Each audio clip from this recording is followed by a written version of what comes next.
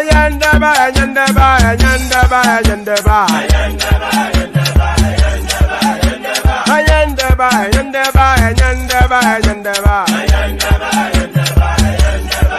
Asim ayandaba, ayandaba, ayandaba, ayandaba. Wanam ayandaba, ayandaba, ayandaba, ayandaba. Subramia, baby subramia, Suku sunu baby subramia, Suku sunu baby subramia, Suku sunu baby subramia, Ejemo, Anamana, Ejemeje, Anamana, Wanamejemo, Anamu, Paratuba dodiri chukuma, tukutuba dodiri ndimo, Eguma wego. Para tuba dodiri chukuma, tukutuba dodiri ndimo, Eguma wego. Obodo jisike nubo seruna, Oyibo. It is everyone, be free, Ayandaba, ayandaba, ayandaba, ayandaba. Ayandaba, ayandaba, ayandaba, ayandaba. Asim ayandaba, ayandaba, ayandaba, ayandaba. Wanam ayandaba, ayandaba, ayandaba, ayandaba. Susu baby subramia, Suku sunu baby subramia, Suku sunu baby subramia, Suku sunu baby subramia. Ladies and gentlemen, sometimes you just have to act like you are drunk, like you are crazy. Confuse your enemies, confuse them. Oboda say yeah we mo, yeah we mo. Oboda say yeah we mo. No basa ye ga ponto mo iye de gugeme. Okwitara kara mi nguru ma mi ga kuru mu gwo ya baby mo.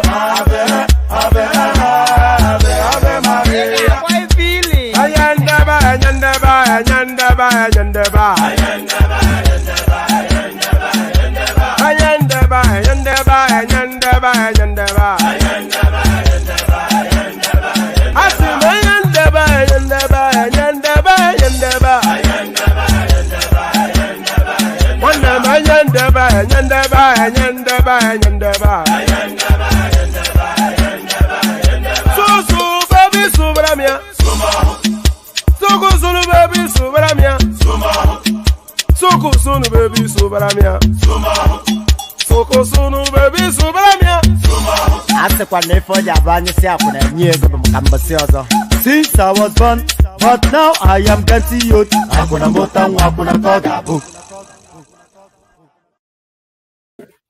And there it is right there. Oh, hold on. I'm hearing some secondary noise coming through. Hold on. Yeah, so I was hearing some. So yes, there it is right there. Ayendaba. Hold on. Where am I hearing myself from?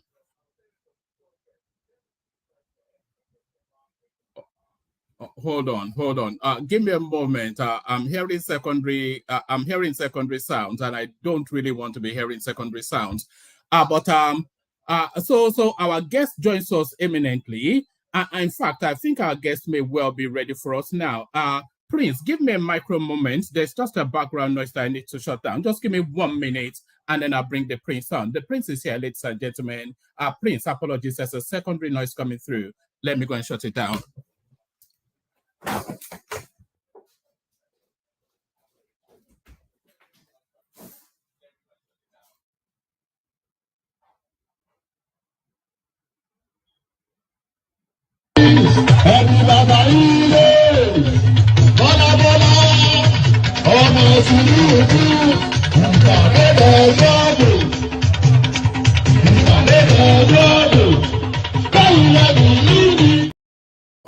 All right, thank you for that. So without any ado, let me bring the guest on straight away and immediately. So there it is. That's the Prince.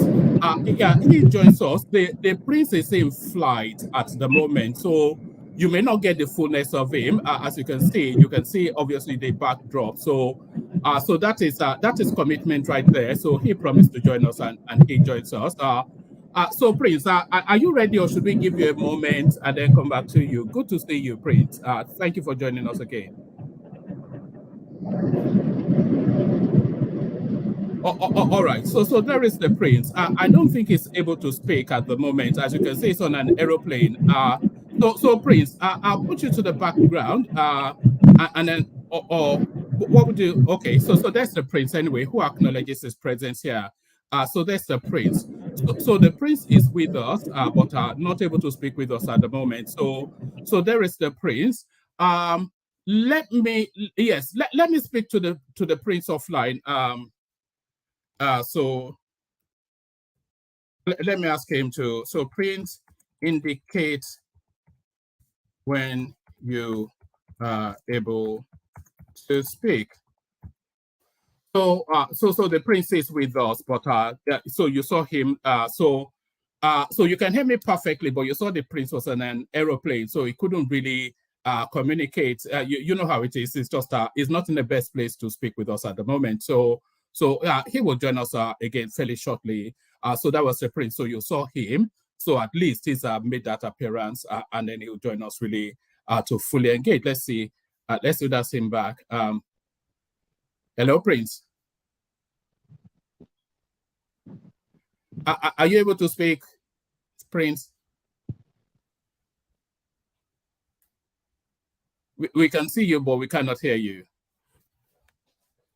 And we know you're on a flight. Yes.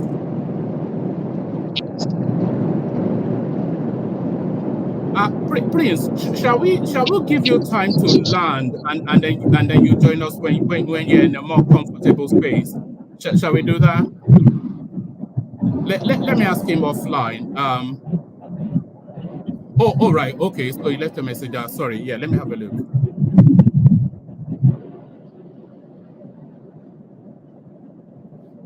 All right. All right, brilliant. So the Prince left a message. He's not able to speak. So yeah. So the Prince is with us, as you can see. But he's left a message. I am airborne now. I can only speak when I land. I still have an hour 40 minutes to go before I land. Sure, I will join again when I'm landed. Thank you very much. So, if only all Nigerian politicians were like this.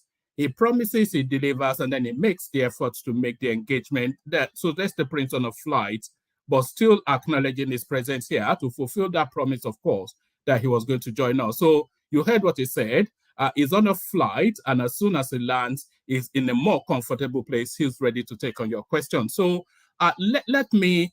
I'm not going to leave the Prince on the screen unless he wants to be on the screen.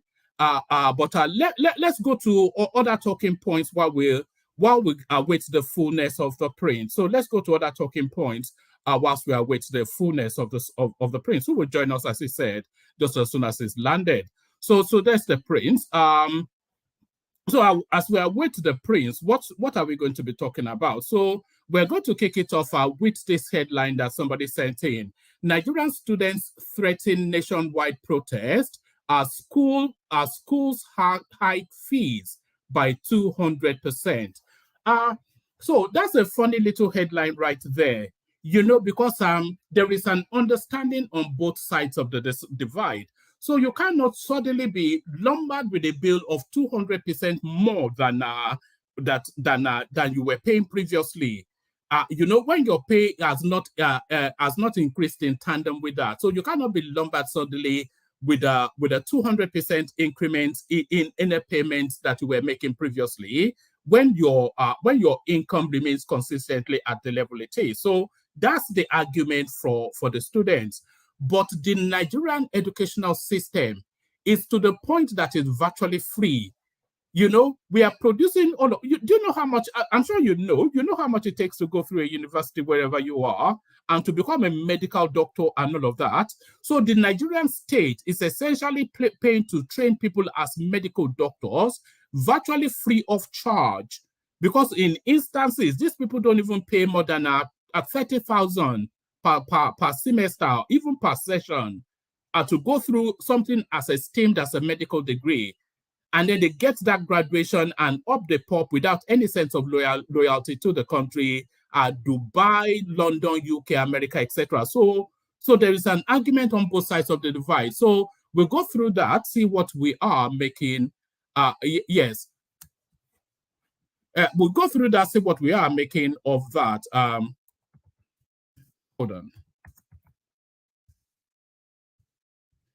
So we'll go through that, see what we are making of that. So that was one of the headlines sent in by one of the subscribers. So we'll go through that, see what we are making of that. And then we'll go through this, see what we're making of this as well. So now, the never-ending saga that is the Obi versus the Labour Party, shall we say, saga, making Obi presidential candidate regrettable. So a Papa faction of the Labour Party is what is saying that. But I even object to the idea of describing it as their Papa faction. There can only really be one leadership within a structure. And the recognized leadership of the Labour Party is their Papa leadership. I'm not quite sure that Abure's leadership of that Labour Party subsisting law. Certainly, the person registered as the Labour Party leader, by my estimation, is a Papa. So there's no faction. He is the substantive leader of that party. And the leader of the party is telling us that it is regrettable that the candidate that they put forward in 2023 was the candidate that they put forward. So that is where they are now. It's a gift that just it's like it's a theater of the absurd. It's a comedy. It's a tragic comedy. That's just the best way to describe it. A tragic comedy. A tragic comedy. So we go on from that space and we go on to this space.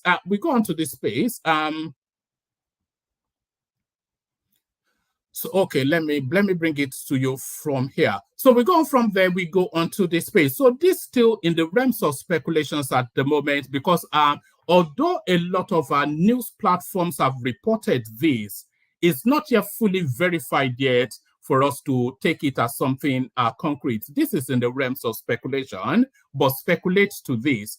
3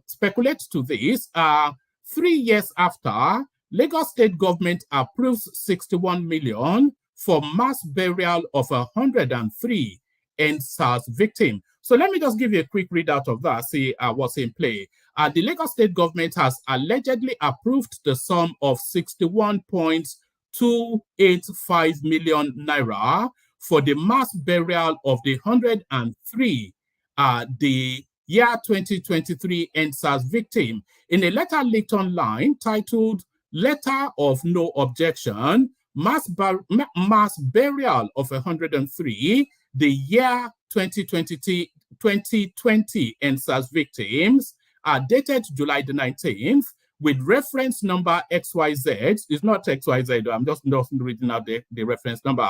Addressed to the Permanent Secretary, Ministry of Health, Alausa Ikeja, and signed by the Director General of the Lagos State Public Procurement Agency, Mr. Onofowote Fatai Idowu.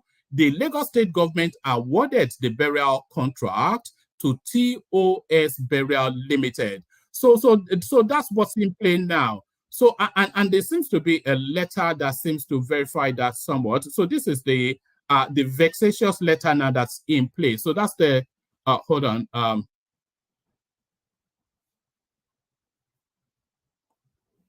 Yes, so that's the vexatious that's the vexatious letter that is in play. So let's see. Let's just see.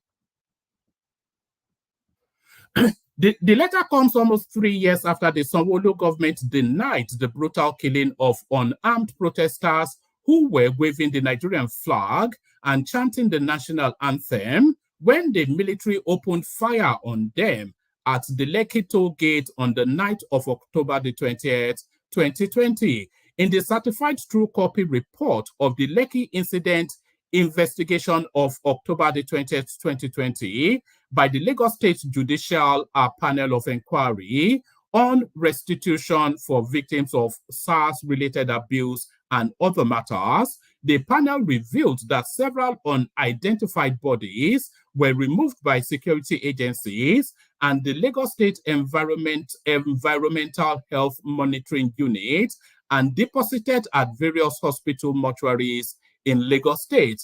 The panel also said it found the cases of death or injury, or the panel also said it found the cases of death or injured protesters credible, and asked that the families of the victims be compensated and their bodies released. It is unclear if the directive to the release of the victims' bodies to their families have been carried out. The letter was signed by Mr. Adewole. The letter signed by Mr. Adewole confirms that Governor Babajide Sanwo-Olu signed off on the contract to give the victims a mass burial. So, like I said, this remains in the realms of our speculation. We refer to your letter dated the 13th of July 2023 with reference number XYZ in respect of the above subject matter. Following our review of your letter and the documents attached, we note the following. Mr. Governor's approval, minutes of ministerial tender board meetings, procurement planning committee, and sign-off. Following the review of your request and based on the information provided therein, the agency has no objection to the award of contract to Masters TOS Burials Limited at a total sum of 61.285 million naira, only for the mass burial of 103 the year 2020 EndSARS victims. In view of the above, please note that you should ensure a quadruplicate, I cannot pronounce this word, quadruplicate. So there it is. In view of the above, please note that you should ensure a quadruplicate copy of the letter of award for Masters TOS Funeral Limited, registered with PPA within 72 hours, ensure the submission of the certificate of supplier's registration with PPA in the appropriate class, ensure all statutory taxes and deductions are remitted by the suppliers, and the letter of award is to be accompanied by a copy of this letter of no objection, certificate of...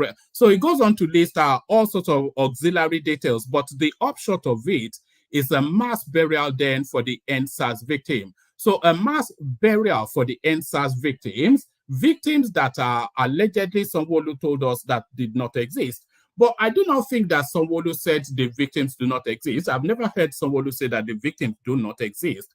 I think where the quibble is what happened at Lekki toll gate. Because necessarily there would have been victims of the EndSARS space. It was a violent protest, especially in a place like Lagos. So there have been victims and a lot of unidentified bodies. But what happened at Lekki toll gate is where the vexation is. So the vexation continues. And of course, this now next headline will come as no surprise to you. Who do you think has leapt into that space to try and rebel rouse? Before I show you the headline, guess in the comment section. Who do you think has leapt into that space to try and rebel rouse? Of course, you get no prizes. Obi Ezekwesili. Is this true? Obi Ezekwesili urges Lagos State Governor Babajide Sanwo-Olu to react to reports claiming state government has approved 61 million naira for mass burial of 103 people killed during the EndSARS. So, so there it is, predictable Obi, as ever, doing what she does. So that's predictable Obi. For once, I would like just in one instance to hear Obi actually say something about the unknown gunmen atrocities in whichever state in the southeast. I'd like just for the balance of it. You know, because she's very quick to, she was at Alaba Market not quite a week ago, and then she left onto that jam girls narrative, who then turned out to be a fraudster. The Alaba Market, of course, they were building on regulated structures in swamp areas, and those structures were tilting, ready to collapse. But she left into it to ethnicize, and then she left onto that jam girl. What's her name? Masame or something. That young girl, she left onto that space to try and rebel rouse along ethnic lines. only for the girl to confess that she actually forged her result. Now she leaps onto this space as well. So maybe as she hops around like a kangaroo, maybe she will hop in the direction of the Southeast in one instance and give us her thoughts on the going on there. So give us our thoughts on the going on there. So now, we are going to take a break from our politics as we often do, and we touch base with the human interest narrative. So this particularly struck me. So if you're a betting man or a betting woman, before I show you this headline, if you're a betting man or a betting woman, how much would you bet on these odds? So the bet on these odds are identical twins married to identical twins give birth to identical twins on the same day. You stand a better chance of winning the lottery than for this happening. So listen to that sequence. Identical twins. So there they are, these two chaps on the screen. Let me remove this. So there they are, these two chaps on the screen. So identical twins. So these are, of course, you can see. And when I wonder why they always dress twins in the same colors, is that to emphasize their physiology will tell you their likeness. And if they don't look alike, you don't have to dress them similarly. But there it is. Identical twins married to twins give birth to identical twins on the same day. So there it is. You know, there's a community somewhere in Yoruba land that I think science is even studying that community, that a good 40%, and I'm quoting from memory, so please don't slaughter me if I got that wrong, that a good 40% of their birth are twins. So there's that community there somewhere in Yoruba land. So we touch base with that, see what is going on. And then when we come in, we'll also, of course, be catching up with our guest who made an appearance on Arise TV. So we just get a snippet of what he had to say on Arise TV, just to set the backdrop to conversations with him. So that is Prince Adebayo on Arise TV, setting the world to right. So that's Prince Adebayo, of course, unmistakably so. So there it is, a rich harvest of everything. So lean back, kick back, take it easy, relax into it. Hold your hands up and surrender to the space. Stay with us for however long it lasts. It's going to be a blockbuster roller coaster session. And the Prince is going to take on all questions from politics to culture to finance. He's a well-versed man, as you know, and he's ready to speak on anything. So we are waiting for the Prince to join us, but before the Prince joins us, we do as we usually do. But before we do anything, let me take a micro, and don't forget to like, subscribe, and the usual things, like, subscribe, and all of that, and join us on the screen if you want to interact with the Prince. So do all those, but let me take a micro musical intermission before we come into the readout. You know where we're going, of course, the Kegaite. Only water, where they see my water. Oh yes, water. Only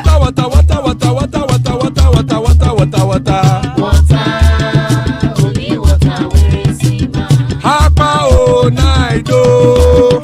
Hapa oh night oh. Hapa you don't come oh. Hapa oh night oh. Hapa oh night oh.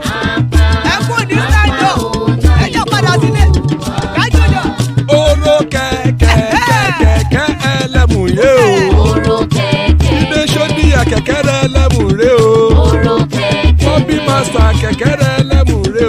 Oro keke. Chifu Failati keke elemu re o. Oro keke. Eruku lele elemu de. Eruku lele elemu do. Eruku lele egbe elemu dodo jare o. Eruku Ghana ti dé ẹgbẹ́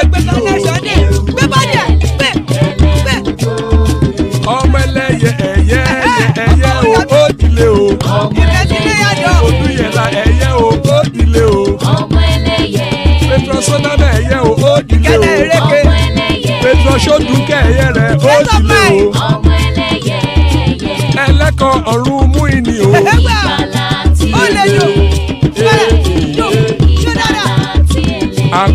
ọ̀run mẹ́kọ̀.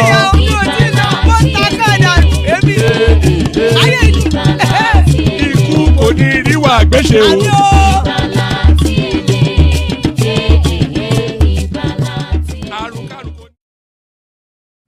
And there it is right there. Iku Koniri Agbese. So the follow-on from that readout from Lagos State.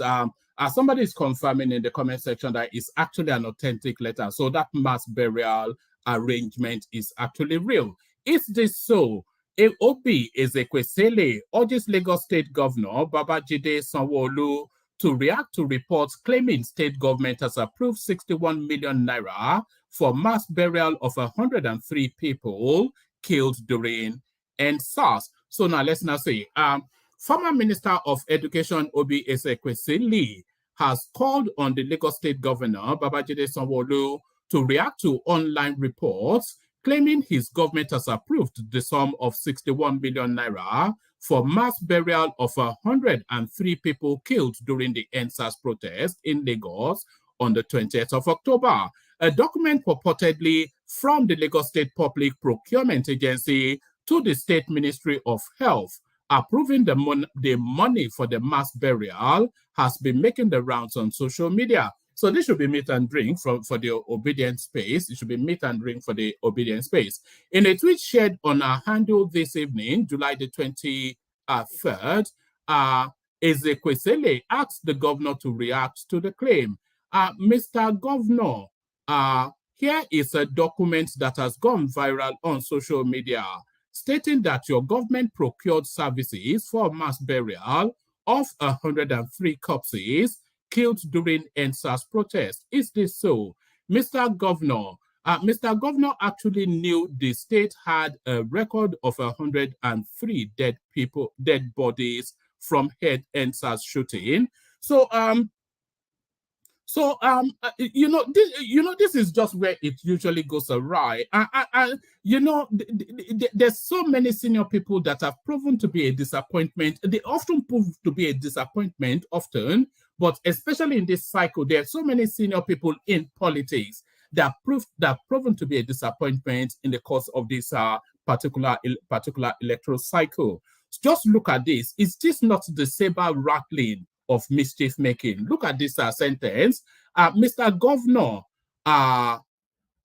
here is a document that has gone viral on social media. Okay, so that's fine. Stating that your government procured the services for mass burial of 103 corpses. So that's fine. Killed during the EndSARS protest. So I don't know. Yes, clearly, I suppose that's a fair comment. Yeah. No. This actually is the one that I was looking to highlight. Is this so? So this is the one I am looking to highlight. Mr. Governor actually knew the state had a record of 103 dead bodies from the EndSARS shootings. So is that last word that is the dog whistle right there? So is that last word? That's the dog whistle right there. Because there was nothing in the report to say that the 103, if they do exist, they are victims of shooting, but they died within that EndSARS space. So unless Obi Ezekwesili knows something that the rest of us do not know, but is that not, that's a dog whistle right there, and that is saber rattling. Mr. Governor actually knew the state had a record of 103 dead bodies from the EndSARS shootings. So there it is.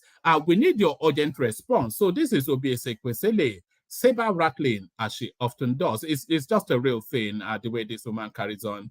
A lot of people would lose credibility as this electoral cycle comes to an end. A lot of people would lose credibility. But let's go on from that to the next readout. Nigerian students threaten nationwide protest as school hike fees by 200%. So the fees in Nigeria are far too cheap, but the 200% is far too high. That's just the thing. The National Association of Nigerian Students has condemned the planned increment of school fees by tertiary institutions in the country and demanded the suspension of the increasing fees. So There are so many arguments to be had here. There are so many arguments. So the first argument is to say that Nigerians grossly underpay for education. If you try and mirror the quality of Nigerian education, and if you want to know the quality of Nigerian education, then you have to look at the numbers of Nigerian doctors, engineers, accountants, etc., that are sorted globally. There was a time that Canada virtually opened her doors to Nigerian professionals. So that's the quality. So never mind all of these things that we like to say. Nigeria produces qualitative education, but at what cost threshold?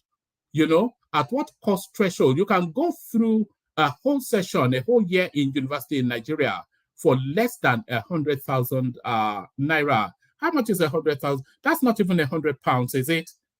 It's not £100, is it? You can go through a year of education in Nigeria for less than £100. So that's dirt cheap. That is dirt cheap. So that's one argument. But the other argument is they were charging them £20 before. So you cannot then ratchet from £20 all the way to over £100 and ask the people to insulate that. So that is where the chasm is. The National Association of Nigerian Students has condemned the planned increment of school fees by tertiary institutions in the country and demanded the suspension of the increase in fees. Many institutions have increased their fees by 100 to 200%, which may force some indigent students out of school. So they're going to price the poor out of education. This seems to be the direction of travel. Already, most federal and state universities have raised their fees to cushion the effect of funding challenges in public institutions. They justified the hike on poor government funding of tertiary education and rising inflation in the country, which shot up to 22.4. I wonder where the inflation was to shoot up. If anybody knows, please say it in the comment section, because it looks as though Nigerians are about to be priced out of life itself. You know, they're about to be priced out of life. 22.4%.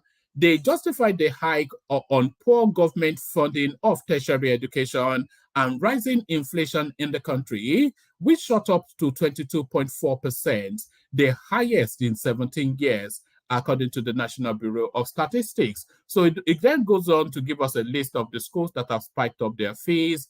Let's see, any of the prominent schools here. A University of Ilorin is there, so I suppose it has some sort of a reputation, and Unzuka is there as well. They have some sort of a reputation too.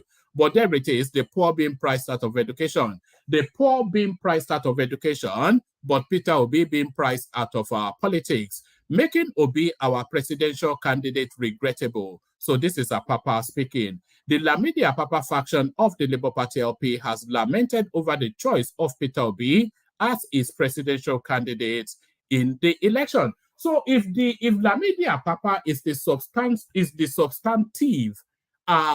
leader of the Labour Party, I wonder then if he's well within rights to withdraw that petition from the tribunal. I wonder if he does that, what the consequence will be. The faction said the party made a mistake by fielding Obi as its presidential candidate. The faction noted that Obi lied federally, that should be said severally, I suspect.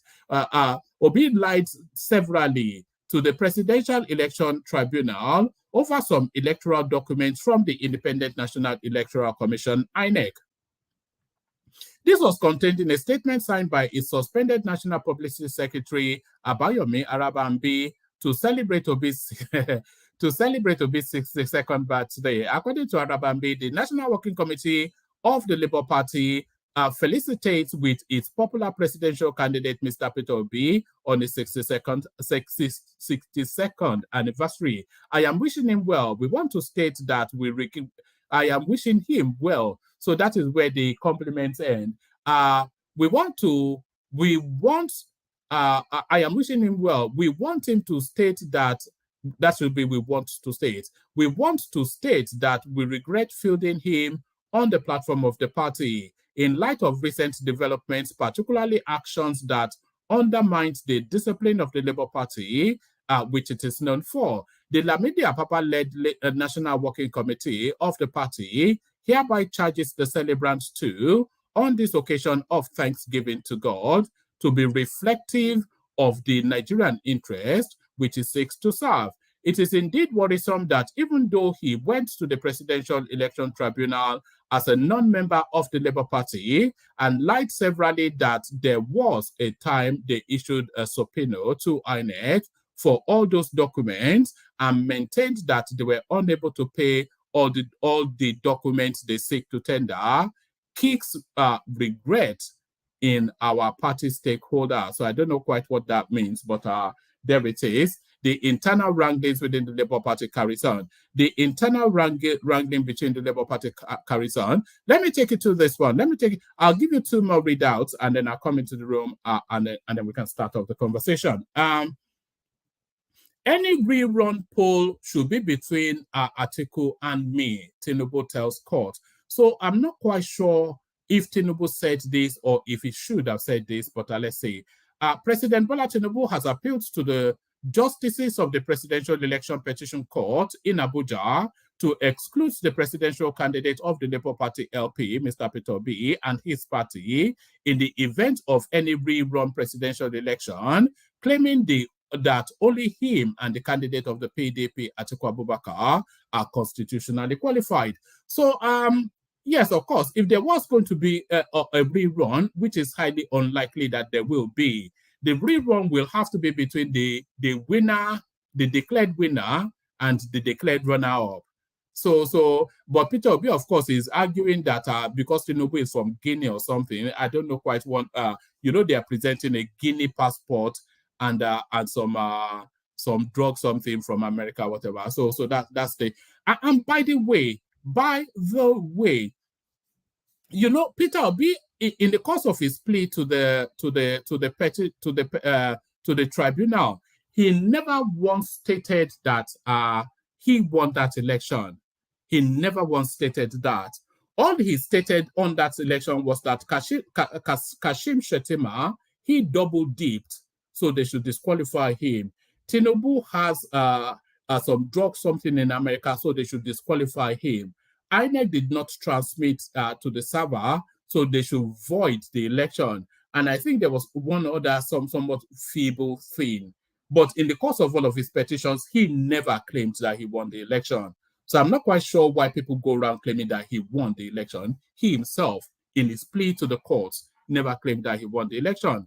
Tinubu argued that if the justices void the February 25, 2023 presidential election, Obi and his party are not qualified to recontest. But Obi urged the 5-member panel of the PREPEC not to subvert the will of the people as expressed in the February 25th presidential election, stressing that they should sack Tinubu without further delay.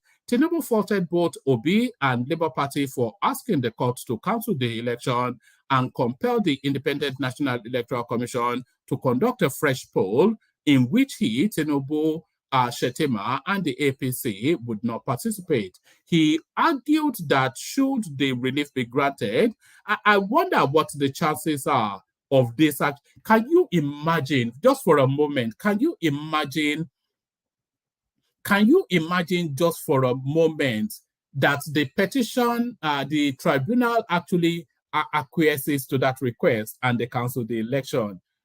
Can you imagine the reaction? The obedience will go wild and the country will go pop. That's just, it's just but there it is. Let me just, let me see. I may not give you the fullness of this because I think you already know the direction of travel of this one. Let me speed through it. Tinubu faulted both Obi and Labour Party for asking the court to cancel the election and compel the Independent National Electoral Commission to conduct a fresh poll in which he, Tinubu, and his party would not participate. He argued that should the relief be granted, Obi and Labour Party would not derive any benefits, having been constitutionally barred from contesting the rerun. Do you know that a funny thing could happen? A funny thing could happen if the court bars Tinubu and they disqualify Peter Obi for reasons of him not actually being a member of the Labour Party when that election took place. the rerun will actually be between our guest, Prince Adewole Adebayo, and Atiku Abubakar. Would you like to see that? That one I would like to see, because that would then have to be the rerun. If they bar Tinubu and his party, and they bar Peter Obi and his party, then the rerun will be between Prince Adewole Adebayo and Atiku Abubakar. So that one I would want to see. So that one I will go to Nigerian campaign because the Prince is with us. So yeah. So that one I would certainly like to see. President Tinubu's submission were contained in his final written address in response to the petition of Obi and the Labour Party challenging his declaration as president. The chairman of INEC, Professor Mahmood Yakubu, had on March the 1st declared Tinubu, so we know all that, while citing alleged issues of substantial non-compliance with the Electoral Act, corrupt practices, non-qualification, amongst others. So you can see Obi never, not once, ever said he wanted. He may be saying it to throw raw meat to the carnivores, but he never formally, in an address to a plea, claimed that he won that election. And if he felt he won the election, then of course he would have claimed it. Because if he goes to the court to say that he won the election, there's just one thing and two words that the court will say to him: prove it. And of course, impossible.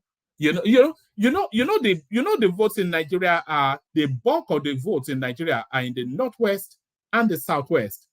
So he cannot argue that he won the election. I think he just wants to dabaroo everything. That's just what is coming out.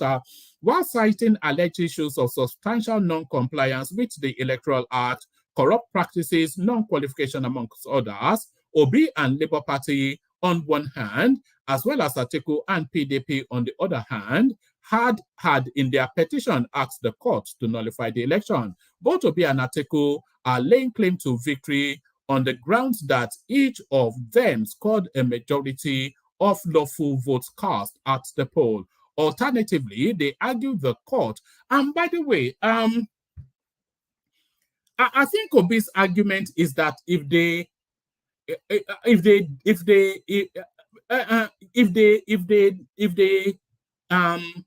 withdraw Tinubu from that election, then that invalidates Tinubu's vote. So all those 8 million votes, they are invalidated.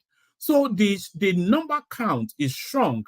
And with that new number count, his percentile entry point ratchets up to qualification. But then, of course, that applies to Atiku Abubakar as well. And that still gives Abubakar the victory, by the way. So I'm not quite, I'm still confused by the argument of the Labour Party. But then, of course, what do I know? I'm just some low brains something. While citing alleged issues of substantial non-compliance with the electoral laws, corrupt practices, and non-qualification amongst others, Obi and Labour Party on one hand, as well as Atiku and PDP on the other hand, had in their petition asked the court to nullify the election. Both Obi and Atiku are laying claim to victory on grounds that each of them scored a majority of the lawful votes cast at the poll. So those two cannot be through, can they? Alternatively, they are. However, Tinubu, in his final written address to the petition by Obi and Labour Party, which was filed by his lawyer, Chief Wole Olanipekun. So all the best people are called Wole, as our prince and myself. And the lawyer for the Tinubu space, submitted that the evidence tendered by the petitioners failed to prove claims of non-compliance and corruption capable of voiding his election. He, however, added, in the very unlikely event that the election of February the 25th, 2023 is voided, the only candidates constitutionally prescribed to contest any subsequent election shall be the second respondent and the candidate of the PDP, who came second by scoring the next majority of votes. So the basis on which the election is the basis on which the rerun is ordered will determine who contests it. So if the basis is INEC substantial non-compliance, which is the narrative around the Abuja 25% and they upload or no upload, if the judgment weighs in that direction, then that tells you then that if they order a rerun on the basis of that, then it's article versus Tinubu. But then if they order if they take a judgment on the basis of Tinubu drug $460,000, etc., and Kashim Shettima double dipping, that invalidates their candidature, Tinubu Shettima, and then it voids them from that election. So the rerun then will be between Peter Obi and Atiku Abubakar, which will still give Atiku Abubakar the victory, because of course there'll be a backlash against Obi, which will favor Atiku. But then either way, there's nothing that points to an Obi presidency. I cannot say that. In effect, the petitioners have no local standee to ask for relief to, both constitutionally and legally. Constitutionally, because he's barred from contesting; legally, because he has no benefit to derive from the said relief, assuming it is granted. Are contending that the court cannot decree an order for a fresh election outside the provisions of the Constitution. Olanipekun cited a plethora of authorities. Said Olanipekun, who cited a plethora of authorities, said the law is settled that a party prosecuting an action would only have local standee where the relief claim would confer some benefits on such a party. According to him, the only candidates constitutionally prescribed to contest any subsequent election shall be the second respondent and the candidate of the PDP who came second by scoring. So it goes on and on. So it goes into the legality of it all. So let me abandon that just for time management. So let me abandon that for time management. Let me make this now the last readout. This is the human interest storyline, Ibeji. So identical twins are married to identical twins married to twins gave birth to identical twins on the same day. In a remarkable coincidence that Said and Saad, who are identical twins themselves, both married twins and had identical twins of their own on the same day. This situation is indeed extraordinary and could make for an interesting family story. Identical twinning is a rare occurrence, and having both twins, marrying twins, and having identical twins themselves on the same day adds an even more unusual twist to the tale. The chances of such an event happening are incredibly slim, but life sometimes brings us this extraordinary. I'm not quite sure if it's a coincidence. It's more. It's in the genes, isn't it? The genetical statistical probabilities probably lends to this, because if both parents are carrying twin genes, if there's such a thing, then the preponderance lends to that. So I'm not quite sure if it's as far-fetched as identical twinning are a rare occurrence, and having both twins marrying twins and having identical twins themselves on the same. So now having them on the same day, that is what tips it over the edge. And having them and having identical twins themselves on the same day adds an even more unusual twist to the tale. The chances of such an event happening are incredibly slim, but life sometimes brings us these extraordinary coincidences that captures our imagination and makes for fascinating stories. This remarkable news was shared by a Twitter user, Yusuf Abdul Yusuf, and has generated a lot of reactions online. The twins have a unique cultural significance in Nigeria, and their birth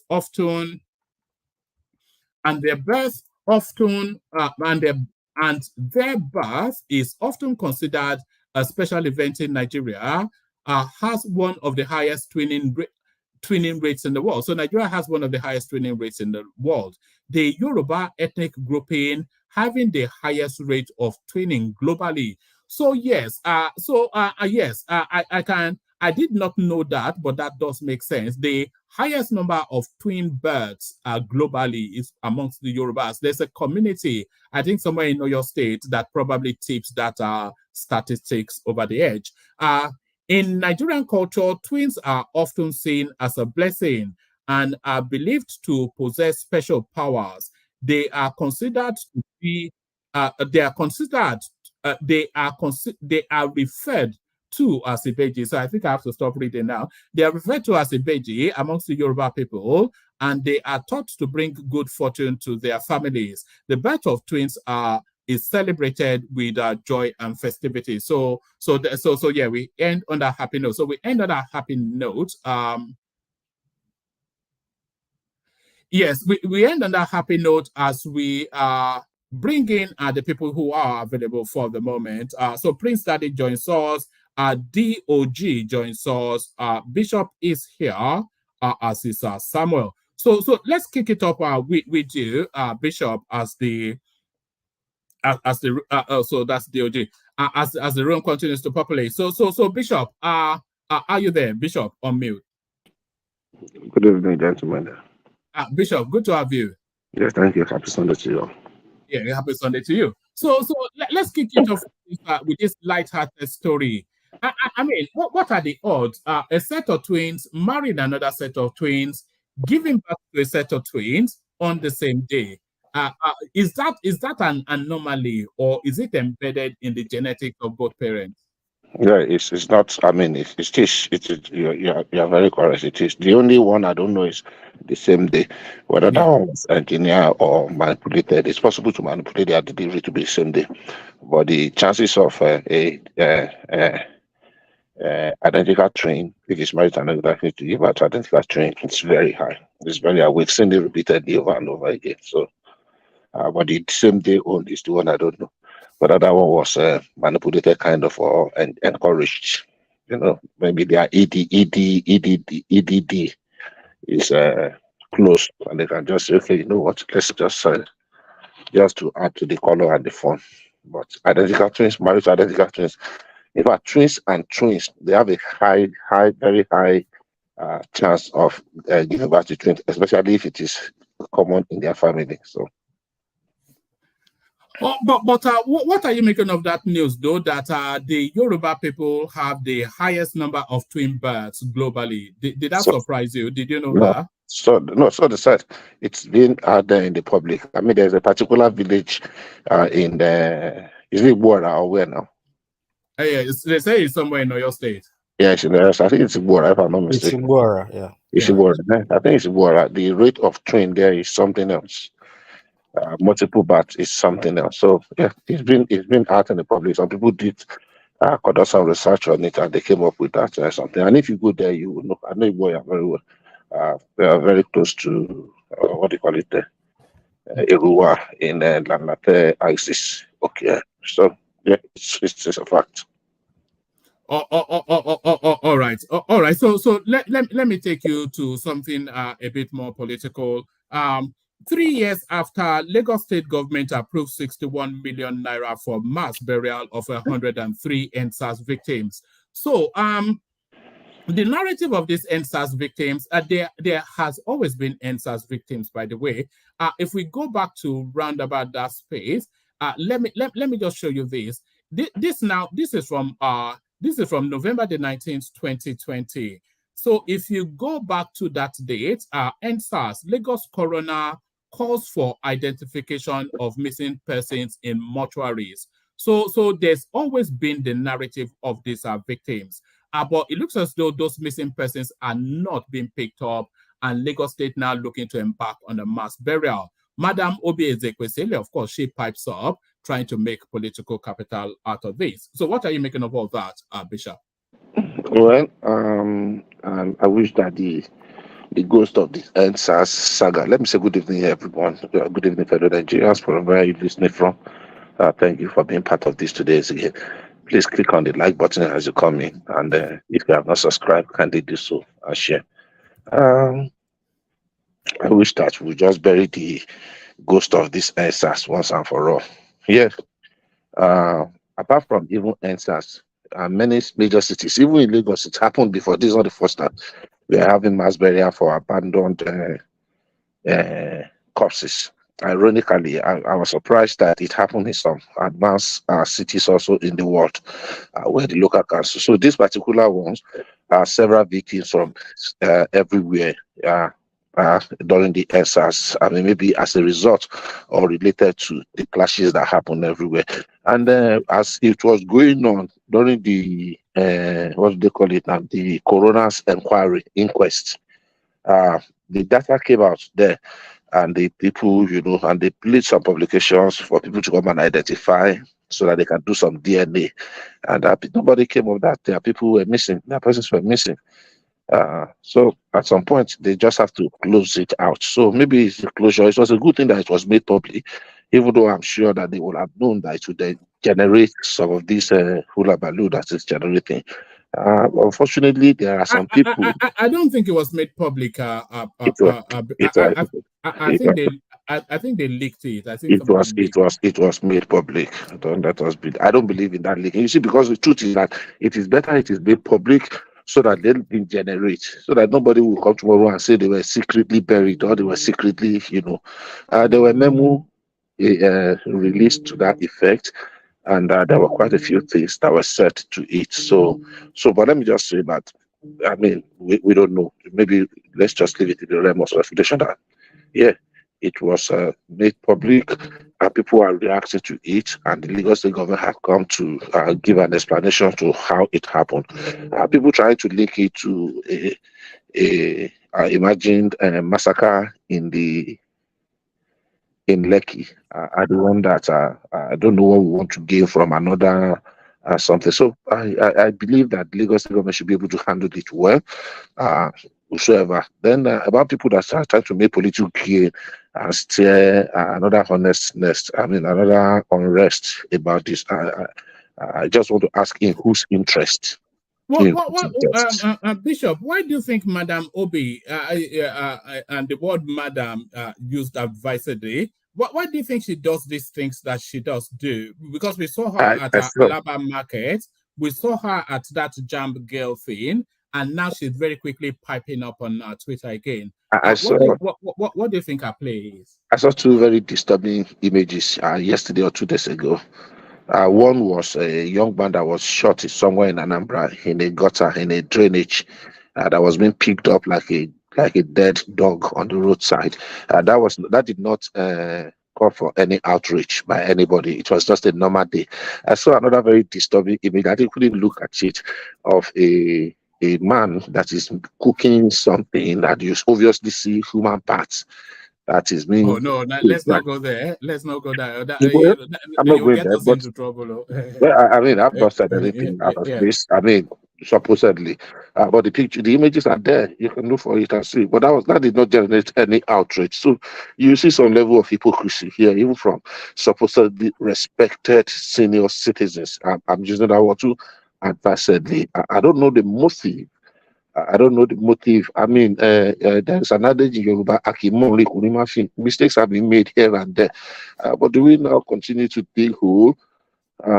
And where we are in a ditch to just look for mayhem, some people are definitely looking for mayhem to truncate this administration. I say that boldly. I say that with my full chest, as they used to say in Nigeria. And some people, whether knowingly or unknowingly, are already playing into the narrative. And that's exactly what Obi is doing. I hope we have never witnessed what we are seeing now post-election. Usually post the election, nobody ever agrees to. I think it was only Goodluck Jonathan, which was the anomalous one, but nobody ever agrees that they lost an election in Nigeria. Hold on, they'll go to the courts, but then they do that quietly, and then they get their judgment, and then the country moves on. Exactly. But this high octane energy, this constant relentless barraging, we have never seen it before. We're entering into new territory. Are we not, Bishop? Yeah, we are. Unfortunately, I saw this coming because things begin to play out in this direction in 2015, and I saw how very polarized we became. I used to wonder when people accused Buhari that we have never been this divided, as if it was Buhari that caused the division. It was not Buhari. The people that caused the division are the one that assist on any division now. They know themselves. But they used, I mean, the media played active role in this. I mean, the body of, supposedly, the Christian body, you don't ever say the body of Christ, played active role because the division, and we are still going down that hole. Now, unfortunately, the elections are over, but they are not over because some people are, whichever way, they are planning mayhem. That is the truth. They are planning mayhem that if it cannot be our way, it cannot be any other way. If you cannot have it, let nobody have it. The one Yoruba used to say, Kakakekuma just say, so at every opportunity, we keep up hitting the politics with lies, with innuendos, with what do you call it now? With rhetorics, with misinformation and disinformation, hitting people up, looking at every opportunity. The Nigerian landscape is just too wild at the moment. What I don't understand is what offense did Nigeria commit? What is really the offense of Nigeria? That some people are hell-bent in Shall I tell you what I think is going on, Bishop? Let me hear you, please. Yeah, what I think is going on is that the Peter Obi space, they recognize that this particular window is a one-shot deal. It's a one-shot deal because, of course, Tinubu has now won that election, and the probability is that it's going to be there for 8 years. And then after that, I don't think anybody on this earth will move away from them. So it goes to the north. So Peter Obi losing this election is a 16-year cost. And I think that's where the fight is. I think the recognition that Peter Obi losing the election is a 16. The price is 16 years. Yeah. You know, that's your own permutation. That's my permutation. I don't agree with that permutation because Peter Obi had done more damage to the possibility of an Igbo presidency than any other person. He had driven us back. Because let me tell you, this might not be very palatable for anybody to listen to hear to.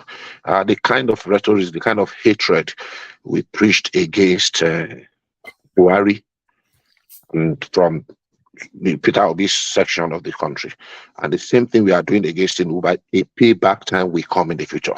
There might never be an acceptable president in Nigeria anymore, and it is worse if that person is coming from the side of the rising sun, and that's a fact. We might want to parry it here and there, because look, when you sow wind, you reap wind. There is always a seed time and harvest time. The kind of hatred that was directed towards Buhari and his religion and his ethnicity, all the rhetoric, we had all of them. Now it's happening towards Tinubu. The hatred is being taken to another level. The only difference is that there's resistance from the southwest, some sort. There was no resistance from the northern Buhari Fulani stock. There was no resistance. There was no pushback. Now there is pushback. And it's redefining our landscape. And this idea of Lagos, blah, blah, blah, blah, the mistake of Lagos is no man's land. As I that, look, it has really deepened the animosity. And it's just like a time bomb waiting for the time to go off. Because if we get to a point in time, nobody might like what I'm saying. I say, you know what? Let's have a referendum. Anybody that wants to go, let us go. Let's play Nigeria. But I don't know how you want to retain that section of Lagos that you have kept if you insisted that we divide Nigeria and you want to remain there. It's not going to happen. And the same thing is going to happen in Lagos. It's going to happen in Nakado. It's going to happen in Abuja. It's going to happen. So, and we have people that are scattered everywhere that are flourishing. At every opportunity, you want to claim victimhood. Come on, it doesn't work that way. So keep at it. All right. Let me take you to another talking point. But before I do that, I understand you. Yeah. Hold on. Before I do that, let me answer Alexander Gomez's question. He says, "Where's the prince? One man went to know." So yes, Alexander, the prince was with us a moment ago. So here is the prince. So there it is. That's the prince.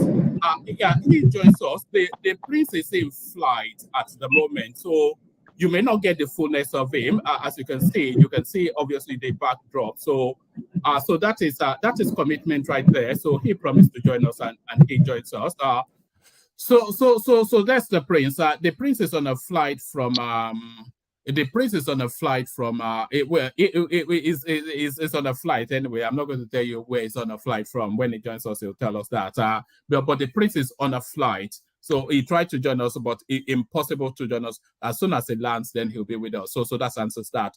Let me take you to this next talking point. It says Nigerian students threaten nationwide protest as school fees hike by 200%. So as I was saying in my opening phase, Bishop, there's an argument for both strands. There's an argument for the increment because the Nigerian educational system, the fees are that so that it's almost free. But then, of course, you cannot go from where they are and ratchet it up by 200%. So, and the one thing that this Tinubu administration must try as best as they can to avoid is to get people on the streets demonstrating. Because if one thing triggers a set of pecuniary interests to take to the streets, other pecuniary interests will take. People are pent up in that country, and really they should avoid. If the students take to the streets, so they could collapse in. What are you making then of this increment? Another weight on the Nigerian person. Fact of the matter is this: we all know what was ailing us as Nigerians. We all know. Let me start by saying tertiary education is not human right. We had this argument here with Adewole some time ago. University education is not a human right. So it is if I can afford it, and if you want it, and if you need, or what do you say? How do I say it? Now, having said that, we all know that funding has been a major problem of our tertiary institution, and Nigeria has not really fared well with our funding, not only for education, for every other sector, every facet of our human endeavors having challenges. And one of the major problems is that we are used to a life of subsidy, and we have not had leaders that have the courage to be able to take the necessary, to bite the bullet or to take the bull by the horn. University of Lagos at 19,000 naira, that's ridiculous. We have secondary schools in Lagos that are paying as much as 2 million, 3 million. Secondary school, private secondary schools. Sorry, if I can just interject for a moment, Bishop. Yes. University of, can you imagine? It's one of the most prestigious universities in Africa, certainly. And you know, there's a Times list of global universities. Often, global universities are often Unilag and two others, they make the global list as some of the prestige. So 19,000 is totally ludicrous as a fee to be studying in Unilag. But then, hold on. But then, of course, 19,000 was the fee. So we agree that it's ludicrous, but to ratchet it up from 19,000 to 190,000, that is where the problem is. That is where the problem is, because we are talking about affordability. We're talking is essentially trying to price out the working classes out of an education, which is the pathway out of poverty. There's an argument for both sides, Bishop. Okay, yeah. But listen to my own argument too. I've had your own argument. Remember, I said initially that tertiary education is not a human right. So that's number one. And let's take an average. Let's do a research. People that are coming up with argument, let them do a research. How much does it cost to keep a student in the university for one session? If you are charging 190,000, how much is the real thing for keeping a student in your faculty or in your department, in your classroom for one session? This fee is for one session. Remember the amount they were paying before with this about from the 19,000, because I have a child in the University of Lagos, at least up until last year, is I think 45,000 or thereabouts, added with some faculty, this and that and this and that. So if everything it is that has now increased to 190,000 for 1 year, let us do a small research here. How much does it take to keep a student in the classroom for 1 year? I'm sure it cannot be less than 500,000 for 1 full year, putting all factors into consideration. So which means even at 190, the education sector, the university education is still enjoying some form of subsidy.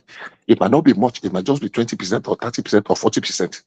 But if we want to use the exact amount that keeps a child, a student in the university, it cannot be 190,000 in 1 year. Bishop, that's not where the argument is. You see that 190,000. Mhm.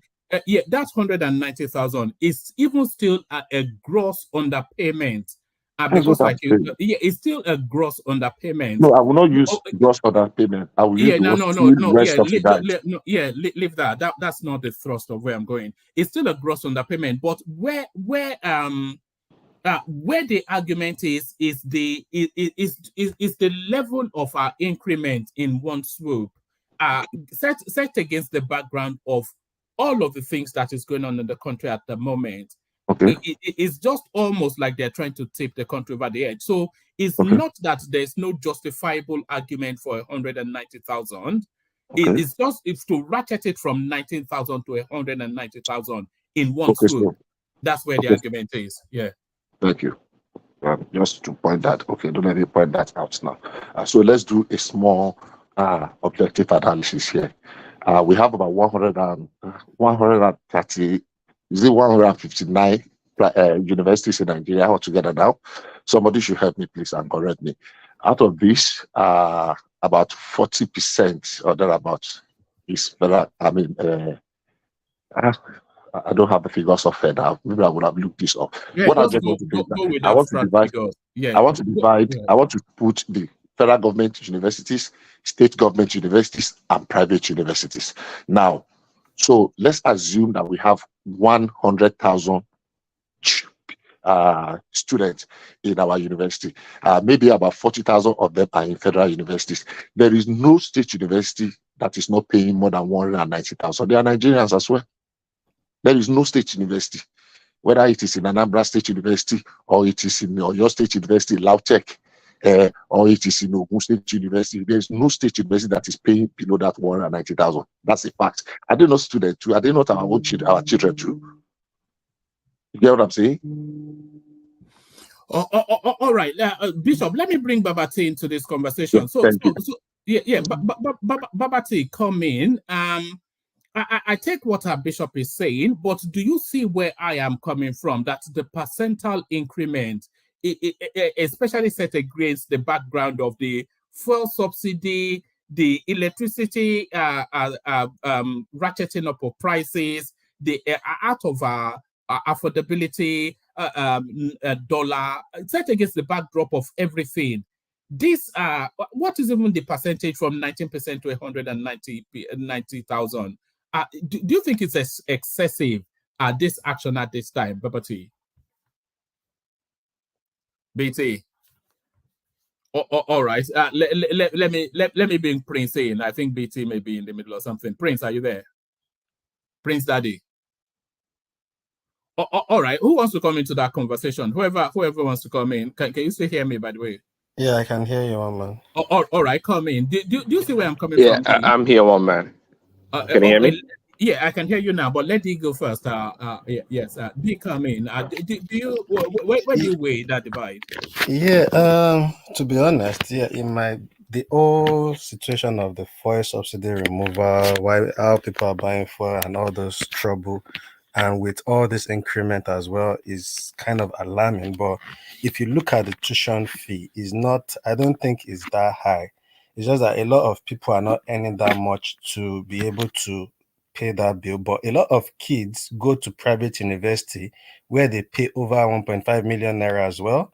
So, and we complain about the state of the government-owned higher institutions is because of the money people are paying is quite cheap, to be honest, if you look at how much people pay as tuition fee. But I think maybe the government need to start educating people, because I've realized a lot of Nigerians don't even know the impact some of this decision will make in the nearest future.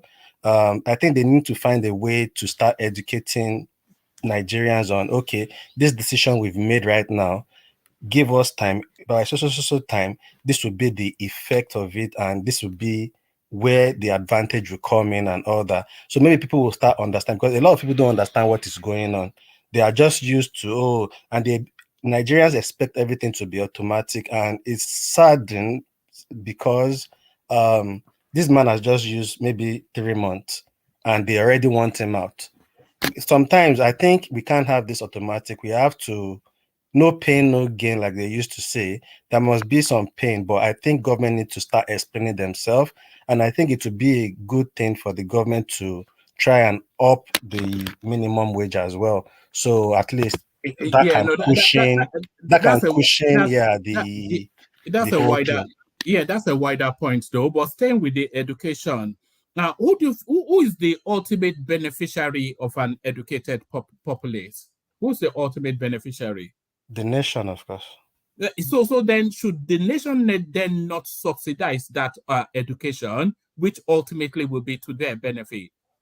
But to be honest, man, at the same time, that tuition fee, I don't think is that bad. It's just that the state of the economy right now, and people are used to paying that less. I don't think that tuition fee is that bad. A lot of Nigerians waste money. A lot of parents even waste money on nonsense stuffs.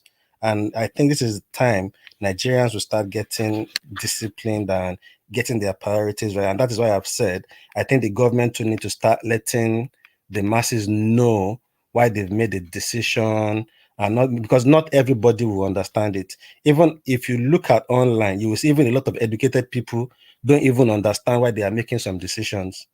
Even on this platform, I've get to know some things myself, like, oh, this is where the effect will come in. And that is how bad it is in Nigeria, is times 10. So that's why I'm saying there is a way they should actually pass the message to the people as well, like, okay, we've made a decision, this is this and this, give us also time. And I think Nigerians need to relax and be calm a bit. We've passed through worse times. Let's give this government like about at least 6 months and let's see where things will head to. Thank you. You say let's give the government at least 6 months, but should the government not even give itself 6 months? If they That's why, hold on, people are hold not on, patient.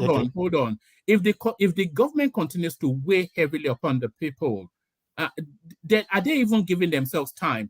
Because this increment it's an increment that a lot of people agree with, but not in this moment in time. With the way the country is, everybody on edge, on a peg from powder, everything's ready to take over. And you remove fuel subsidy, you remove subsidy on electricity, people are having to trek to work, and then you increase a tuition fee by over 100%. So is the government even giving itself time with all of this just rush through policies that is investing endless hardships on the population? Is the government giving itself time even? Yeah, woman, I think they would have their projection as well. And I think it's better everything come at once and things this balance starts setting it at the same time. But that's why I'm saying maybe in the next 2 months, they will up the wages, because I've even seen somewhere that they want to take minimum wage to like 200,000 naira and all that. So maybe that will come in after. But we should understand again that Nigeria doesn't have money right now. Almost over 90% of our money is being used to sort the loans. So we only have less. So, and this is why I say there is a lot of things Nigerians don't even understand about Nigeria itself, that they don't know about the economy, the situation of things. The previous government has actually run a lot of debt themselves on the country. So I think that, yeah. Hello, who's that? We can't hear you, whoever that is. Your signal is very poor. Okay, carry on, D. Okay, yeah. So I think there is a way. I just think we need. Who is this? Is that your piece? We can't hear you. All we're hearing is quaking voices. Sorry. Sorry. Carry on, D. Yeah. So I'm thinking. Yeah, I feel people's pain, and I think it's good. All this thing is coming at once now, rather than giving it intervals before they happen. Then probably the government already have a plan. And this is why I think the government needs to communicate more, because 75% of Nigerians don't understand what is going on. So I think that it should be a way the government need to like try and communicate more with the people there to understand what is going on. And a lot of Nigerians don't understand. So there are some things. Everything is the president, the president, the president. There is a reason you've elected a local government chairman. There is a reason you have somebody in your constituency as a senator and honorable. There is a reason you've elected the governor. Everything it doesn't boils down to the federal government. But any issue people have is the president, is the president. But why have you elected all those people? If people go and look at their local government allocation and all those things too as well, they should. So I just think Nigerians need a lot of education when it comes to government. Unilag is a federal university. It comes under the purview of the Ministry of Education. Yeah, but still, that money, to be honest, is not too much, one man. Even most of those students spend more than that. Do you think they should have delayed it for things to cool off a little bit? There is no way, because I don't think the school fees of students in Unilag is going to make or mar the economy. So it's not just only Unilag, one man. It's all other institutions as well. Yes, all the I don't think students' tuition fee is going to. Nigeria is one of the top 20 economies. It's a multi-trillion-dollar economy. So I don't think taking 100,000 naira extra from poor students is what is going to now turn us into a super global economy. I think the timing is poor, personally. Well, if you look at it with what is happening, you will say it's poor. But I think they probably look at it like, okay, because if you look at this subsidy and the price, not like this thing will change next month. It will take almost like 6 months as well.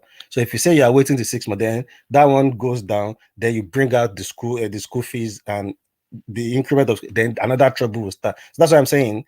They might have looked at it as, okay, let's do all this thing at the same time. Let people complain at the same time. But when the effect starts changing things and they start seeing the advantage and everybody starts smiling bit by bit, then we will take it from there and start progressing from there. Rather than put people in pain for a while, then the pain goes, then you bring another pain again. So it just makes the government keep dwelling on the same issue at every interval of every 6 months. So probably they are just looking, okay, let's do all this thing at the same time. Small man, we are just looking at this. A lot of Nigerians are poor, but I bet with you, a lot of these people in this university spend more than that on clothing alone. What I think is a lot of people are very insensitive. Can you speak up a bit there? Yeah. Can you hear me properly now? A bit better, but a bit louder. Yeah, carry on.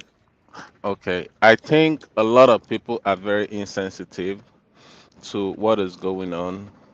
Because if I am supposed to put myself in the shoes of every parent, but I don't know if you're seeing it as if the students are the one paying the school fees. Are you expecting them to go and do runs or go and do Yahoo to pay the school fees? It boils down to the parents.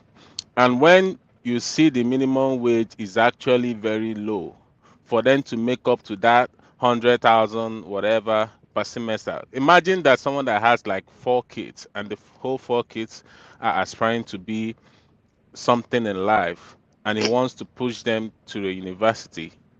It's a lot for the parents. This is a lot of percentage increment. I mean, if you want to do something bit by bit, people can always adapt to it bit by bit. You can't just jump to like 200% and you expect parents to just adapt to it and pay for it. It's very insensitive when people talk about is nothing or is nothing when they are not the one paying that school fees. There's a lot of the people that have their children in universities in Nigeria are the middle classes.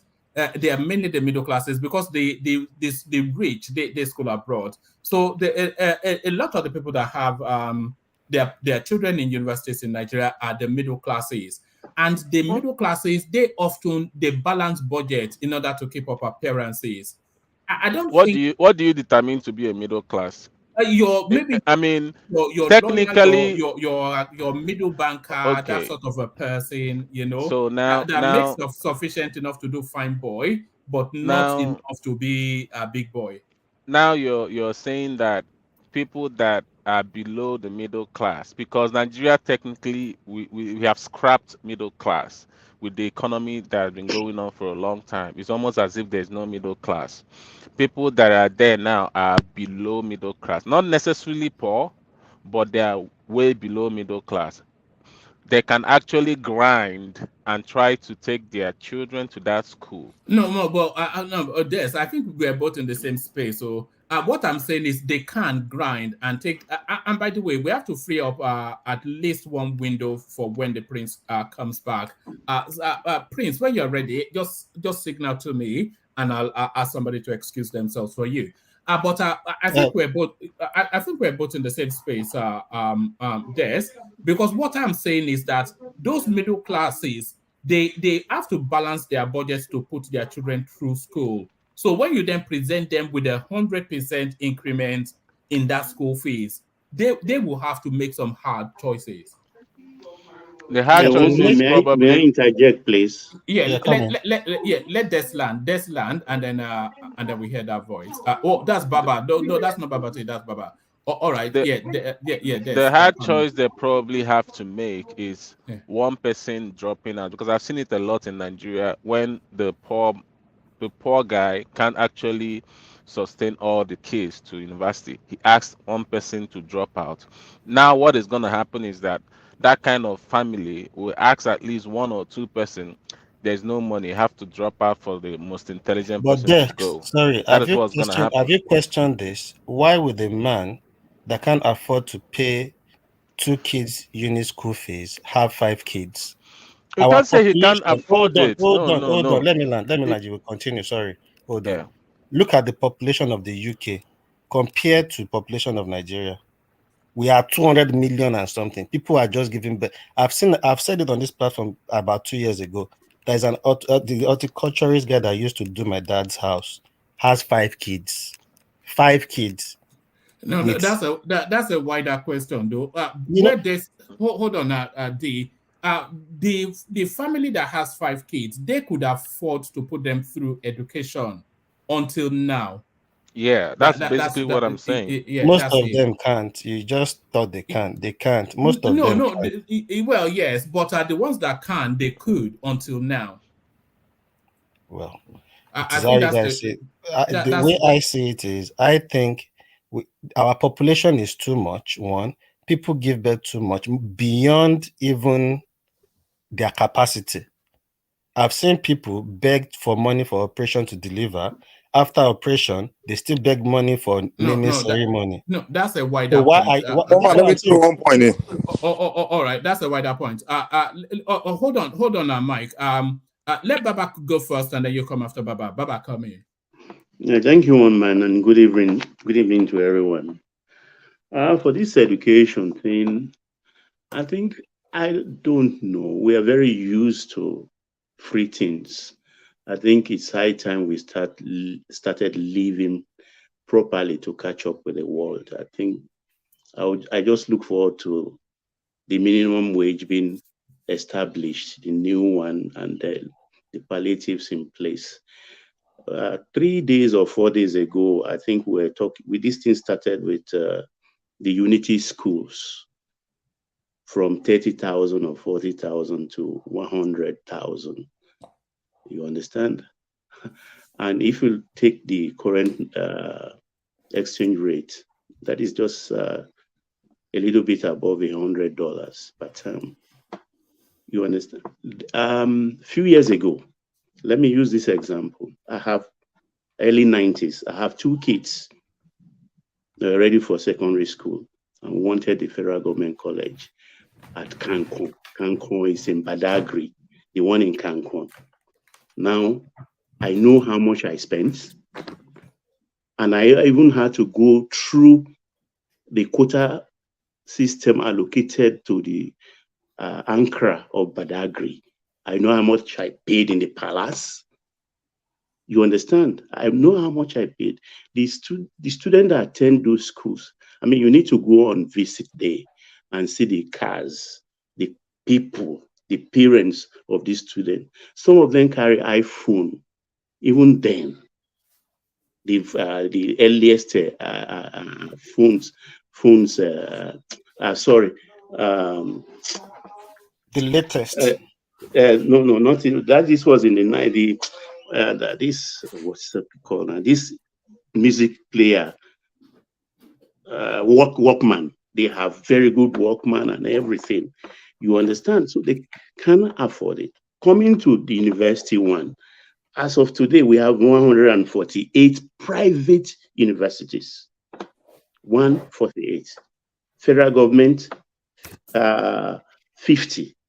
State government, 60 universities. So we have over 240 universities. Still, a lot of people don't get space. They go, if you go to Benin, Togo, Ghana. In fact, a few years back, Sanusi, the emir, said that the amount students in Nigerian students in Ghana pay as tuition and accommodation totally is more than the education ministry of Nigeria. If you go to Unilag, for instance, and you look at the car park, look at the cars students park in the place. Students even buy tires for lecturers. They take iPhone 14, 13, over 1 million naira. Like someone said a short while ago, even their dresses, it's more than that. I don't know. Maybe they got it from their parents. I don't know how they got it. But these people, we can afford it. They can afford it. If Des was saying maybe staggered increments, if they made it staggered increments, you understand, the problem will still persist. So let there be shock treatments and let's swallow the death pill once and for all. That is my own take in all of this. But the government to need to up their game. Because take, for instance, during Fashola's time, the BRT lane, that was a good job done. And other African countries even came around to study it so that they can replicate it in their country. And I don't see, I know we have wires across the road, most of our routes in Lagos, but there are routes in Lagos that don't have these wires. They have to determine those routes and start using double-decker buses. Even if it's as short as 10 kilometers, it still doesn't matter. We need to move people en masse. You understand? We have to think outside the box now. Adversity introduces a man to himself. Substitute man for Nigeria. Adversity has come. It has introduced himself to us. Let's put our shoulder to wheel. This complaint. Is what we need. If we want to catch up with other countries, then we have to pay the wages and, of course, pay the price other countries paid to arrive at that destination. Thank you. All right, but good morning. Can yeah, hold on. Let Mike come in. I think Mike was waiting to come in. Then you come after him, Wape. So, Mike, let's hear from you. Yeah. So on that school fees increase, people are crying about it, making it look like some kind of disaster. No, I'm sorry. In America, in the West, yeah, they increase school fees all the time. The fact of the matter is this shouldn't be something we should be crying about or be making some as some type of emergency situation, because education degree is not a rush. Like even here in the West, when I was in college, there were times where I had to take a semester off because I needed to make more money to, pay my bills and things like that. If you can pay that fee for that semester or whatever it is, you can take time off, come off the money and go back. There are a lot of people there are a lot of people that can afford it. We all, just like people giving an example, you go on campus, there are people that buy iPhones almost every year and things. There are a lot of people that can afford it. Those that can afford it, then pay. If you can't afford it, take time. If you can't afford it, take time off, come up with the money and come back. It's not like an emergency. It's not like being able to attend school for that year means for that semester, whatever it is, means you inflict some kind of suffering in your life or something. Graduation time doesn't have to be exact 4 years or whatever. You take time off, you go back. What is that in the West? That's the way it goes.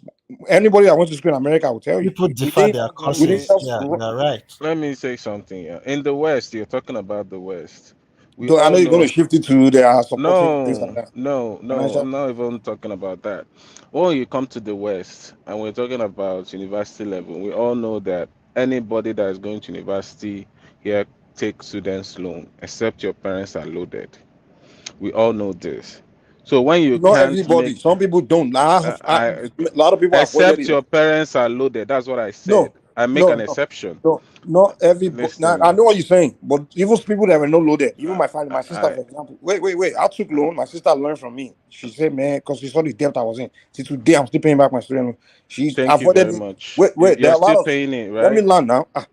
There are a lot of people that are avoiding that loan. So what they do is work and pay out of pockets, and they take their time to finish. Because me, I was rushing to finish. I wanted to finish in 4 years. My sister like, no, me, I'm not taking this loan. I don't want to be. I just want to finish school, not be in this lifelong debt. So it's not everyone. Some people work, take time off, take their time to acquire their degree. A 4 year degree, it's to take 5, 6 years to get it. They're not rushing. Mike, So to even buttress your point, I know a guy right now is working his ass out to pay his school fees without taking a loan. yeah, So a lot of people Well, do it in America this now. this person you're talking about, is he an immigrant? Does it matter? It matters. Come on, we know yeah, how the I system can't call him an works. immigrant We because he know has his we know papers, how the right? He can system actually go for works. student loan. He's qualified to get a student loan. All right, one voice. Land that point, Des, and then what Can piece? I chip in one, man? Yes. So what piece chipping, Prince chipping, and then we move on to another topic. I want to play you a clip of the new army chief showing muscles, but land that point. What piece and then Prince. Okay, let me come. It was David. Oh, it was Hey, Des. Oh stop. yeah. Oh yeah. Uh, Hold on. Yeah, Des. Land your point, and then what piece, and then Prince. Des. Yeah, I'm basically saying that we have to always put people in your shoe, or rather put yourself in other people's shoe.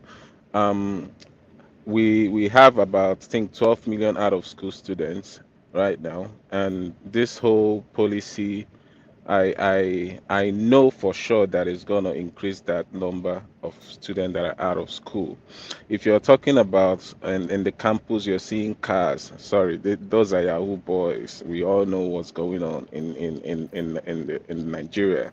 There are Yahoo boys, or there are people actually successful in doing some kind of business themselves.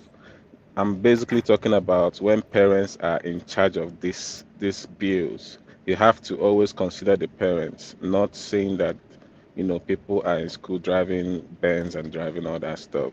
What piece, please? You can continue. All right. yeah, Before hello. you hold on, Mm. Wapi. Before you come on, let me quickly insert Kulata super chat into the conversation. Kulata comes in via super chat. It says our government will need to work on messaging and deploy quick wins. It is hard to explain policies that brings immediate pain but long-term gain. So that's to the education space. Kulata continues with the super chat. It says that there are extremely poor people struggling through universities. Let's not use anecdotes to pass judgment. Many folks will be forced to withdraw. So hopefully they are not forced to withdraw. Hopefully they go through that system that Mike just described. You dip out, go and earn some money. My mom's helper. She actually she was assisting my mom and paid her way through Polytechnic. When I think of that girl, I cannot see why One man, a lot anybody of else. these graduates, Yeah, they will yeah, japa anyway. They will japa. yeah, So government is yeah, One, subsidizing your education, one, they japa at the end. one man, can you have me back for a few minutes? For yeah, two yeah. minutes. Let Warpace go first. Warpace, let's hear from you. Yeah, hello. Good morning, everybody. Des and DOG and Mike. First, I agree with what everybody's saying, even what Bishop said. Education is not free anywhere in the world, And again, they say what is constant is change, and human is constantly against change. But having said that, I think Nigerian government are used to fire brigade approach in everything they do. The other day, Mia Kulata was raising raising how would I say serious argument that riot is prone. Soon, if the government don't take time, there will be a riot. And Babati was very, very concerned. And I would say It's not a must there will be a riot, but it's imminent and it can be preventable. Why is it imminent? All this kind of policy that they're rolling out on fire brigade approach without alternative, it can lead the country to anarchy. We all know education is not free, but in Nigeria, only our parents enjoy free education, not we. Nigeria are paying out of pocket for university. And government university these days is for the poor, extremely poor. And people that go to private university are the people that either making money from the government, stealing from the government, or have support from their people in diaspora. So we cannot use that to compare what is going on. Like, okay, since people can afford this, people are paying this, we should increase school fees by 200%. I have two nieces that study medicine in Okada University. People now we are paying 1 million naira each. Even my sister owns a bank. We still support her. My dad, me, we sometimes support her to pay that school fee. So imagine if increase it in the private university increase to with 200%. How can we pay? The government should have a policy on ground first before the increment. Why can't they increase it by phase or by putting time so people get prepared? The government every day increase their salary. Of course, fire brigade approach, they take their salary. So why can't they make policy for parents or inform them first, okay, by next month, October, school fees will increase. Or we increase it by phase by next October, school fees will increase by 13%. By next year, it will be 16%. I think Ambassador did that by 4. But this government is doing one too much. We understand that the country doesn't have money. But it's too much of putting down the masses' throat. Government is by the people, for the people. Government are the people, by the people, for the people. My own take is that before they do any increment. Sorry to cut you short. Even Obasanjo time, people still complain. Nigeria will still complain. Even if Yes, you give them yes, time, that's why I said still complain. constant change. Only what constant is change, but people are constantly against change. I understand that. Even in Japan here, education is free. I mean, it's not free; it's expensive, but government subsidize it. Everybody pay when you get to university. The school, people is quiet. The government pay for it. But in secondary school, like primary school, is free. Secondary school, a little bit not that expensive. They subsidize it. But when it comes to university, government pays for everybody. Then you start paying back. They give you a job. We know Nigeria don't have But money. are the administrators of these universities, are they not making this increment in anticipation of the loans the student will start getting somewhere later in the year? Hold on one piece. What they are saying, the administrators, is that they are making the increment to reflect. Let me actually give it to you again. It says the National Association of Nigerian Students has condemned the planned increment of school fees by tertiary institutions in the country and demanded the suspension of the increase in fees. Many institutions have increased their fees by 100 to 200%, which may force some indigent students out of school. Already, most federal and state universities have raised their fees to cushion the effect of funding challenges in public institutions. They justified the hike on poor government funding of tertiary education, rising inflation in the country, which shot up to 22.4%, the highest in 17 years. So the increment is to reflect the new economic reality of the country. Yeah, we know, one man, but they should take it by phase or announce to people, so prepare people's mind. So people can at least go into dialogue with them. Okay, government, you will increase it, give us this time to prepare. Or government go into dialogue with them, well, we will increase it phase by phase. But fire brigade approach in this kind of time is not good for the optic, one man. That's what I have. Thank you. All right. Let's hear from Prince Daddy, and then we'll start to wrap up that space. Prince Daddy. Oh. Yeah, hello, one man. Hello, everyone.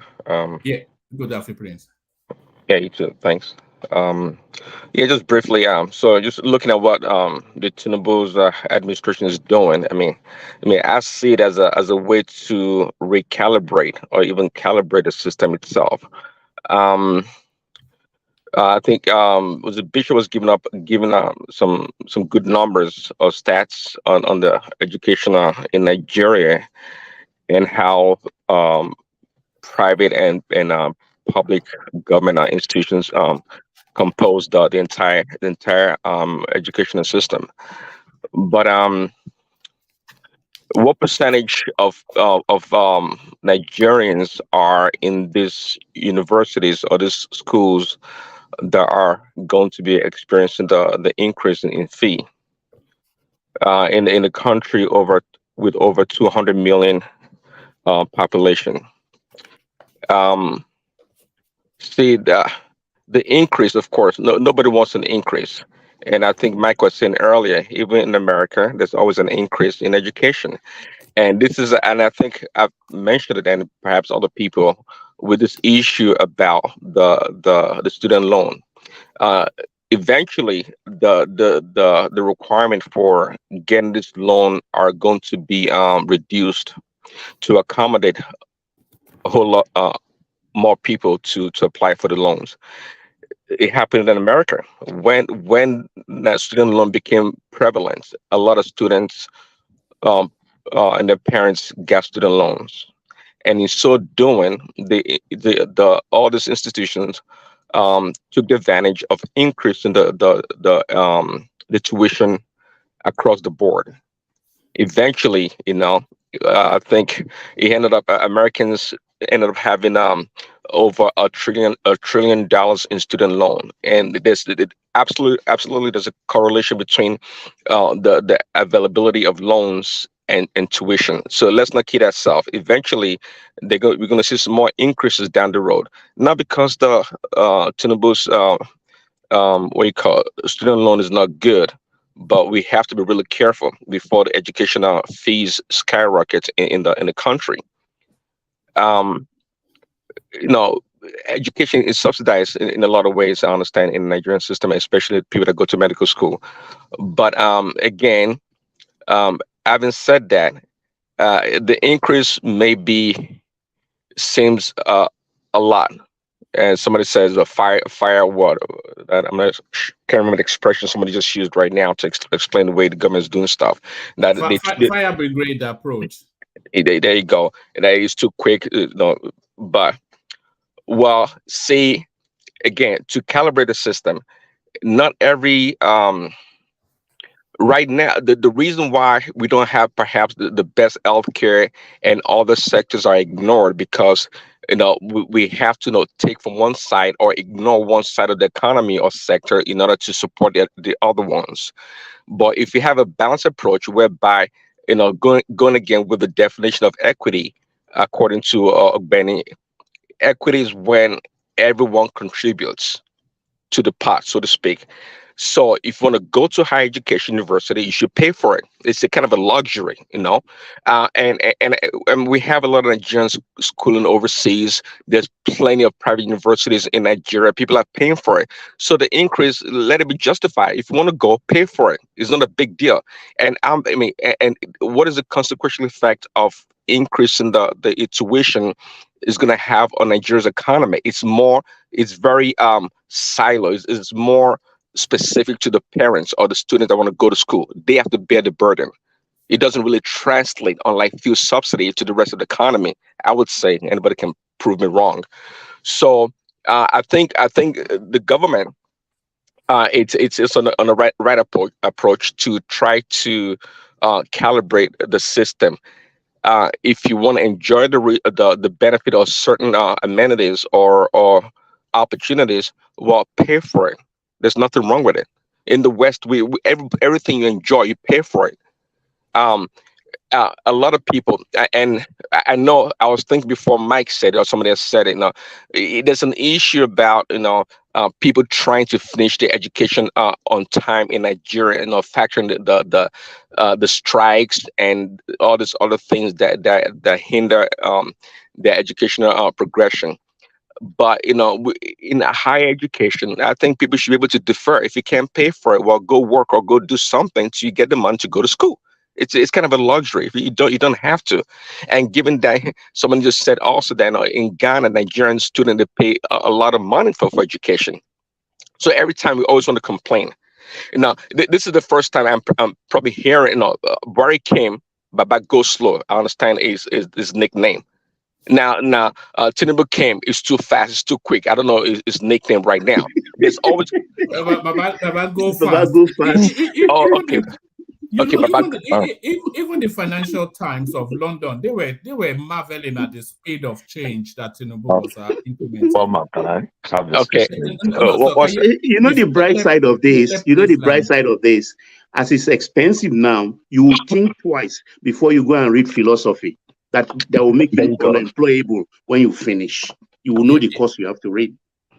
Well, yeah, that's a good point. Yeah, what's the Prince? Yeah, so I mean, can we ever please everybody? No.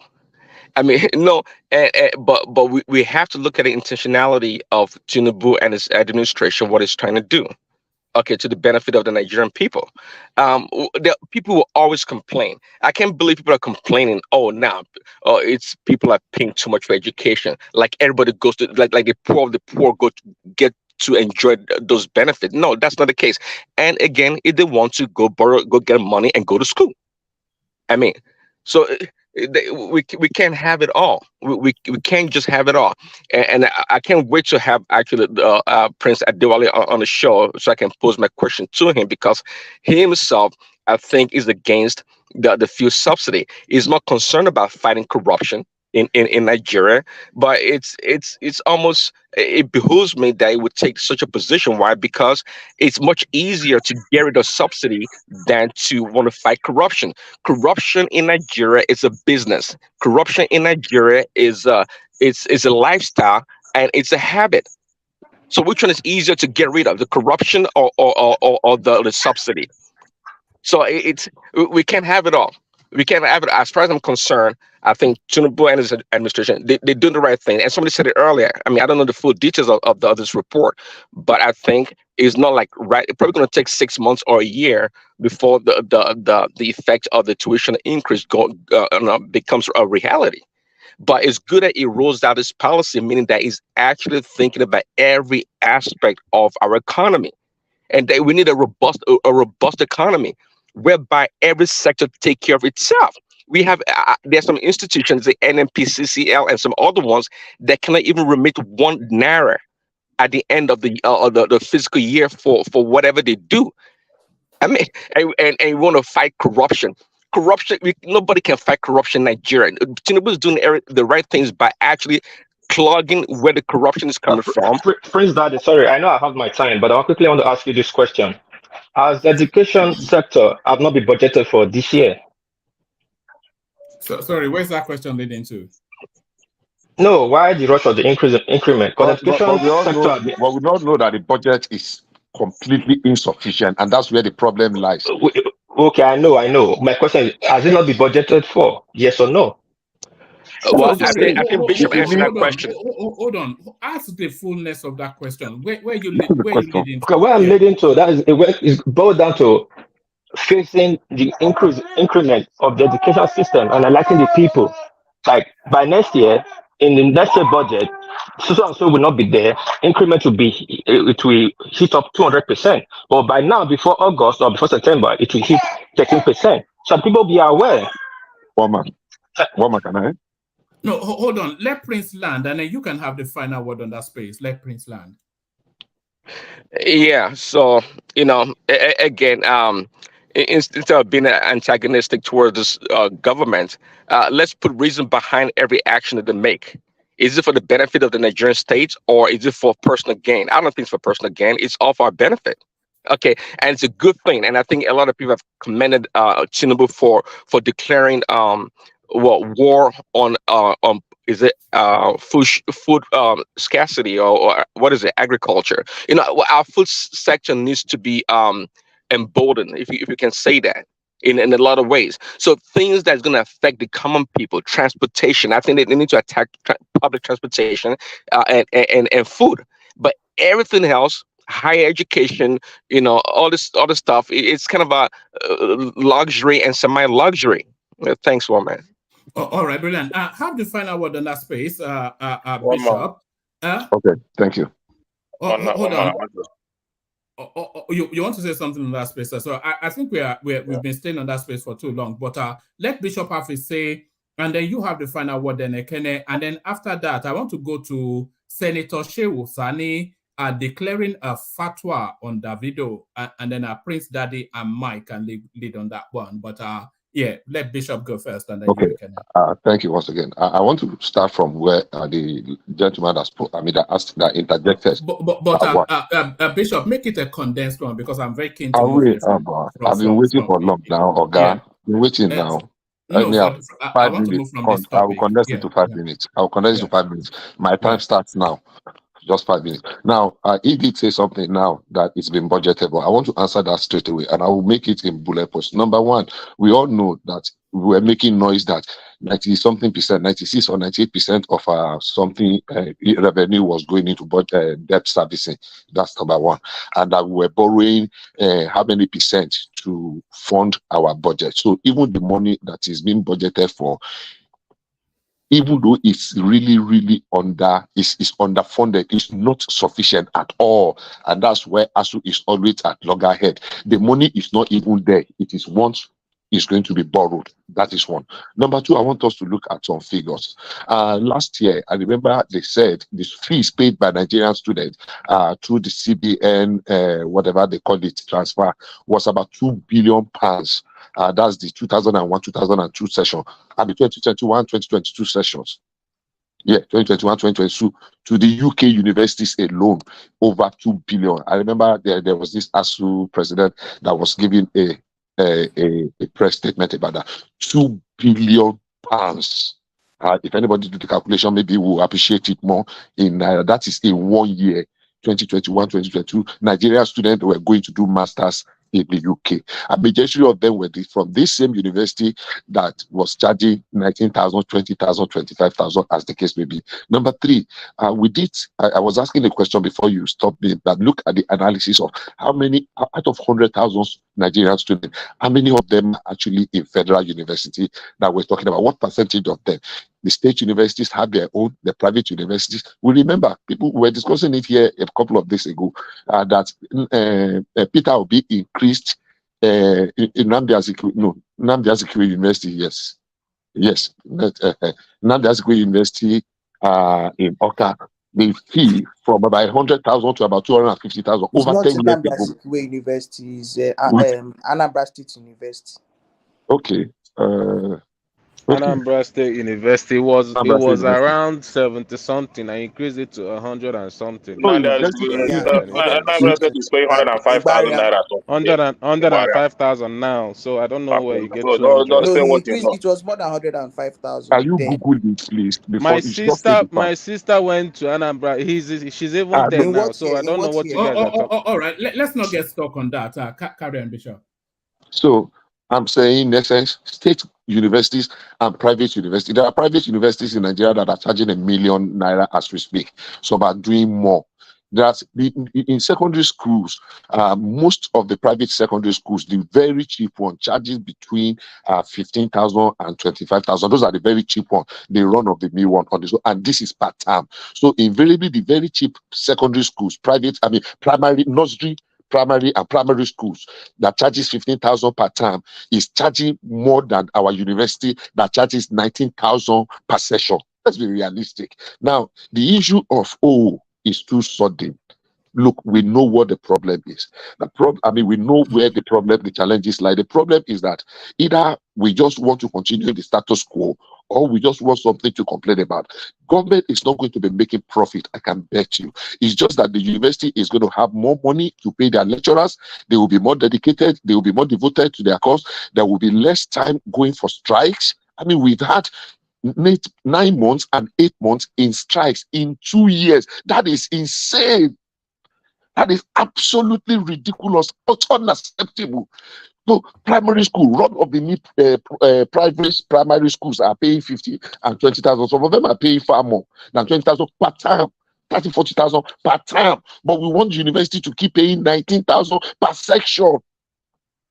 Let's look at this thing very well. Now, moving forward, nobody, I've said this here, nobody is interested in no leader, let me use that word, no leader is actually interested. We'll sit down and say, how do I inflict pain on my people so that they can cry more? But a leader waits in between taking a decision to do the absolutely very necessary, even though they are painful decisions, but they are necessary for the betterment, for a better future. I did say when I started my 5 minutes, maybe 1.5 minutes, I did say that. I did say when I started that I'm not going to exceed that time, moment, I assure you. I did say when I started that, look, the truth of the matter is that university education is not a human right, it's a luxury, but it's still heavily subsidized. If we can come to university to let us know, do the maths, how much does it does it take to keep one student in class for 1 year?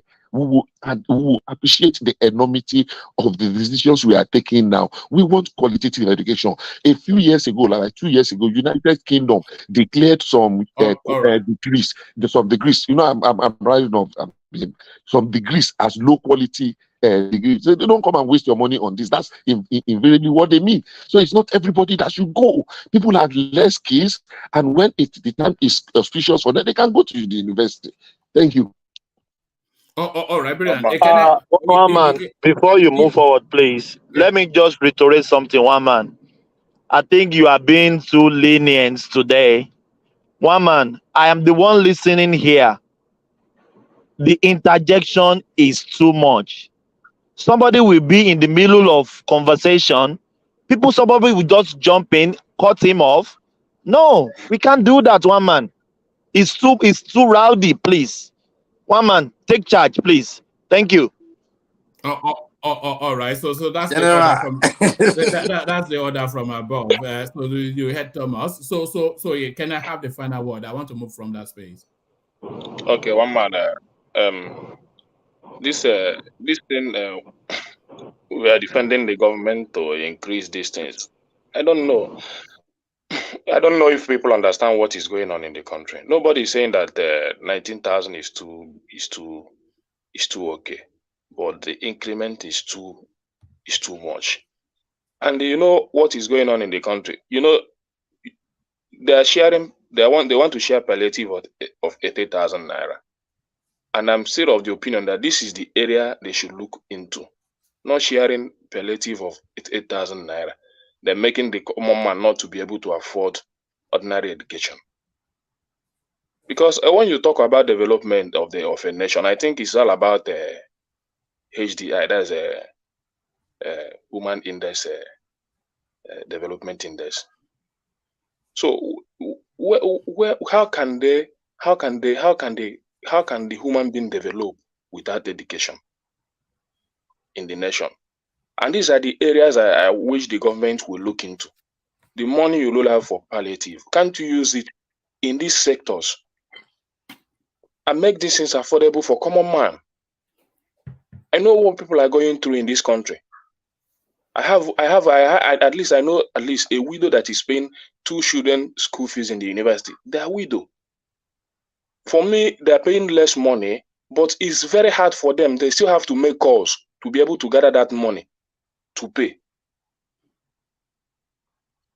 And they will pay it. They will provide for the need of those their weekly need or their monthly needs, and they still pay their house rent. Because we are talking about the high cost of living in Nigeria. For these children to feed themselves in the university, it's not a small thing. It's even way more higher than the education itself.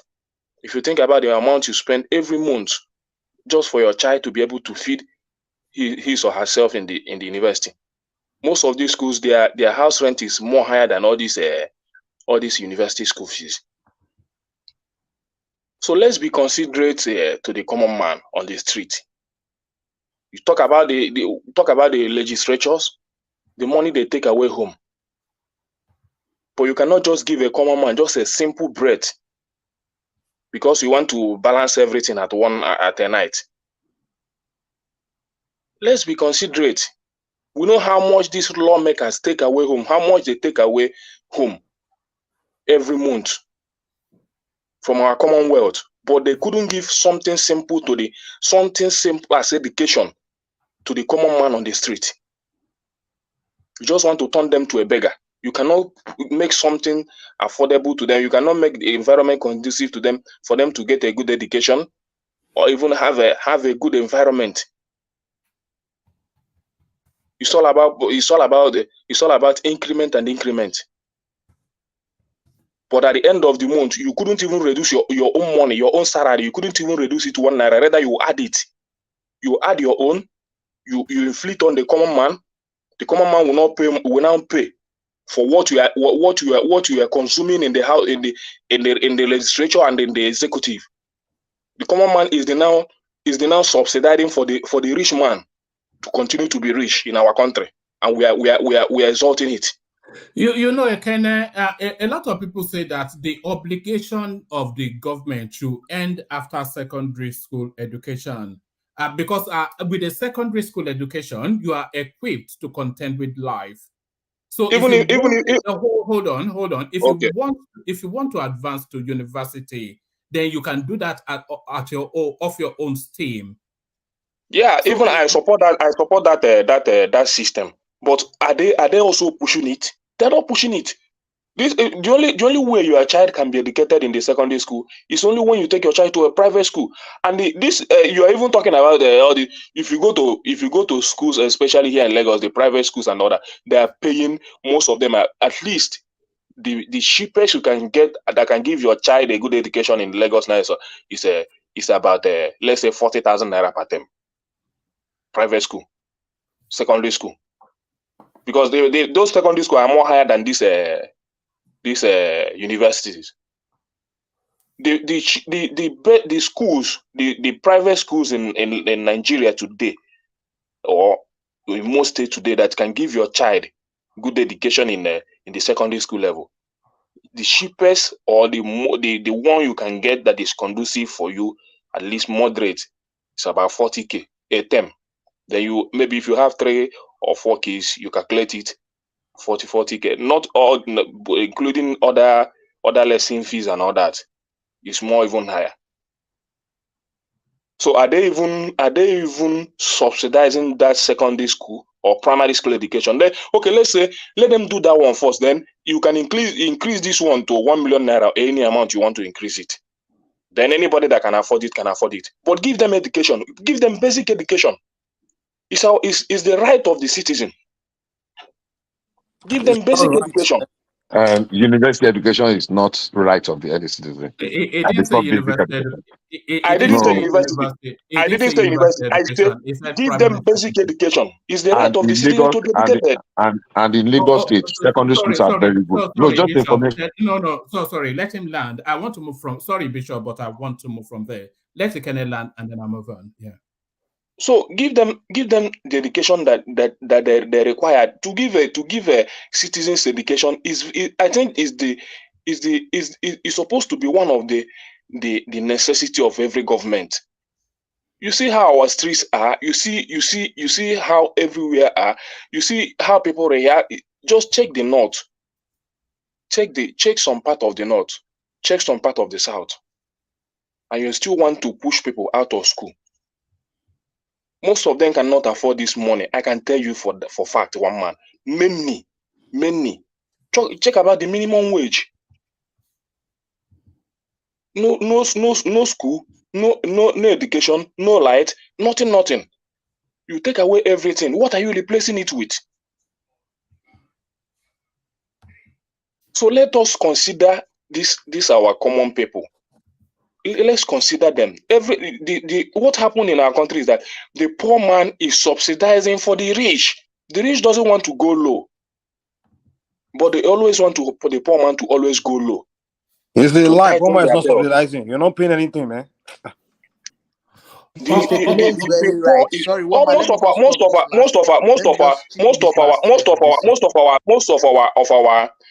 of our senators and the governors today didn't pay any school fees.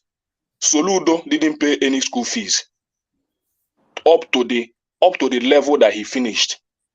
Most of them didn't pay 1 naira. You acquired that advanced degree without paying. Come on, man. I'm telling you for a fact. Most of them didn't pay anything.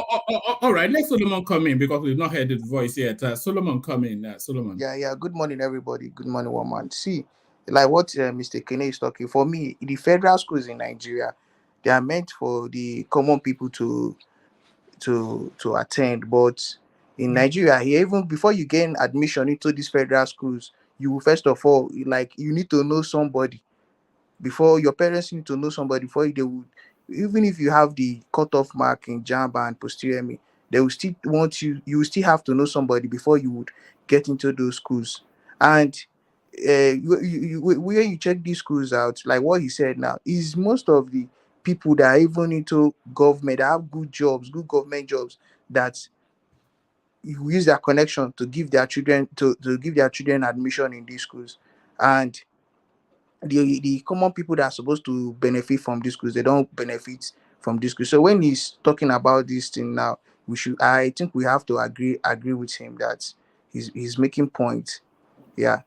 So, Solomon, you are telling me you meet up, you meet a cutoff mark, and you still have to know somebody. I don't I believe in am that. telling you, Only see, people. let me Hold tell you, on, I'm a hold on. victim of All right, of I'm this going to move situation. on from there. I know But what I'm thank you. saying. All right, thank you. I think if we don't stop it at some point, it will never stop. But all right. Land Kene, and then we move on. I think it's So landed yeah, now. thank you, one man. All right. Let's move on. So we move on to this next talking point, and then I'll bring Prince Daddy in, and then you chime in, Mike. This is I've loosely termed this as Senator Shehu Sani declaring a fatwa on Davido. So this is what's just come through the news cycle. It's a controversial video. Apologize to Muslims, Shehu Sani tells Davido. Shehu Sani, a former senator and activist, has advised Nigerian Afrobeat sensation David Adeleke, popularly known as Davido, to apologize to his Muslim fans over a controversial video he posted on his social media pages earlier this week. Davido, who is the owner of the DMW record label, had posted a 45-second long video clip of his signee, Lagos Olori's song, Jaye Lo, on Friday, July the 21st. The scene in question caused controversy as a portrayed man dressed as praying malams dancing in front of a mosque rather than engaging in prayers. As a result, this depiction of dancing has been considered offensive by some Muslims in the country.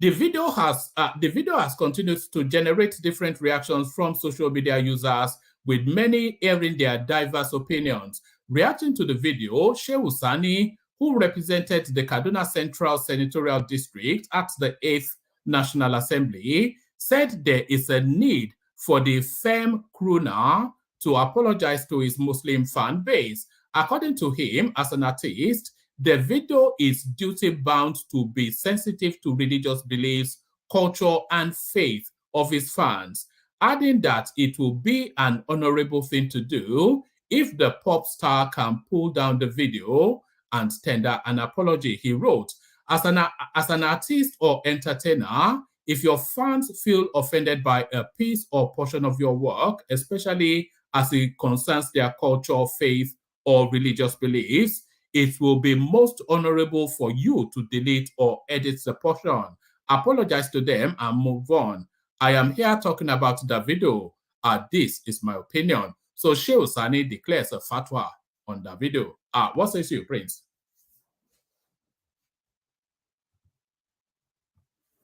Prince? Can anyone hear me? Mike. Okay, Mike, you take the spot if Prince is not ready. Mike. Okay, so I haven't seen the video, so I really don't know what the. I've seen the video, and I think it's high time. And it's disappointing somebody like Shehu Sani that is, I would say, exposed. But this write-up didn't show that he's exposed. So every time anything that has to do with the Muslim, there must be complaint.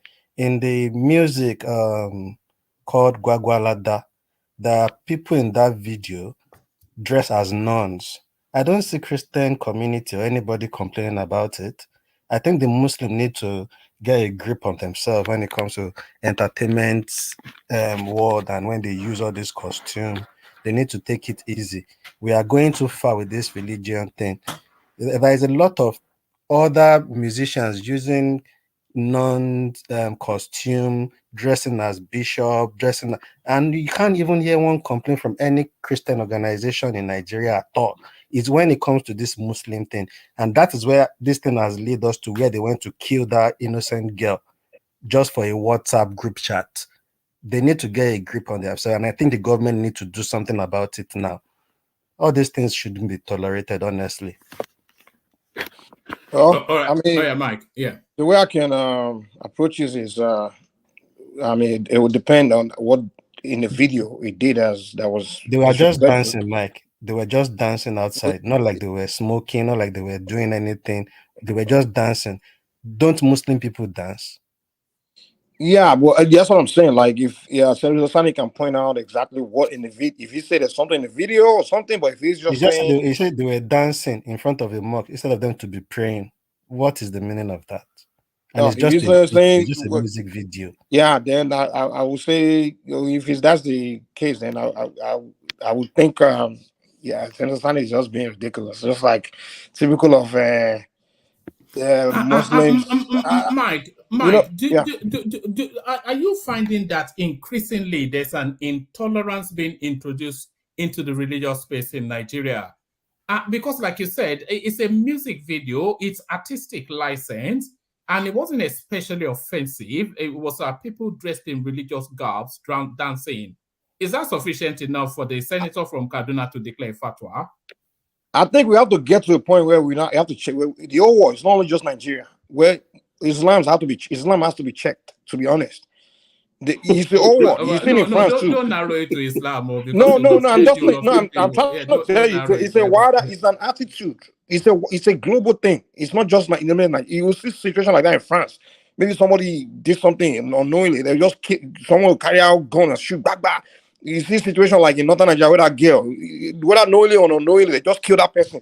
They have this ancient at the time of the Ottoman Empire, the time of the Islamic, this thing is gone. You understand? During that time when they were Muslims were behaving like having that attitude, was the time where the Ottoman Empire was the superior kingdom, where the most, where everything is Islam. They were ruling half of the world. I mean, most part of the whatever they control. So they had an attitude, but today you're no longer some power. It's kind of like how America is dictating to the whole world because they are this superpower. A time will come where, let's say, a time come where America is no longer that superpower, and they're still having the same attitude. That's kind of like what is going on with these Muslims today. If America should, fall to become maybe irrelevant country anymore, and they keep on dictating. Imagine them dictating to the whole world. Like, you must do this, you must respect me. No. Muslims, the Ottoman Empire era is over. You're not ruling anybody, so you can't be. That attitude has to stop. You see the same one in Ilorin. Yeah, you must forbidden. You must not abortion. You must not. Who the hell are you? I think you have to get to the whole world where. I believe in respecting people's religion. Do you think it's irresponsible of Senator Shehu Sani to make those sort of commentaries, especially given the sort of climate, given what we are, the state of play of Nigeria now? He has a right to the opinion, and like I said, I believe like everyone should respect everyone. I believe that the respect is one thing. I won't support someone just coming out disrespecting Islam, Christianity, or even Orisha tradition or Isheshi anything, because we're all humans. No one likes to be disrespected. I get that, but what I'm really pointing out is just this superiority attitude of Muslims that. There is beyond just saying you're disrespecting me. It's more like they see others as you shouldn't exist in a sense. So infidel, if you're not a Muslim, infidel. It's kind of like the Americans. If you're not an American, you are inferior to an American because we are the superpower. That attitude. Because I live in America. If you not, so you're no longer in that era. I mean, time has changed. You're no longer this superior religion or superior people. You have to be willing to share the world with the rest of the people. I mean, but Mike, conversely, just to the alternate argument, especially in a space like Nigeria, where religion is charged up, we saw what happened to Deborah Samuel and another man, same consequences in the same space in Sokoto State. So there's somewhat of a religious fervor, especially, I don't want to narrow it down to, is it so, because Davido is educated and aware enough to know what the climate is like in Nigeria. Did he suffer a brain fade to allow that insertion into, because he knew it would generate a reaction, or was he even after that reaction? And that's what I was asking. What was the context, like the context of what he was doing? Mike, if I may comment, Hold on. Let Mike speak. Yeah. The context of the video matters. If it's just just video but not disrespecting them, then I won't say he's doing anything so serious, so bitter or wicked or just evil. But what I do notice is that mentality. Where I say we have to check is that sometimes when you say because your religion is if someone disrespects your religion, first you ask question. First of all, did you purposely do it, or is it known like you deliberately disrespecting me or something? You have to ask questions, something like that. It's not like just directly go and just attack and you have to, like the way they killed that girl. It's not like she deliberately disrespected them. Maybe she accidentally. And one might see situations where somebody may come from the southeast where he's not ever been exposed to Islam in his life. He doesn't know anything about the Quran. Maybe he moved to the north and he accidentally desecrated the Quran and he just beheaded right away. I mean, that's what I'm saying. Like, you can't do that. You have to be able to share the word with the rest of people that are non-Muslims.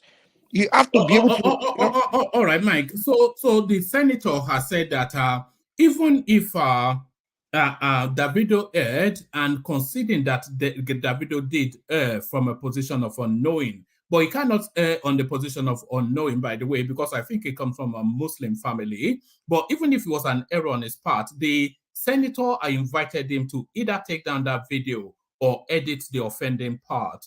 What should the is that not fair enough?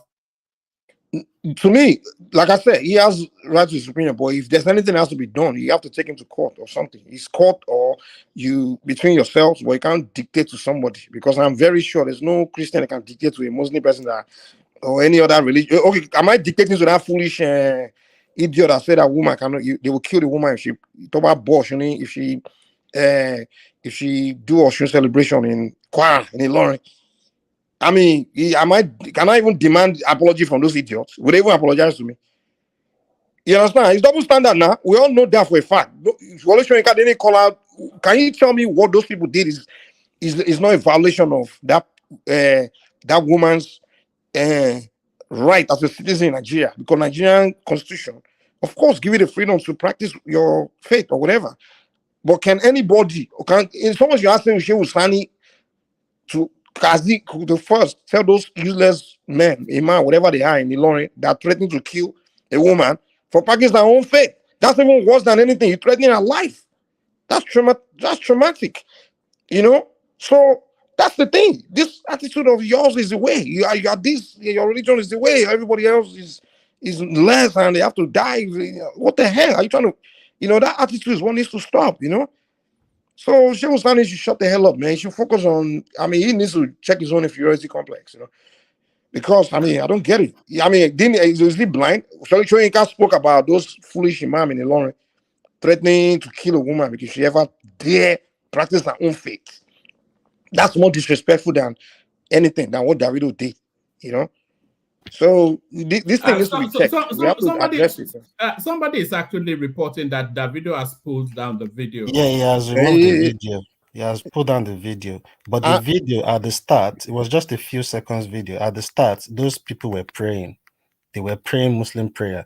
And what the guy was saying was, Alhamdulillah, he was actually praying himself. Then after the prayer, they stood up and they started dancing. So I'm saying, that short video, I don't see why. And one man was right. In this situation where Nigeria is this religious issue that we have already, I don't think somebody like Shehu Sani should even be coming up with such idea. If you have such opinion, you can message Davido privately yourself and say, oh, don't you think this thing would be offensive to the Muslim?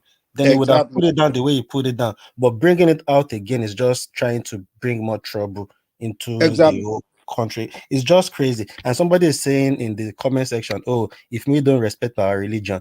As I've seen several people that have dressed like a nun, dressed like a Christian pastor, and did their entertainment thing. Has it affected my faith? Has it affected my prayer? No, I think the Muslims need to wake up and leave that archaic way of worshiping and wake up. And that is why they have No, you are going too no, far. Oh, no, boy. we Don't need to go go too too far. far, Mama. They've killed a No, lot don't of go too people far now. based on little things. A If we girl can said on a call out this WhatsApp the group, other day in this place, all these people making all this comment now, you people need to be called out to. You are not, what you're doing now is not making sense.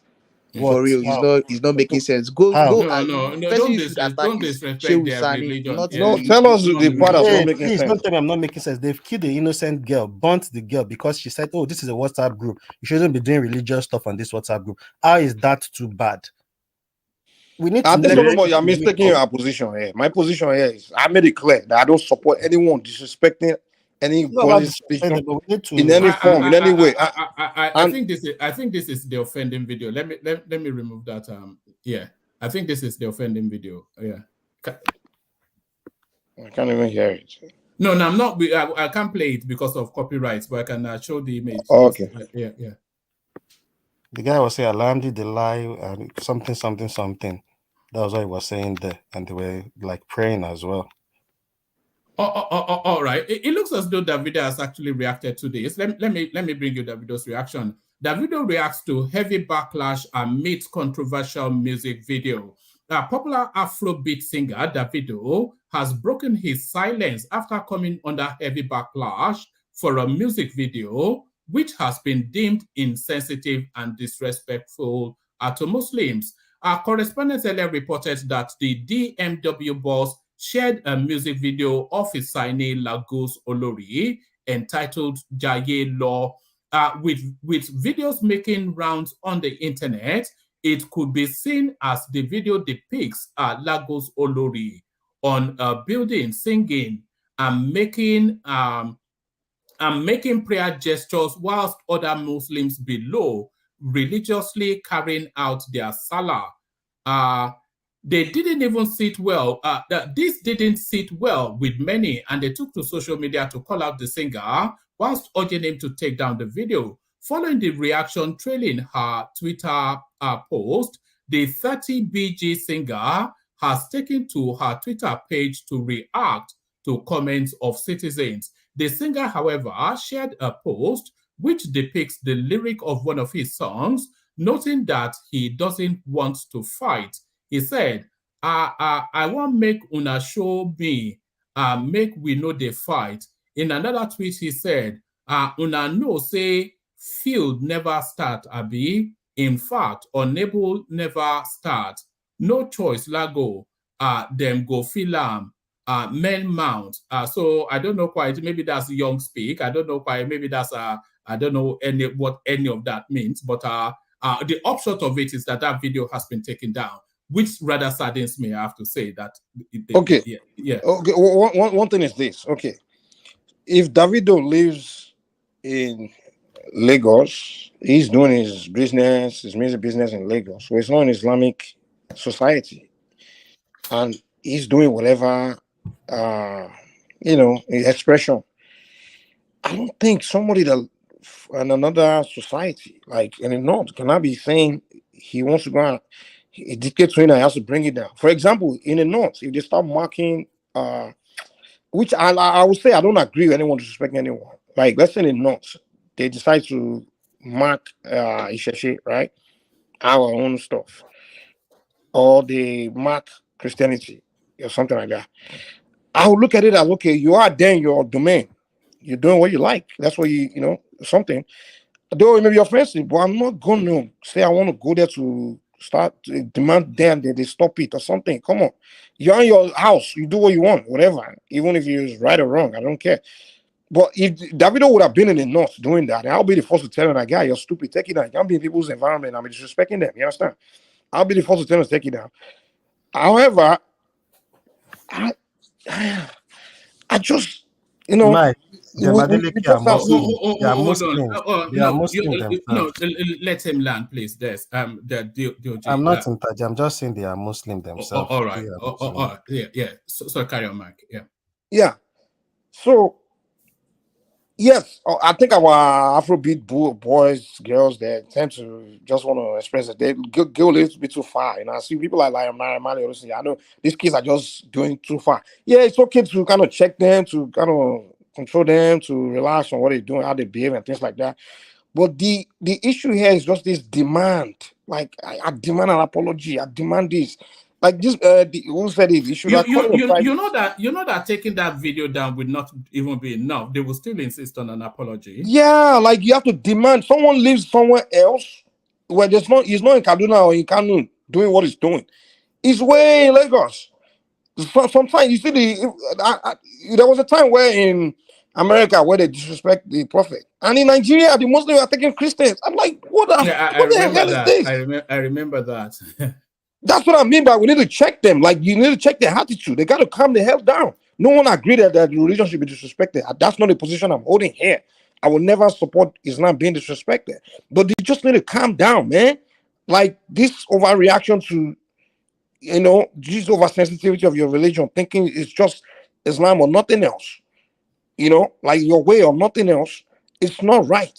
Yeah, we should advocate that your way should be respected. The level of intolerance in Nigeria, I think, is unique and peculiar to Nigeria. I'm not sure that I'm not sure that you even get it in the Middle East. No. Or am I mistaken? So the one I just example I give in France, was not a Middle Eastern guy. He literally carried out terror, like because somebody disrespected their prophet, And the guy's in France, in his country. What the heck? He's in France. It's like in Saudi Arabia, they are insulting Shango. I'll go there and carry out terror in Saudi Arabia and be shooting everybody on the streets. Come on, man. I mean, that's what I'm saying. Like you're the only one doing that. If you are confident about your religion, your belief, then you don't have no reason to be so sensitive over, anyone's. I mean, it's like if I'm confident in my tradition, you understand? I practice Isheshe, correct. I'm Abu Orisha, correct. I'm confident in the Orisha. If you start insulting the Orisha, hey, I'll say, Omo, it's up to it's between you and them. Hey, if they are angry at you and they come and attack you, that's between you. I won't come and fight on their behalf. They fight for themselves. That's why authentic religion. You understand? People that know that their gods fight for themselves. I don't need to go and fight on behalf of my God. You understand? Like that woman now, that in Ilorin, she won't go and be fighting now. So I'll go to shrine. I'm big on Imam here, and they will say Oshun to go and deal with them. You understand? When Oshun start dealing with them. Do you think Oshun can deal with an Imam? Who do you think is more powerful, Oshun or Imam? Oh man, you don't pray, I'll pray for you. So along your original especially one man, may I contribute? You see one of guys you see when Oshun get angry or no, contribute. Okay, thank you, one man. I think my take in this, like every Southwesterner, we have Isheshe, Christianity, Islam mixed up in every family. No family is exempt. But I think even amongst friends, we know the temperaments of every friend. We know the friends we can accommodate. We know the friends we cannot accommodate. You understand? It's about understanding. Look, you can burn a truckload of Bible. Nobody will see anything. It is your right.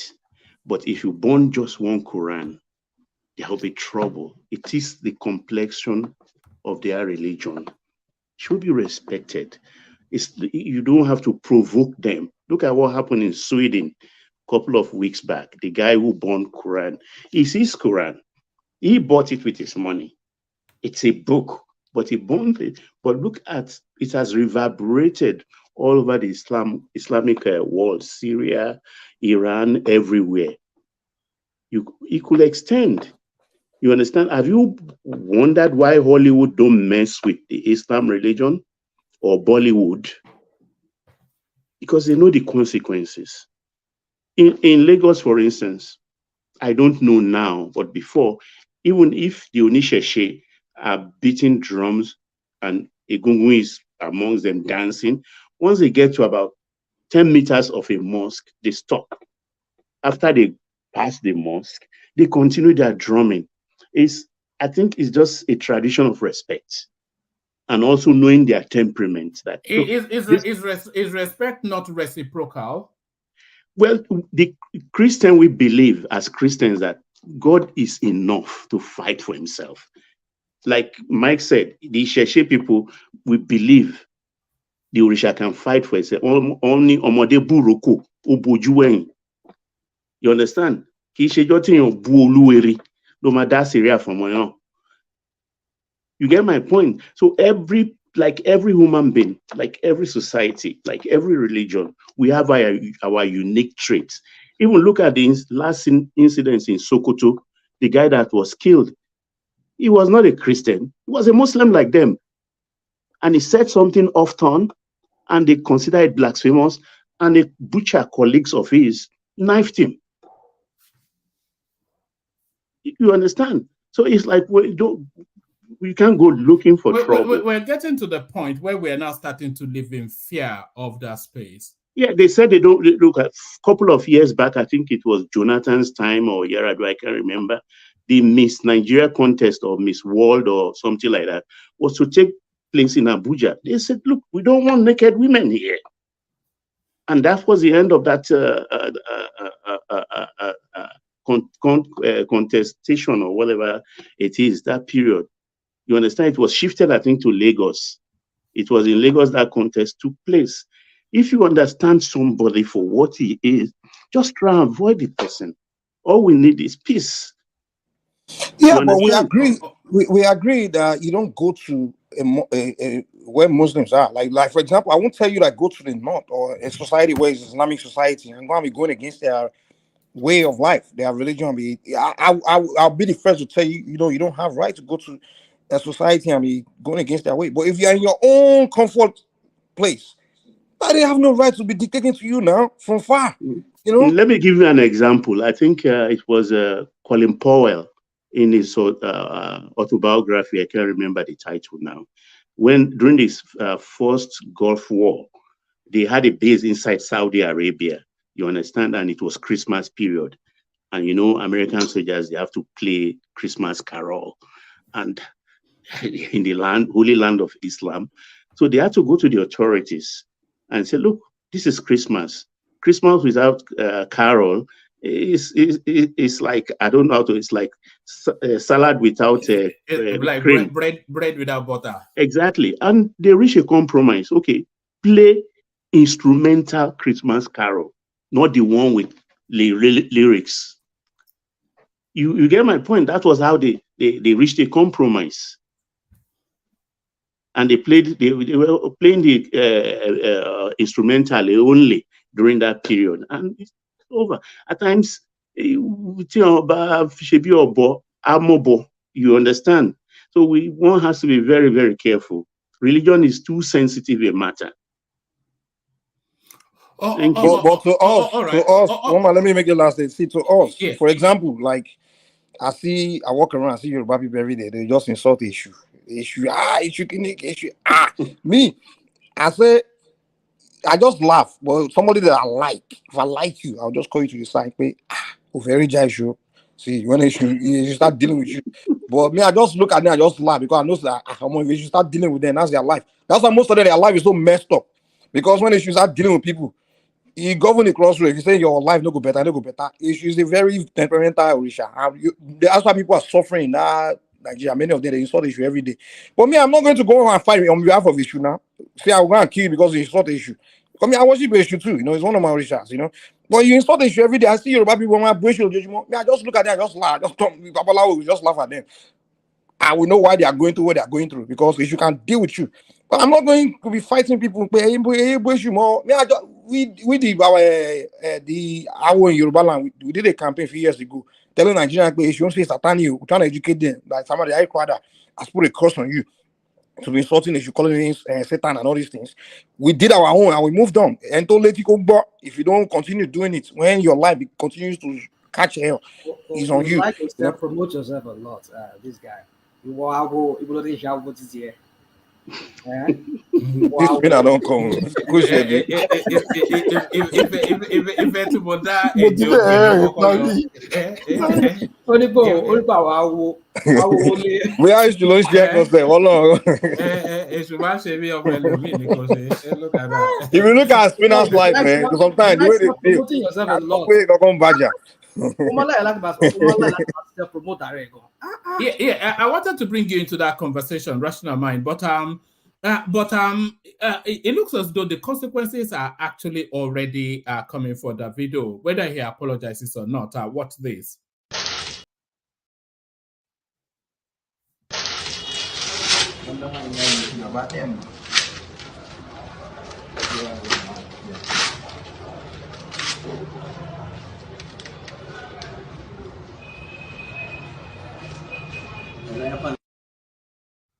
So there it is. They've started tearing down its posters in Muslim-dominated areas. Rational mind. What are you making then of the fatwa on Davido? Delicate with language, but rational mind. Let's hear from you. You see, when you say delicate with language, sometimes I don't know how you want me. You might as well just censor me then. Yeah, you know, we have to be alive to the sensibilities of our audience. You know, yes. I get what you say. Yeah, I'll try my best not to say. Yeah. You see, one man, I think some of us here are already coming to that realization that we're having a time. In fact, it's a time, but it's not. I think the whole world knows that it's a time bomb on its own, and that's why countries like where you live, one man, France, and some other European nations, even here in America, they want power. Well, what I mean, want power. As in, what I mean, they try to contain them. I mean, those fanatics, that fanaticism that we see, that radicalism, that's what they contain. Doesn't mean they don't allow people to practice their religion. Even you are an Islamist, I mean, you are an Islam, I mean, you're a Muslim, you're a Christian, whatever, they allow you to practice your religion. But when you see this element of fanaticism, or radicalism, they know what that can lead to. They've seen it. We ever since September 11, we've seen that the whole world has never known peace on a global scale with this terrorism. And so many nations now they are trying to contain it within their own borders.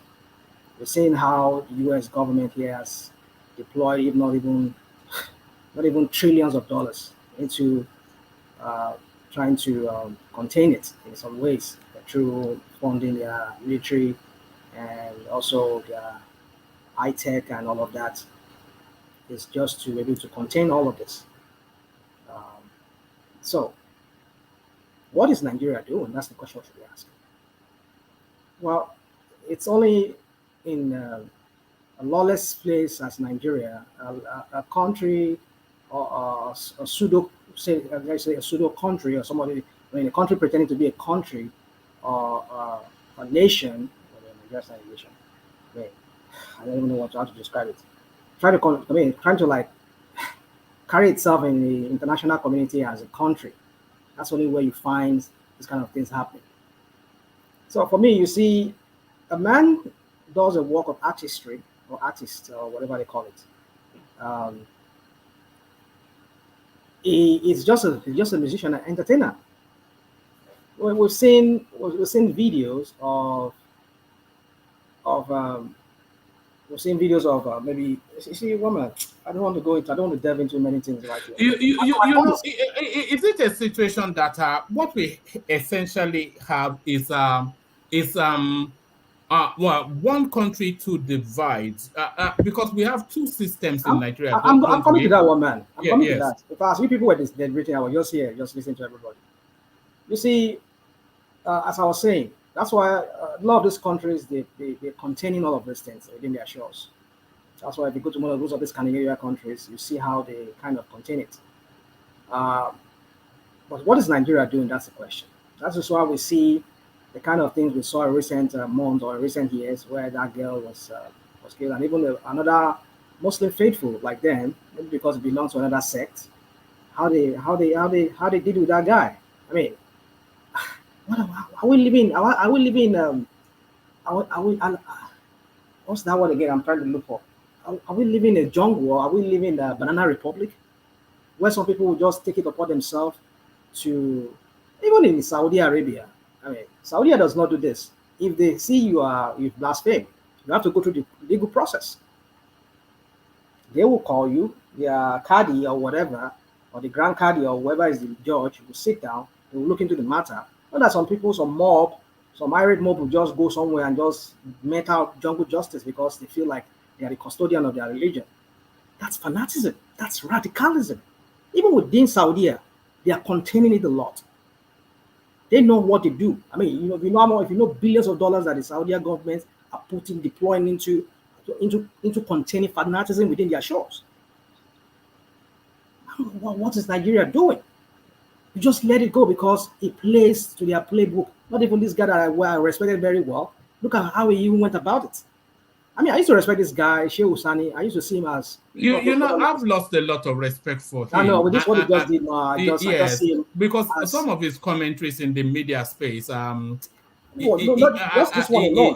Yes, it's not even this one. It just comes across somehow sometimes. Well, Yeah. but just this one alone, you see, we used to say, I mean, people say character, one's character attitude is like a smoke.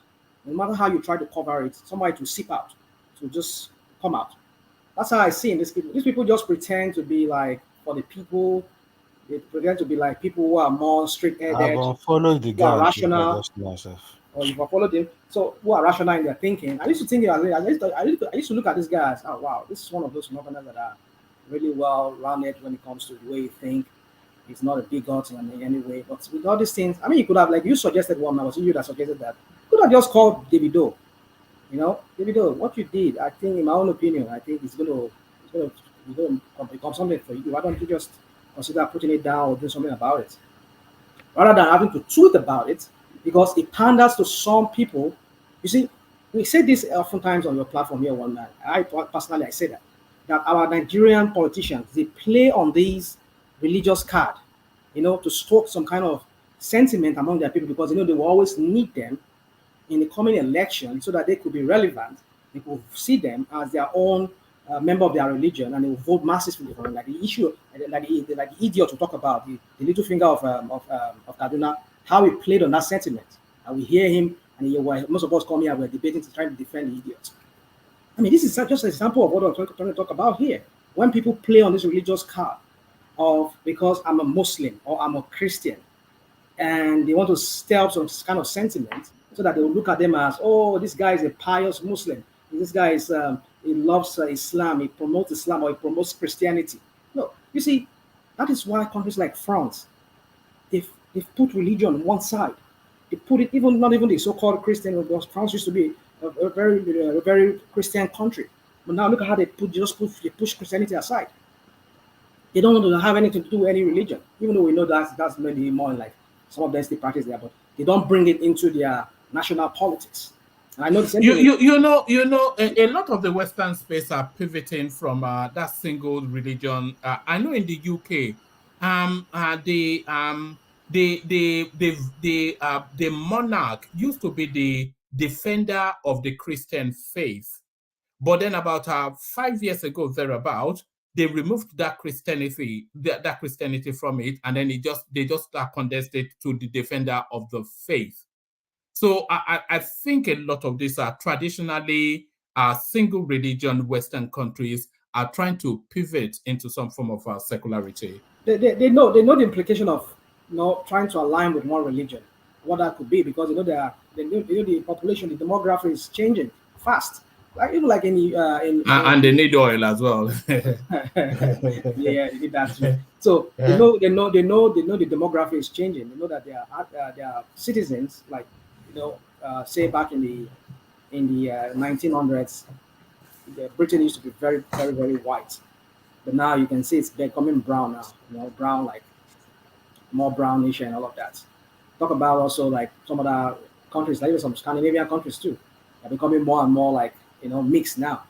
So they know the demography is changing, and they know that also people are accepting or embracing all kinds of religion.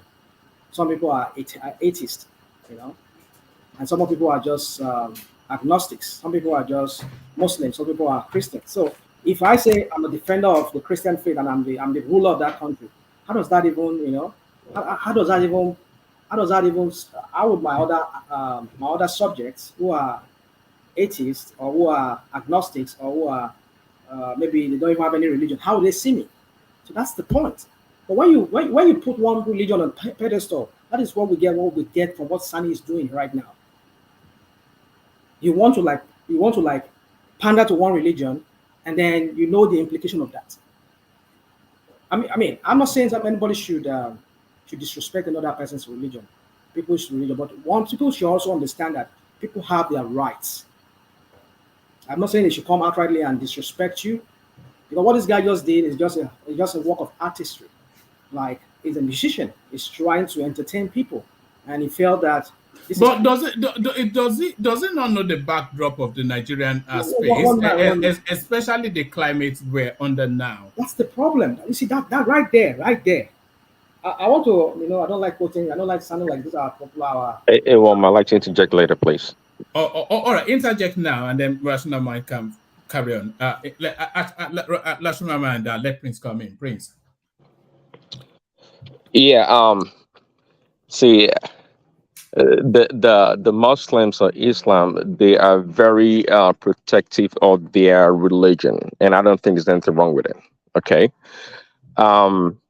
What is going on in the West, England, the United States? It's more like anti-Christianity or Christian, not anti-religion. Because if you are a Muslim in America, for example, you are highly protected, from any kind of attack. Okay, but not so much for Christian. It's just anti-Christian is going on around the world.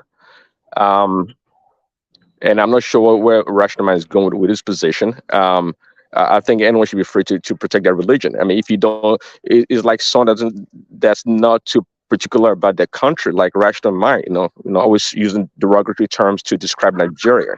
But don't take offense to when someone from Saudi Arabia or some other country wouldn't do that. Speaker.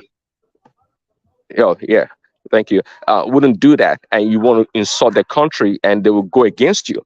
So it's relative. It's not because England is becoming more brown. Come on, when the British, colonized the world, so to speak. England is not becoming more brown. Who is the Prime Minister of England again? Of the United Kingdom? Does that make it more brown? It doesn't. Brown in what sense? In what sense? In the sense that the Prime Minister of England of the United Kingdom. One man. When Barack Hussein Obama became the president of America, did it make him more black? America is changing. I mean, it's really changing. The number of the non-whites is really. In fact, Barack Obama pursued in all possible ramification anti-black policies. So Sunak, I believe that's how you pronounce his name. Sunak. Okay, it may be brown, yellow, or purple. It doesn't matter. Okay, is he going to go against the crown? I don't think so. So don't be fooled by some puppet-looking brown person or black person in the seat of power. It means nothing. If you're serious about world affairs, you would know how these games are played. Okay, so let's not be. Say, I'm not against. I don't think I lose respect for Shehu Sani. I don't think I do. For whatever reason, he chose to. He tried to be neutral or more balanced, but for whatever reason, he chose to speak out this time around. Or let it be. Say, if you start allowing, I know somebody said, well, it happened in Lagos or in the South, not in the North. It doesn't really matter. It's in Nigeria. If they were talking about somebody insulting Islam in Ghana, for example, and they want to make a beef about it, well, go ahead. But they're Nigerians and they have the right. It doesn't matter what part of Nigeria they feel they've been disrespected. It's all about perception, anyways. If you ask me, perhaps I'll say there's nothing wrong with it, but that's my problem. I'm not the Muslim. I'm not the person taking offense to it. I mean, if they have grievances, they should be acknowledged. Thanks. All right, back to your Rational Mind. Yeah. But woman, can I ask Big that? Prince Daddy, one question. The last thing he said they should be acknowledged. Acknowledged by who? The Like, who do you think it should be acknowledged by? Well, see, when people have grievances, it's emotional. It can be emotional. It's relative.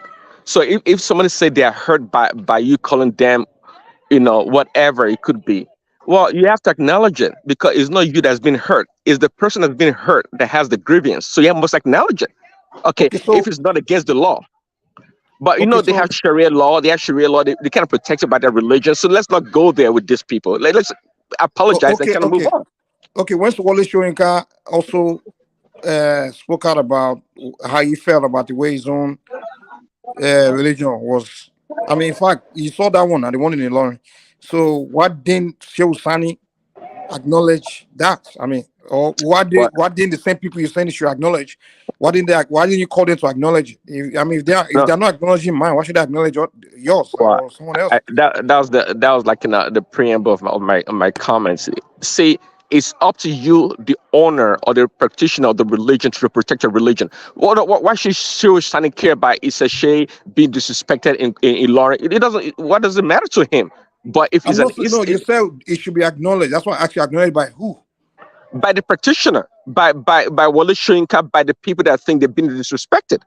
Yeah, I agree. I don't think any religion should be disrespected, be it Ifa or Ishish. It doesn't matter. But the people that practice that religion, because come on, Mike.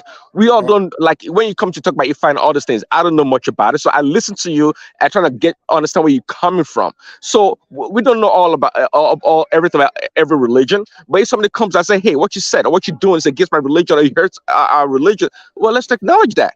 That's what I'm saying. I'm trying to get who should acknowledge you or who government who. That's what I'm asking you. All parties involved, all parties involved. The person like Davido right now, I understand he put down the video and maybe he's apologized. Yes, that's acknowledging it, and whomever's involved in it should acknowledge it. In this case, we're talking about Davido. He put down Okay, the so do you video. agree that the imam in Ilorin and those Ilorin people that were threatening that woman for trying to worship Oshun in Ilorin should also apologize? Well, yes, I did talk Okay, about that okay, also we're on the same page. in the sense that, listen, see, I just said it. No, they perhaps don't know much about this Ishe religion or Ifa You don't religion. have to know about it. Well, I it's agree. our thing. Just like I it's the same. We are just like everybody else. If you listen, Mike, I agree. I agree. Once you bring it to the front, to the forefront, and say, "Hey, what you guys are doing, it's illegal. It's insulting to this religion. So you must come out and acknowledge your mistakes and apologize." And yes, I do agree. All right, there it is. Rational mind, a lot more complex than you thought. Yeah. Prince Daddy, to me, you sound like an apologist. I don't know, maybe you are insulated in where you live here in America. Sometimes I try to grab my eyes, run my head around this whole. Sometimes when people have this kind of views like you have, I have seen fanaticism. I don't want to come here and sound like somebody who sound like Mike, who like to self promote himself. I will. Don't speak, man. You don't need to go on mute. I will bury talk about Okay. I'm just kidding. Yeah. Are you afraid? I don't be afraid of you. Don't fẹ́ kí Mike dán ẹ wò ni, tó fẹ́ kó Ó ti ń dán ẹ bẹ̀rù. wò. Ó fẹ́ kó Má pidán darí fún kàn mí o, tó bá darí kàn mí kò. Yẹ kó pidán fún ẹ. Má wọlé o, wà wọlé ni tó bá darí kàn mí. Wọ́n darí kàn mí o. So anyway, yeah. So I'm just kidding. That's on the side. So you see, when our friend,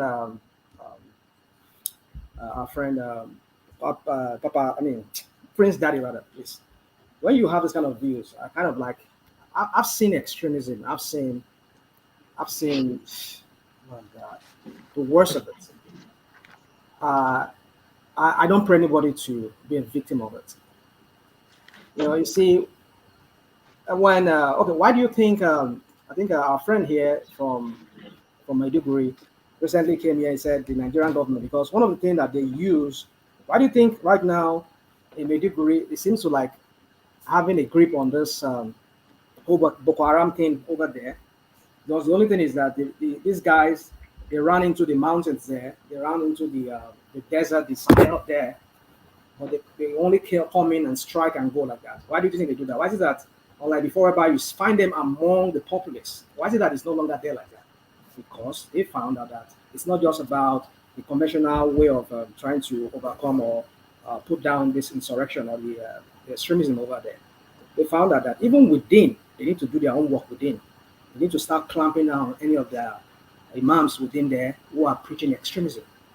I think he said it here, and which is one good way to go. That is what France and other countries have done. They will monitor you. They will see that if you're, they might even have some people, even here in America, I've seen some plainclothes detectives and people working for FBI and whatever. They will go into some mosque and they will act like they are part of the congregants there. They want to listen to you, and they won't go as far as even becoming part of the member of that religious body. It could be Islam, it could be anything, just to figure out what the whole thing is all about in that group. If their suspicion or whatever suspicion they've had about that group is founded, they will even convert. They will act like, but then they're going just to find out. Why do you think they go to that length? It's because they want to protect their people, because they know what fanaticism can result. Why do you think Saudi Arabia is even deploying that amount of? Go and check and see what Saudi Arabia is doing within their own sovereign territory there. So what they are doing, how they are clamping down on recently the beheaded of people in Saudi Arabia there for extremism, for fanaticism. So, but they have that culture anyway, don't they? No, but what I'm saying is that they know what that could result to. They know what that could result. So my point is this: what Shehu Sani is just doing here is just a regular. I think this guy was. I was thinking this guy was just different from a regular Nigerian politician. But you see, all of them are the same thing. They are all the same. They will use religion as long as they favor. Do you think Shehu Sani is trying to go extreme to regain political relevance? Because I think that's what he's trying to do. I think as I was reading, it was last relevant in the 8th Assembly, we're in the 10th now. So and he tried his luck in Kaduna State and what's his El-Rufai sent him packing. So this now fast turning into just some public commentator like Reno Mokri. So is he trying to regain relevance amongst his people? I think that's what he's trying to do. He's trying to get relevance. So for me, I just think, I think it's just looking for relevance because, in that political space now, what El-Rufai has turned that Kaduna to now to a more Muslim-dominated government now.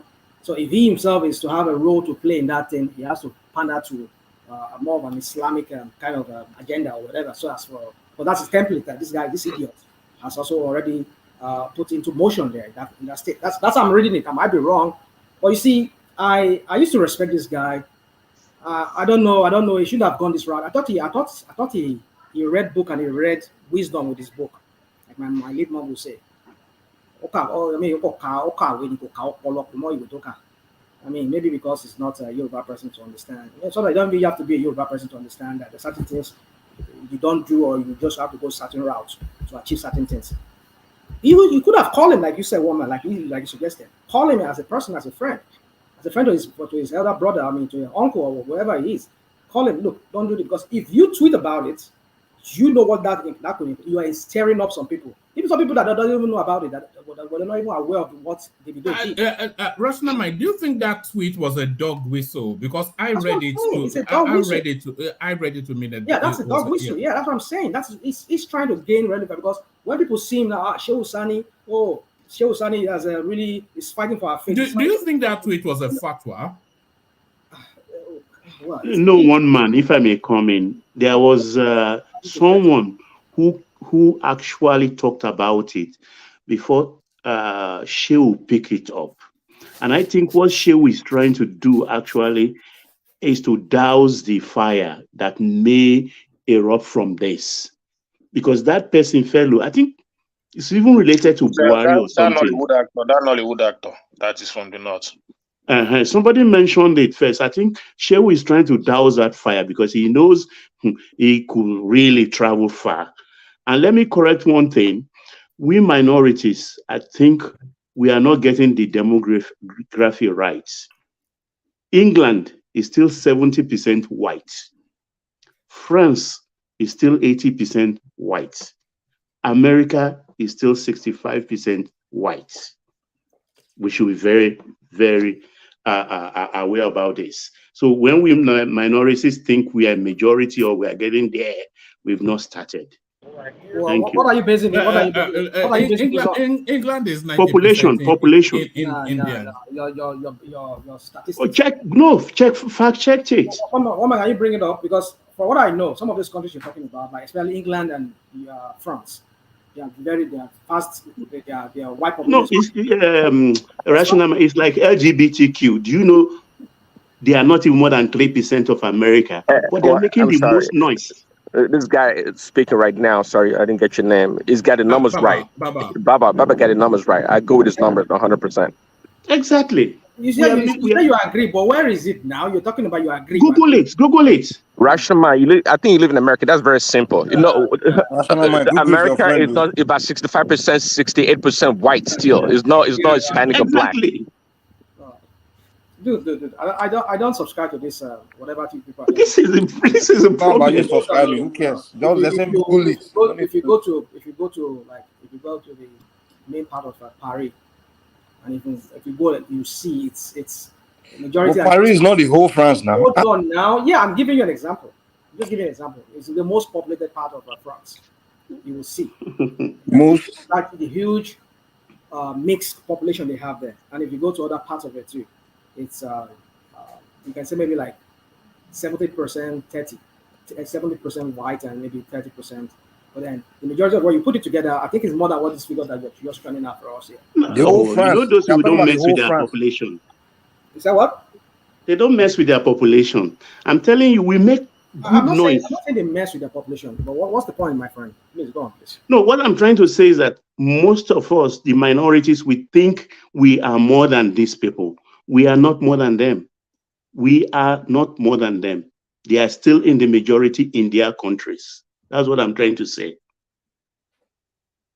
Well, you see, for me, what I'm just trying to say is that, however it is the case may be, regardless of whether the mixed population is going up. All right, land that point. I think our guest may be ready. I think our guest may be ready. So, okay. All right, so let me so one man for me, I just feel like Shioshani has entered my list of those books of some few fanatics. Let me not say northern fanatics, but it could be from the south too. Because on my book, I have so many of them where I also Yoruba stock, even among the Igbos too that are fanatics too. So he has entered your obedience book, the book of obedience. One man, I will quit. I will quit so the guests can come in. I will quit. The guests can come in. All right, okay. So yeah, so for me, one man, let me let you just have the guests come in very quick. Sorry. Yeah. All right. Let's wait for our guests to come in. So we're waiting for our guest to come in. I think he may be ready for us now. He was on a flight. I think he's now landed. So we wait for him to we wait for him to come. Sorry. Let nobody click on the link. So let nobody click on the link until the guest comes in. But you can continue with your. Anybody else can come into that space. So continue with your thoughts as our guest, as we await our guest. Yeah. So for me, woman. Yeah. So if anybody wants to say, anybody can talk, please go on. If anybody wants to talk, all right. Any thoughts on the Davido space? Well, for me, there's nothing much to say. But the only thing is that myself, my own personal opinion is that I'm beginning to be very careful where I associate with them. And that is not a good thing, is it? Really, that's not a good thing. For me, that's my personal opinion. Living in this country now, I don't need to. In short, I have to be careful where I associate with some religion and other, because for me, I don't know their background, I don't know their policy, so it's necessary for me to just not to associate. I'm gonna get myself into trouble. So that's my one take on that. One man, can I have a say to a very short say? Yeah, come in.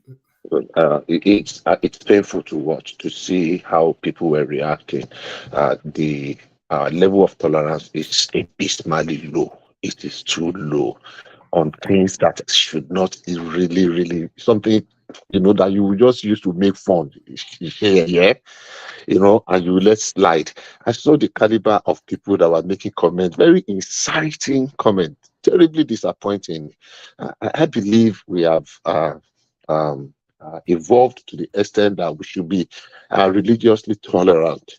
That some of these things will not just rile up people. I did not see that video, but there is nothing about it that warrant such some very vileful, very hateful comments and rhetoric by some people. It just shows our level of intolerance. And I did say some years ago when we were having a conversation, I did that. Look, if we cannot be religiously tolerant of ourselves, let us be religiously blind.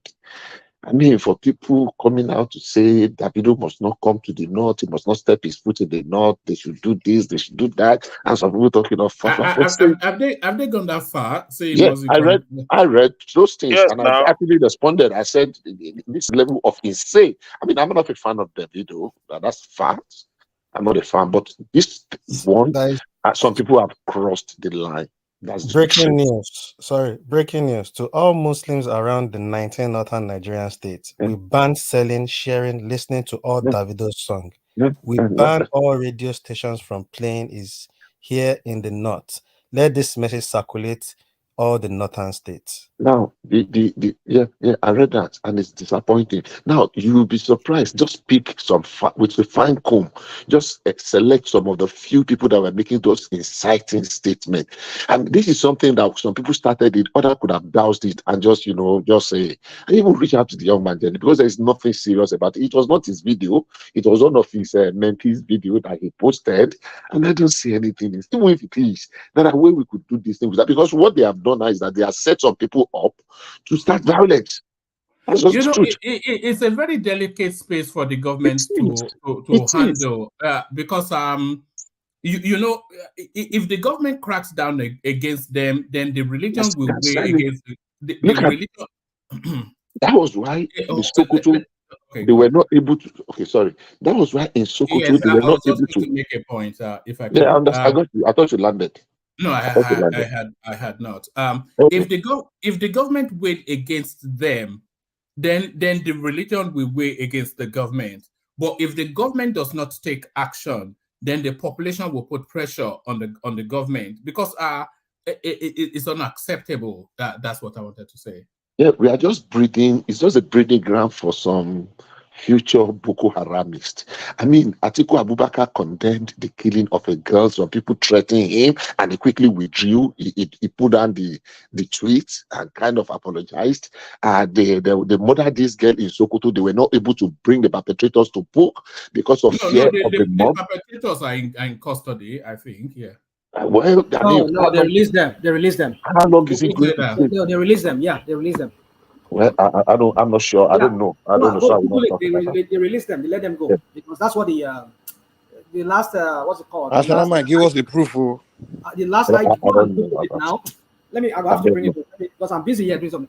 The last ID talked about it that he can't find out. He doesn't know where they are. They are no longer in custody. That's what they said. They did not even arrest them. They did not arrest them. Well, they said they arrested some. That's what they said. I think they understand. I don't know. I don't know. Some No, the only lawyer. person they arrested was the guy that insulted Buhari's wife. They did not. They've never I don't arrested. understand. They did Listen, not they don't arrest know any about of it. Don't say anything about it. No, Let I me. think they arrested them. They arrested them. Yes, they some of arrested them. them. I don't know. But they said they released them. They those got Sokoto. You see lawyers. those guys like you, Deborah. Yes, I Yeah, know. I don't see. yeah. They I did not don't see know. them. They said they Let went to me. look for them and they did not see them. They did Those not. Okay. guys were They did not. not Those arrest guys any were of not them. arrested. They I were They don't not were know. never arrested. arrested. We can fact check It was that some. only No, the Aminu guy that insulted no, Buhari's wife. They were arrested. don't add Aminu to it. Let's talk the one we are talking. I don't know. We can fact check. It's there. I mean, we can check it on the Google whether they arrested them. What's the status of the case? But what I'm saying is that they were a little bit lethargic. Being diplomatic in bringing them to book, so that they will not rile up the populace, so that people will not rile. You see that diplomacy, that tact in trying to avoid. So, I mean, how long can we do this? Some set of people can just get up and do. So if you read online the kind of inciting statements some supposedly educated people were making on this Davido's case is uncalled for. It's unnecessary. It's annoying for me because there's nothing. Even if it did, there's a procedure where every time people just want to make. What is there about religion, for crying out loud? I mean, the way we put this religion on our head, I don't know. They were arrested and charged to court. Yeah. Yeah, thank you for clarifying that. But I don't know the status of the case now. But whichever way, for how long will it take them to serve them justice? Those guys were on video. We saw the one that was holding matchbox that I set her a place. For how long will it take? Because they don't want to, how do I call it? Don't want to ignite to offend some section. I don't think this is right. I think we should learn some level of tolerance, whether it is a religion, whether it is a politics, whether it is ethnic, whether it is this is a typical example. Like I said earlier on, I'm not a fan of Davido. I'm not at all his fan. But on this matter, quite honestly, I think they take it a little bit. Some people have taken it a little bit far, especially the educated ones in the name of religion. Come on. It's disgusting. All right. Yeah, go on. Woman, I think it's high time Africa will just kind of like bring history of where we are coming from, history of religion, history of the world, and just teach it to people. Because the moment people learn history, honestly, they will begin to look. If the people in Nigeria, for example, they would abandon. Most of you abandon your religion first. Most Christians in Africa and Muslims, they abandon it quick because you realize that the way it came, the way the religion came to you in the first place, you find out that wow, this is how it came. Like some Arabs just came to Africa. They were using some kind of force, just make people convert, and then after they convert you, they teach you that you must use force and you must die for the religion. They force you to. And the way the whole religion was created, just an individual created his own religion. And once people know all these things, they will look and begin to think like, so why am I part of these things? Is even what that can, so you will make a lot of sense because people don't know where the origin of what they are doing. They're just doing it because they are raised to do it. All right, Mike. We have a guest now, so I'm going to put you guys in the background, just so we can welcome our guest properly. Let me switch on my mic. So we have a guest now who has had a busy day, but is still sparing us the time. So we have to acknowledge that. So let me just let me clear the studio. So who have I got left? Ekene. So Ekene, so hang around. So I'll have your questions ready for the Prince who joins us. So Prince, good to have you again. Good to see you. You look well. It's a pleasure. I've been seeing you all over the news, putting the world to right in Nigeria. So a real delight. A lot has happened since you last spent time with us.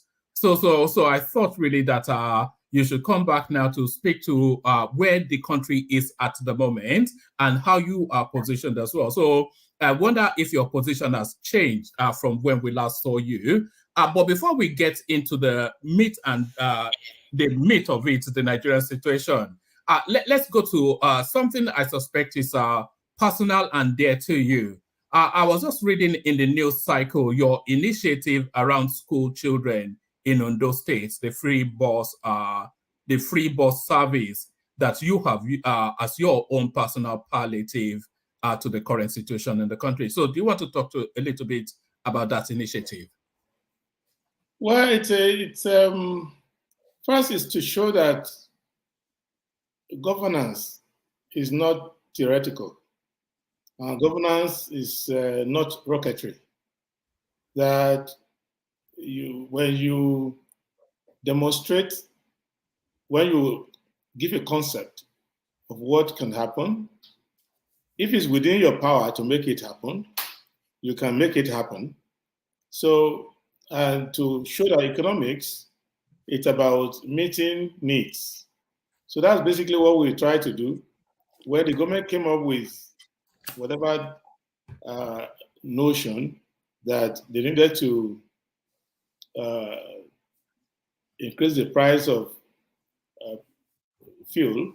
We thought, okay, if that's the approach you want to take, which to me is not the best approach for the problem you try to solve.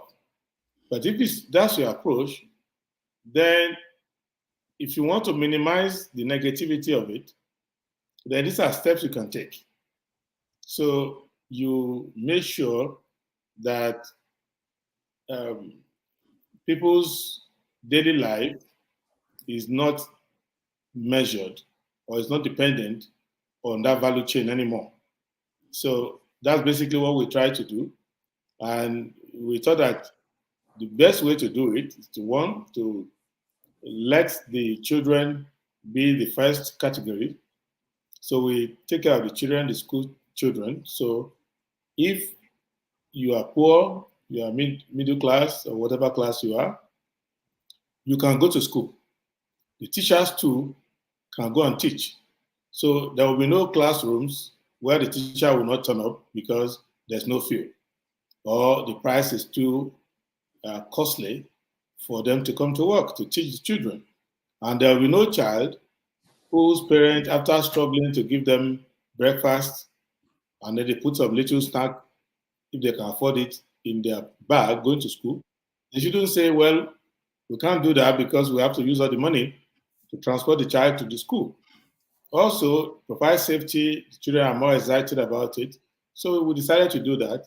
So it's now left for the local government, the state government, to do it for their workers. And other communities will do it. So when you do it that way, then you can get people working. If you see some of the state governors, you will be embarrassed for them. How would a state governor tell his workers, don't come to work? Instead of saying, okay, I know it is difficult for you to come to work now because of this hike in fuel price, which is also consequential as a hike in transportation. So what we're going to do, we're going to deploy means for you to come to work so that the productivity of the state can continue.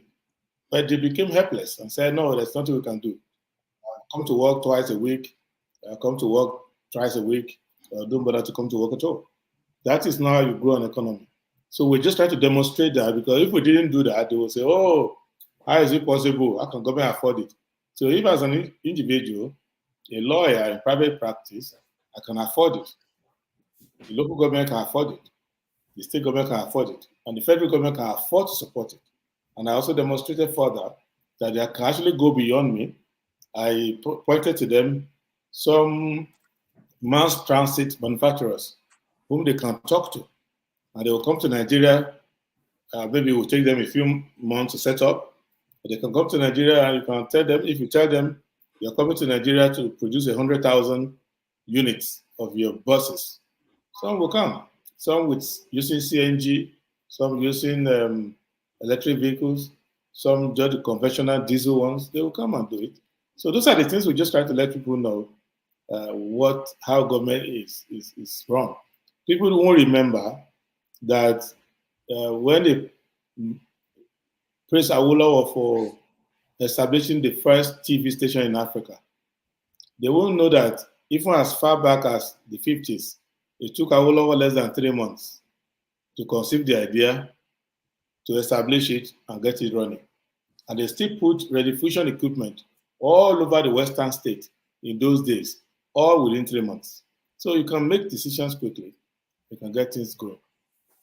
Oh, all right, brilliant. And thank you for doing that. My wife is from Ondo, so I feel a special connect with that initiative that you did. What led to that initiative, of course, is the removal of the fuel subsidy, a policy that you were against, but whether you were against it or not, it is here with us now. And the effect of it has been very grueling on the Nigerian state, 617 as at the last count. So if we look back to about 3 months ago, not even 3 months ago, 6 weeks ago even, when fuel was run about 100 and something naira, it's gone up by about 300% with no commensurate improvement in the income of the average Nigerian. So the weight of that fuel subsidy is something that the people are struggling to cope with. So what's the coping mechanism for the people what's the pathway out of this for the government? It's a position that they cannot reverse, but how do they ameliorate the suffering of the people, Prince? Well, it's up to them. Every solution has a problem. Of course, in Nigeria, every problem has a solution, but in Nigeria, every solution has a problem. So they will probably look at the problem, not the solution. But it's up to them. They are the one in government. Government is a place that gives you all the tools you need. There is no problem on earth that the government cannot solve. That I can tell you. There is no problem on this earth that the government cannot solve. Government can solve, can put an end to poverty, can put an end to hunger, can cure more diseases than they are curing now. Government can do anything. The question is whether there is ideological or philosophical commitment to solving them. So if the government wants to ameliorate these problems, they can. But what it means is that they will deploy resources to solve the problem. But it's now their decision if they want to do that. But if I were in government and the policy was like this, there are 5 things I will remember. The one, when you begin on this journey, there is no end to fuel price increases. So people who are crying now should save some tears if they remember that fuel price by January will come to about 1,000 something. So unless the government decides to step back and resume what they call subsidy, if they don't want to resume subsidy, fuel oil price could go as high as 1,000, 1,100. That is a guarantee because the 2 factors that are dealing with it are price of crude in the open market and foreign exchange. These 2 factors are the one accelerating the situation. And we also have supply chain vulnerabilities. So if there is a problem in Russia, if you are embargoed by any of the countries from which you are importing, you have issues. So, and then there are some ideas that you can work on the refineries, but I have tried to obtain information about the turnaround maintenance that they are doing, some of the retrofitting that they are doing. I'm not getting numbers or sufficient information on which I can make a decision. So if I was in government, probably I could call the GMD of the NNPC and say, what's happened to my refineries? I'll probably go there, see the work. I try to make some effort to get real data, because if you want to make decisions in public life, you want to be president, you need actual figure, not just speculating, not taking third-hand information. So for that reason, I can't vouch for the readiness of any of the legacy refineries, Port Harcourt, Warri, and Kaduna. Now, for the private sector greenfield refineries, notable of which is the one in Lagos by Dangote Group. Forget about all the commissioning and all of that. They did that as PR, thank you to the former president, so that he could say, in my time, I opened a refinery. That refinery is not ready to come on stream, and they haven't even done the test run that they need to do. And international standards for such a high-tech and environmentally sensitive operation, they're not going to skip it. They can let you come to the premises and do some ceremonies to please yourself, but they're not going to turn on anything unless they've done the actual check, because insurance is involved, liabilities are involved, and all of that. So maybe before they come on stream, it will be exactly like this next year. Then you can see them cracking open some of these things. So at that time, you can take some measures. One measure I could take would be to make sure that if I had any refinery of any reasonable capacity, I would do some off OPEC crude production, because OPEC regulations govern export. What you do inside your country is not the business of OPEC. So if OPEC says your quota for export is 2 million barrels a day, even if you consume 20 million barrels at home, it's not their business. They're not involved in that. So for that reason, if you have refineries at home, then you could actually dedicate certain yield from your field and use them domestically to produce fuel for yourself. But of course, the government can complain that they don't want to do that, because if they do that and the price of petrol comes down, three things are going to happen. They will start saying, oh, well, our neighbors are stealing part of it. Secondly, that they are losing revenue anyway, because they could have still sold those things at international market. Three, it could mean that some of the people in the petrol importing business will have to find something more productive or to do. So, but that is a possibility of what the government can do. But more sustainable thing they can do is to try to invest in public infrastructure, public transportation. And they don't need all the time to do it. They can do it quickly, can do it rapidly. So there are some rural vessels that you can pick up, and they will go around and pick a few buses for you. So by the time you have put 20 buses per local government, at the price of which you want to give 8,000 naira to some people, which they've changed their mind now, and all of other unaccountable spending, at that price, you can actually do it quickly, rapidly. And once people start to have transportation around town, they might, half of the complaints will go away. And then you want to work hard on the issue of food, because the cost of logistics is very important. What people don't want to agree to is the fact that take any geography in Nigeria, take any geolocation. If you produce cassava, palm oil, poultry, whatever you produce, I produce these things, so I'm talking from experience. You would see that once I have oil palm from a plantation in Edo State, and somebody says, oh, bring it to Kaduna, I am immediately saying, okay, you know what, go and make all your money in Kaduna, buy off my farm, my plantation. I don't want to get into the trouble of conveying it all the way to Kaduna. The maximum I've done was to convey to Lagos. So, because of logistical issues.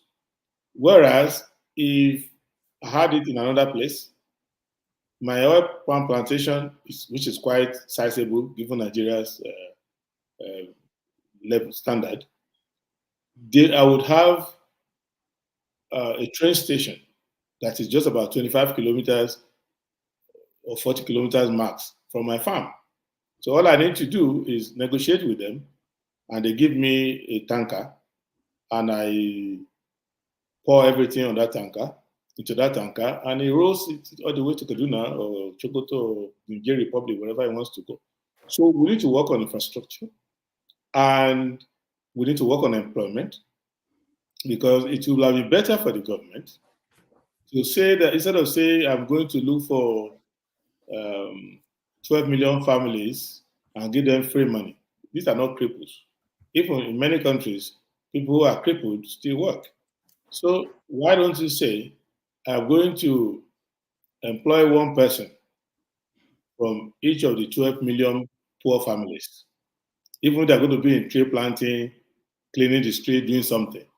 They get employed, they learn some skill. So you can do those things. Those are the things you can do that would help you. And then you need to control inflation.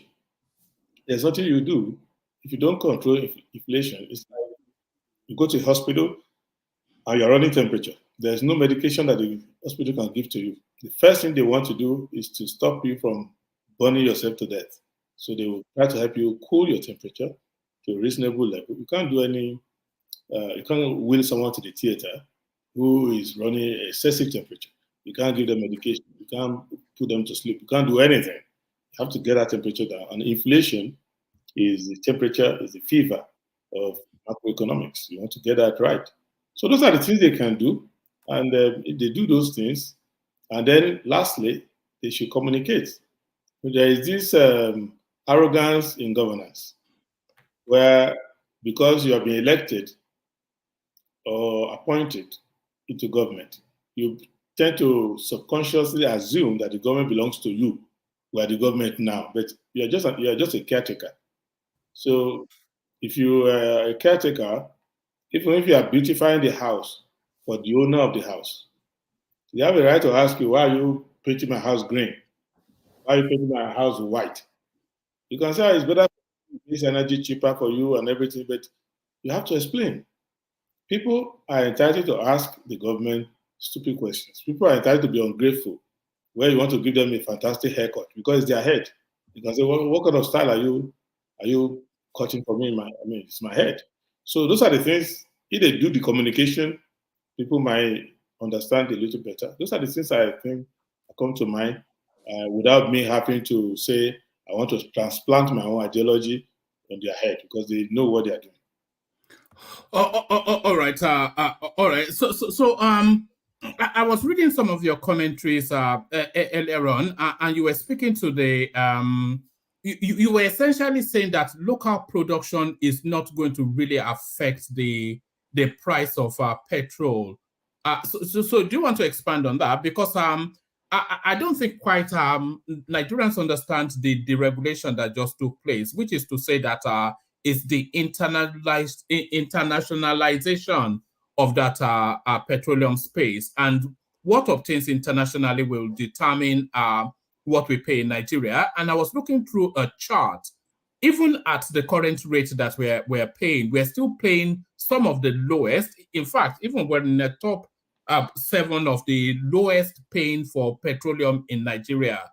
So is it a case that we have been too spoiled in the country, that we have not been paying the going price for all of the things internationally, from education to petroleum and everything else that we use? And now that our subsidy is being removed from these spaces, we're being brought into the real world.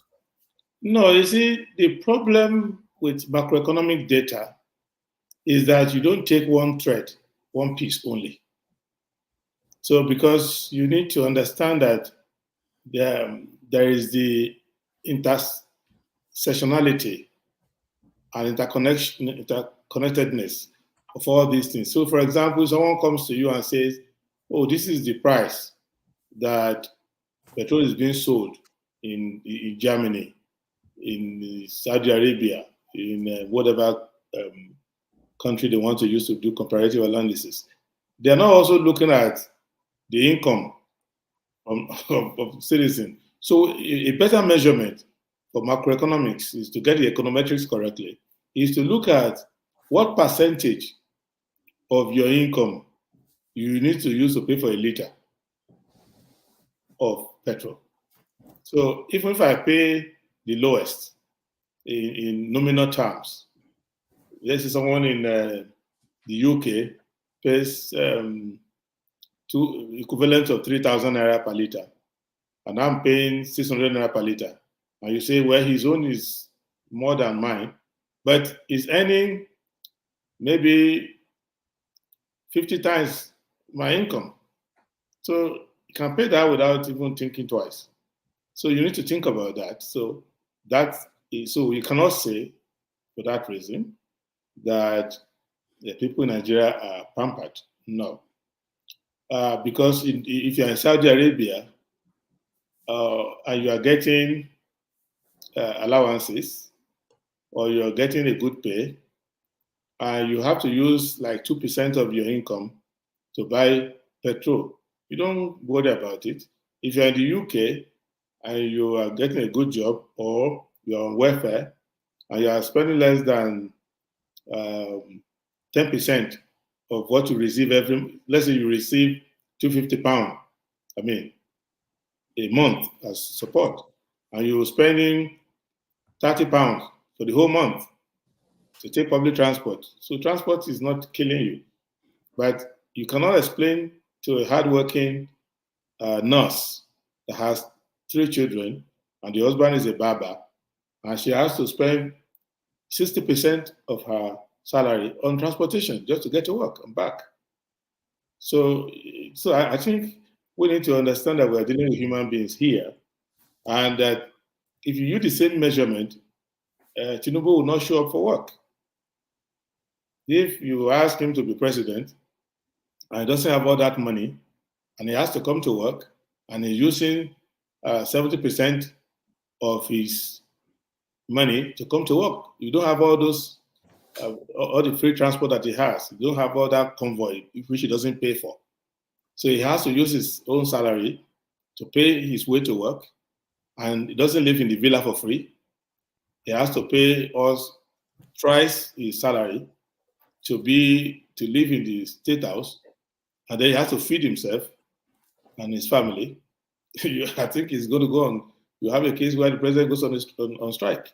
So I think we need to understand economics that way, because it's our job to run the economy in such a way that our people can still be rational human beings. Because in economics and in most of social sciences, including political science, everything is based on rationality. If you make a law and you put a sanction, it's an assumption that the person whom you made the law for has not gone mentally deranged because of problems. That person is a normal human being.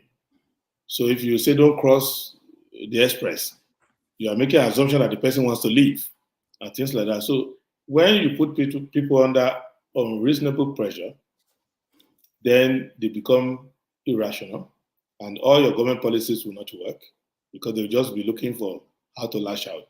I am not saying that you should not take difficult decisions.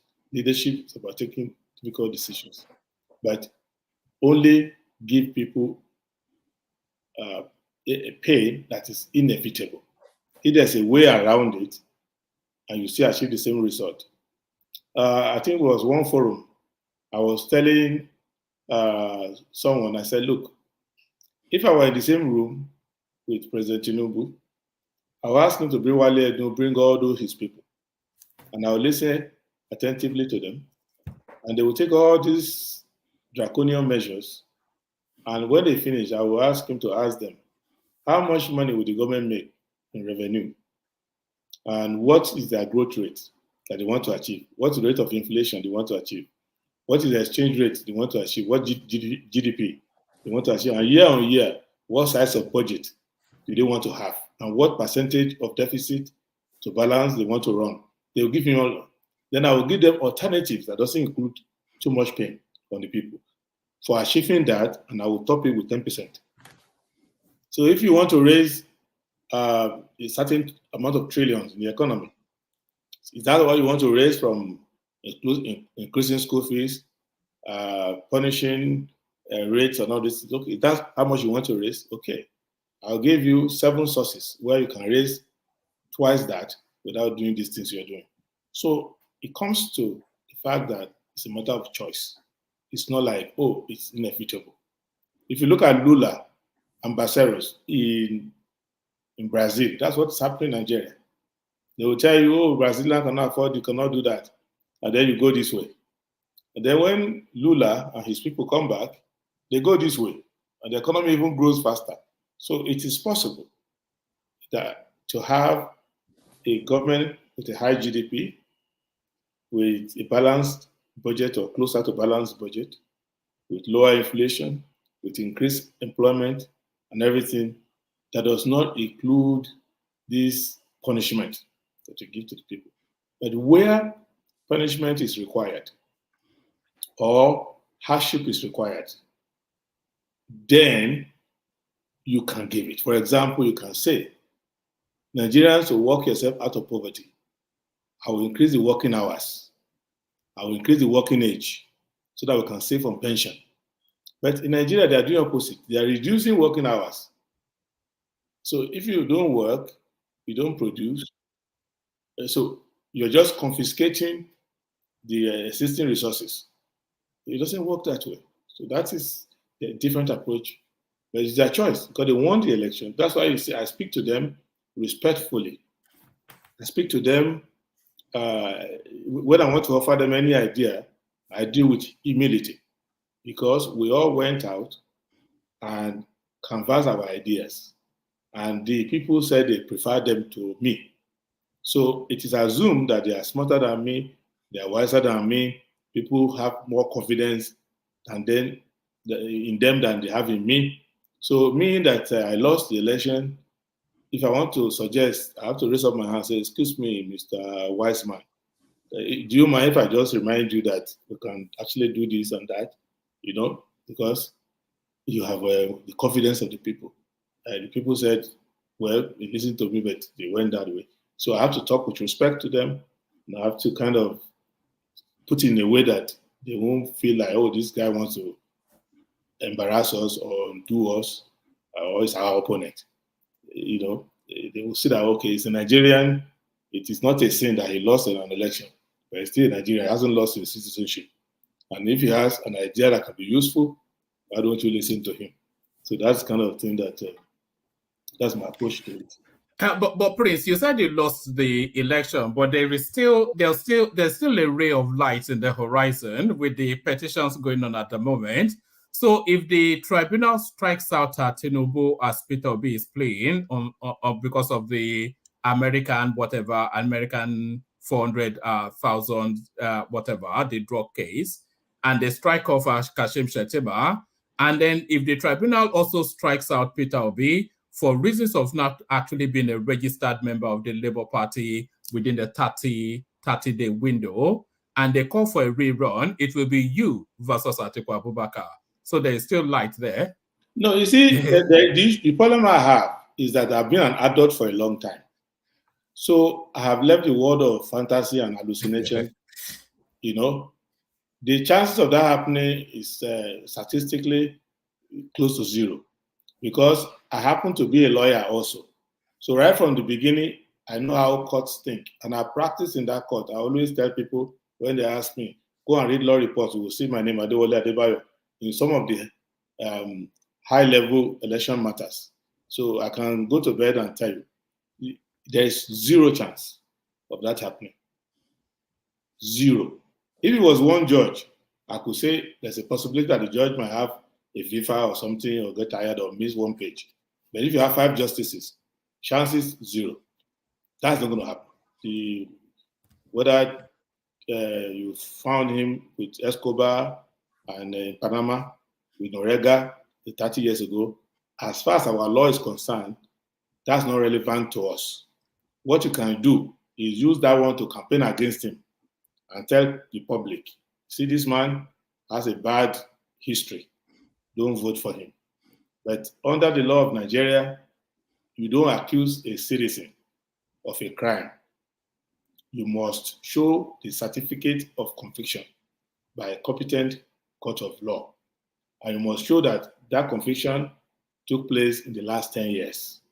And you must show that the person has not been pardoned for it, and that the offense for which the person was convicted, that criminal offense, involved dishonesty, things like that. So and it's a constitutional standard. So you may not like somebody, but you should at least not close your eyes to reality. So that's not going to happen. So it's more likely that Tinubu will continue because the things that can make an election bad, they didn't go to court to talk about them. So we can go and read all the testimony and everything. The things that I know as a lawyer will make an election to be bad and to be cancelled. They didn't talk about it. They all agreed to not talk about those things. Where you are showing bribery, corruption, and things like that, irregularities, they decided to not talk about those ones. Talking about technical things that are easy to verify. The Vice President did not change, did not drop his senatorial candidature quickly or early enough. The man was disqualified, was fined in some US court, or property was confiscated 30 years ago, and all those things will not make any sense to any court. The INEC did not transmit its result. You are not telling the court that as a result of that, the result transmitted changed from the one you have in your hand. No, you just said INEC did not transmit it on time, because eventually they transmitted it maybe after, and so all those things won't go anywhere. But above all, even if you remove Tinubu today, the situation of the economy is there for anybody who comes. So the thing will be that whoever comes in will still have to deal with them. And the principles are the same, because economics does not know that you are from APC, SDP, Labour, or PDP. Economics just knows how to find its equilibrium. And if you are south of the equilibrium, you pay the price. If you are north of the equilibrium, the gravity will drag you down to the equilibrium. Equilibrium is what economics is looking for. And if you are selling goods in the market is trying to find equilibrium price. If you sell above equilibrium price, there will be competition to drag you towards equilibrium. Other people will price less so they can get some of your customers. If you price below equilibrium price, you may go bankrupt because you may not be able to recover your cost. So we should understand that and run the economy without regard to politics. So when you are talking on economic issues, you make sound decisions, and then you lay good foundation. So if anything happens and somebody drops off and the next person takes over, they understand. So even if I don't agree with the policy of your government, I understand it. So you don't have to agree with a government policy. You first have to understand it and know where you disagree with them. So if there's a reason for you to explain it, to improve on it, to change it, you understand it. You cannot act in ignorance. So if you ask me now to tell you the policy of Peter Obi from the beginning to the end, I will give you the analysis one by one. This is what he believes, this is what he believes, this is what he believes. If you tell me that of Atiku Abubakar, I will tell you this is what he believes, this is what he believes. If you tell me that of Tinubu, I will tell you this is what he believes. So when you aggregate it together, the variance between Tinubu, Atiku, and Peter Obi is less than 2%. So if you take them to for analysis, they only have 2% difference from each other. 98% of the way, the three of them, it's like they went to the same high school, graduated with the same grade, and came out the same day. Because they are all neoliberal. All right.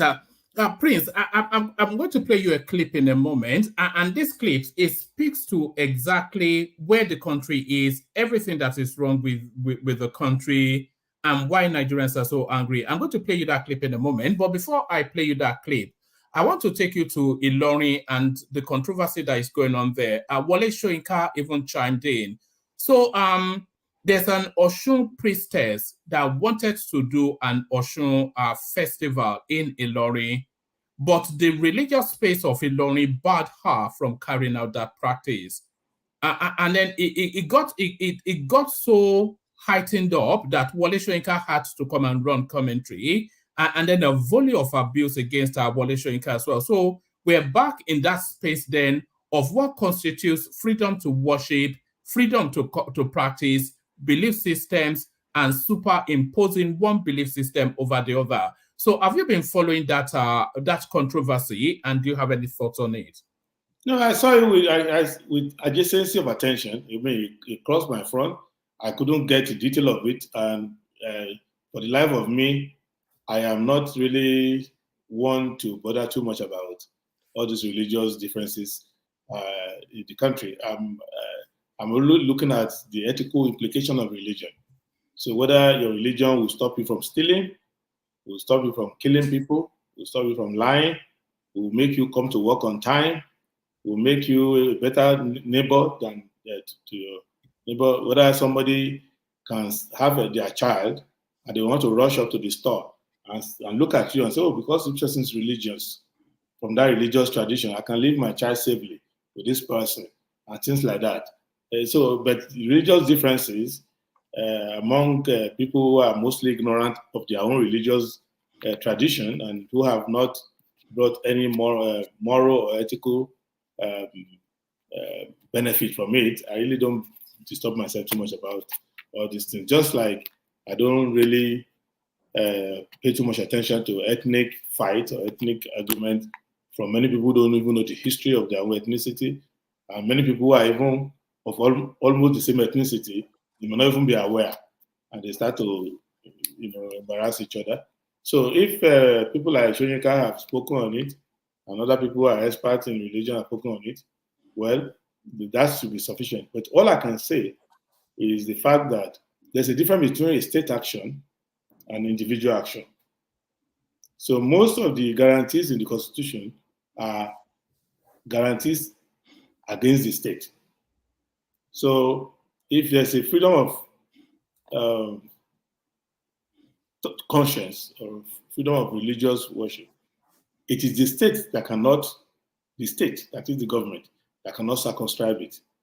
So among citizens, they will be fighting among themselves. It's the state that will step in where there are excesses. So if you could see that even in the Christian sect of religion, you will see Pentecostal pastors will be saying negative things about charismatic white garment churches, and they will be having the brickbat up and down.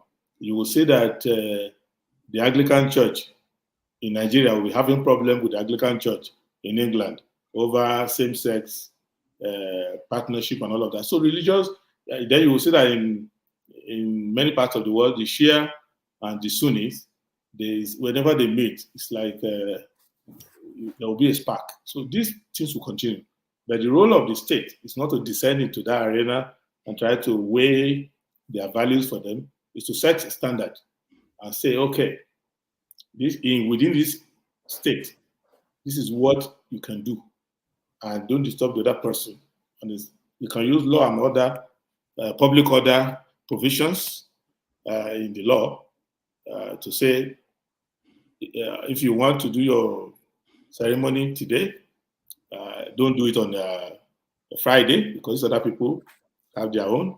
Don't do it on Christmas Day, because other people have their own. Where your own right starts, that's where the other person stops.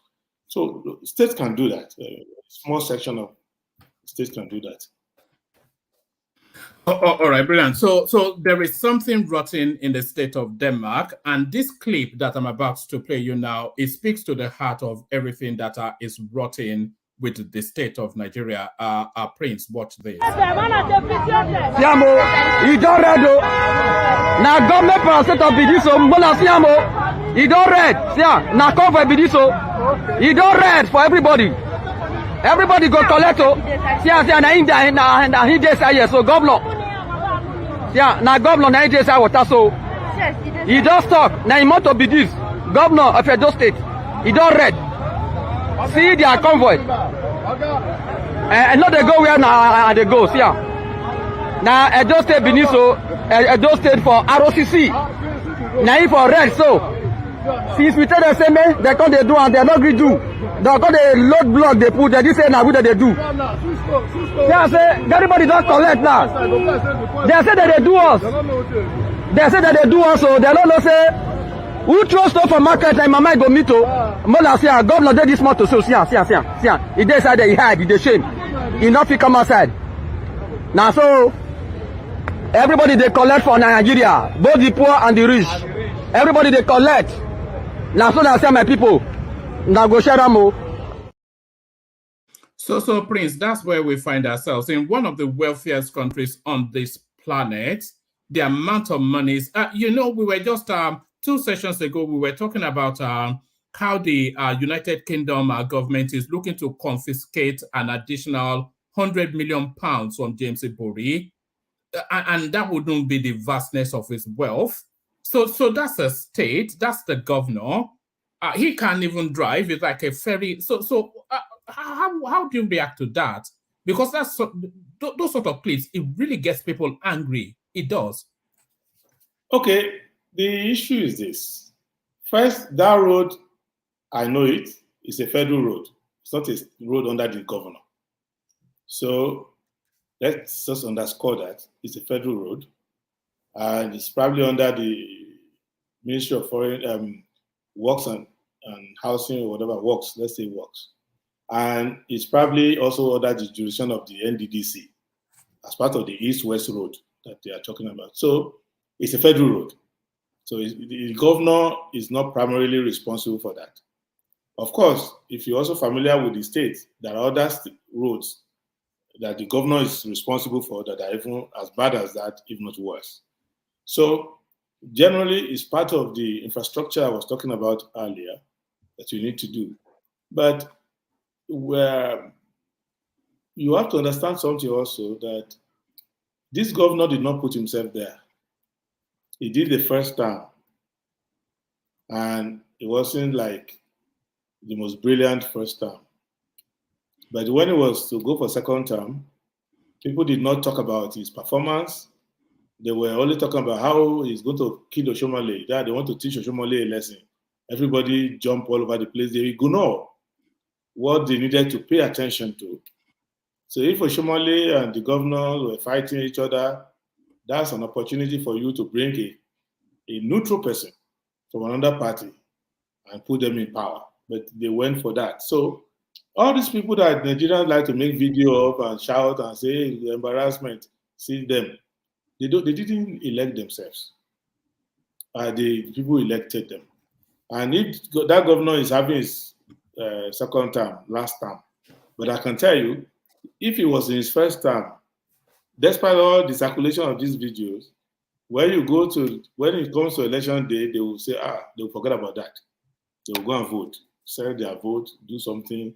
Then that's the day they remember that the man is a Catholic. And then the bishop told them to go and support their member. That's why they will remember that Edo South is superior part of Edo State. How can somebody from Edo North come up and be dictating to us here? Who is our son has to do second term? So when Nigerians come out with these melodramatic presentations like this, I try to be a little calm, to try to analyze their behavior over time and realize that I think the government that we've had so far are somewhat representative of the value of the people. And after I've battled with politicians, you will see that they are not random. They're kind of rational. They know the pulse of the people. They know something that will trend for 3 or 4 days and won't make a difference.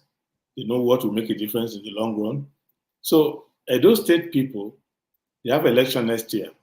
So it's an opportunity for them to come together and try, if they are really serious about this thing and not just making 15 minutes of fame on social media, they should look for a very sound, people-oriented person who has the gravitas and has a plan they can rally around. They can change their situation. That's not difficult to change. But Prince, leaving aside if it's a federal road or not, or Obaseki or not, how do we rationalize this? They build roads without any sort of proper guttering, especially in our dense savannah part of the country. They build road without proper guttering, without any proper.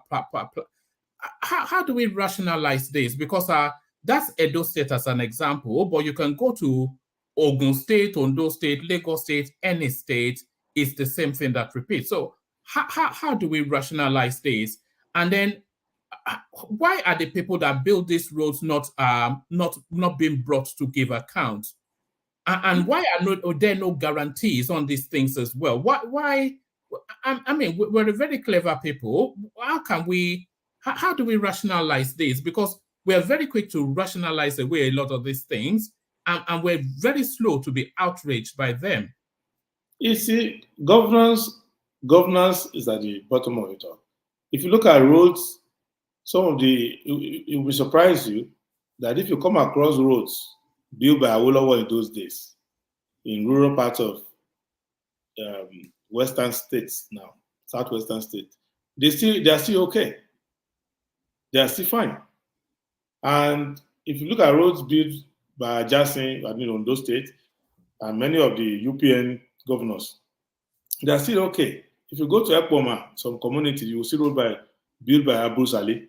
So it's a question of standard. If you go to University of Ife, you will see some road built by the Israelis when they were setting up the school in the 60s. They are still okay. So, but it's all over the world. Today I was in California and I was commenting to somebody that, look, the quality of roads in California is dropping. And if you go to New York, where I live, you see that you have terrible roads, bumpy, jumpy roads. And then if you go to a state like Georgia, the roads are smooth. So politics of every location is important. So how they do roadworks, maintenance, and stuff like that. It's the philosophy behind it. If the idea is to construct roads and make them work, what you will do is that majority of the money in the procurement package will go to quality guarantees.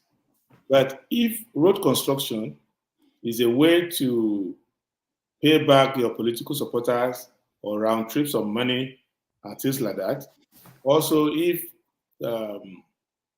the people awarding the contract, the governors and all of that, are also actually giving it to their proxies, they may not care whether you are qualified to do the roads and all of that. And many of the construction companies in Nigeria, they are part of the politics of Nigeria. So when you come out to run for office, they will give you money. When you are elected into a position or appointed, they will come and meet you and things like that.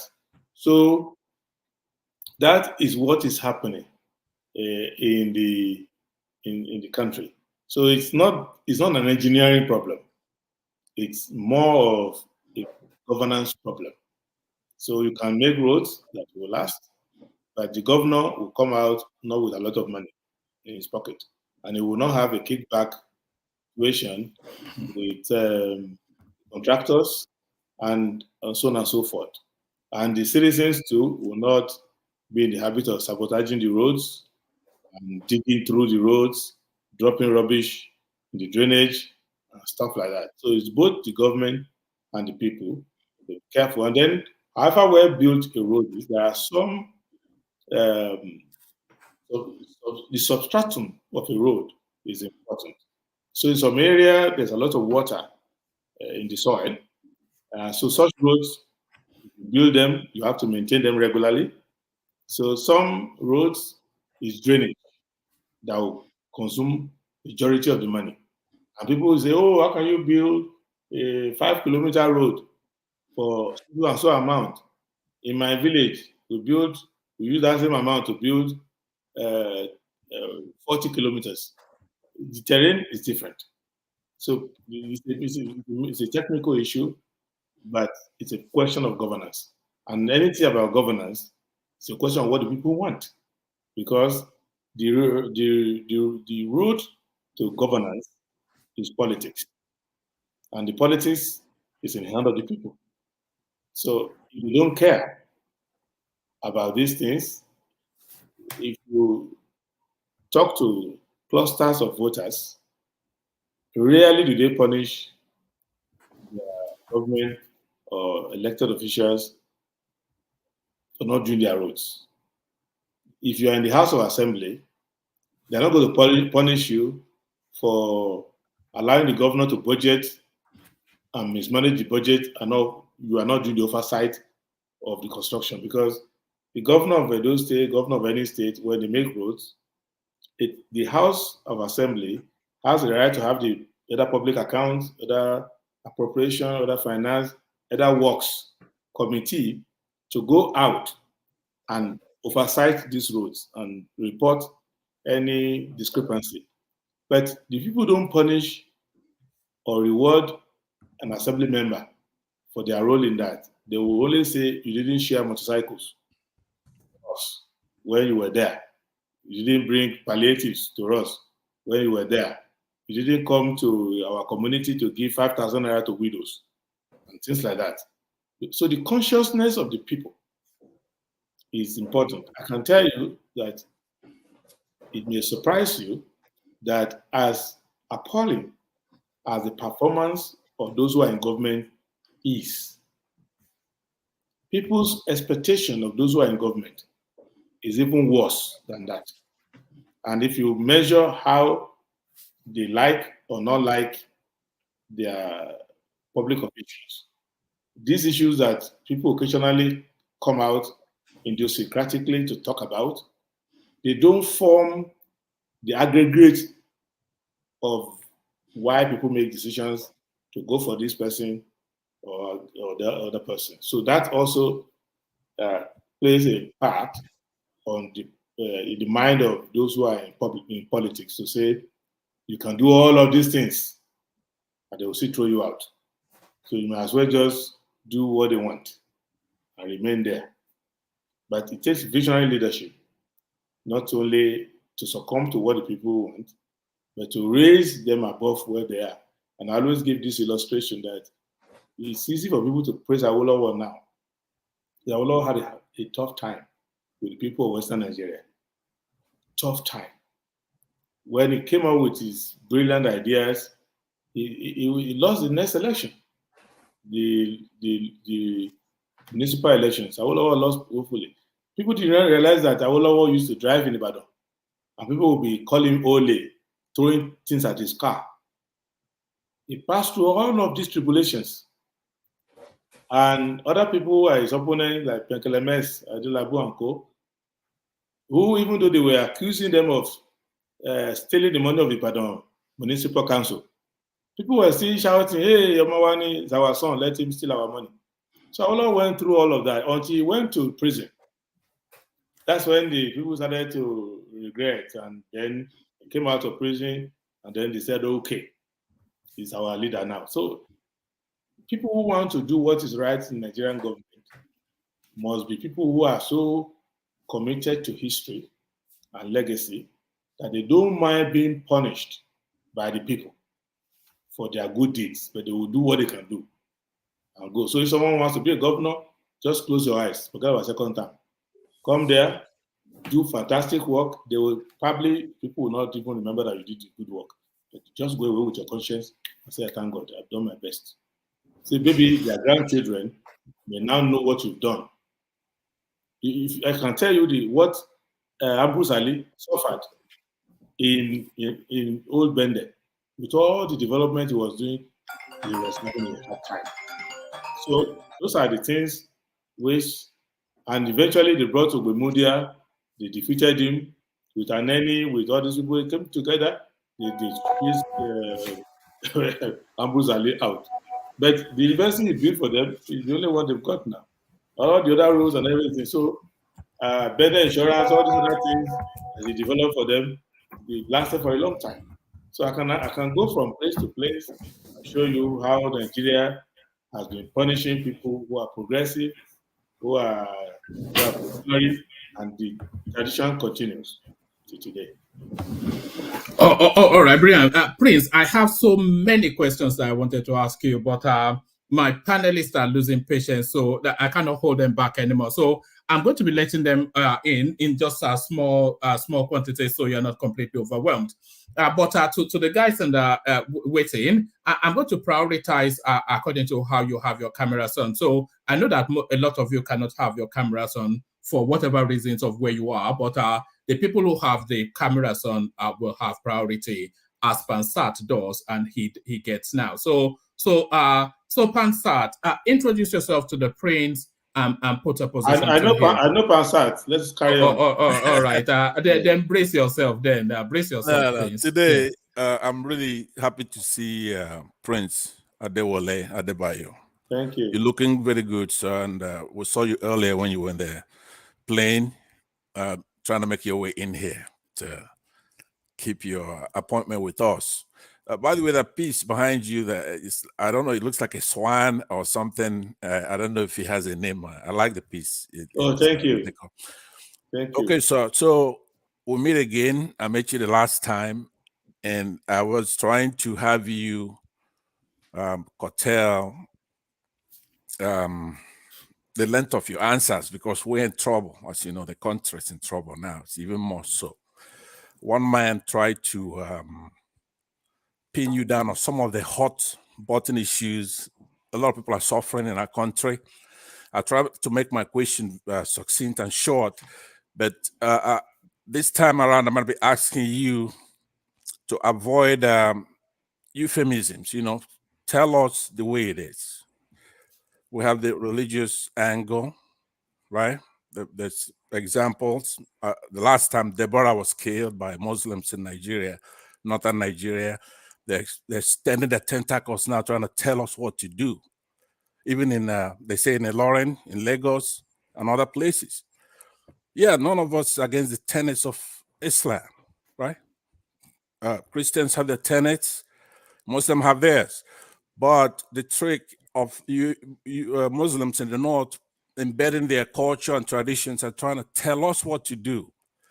I understand that you're a Christian from your dressings the last times. I thought you were Muslim actually, but it ends up being that you're a Christian. So my question is, what are we supposed to do? How do we solve this problem without it being solved the normal way, which is to use force as the only language that Islamic cultures and their countries understand is force. That's one. Sorry, can I ask you to moderate the language, though? But carry on. But I in really moderate don't language. Yeah. I don't mean in harm by it. I love all Nigerians, all of us. You have Christians in the north as well. But anyway, so the second thing is that we have an administration right now that a lot of people feel is illegitimate. I know they're illegitimate. You ran, people like you and Showere supposed to sprout out and come up, but we have these military dictators from the past propping up. So somebody like Tinubu is still a vestige of Buhari. There's just no doubt about that. That's what he did. He rigged the elections. And then we're left with nothing but a full-blooded revolution to take back our country. What do you think? We have a centralized government. So no matter what, you blame the states, you blame the governor that was in that water. Okay, so in a centralized government, they are responsible. The question? Yeah, so the question is, if that tribunal comes back as we expect and perpetuates the same corruption that's in the entire system, the entire country, you can't expect them not to be corrupt. Are you going to help the youth take back that country? Are you going to make a commitment today that if it's inevitable that the people should get on the streets and take back that country? Do you support such a thing? By all means necessary. Thank you. Okay, thank you. Number one, with respect to the religious differences in Nigeria, my own experience has shown that most people are born into their religion. They haven't worked hard to belong to that religion, just born into it. So if you are born in Anambra, your name is likely to be Chukwuemeka Callistus, a Catholic. What the Catholic Church means, you don't know anything about it. And if you are born in Zamfara, your name is Adamu Abubakar, you're born into Islam, you don't know what Islam means. So a lot of public education is required because in the most Islamic of countries that I see, the more they know about their religion, the less offensive they are to their neighbor. And the same thing, you will see that Italians are more reasonable Catholics than Catholics from Anambra State. The Catholic from Anambra State would have a problem supporting an Anglican for a position. But if you are from Italy, they've seen it all. So what I can say generally is that as a leader, I can only encourage the people of Nigeria to try to understand their own religion more, and the kind of religious education that they give to Muslims has to improve, because some of the archaic mentality that people have is because they haven't understood the tenets of religion quite well. For politicians, I will always encourage them that when communities have tension against each other, try not to inflame it, try not to put your authority to sanction one side or the other. You can say, oh, you are being delicate. No. If you have two children and one collects the toy of the other and the second one is angry, you can't say, yeah, why did you take his toy? Break his head. No, you can't say that. You have to say, hey, it's your brother now, it's your brother now. When the tension has cooled down, then you tell the person who took the toy, you can't do that. It's not yours. So once you become a leader, see for something you will not tolerate in person, as a leader, you try to understand that you're a leader of everybody. So if a Muslim misbehaves, even though I'm not a Muslim, is misbehaving on my behalf because I'm a leader. So I need to make sure that I manage the situation. And then as a government, you try to be ahead of your people. Anything that has happened before, you learn from it and take proactive policy measures to handle them. That's how you can do it. And I can tell you, these culture wars continue. If you are in America, I mean, if you go to Alabama, Tennessee, Arkansas, Mississippi, all those places, culture wars continue. And many parts of the world is like that. So there's always culture war will continue in one form or the other. People in your country will leave the mainstream issues and start fighting either ethnic issue, racial issue. The leaders is always confronted with that. That is the challenge of our time. Now, with respect, excuse me, before you leave that topic, I'm just gonna be brief. I'm saying, are you trying to create a moral equivalence? I mean, we in that country have to solve this problem. It cannot be abstract, right? There is. I don't remember the last time a Christian tries to impose anything on the Muslims. We don't have that problem. Well, you are speaking for the Christian community, and you have your points. There will be other people who will speak for the Muslim community. They have their point. If you are in public life, it is not your role to advocate for one religion or the other. Your role is to arbitrate. So it's like you are sitting in a family court, and the husband is saying, my wife is not cooking for me. My wife is rude to me. And then the wife says the husband is not faithful to her. It's not your job to say, women are like that. From my experience, women are like that. No, you won't be a good judge. Even though your wife slapped you this morning before leaving home, if you are sitting as a leader, you don't say, my brother, you're right. Women are rules like that. Then you have lost your right to be a judge. You listen and try to find techniques by which to help them manage the situation, because the woman is born a woman, she will always be a woman. The man is a man, he will always be a man. So those who are Muslim will not stop being Muslims. So the duty of Nigeria is to produce better Muslims, more educated one, more enlightened one, people who are safe and comfortable in their community. They don't feel jealous that, okay, somebody is in my community is more prosperous than me. So let me use religion to retaliate against the person. You would manage it very well. I've been in many communities in Nigeria condoling people, family who were killed in different parts of the country. I've listened to the story. I know the pattern. I know the history of what happened from the First Republic to now. So if I was in government, I know measures I would put in place that will make these things to go away. And then when you look at the flip side, when people are not under tension, when you will see how they relate very well, they intermarry, and they blend well. So you realize that it is tension that brings about the worst in people. And if you study the psychoanalytical profile of Nigerians, you will see that they are in the lashing out mode, and they will use anything to lash out. People should not live in subhuman, in almost animalistic level of existence. You will see them, they will become anything. They will use any. The time is coming when short people will be looking for how to injure tall people. And then you will see. So things like that. Then back to go to the issue of governance. I said with respect to the video that road is a federal road. And in my own manifesto, I said there will be no federal roads when I'm president. I will concede all the roads to the states, and the states will send their roads to the local government. There's no business of federal government running roads. And then people will now question their government, their people, based on, look, every road belongs to a state. Every road, there's no federal lands in Nigeria. All the entirety of the country, apart from Abuja, there's no federal lands anywhere. So what you should do, you run your roads, and the Eisenhower method is an experience.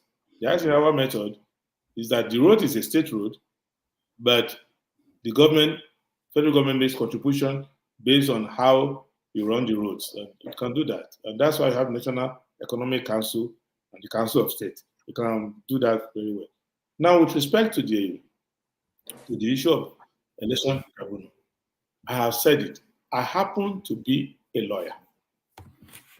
So I know that when something happens outside the court is not aware.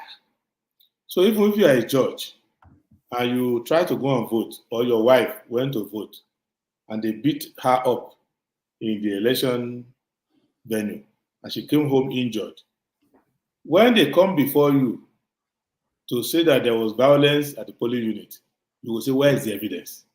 You cannot say, but you are right. Is it not around Obiakpo Road, Ward 7? Even my wife was beaten up there. A judge is not allowed to do that. The only thing the judge can do is, if he feels that the thing is affecting him, he will recuse from the case and say, from my experience of what happened, I can't judge this case. Let a neutral person go and judge it. That's number one. Number two, when you come to court, go and take my interview immediately after the election I had with Arise TV. That's where a large number of obedient people marked me down as their enemy. I explained to them that the narrative that they brought out after the election is a narrative that is pointing towards failure. Because after the election, Showore contacted me, Ravi contacted me, then Obi and his people tried to contact people up and down. But they wouldn't agree to a narrative that can work. And the narrative that could work was what I told this Arise TV. I said the narrative is to say the election was totally mismanaged and there was rigging in all those places, vote buying in many places. Therefore, if you say the election should be cancelled, I can support you. Now, excuse me, Prince. Yes. On that point you have right, it's very important for this platform because we try to piece these things together. Yes. And we try to debate the standard by which the tribunal is going to judge the case. Yes. There are two things that I was going to ask you on that. Is number one, is it a let's say preponderance of evidence, or is it a case that they have to prove beyond a reasonable doubt to a moral certainty? That would be the petitioner. All right, Prince. After that, I'll go on to other contributors here. Let me give the second one that you could take them together. We argued about that the standard. Then the other thing we argued about was the what INEC calls the procedure and guideline, right, of 2022. That's the guideline that INEC made for the election. Is that law? When INEC put out, say, the date of the election and everything in that procedure and guideline, I'm sure you're familiar with that guideline, right? Is it law? Thank you. Okay, now let me start with where you started. You see, in election litigation, the starting point is that the court should assume that INEC is right at the beginning. So every case, you come to court, it's like when the police arrest you and they take you to the court and say you killed somebody. Even if they're showing a picture of the court, is to start by assuming that you are innocent. You didn't do it. That's a constitutional requirement on the court. The court should say allegedly or whatever. The court should start by saying you are not guilty. Let the state prove that you are guilty. When it comes to election, the court starts on the assumption that INEC result is correct, and it is the correct thing. So anybody who wants to tell me that INEC result is not correct, that person has the duty. INEC has no duty. That's the way the law is written. INEC just declared the result and they're watching you. It is you who will say that INEC result is not correct. And everything to prove that INEC result is not correct is on you. INEC doesn't have a duty to assist you, nothing. INEC will just be looking at you. Now, okay, but that's the body. The second point. Let me. What I'm saying is hold on, Pansat. The second point you are raising is the standard of what you have to prove. If what you are proving is a civil allegation, for example, you say INEC did not transmit the result on time and things like that. It's a civil allegation. Then you prove that with preponderance of evidence. But if you are saying INEC forged the result, that's a criminal allegation. If you say the result sheet has been forged, that's a criminal allegation. That component, that part, you prove with your reasonable doubt. So if you want to know the authority, go and see Buhari versus Yaradua. You will see my name there in the court case. So now, with respect to and other authorities like that, then when it comes to the issue of whether INEC guideline is law or not, or binding or not, go and read the case of Emeho versus Okowa. I argued that case before the Supreme Court, and they nearly cut my head off. Justice Nguta did not even let me announce my name before he said, Mr. Adebayo, what did you write? What are you telling us? Who cares about INEC guideline? Is that the law? Didn't you know the law? Is that law? INEC guideline? Because that time, INEC said card readers will be used to conduct the election. And in the case of a Delta state that produced Okowa, the first term of Okowa, they didn't use the card reader. They deliberately did not use the card reader, so they were just writing any number they liked. So I did you can go to Supreme Court and get it. I did a very comprehensive case, and when the Supreme Court, they saw all my argument, showing how the number did not tally, it did not happen, and I said, as I mentioned my name, Adewole Adebayo with me, they just waited. They started bombarding me. This thing you are quoting is from where? Show me in the Electoral Act where card reader is located. I said it's not there. They said, well, why are you wasting our time? So they threw the case out.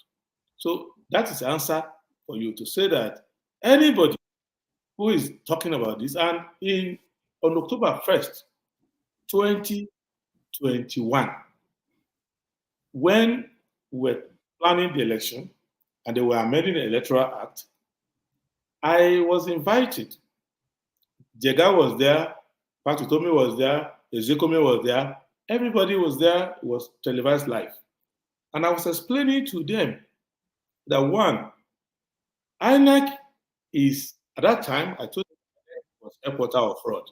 They were not happy with me because Jega was there.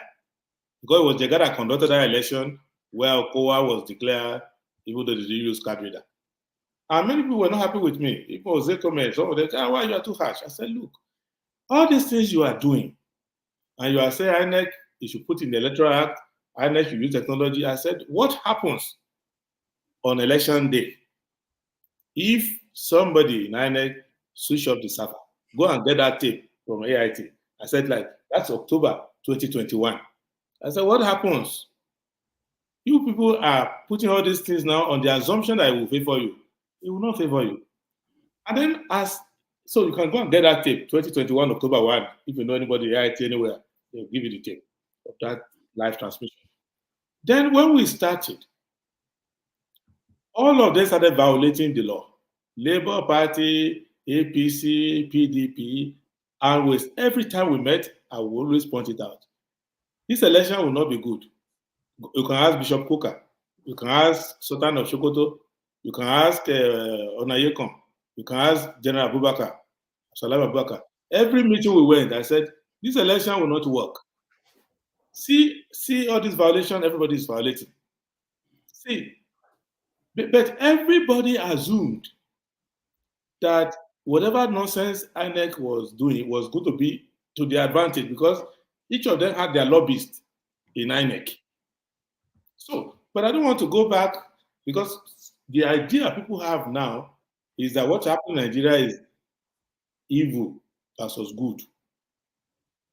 Angels of God and the people from hell met together. But what I saw on the field was that all of them were, if you want to use angel, you have angel, archangel, or whatever higher than that one. If you want to use demon, you have demon, super demon, and devil. So every is like a spectrum. So they behave the same way, and if something favors them, they don't complain. They get away with it. If something doesn't favor them, they make noise. But the idea of commitment to what is proper, commitment to what is legitimate wasn't there. So long and short of it is that it is possible for you to now understand that when you now come to court, the court of law is asking you, what is your complaint? So when they came, when at the beginning I said, look, let us all agree that this election is bad. There cannot be a winner out of it. If that's what you want, because bribery was involved, all sorts of nonsense was involved.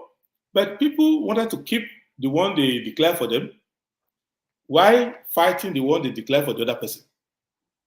Now, we look at the numbers. And you can ask your anytime. We ask certain questions. They didn't win. Internally, they said they didn't win. So, then later they announced, we want to claim our mandate. So, I'm not going to join you in what I know is going to be a waste of time. Because if you say this election has not been properly run, and all of these things, let us cancel the election. But if you say you won, then you want to go and claim your mandate. When your internal figures say that you didn't win, you check all your results, check everything. You won some places, you lost in many places. So why are you saying you won? So how am I going to join you? You look to me like you don't know what you are saying. I'm not going to be duped by your nonsense. So then Atiku woke up from the dead and said he won too. Whereas even it was because of him that a lot of results were held back in Katsina, other places where they're helping him to do all the jumping together. They were doing hard maths and doing quadratic equation just to get him some forward. He too said he won. So when they changed from let us cancel to I won. So when they called me, I didn't go to arrest. I sat in my house. And so came to sit with me there. A few other people, they say, what do we do? So we okay, these people score more than us, according to INEC. Let's see what they want to do first. They were calling it. So they were now doing propaganda. So, okay, at the end of the day, propaganda, I know it will make your followers to be excited, but at the end of the day, nothing will happen. Then they came and said, oh, there should be no swearing in. So there will be interim government. You get this, you get that. I said, I get nothing. Because I know where it's going to lead to. I'm an expert in Nigerian military history. They'll just use you like they use Abacha, use Abatokwe and all those people. 3 days later, they scatter all of you and the military continue to rule for 20 years. I'm out of it. So if they say this man is the winner, let him go and take it. In 4 years, we're going to let me. I know one man. I know you want to stop me. No, sorry, Pansat. We will loop round again, but you can see the screen. Please. Hold on. Come back to you, Pansat. Come back to you. Just for the fairness and balance. So let's go to Mike. You can come back later if you choose, Pansat. But Mike, you're up next. Introduce yourself to the prince. And put a position to him. Yes, sir. Thank you, sir. Thank you for coming. I appreciate you taking time to take questions from us. I'm Mike, and I've been a member of this platform for a while. I come in and where are you joining us from? Yeah, I live in the US, so I live in the US. I'm joining from the US right now. Yeah, I do spend time in Nigeria a lot, right now I'm in the US. Uh, yeah, I have a lot to say. But the main thing I see in my mind right now, you mentioned that government can solve every problem.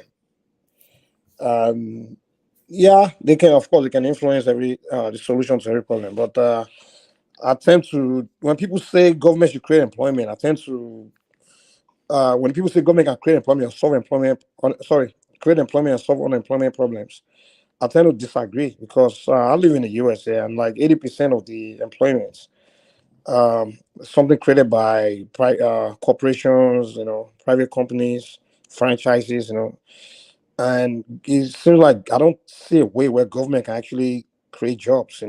I think the creativity of the people is what can create jobs. And also, in Nigeria, we don't tend to put in the government don't tend to put in factor things that can lead to the creativity of people. They can bring out creativity in people, such as maybe science academies, program in place to discover talented Nigerians and invest in their brains and use their brains to actually solve problems. You have to create, to innovate or invent and create things that can uh, uh, allow people, so to create grants for people to be able to start company, take on, employ on. For example, in America, if I want to start a company, I look at one technology that's available and I use it to maybe that technology, I use it to kind of come up with some creative way to start a business, all those kind of things. So we are not a creative Sorry, like there's continent. Ekene is maybe one man. Ekene has some issues. Yeah, Maybe I yes. send that to him. Where Let Mike me. is. Okay, Mike, go ahead. Yeah. Okay. Let's. Yes.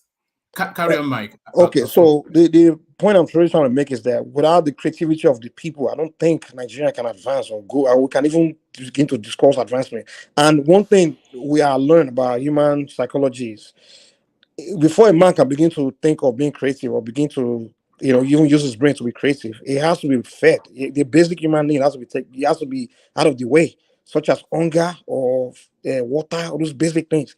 And when I'm in Nigeria, it's like almost every human being I come across, the number one thing in their mind is the next meal. They can't eat 3 square meals. Food, water is the number one priority in their life. So when you spend your entire life focusing on food, there's no way you can have, even if you are the most gifted person, you have the brain of Einstein.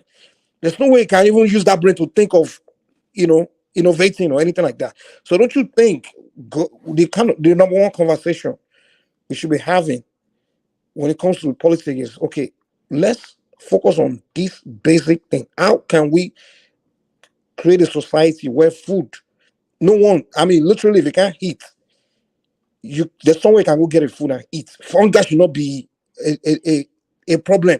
Like in America, for example, we have extremely poor people, but the last thing on their mind is that a day will come where they will not be able to feed themselves. Even in America, if you own a pet, if that pet is malnourished, the owner of that pet will be arrested. Because if you can't feed that dog, at least come to the government. They say, wait, they will give you food for that dog. So don't you think the number one priority for Nigeria is to discuss how we can eliminate hunger in the continent before we start talking about GDP or anything else? That's what I mean. I just think, Sha.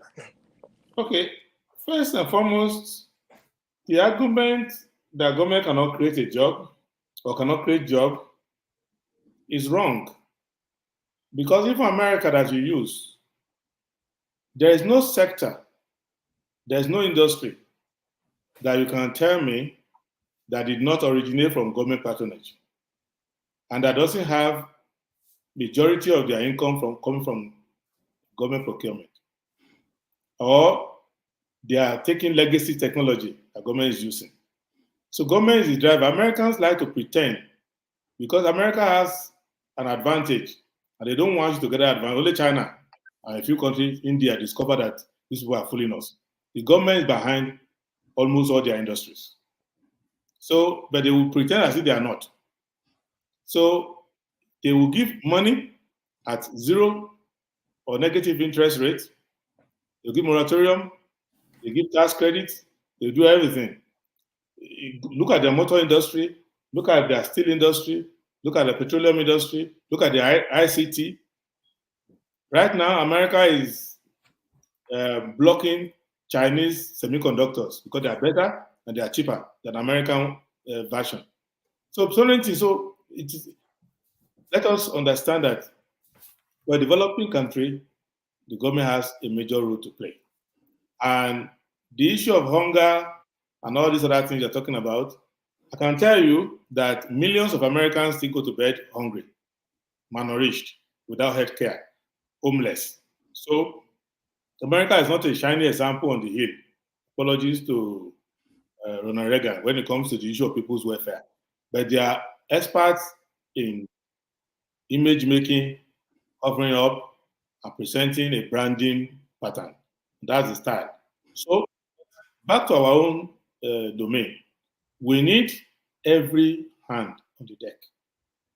Every citizen, every government, even churches, mosques, traditional institutions, what you need to do to get people working to make them productive. The land is rich, there are resources there, and we've been educated. We've done over 100 years of Western education on top of the craft and everything that we knew before. So we can develop our country, and we need to have a responsible government. So all these models, anybody can use the model they want to use. Abia State can resemble China. Anambra can resemble Japan. Kano can resemble Sudan. Ondo can resemble Russia. Important thing is to develop. I don't want to argue on isms anymore. Get people out working, even if it's planting trees, planting cassava, doing whatever can be done, and the country will come out of it.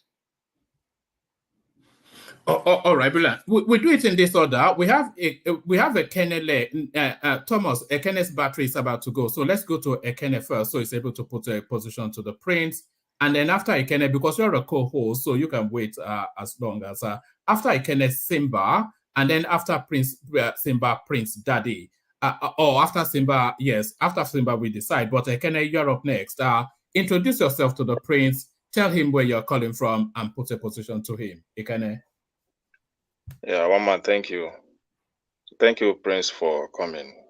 I'm Ekene. I'm from I'm speaking from Lagos, Ojo precisely. Last time I spoke with we are here where I asked you. I interacted with you that day. So I'm very happy you still came around today to still give a position on the issue of our nation, what is going on. So I'm very satisfied with your opening remark with one man. The explanations you gave, I'm very much satisfied, and I must thank you, because I did not come here only to ask. I also come to learn. So I learn a lot from what you just spoke, especially on the issue of the increment that is going on, and how you put a position about what we also aim as a Nigeria to compare to other nations about the increment that is going in our nation. So the position you gave there, I'm very satisfied, and I thank you very much. So, but what I want to still ask is concerning the development of our country. How do we measure it? Because a lot of measurement is going on, especially most presidential candidates. This one will come and give a position, IGR, raising IGR. People take it as a development. Some people will come and use a HDI, Human Development Index, that is which concern education per capita, pulling people out of poverty and education. So these two, many people put out those positions, but I really want to understand from you which is more better and which is more to be taken as a national development that can bring more development. Is by IGR or HDI. So I want you to put a more position on that, so that we can understand. We don't begin to make an assumption when somebody build a road. We begin to share up it's a development and other ways. So we understand and know where we stand as a citizen and how our country is going to move forward. Thank you. And we are still looking up to how you are going to fight. People like you is going to fight a status quo. So we begin to start to come up in the political space, because making all these good contribution without coming in the system to make a change. Is for people like me that would love to have people like you in the system. I don't think it's very good for the society. So you still have to put a position on how you people like you are going to fight, struggle to come into the system and make the change you are just giving us this night. Thank you. Thank you. Thank you for your kind comments, Ndewo Dalu. Now, let me say something clearly. Many of our politicians, they like to copy terminologies. And so they'll come with HDI, GDP, FDI, IGR. It's like they are not alternative to one another. Without a good IGR, a state will have, or a government will have a problem of fiscal deficit. Because if you don't make enough money to run government services, you will have problems. At the same time, if you look at the size of your income alone, without looking at the impact on human life, let me give an example. People will tell you that the US has the highest GDP in the world, followed by China. Then you have India, you have Germany. I think India is number 5 now. But Human Development Index shows that Denmark is better than the US, even though it has a smaller GDP. But you won't find hungry Danish, except maybe you have new immigrants who just came to the country, starting life. But if you've been there for 5 years, you are covered. So the issue, therefore, is that it's like a measurement of a human being. You come to a family, want to know whether they are doing well. Some will look at whether they are eating well. That would be what a nutritionist or a nurse or a doctor will look at. Fashionistas will look at the wife. She's wearing, she's using iPhone latest edition. She's wearing Louis Vuitton. They have to be rich. So another person will look at their cars. They have a Ferrari. They have this. Somebody who is developmental will look at how educated they are in the family. Are they going to school? Things like that. So everybody measures what he wants. But you are measuring the same thing, but from different angle. So the most comprehensive will be if you want to get a bigger picture. It's like it takes someone to the hospital. The doctor can look at the person's eyeball and say, the eyes are yellow. Maybe he has jaundice, doesn't have sufficient blood. You could also do a blood sample to investigate further. You could put the person in a scanner and do CT scan. You can do MRI, you can do other things. So the HDI is a deeper measurement in the sense that it says all said and done. What is the implication in the life of human being of all these other things we are talking about? High GDP, high IGR, and things like that. How does it impact on the life of the person in the final analysis? How much investment has it made the person's life? How healthy are they? For example, life expectancy, morbidity, mortality, all those things are measured, and all of those things. So, but they are measurements. They are not programs. They are measurements. Even the measurements can be wrong. What is more important are the policies you put in place. When you come into the life of your people, you meet them the way they are, then you now put certain programs in place. And then those who want to measure can measure later. They can use HDI to measure it. You can use the size of the GDP to measure it. For example, people say Nigeria is the largest economy in Africa, followed by Egypt, followed by South Africa. But that is because you are measuring GDP. Chances are that if you do the measurement better, Nigeria GDP is a little higher than what it is because there are some things they could not capture well. But even if we are number one in GDP, we are in Africa about number 30 in well-being. Because Egypt, the roads that South Africa has, Nigeria will be dreaming of it in the next 20 years. The industrial capacity of South Africa, Nigeria will be dreaming of it in the next 10 years. So, things like that.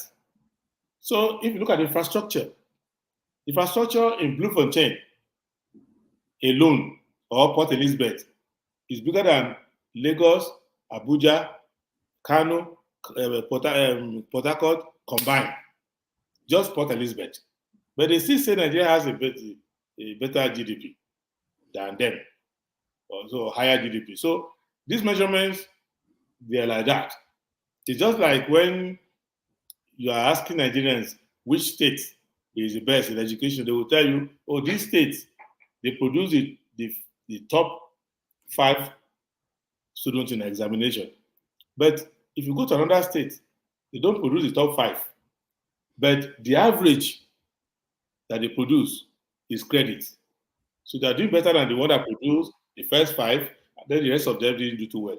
So measurement comes in different. So that's why those who do metrics, measurement, it's a science for that. And that's why figures sometimes don't represent reality. But the methodology for growing your people is there, which is that 1, you must make them productive, you must make them safe, you must make them comfortable, you must give them a sense that tomorrow is better than today. So, and you have limitless methods by which you are going to do it. And you can see how the Chinese have done their own. Nobody in America will do their own that way. See the way the Germans have done their own. The Brazilians will not do their own that way. See the way the Saudis are doing their own. Other people will not. So you look at the peculiarity of your history and develop your country accordingly. You don't have to copy another person's model. But the most important thing is that the leadership must be there, willing to lead. The problem I have with saying that we're fighting status quo in Nigeria is that status quo in Nigeria is not on one side and other people are on another side. No. You can have a 25-year-old person who is not employed, but is part of the status quo. So that is the complexity of Nigerian politics. You'll find somebody, a young man on Twitter, who has no job, and you think that he's not part of the status quo. He's part of the status quo because he's helping them to praise people in the status quo. He's defending the people in the status quo. His politics, he votes according to what the status quo tells them to do. So he's part of the infrastructure of the status quo. So, excuse me, the Nigerian media, they are part of the status quo. The banks, part of the status quo. So, Students' Union, they are part of the status quo. They'll be giving an award, Best Governor of the Year. So the status quo in Nigeria is not just up there. So when you want to fight the status quo, the first people who will condemn you, cancel you, attack you are the people on whose behalf you are fighting. So we have to educate people, and we have to realize that the status quo that I'm fighting are not persons. The status quo that I'm fighting is status quo of poverty, insecurity, underdevelopment. And anybody who wants to fight those things is a partner with me. Anybody who is not focused on that is part of the status quo. So if I raise an economic issue on Twitter, some people will answer me along ethnic line, religious line, repeat propaganda of what is not correct. So if you say today, let us kill all the thieves, People who keep their own chiefs at home and point to the chief from the other community. But their own chief, because he came to their church and gave one speech and donated money, is permanently absorbed from the pantheon of chiefs. They will never, if you mention that you are looking for chiefs and you mention that particular person, that's the end of the capture the chief program. They are not going to accept. So if you say incompetence, their own idea of incompetence has no metric. So if somebody was a governor in this place, created 1 million jobs, grew the state IGR, HDI, GDP by 30 points, they will say it's a failure. But the one close to them who produced less than 10% of that, they will say he's a hero, he's the best. So you can't have the argument. How can I be a faculty board and you say the student who scored 46 has failed? I will agree with you, yes, 46 is a failure. I mean, I'm used to the American system where 69 is still a C. So then you bring your own candidate to the same faculty board who score 29. You say, let him pass. Whereas you join me in condemning the person who scored 49. Then your own score 29. You say, let him go. That's what I see in the Nigerian public. They haven't made up their mind what status quo is, what corruption is, what bad performance is. Nothing. Once they follow a particular person, if you use the same standard they set to judge that person they favor, they start attacking you. You are jealous, you are wicked, you are this. So that is where the status quo has a deeper root in Nigeria than elsewhere. Okay, thank you. Was there a second half to your question? I thought there was a second half to your question, Ekene. Was there a second half? Yeah, I wanted to. You were asking to. if the prince was pushing hard enough to force his way into the. Yes. I really want to see him into the system. So because even if I love his idea, I love his explanation, especially the question I gave to him. Now he gave me good answers to it. The comparison of HDI and the IGR. He gave me a good response. But these things cannot come into practice without you coming in there. You need to push. That is my concern. I get your point. I've been following you. This is the second time I'm seeing you in this platform, and you are giving me what my heart. You are not explaining things based on tribalism and ethnicity. You give situation the way it is, especially in our country today. And that's the kind of things I admire in a candidate or in a person. It's not about ethnicity, tribalism, and all that. So people like you need to come in, fight. Because if I go there, maybe in my space now, in the next election, I tell them there is a candidate in the ballot. I've been able to engage him 2 or 3 times, and they have a good idea. Let us vote for him and all that. And so, without you pushing in to come into that space and explain yourself, people to see you, it will be very hard for me to sell those ideas. I do understand. That's why you see us coming back here. Apart from the fact that it's good company, we're also trying to let us have this conversation along the right line. So I will push more, but the pushing is towards the people. And when I look at my prospects in politics or in governance, I don't look at people in government, because those ones can be removed anytime you want to remove them. The issue is the mentality of the people. If we are making progress with the mentality of the people, we will have no problem. So we'll work with our people, we'll work with them, but it's just that each time the status quo knows the mood. So they will throw one bone at them and get them distracted. And then they will do it and they will win again narrowly. So each time, but we've learned our lessons, and we would work very hard, we will engage more. I can assure you of that. Could I interject? Hold on. Don't Pansat. interject, Pansat. I'm not leaving. It's only Ekene that may leave. I'm not leaving. No. Ekene, are you promising to deliver the Alaba constituency to the prince if he pushes harder So then you can I know. strike a deal. Yeah, are you going to It's deliver? not I for know my what I advice can on do. the I job. know what I can do for my space. At least my polling unit. I know what I can do for him if he can push harder. Because it will not only be me now. My own polling unit cannot only make him the president. So if he's able to capture my mind today, he needs to go ahead to capture other people in other that can represent other polling units. That's my point. So he has been able to capture my mind. So he might be able to identify other polling units, the stronger guys that are in the other polling unit, to be able to capture them also, so Like that in me, the like next me. round of election, he will be able to have people that will represent him in those areas. So he has been able to capture my mind. I will not. There's no doubt about that. But I can give him my polling unit if he is ready to push. It's a promise. It's not too hard for me to do, but it's just for him to also do it and they capture that space. Thank That's you. my point. You will abandon Peter Obi. No, don't go there. It's not about it's not about P2B. It's all about commitment, passion. I've said it here. It's all about passion. It's all about commitment. It's all about people that are ready to serve the nation. It's all about all this chop and all this. Just like what we're explaining here now. You see the explanation he gave us here.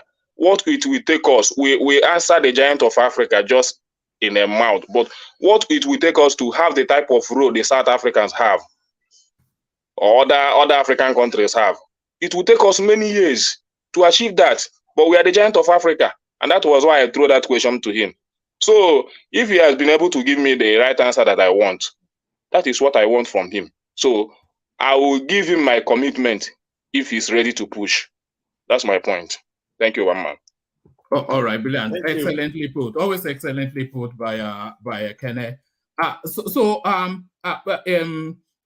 Pansas, have a little window to have just a micro interjection. Just condense it, not as a sonnet, not a prose. You understand? A sonnet, not a prose. And then we go to Simba to introduce himself and put a position to the prince. Thank you very much. And I had promised one man that I won't let it get out of hand. There's no need. But to buttress what I believe Ekene is pointing at, Prince, what I want to say to you, because you ran in that election, right? You were a contestant in that election. And there are allegations that the election was rigged. So, first of all, let me find out from you, do you believe the election was rigged? Okay, you keep asking me questions that I've answered in public many No, times. just yes or no on that, excuse me. so I can make the point. Not only was the election rigged, the three political parties, all of them rigged. Okay, thank you. So all the three of them. You're familiar then when it comes to this issue. Yes. Obviously, you're a trained lawyer. In the legal profession, we do have a quote from Abraham Lincoln that says that the man who represents himself has a what for a client. Has a what for a client. Do you know that quote? A man who represents himself. A sonnet, not a prose. A sonnet, not a prose. Yeah. I understand. I'm almost done here. So I just want to know if you're familiar. In essence, you actually should have your own lawyer to answer the questions we're asking you about this particular rigging of the election, because Ekene is saying for you to push. What best place to push than right now to push on the rigging of the election and try? It's not settled.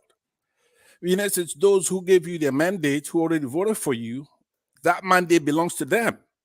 So you can't be nonchalant and say, "Oh, those who got." Excuse me. Yes, Let me just answer you on that one. Yeah. First, the people who voted for me, and many more who voted for me that they didn't even record their number, I've already interacted with them. They themselves know what happened in their community. But I also have my dignity. I cannot join those who say, I won the election. I want my mandate when I didn't win the election. I have integrity. I don't do any of this thing that they do. The only thing I have said to them is, if you want a clean election, the one we promised Nigerians, cancel the thing.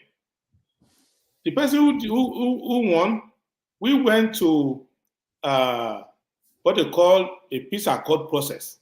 where all of us sign an agreement, all of us, that whoever is declared winner, we will congratulate the person, make no trouble, and go and challenge it. So when one person was declared, I congratulated the person, stating all my own reservations about the election. Then when the press called me, I said, if we agree that this election, and I stated all the fraud that I saw, I got a report, the people who attacked me, the people who said they won the election, they didn't attack me because they know what I said is correct. The people who attacked me the most are the people who cheated but didn't win. They attacked me. That why are you attacking us? So I realized that these people are not sincere people. Why am I joining them? So now I also know that the stricture of election petition, you are only helping the person who they declare. If you go and make this kind of claims that you are making, because I have seen the process, the way it is, I said, I'm not going to go and validate it for them. And you will see in 1 month's time, you will come in back here. You will see the result that the court will say Tinubu won, there's nothing wrong with it, and it's valid. So you have helped him to validate his electoral process for him. I gotta tell you. No, Pansat. Apologies. At this point, I am here now. I am not interested in pleasing people. I'm interested in just discharging my duty. I have said it as far back as March, when the Arise TV interviewed me, and I say it, and you will see the result. Nothing's going to come out of that because of the fact that, not because the court is corrupt, but because of the fact that when you go to court and make allegations that are relevant, make allegations that have evidence. So, and I told people that even my own political party, and I've said it, my party said I should not be saying it anymore, it's annoying them. But I keep telling people that even my own political party, the people in there who were supposed to represent you were actually collaborating with the people who are doing the rigging. So what are you doing? And then if you go to the tribunal, because I know people are posting all sorts of things on social media, I don't want to disturb anybody. But if they're actually following the evidence, they will see that the people who said that they challenging could not present the results that their own agents gave to them. And I know the reason why they can't. Because of the... No, but you keep attacking the people who are... all right. That's not... If your body does not lie the truth, don't ask questions, because you want dishonest leaders to lead you. You want people who come and echo what you like. I'm giving you information. I'm not attacking anybody. So what you need to understand, I'm giving you reasons why I took my stand, because you are questioning my stand. Why did you take this position? In trying to explain it to you, you get agitated and say that I'm attacking. I don't really, I can't refuse to answer you, and I cannot lie to you. So you have to choose between, are you trying to get me to answer your question, or are you trying to get me to repeat what you like just to please you? So in the end, 1 year from now, all of this will be water under the bridge. You will see that consistency in logic, in principle, pays you long term. Because there was it wasn't here, there was a forum where I addressed them. I think it was, somebody said, Tinubu will not be sworn in. He will be taken from Eagle Square, straight to prison. I thought the person, where is that done? It can't happen. They were not happy with me, but you see, nothing like that happened. The man is there now. It's increasing price of everything. So instead of being arrested anywhere. So what people need to understand is that in politics, what you can do is have majority on your side. And if one is unfortunate, as many people have been in life, and the majority is not on your side, go and find out the person who ran against Ronald Reagan. He was a better candidate than Ronald Reagan. But people voted for Ronald Reagan and they ruined their economy. They enjoyed some free time for some time, but since then, the economy is going down, down, down. So it's a question of, that's how politics is. History is full of critical juncture in the life of the people. Sometimes the people with the best ideas, better ideas will win. The society will be better for it. Sometimes it doesn't go like that. Adolf Hitler won election against somebody, first time. And see the history of Germany. So we need to be careful in a democracy that you have to be careful. When Trump came, many people in the Republican Party were laughing at him. Now he's taking over their party, and for a generation, they can't get the party back. So everybody has, we have to be more delicate in opening our mind to this issue that these people, however much you disagree with them, they have impact in real life. And politics should be persuasive to let people know that they are enjoying themselves. You will see majority of those who voted for APC, they are not likely to be better or off in this present situation than those who voted for Labour or PDP or SDP. So we are all in the same basket. So we should kind of have a sense of oneness when we are analyzing the problem. It's like you finish playing a match and then you are reviewing the tape of the match. If you push me too hard during the match, we'll be reviewing it. You push me too much because we were still playing the same game. So people should, it's not Nigeria is not a country of enemies. We are the same people trying to make our country better, including those who voted for Tinubu. The idea is that they're trying to make their country better. Those who are shouting obedience, who insult you, that's why when they do all the insult, I don't disturb myself. I realize this is their own idea of how to make the country better. Is that they found one man who is like Jesus Christ, or even senior. And if he just touch the government, everything will work. And I've seen that earlier with people following Buhari. They could cut your head off if you say Buhari can make a mistake in life. And they follow him, and over time, people get wiser. In about 4 years from now, if things go the trajectory they are going, the people who are foaming in the mouth for Tinubu now, they'll be looking for they will be asking you to give them the telephone number of Obi. They want to go and apologize. So, and if things turn out well, those who are saying Tinubu is the devil now, if things turn out well for them, they will say, we didn't know that this man could be this good. So overall, politics is temporary sentiment. What matters is whether as a society, you can gather yourself together to a point where you start making the best use of your resources, including the human talent that you have. So that it's not a black and white kind of thing. All right, thank you. So Simba, thank you for holding for staying. Introduce yourself to the prince. Tell him where you are joining us from. I know Simba. Simba is a lion from Tanzania. It's a lion from Saudi Arabia via Ilorin. Simba, to you. Yeah. Good morning, one man. Good morning, the panelists. Good morning, our guests. Prince, how are you, sir? I'm fine, thank you. Yes, we are very happy that you were able to join us today again.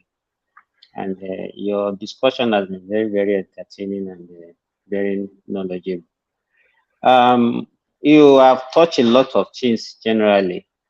And I want to start from your monologue, when you discuss about, when the woman asked you about your initiative in Ondo State, about this free transport that you gave to the school children.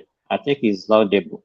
Thank you. But be that as it's been, the other thing that you mentioned that I'm actually very happy with is that all your discussion has been following both the government responsibility and the citizen responsibility. And on this platform, I have been echoing about more about citizen responsibility. Because what I foresee majorly in Nigeria is like most people just focus on government. They don't talk about what citizens can also do. And we've been telling them that even the kind of leaders that you produce is actually the reflection of the kind of followership that you have. You can't have a bad followers and have a good leader. Is whatever you have in among the followers that actually will produce the leaders. And I think I like that.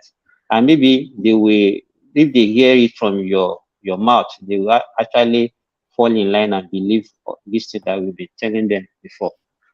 Be that as it may, you know, these fuel increment and subsidy removal, whatever. You know, before, I think maybe because we have lost our value system, because I remember when we were growing up, I'm talking from Nigeria as I am, and I'm talking from Ilorin.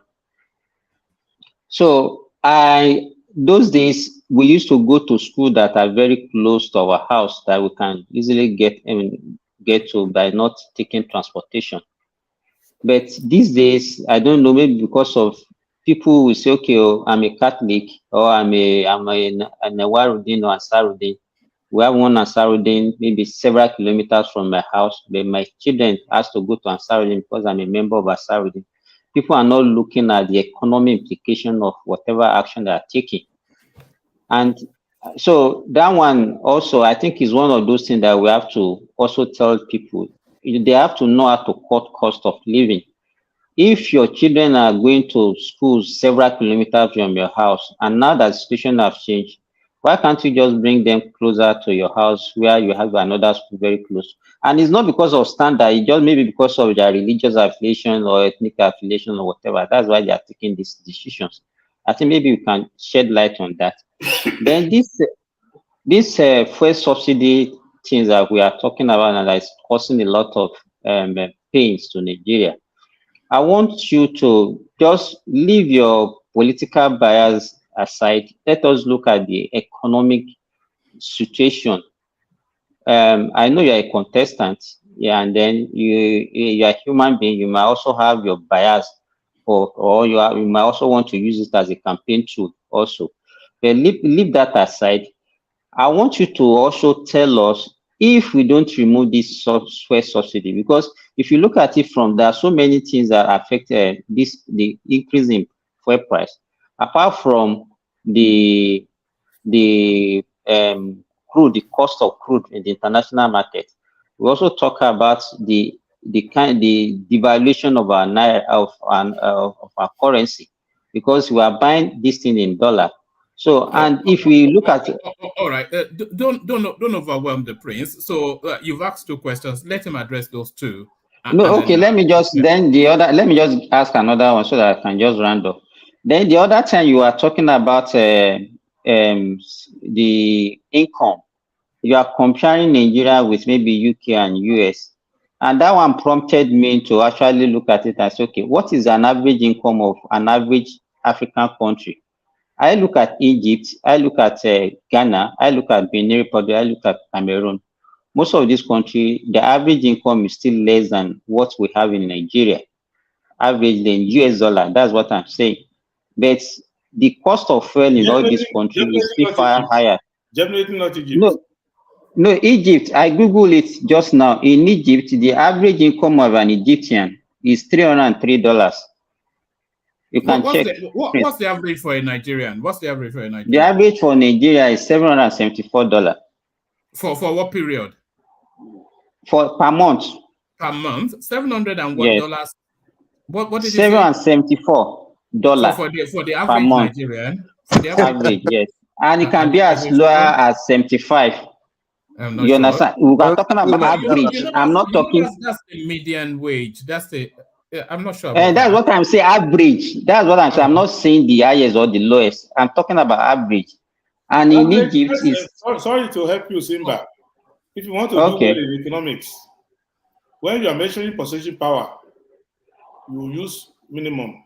You don't use average, because the average is that they take Dangote, what Dangote earns, what Adebayo earns, what I earn, and then they take that what Okada rider earns and Gateman. They cut it to half. It's not realistic. So you take the minimum wage. That is what I'm saying. That's why I'm giving you the minimum also. In Ghana, it's 668 average, and the minimum is $51. In Nigeria, the average is 774, and the minimum is 75. In Egypt, the average is 303, and the minimum is $49 per month. And I'm telling you this, the one in Egypt. Hold Okay. on. The next, just because it's a very interesting angle, what you now find out is that you will now get, when you take that minimum, you will now look at purchasing power of that minimum. For example, do you know that in Egypt, it's part of the mandate of the Egyptian military to produce enough bread and supply bread to the citizen? So if you want to have to eat food in Egypt, the percentage of your income that will go towards food is far less than the unprotected Nigerian. So if you are taking transport in Egypt, healthcare, so you look at that factor as well. So when you are doing your analysis. Well, okay, don't worry. It's okay, so you can start talking about all those things. So look at even bandwidth cost, electricity cost. So you look at it. I'm just saying that, but let's put it this way. You see, economics does not know your political party. So when you are making an economic analysis, unless you want to die of poverty and want people around you to die of poverty, you have to know that human beings have certain minimum they must get in life. Now, the government came up with this notion that they need to cut a subsidy. And my answer to them during the campaign was that, okay, before you cut the entire subsidy, have you been able to cut the fraud and corruption in it? Because that's natural, that's management thing you do. If you have a head of expenditure or a subhead of expenditure to cover certain problems, and you have an overrun, it's not sustainable. The first thing you ask yourself is that, is all the money that I'm spending addressing the problem? So if you're at home and your family feeding bills keep going up, you first find out, can all this food be consumed in the house? If you've listened to a typical Nigerian family, when they are arguing over money, the first thing the husband will ask the wife, are there spirits eating this food in this house? Are there spirits? Or are these children elephants? What he's trying to do is to audit. If he finds out that actually the cost of their food is rising because many of their neighbors are coming to their house, the wife is bringing the entire family and church members to the house. You start talking from that one and say, hey guys, you can't be inviting your church members after church every Sunday to come to our house for lunch. You can't afford it. You don't go straight for the children and cut their food first, cut the waste. So they didn't answer that question, but they answered another way by saying, it is, if you listen to that Tinubu speech, that's one of the reasons why I'm not one of those who are attacking Tinubu, because he explained himself in that video during the campaign.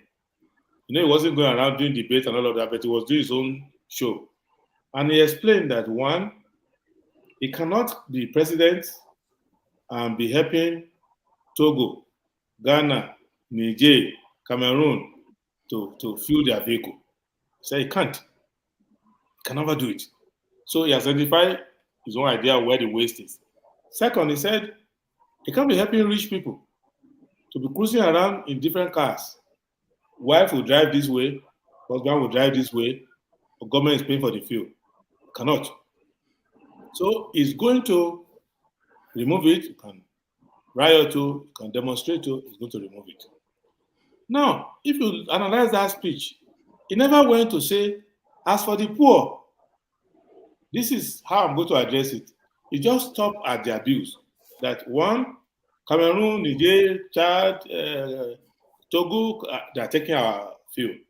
Second, rich people are taking our fuel and government is paying. But the component of the poor, that one escaped him. He didn't talk about, oh, as for the poor, when I remove the subsidy, this is what I will do for you. It didn't occur to him. So now he came to government, he said that, and people clapped, and eventually he's declared winner. He's supplementing what he said he was going to do. As a Democrat, I cannot criticize, I cannot oppose him. I can criticize the policy, but I cannot march on the street against him because the people on whose behalf we want to march are the same people who voted for him after listening to him. And you can say, oh, I'm pantsed. I didn't vote for him. I would have supported Obi if I was in Nigeria. I would have supported Obi. Obi said, not in that dramatic language, but Obi said the same thing, that on day one, he will remove subsidy. So day one is not enough for you to do another thing. Atiku said he will not only remove subsidy, he will sell NNPC so that there will be no subsidy. When NNPC is self has gone. So it's one person says, I'm going to stop people from coming to eat in this kitchen. Another person says, I'm going to sell the kitchen. We don't have kitchen anymore. So when you put all the votes gathered by all the three, majority of the voters wanted this subsidy removal on day one, need Jack people come to power. One of them has come to power. That is my approach to that. But I will have, and I was explaining during the campaign, the amount of waste, who is collecting it, and everything. Mentioned. So what I will have done, and is doable, is come out, tell the NPC guys, look, meter everywhere. Meter everywhere. And if anything is missing, you go for it. I will save at least 70% of the cost of the subsidy. And I will not increase factor cost. Secondly, you also remember that on the other side, this is white. On the side of crude, they are stealing crude. As I'm speaking to you now, they are still stealing the crude. So the money you are gaining on the subsidy saving side, what are the crude they are stealing? So I hear now that Tinubu says he's going to work with the Navy to go and stop the stealing of the crude, whatever. And he's getting some militant to work with him, and they're all of them swaggering around over the bed. As I'm talking to you now, they're stealing the crude. This night, they're stealing crude as I'm talking to you now. So now, if you address that, you have some money in the kitty. 3, there are other government subsidies that don't involve the poor. Those subsidies still continue as we speak today.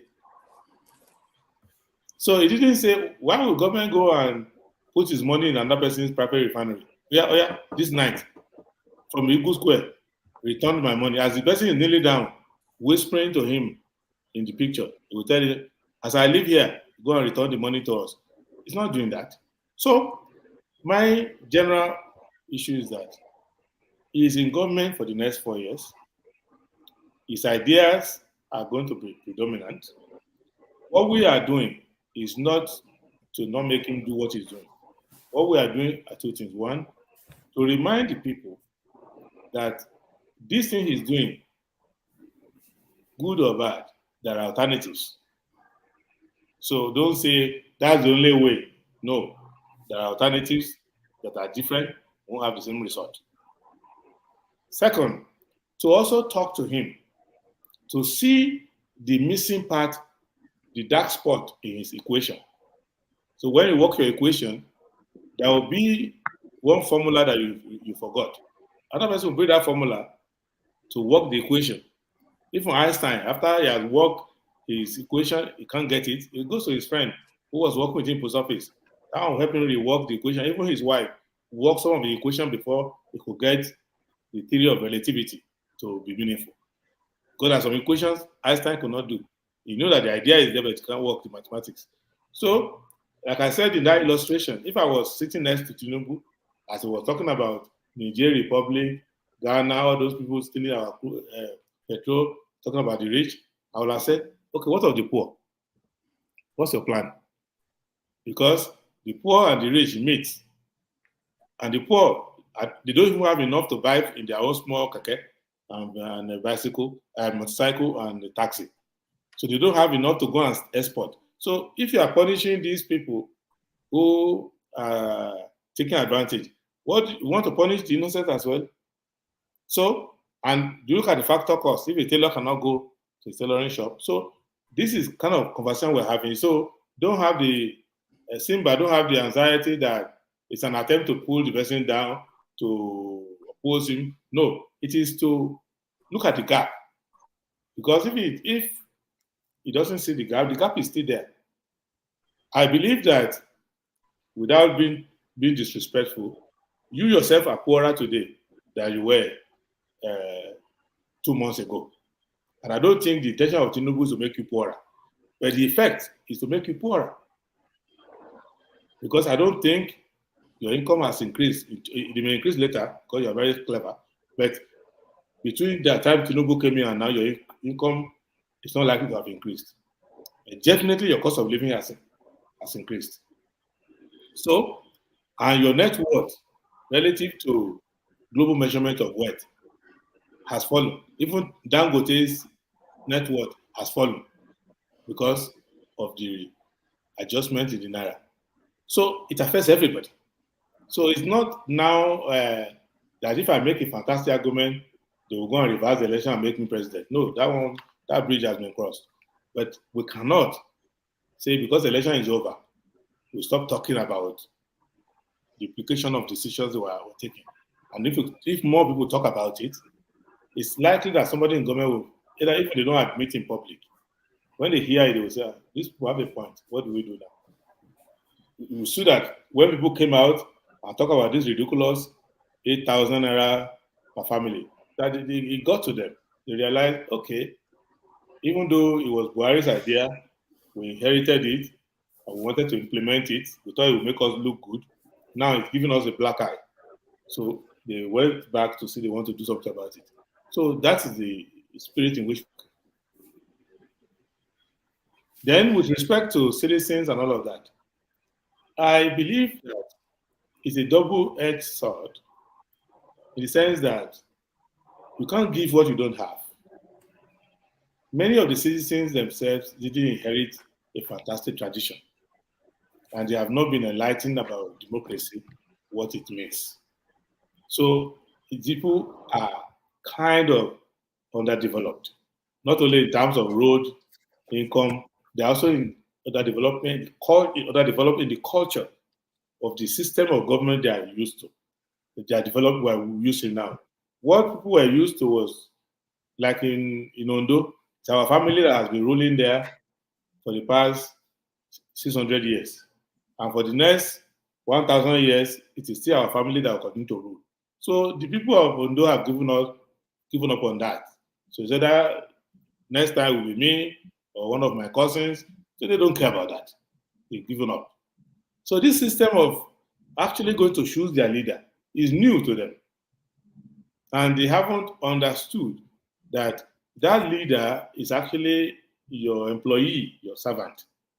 And when you say Tinubu has killed me, he has removed subsidy, I want to kill me, you want to kill yourself because you are the one who sent him to go and do it, because it's like having a farm and 3 of your servants come to you. This one says, I'll plant maize because maize is the best for the kind of land. And when I plant the maize, I will borrow money from the bank. I will use the land to borrow money, and it gives you his plan. Another person comes and says, no, I'll plant yam, but I will not borrow money. I will actually buy the yam seedling on credit. Another person says, I'll plant rice. So I will cut the land and irrigate it and plant rice there. If you give your mandate to one of them to go and plant maize and borrow money from the bank, if the bank comes to seize your land later, you cannot say, oh, he has killed me, because he told you what he was going to do. You say, I didn't listen to him, I didn't know what he was saying, because when I do radio interview, people call me and say, we didn't know that's what he meant. We didn't know, so we didn't pay attention. Many of the people who are criticizing Tinubu today, throughout the election season, they refuse to listen to him. Drug dealer, the certificate. They keep repeating that one. Nothing. They listen to only one person. Even I didn't win the election, many people went to interrogate me. They will say, did you campaign? I said, did I campaign? I went to how many states? I was on almost every show. I did more campaign than your candidate. Some people have closed their eyes and ears that except the person they are following, they won't listen to the other person. So this inability to interact and understand is affecting the people. So You now can't say, well, let them suffer because they refuse to be good citizens, they refuse to do. No, you still have to have the duty to go back to them in their anger to say, this blood that is flowing from your hand, you're the one playing with the blade. And if you play with blades, of course, one of these incidents will happen. But let me help you see if I can stop the bleeding. But next time, don't play with blades. So we go to the citizens now. I was having interaction with them in Adamawa today, listing all kinds of. They say, I should come to Adamawa to come and console them. I said, why am I? What did you have I caused for you? He said, no, just come and talk. Our head is hot. So we started interacting. I said, I'm out of the country. Started interacting after exchange of, well, it's your fault. If you have done this, you have done that. We started to say, okay, what can we do to make life easy for one another and things like that. So it's a continuous conversation. But Nigerian people will not come out of the woods until they realize that the government is your agent and government can only manage your productivity. And that was part of the tweet I tweeted yesterday, which some obedient people have insulted me thoroughly. Why are you even talking to Tinubu at all? You're looking for something. Because as far as they are concerned, Tinubu is illegitimate. We should ignore him. Just like some people ignore Buhari for 8 years. He's a Seriki of Sudan. He's a ghost. He's a clone. The clone is spending your money. The clone is tarring roads. The clone is building bridges. The clone is controlling central bank. But you will not listen. So I said, look, we need to talk to people and we need to push the ideas out. And the idea I put out to Tinubu and the rest is that only the people can work themselves out of poverty. So there's nothing you can do as a government that will not translate to you getting the people to be productive. And for them to be productive, you can't make their movement from one place to the other difficult. You can't make small business unviable because they cannot have the cost of energy. Somebody says, I want to set up a restaurant. It's not taking, why would I even have a generator to even power the place? The cost of generator will finish me. You can't have people running hotels whereby they will have to either increase the price of the room that nobody will come, or they have to switch your generator in the afternoon and give the people a bad experience. So all over the world, every government is concerned about the factor cost. That is not just saying the people are suffering because life is harsh for them. That's one part.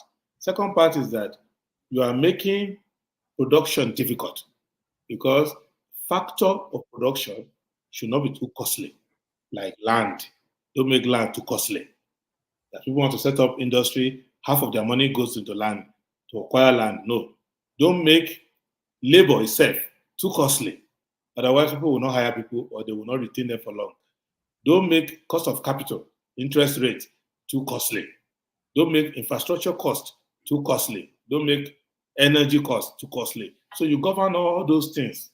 That's when your people become productive. Then you can delay revenue. And I said, because Tinubu is a first class in accounting. He got first class in accountancy in the university. So he's a very sound accountant. But I said, accountants are excited by balancing the books. So if you go to Tinubu's mind now, he will tell you he's the smartest person in the world because he met a government that was running deficit. And almost in this period now, Tinubu ran a surplus. In the last 2 months, he ran a surplus. So he has added a lot of money to the coffers, and the state government that used to come to Revenue Allocation Committee and complain, where's our money? NNPC stole our money. Now, they are getting the money. Big money is going to them. So for him, he will be thinking, why is this prince going all over the place criticizing me? Can you not see that I have solved the deficit problem? But I said, no.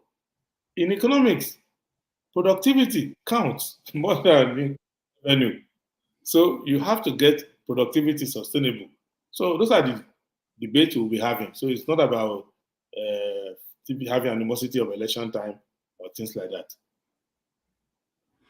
All right, brilliant, excellent. So Prince, we have another Prince in the house, Prince Daddy. So Prince Daddy, unmute yourself, introduce yourself to the Prince, and then I know Prince Daddy.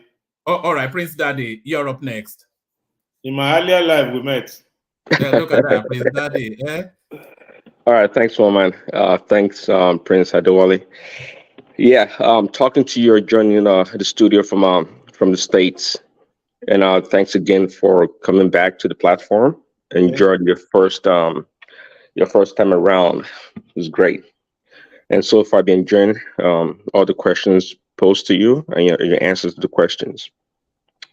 But anyway, my question, maybe I can briefly kind of summarize a little bit by trying to explain my question a bit. And I just want to point to your submission or your interview about a couple of weeks ago, or a few weeks ago, on Channels Television with Seun Okinbaloye. And on that segment, you were having a debate with I think a union rep, and in regards to the fuel subsidy issue, I believe, if you recollect. And I think at the end of that segment, it was kind of a heated debate back and forth. I think I got to understand your position on the subsidy, because you concluded, I believe, that you were not you're not really concerned about the subsidy removal, but that because that's not the main problem. But the problem that we have is corruption.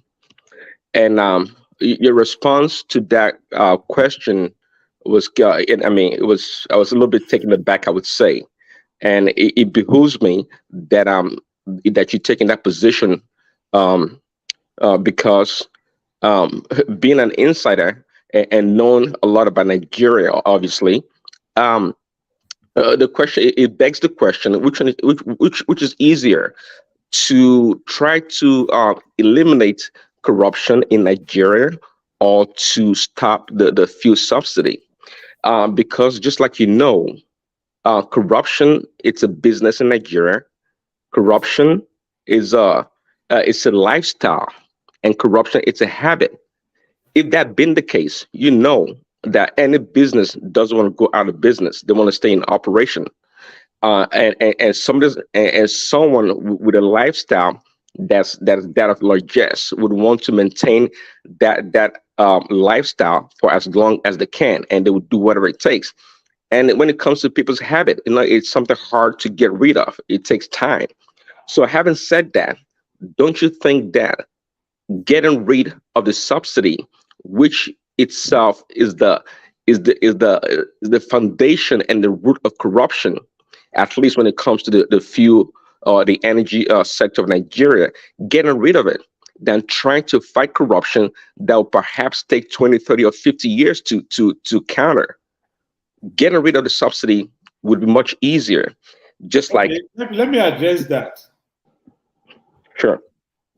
First, what you saw on that show was not a debate; it was just a shouting match. That's not how a debate is conducted.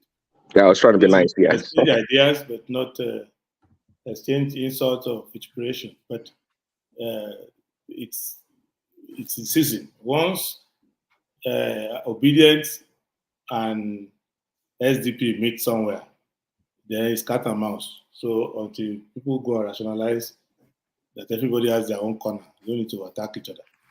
But first, corruption is not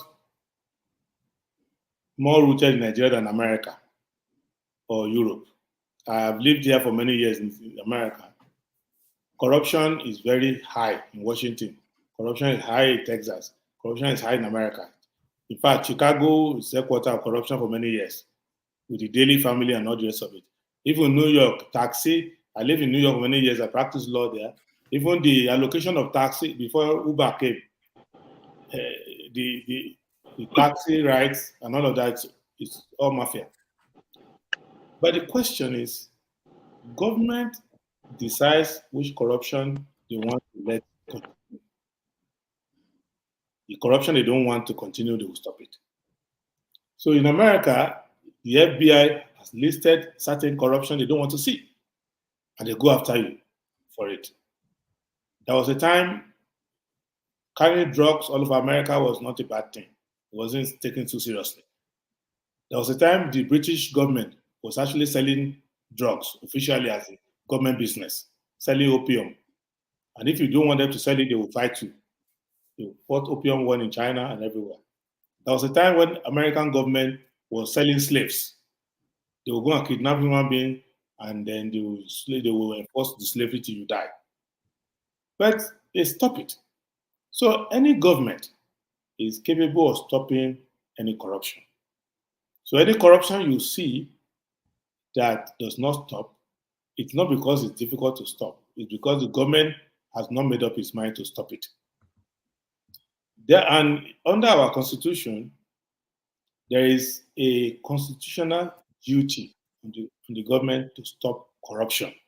So when you say there is corruption anywhere, you must stop the corruption. You cannot say. Now, if you look at, I don't know if you've been in America, try to send vehicles to Nigeria or send any goods to Nigeria, you know there's corruption at the port. Go and talk to any clearing, forwarding agent, customs agent, there's corruption at the port. So are you going to ban importing of cars because there's corruption at the port? If you see anybody who has worked in payroll office, there's corruption in payroll. Even the government admits that there are ghost workers. So are you going to stop paying salaries because there's corruption in the payroll management system? Anybody who has seen road construction knows that there's corruption in the award of road contracts and everything. So are you going to come to government and say, I am sick and tired of all the money government is losing in road contracts? So for the next 4 years, we will not award road contract to anybody. You don't do that. The reason why they single out, for example, arms procurement, the government itself has taken its own officials to court to say that they stole billions of dollars from arms procurement, from fighting terrorism. They locked some officials of government in prison or detention for years on it. So why don't you say we're not buying arms for the army anymore, armed forces, because there's corruption? So that is the argument I was making on that show, that when you say the reason why you are stopping the program is because there's corruption, then you stop the corruption, not the program. If you say the program is not beneficial to the people, it's not serving its purpose, it has no benefit, then you can stop the program. That is my own governance principle. If I see a government program that does not benefit anyone, that has no beneficiaries, I'll say, stop it. There's no beneficiary. Who needs it? However, if there are beneficiaries, then I have to say, okay, if he has a problem of corruption, let me address the corruption, because the oath of office that I have taken so that anywhere I see corruption, I must run after it. Not even just for the purpose of the money or the amount I'm saving. Is that I have a duty to extirpate, eliminate, eradicate corruption. So then, if any citizen or segment of citizenry are benefiting from any program, I must grandfather them and protect their rights. I can't just throw them to the dogs. That's my argument. And you can actually support your businesses, support your citizens while you're fighting corruption. But if another person brings another argument on why it's a certain subsidy has be overtaken by event. For example, in the US government, there are two types of entries in the budget. They talk about discretionary spending and non-discretionary spending. So in the US government, if you come if we elect you, whether you're Obama, whether you're Bush, Clinton, Biden, Trump, anytime, you cannot go and touch the non-discretionary items. So you can't come to the US government and say, I don't want to spend money on veterans affairs anymore. So all those Vietnamese veterans, Iraq vets, Afghanistan vets, cancel the program. You can't do it. You cannot. You can't say, I'm not going to fund Medicaid. No, you can't. You can't say, I'm not going to fund Obamacare. You can't. Trump tried it, it didn't work. So that is why, because once you put your people on certain stabilizers, you don't want to destabilize them. And if you want to cancel it, you have to do a lot of replacement and things that will take like 5 years, 6 years for them to adjust. So that is how you run a stable system. But creating shocks everywhere, nobody can tell me that you can say you're running proper macroeconomics if you're having radical movements. Economics doesn't work like that. Where you have 300% increase, 400% increase. Nobody does that. You move, because you are trying to, the essence of economics is to create equilibrium. You can't move. I can't go to work in the morning and pay 40 naira to transport myself. In the evening, when I'm coming back, I'm no longer paying 40 naira. I'm paying 320. Nobody runs economics. You will know immediately that this zigzag movement is just irrational. So you move in a very smooth way. So those are the things we're trying to create, and that's my approach to it. Okay. Well, quickly, yeah. Thanks. Well, okay. I think I understand your position right now, because to you, you feel that the fuel subsidy is a great benefit to the population, that it should not be eliminated. Rather, you should go after corruption. But in thinking about it, it's going to take time. That's my concern, and also a lot of resources. Let me address that. It doesn't take time because the corruption is government enabled. It's not it. You see, it's not the case. Sorry, Prince. Your submission regarding corruption in America and in Europe, I completely understand, and I agree with it. But in my submission earlier to the question, I said, it's corruption in Nigeria. It's a business, it's a lifestyle, and it's a habit. See, an average American, I would say, is not corrupt. If you know what I mean. Nigerian itself is not corrupt. Maybe he wants to be corrupt, he doesn't have the opportunity. But sir, so 1 second. But they understand, and they're susceptible to corruption in the greater that's not range. correct. That is a wrong psychoanalysis of Nigerians. Let me explain to you. Okay, go ahead. Let me explain. Take maybe another time you call me back. Let's talk about the anatomy of corruption in Nigeria. Take any item. There are people in America who go to the food stamp office, collect their food stamp, and go and sell it. So there is a federal law against that, and they start tracing them. Look at when COVID came. A lot of Americans had to be taken to court, fined, jail for abusing the claims from the COVID relief fund. Anywhere you create an arbitrage, people will exploit it. If you look at the corruption in Nigeria, 99% of the corruption is done by 1%, less than 1% of the population. So if you look at the petroleum side, it's not like there are Nigerians who live in border areas. Study their behavior. They will go buy fuel in their car and go away. And go and ride. You can go to Mubi, you can go to Idiroko, you can go to Bakassi, you can go to Ilela, you can go anywhere around the country.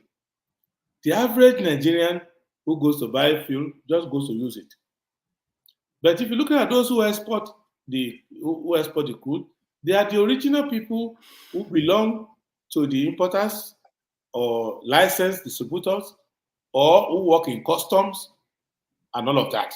So what I'm saying generally, and if you look at it, when you look at the recent statement made by President Tinubu, he said that he has an opportunity to partake in the arbitrage and make money out of central bank in the exchange rate, but he refused to do it. So what is he telling you? That the people in government are the ones who can benefit from it. Because when you come in, central bank will tell you, we have $1.2 billion we want to use to defend the naira.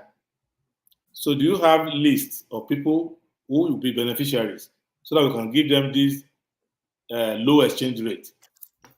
So then president will put name, first lady will put, vice president will put, secretary to government. When they've exhausted that, they take from other places, they now say, okay, use this company.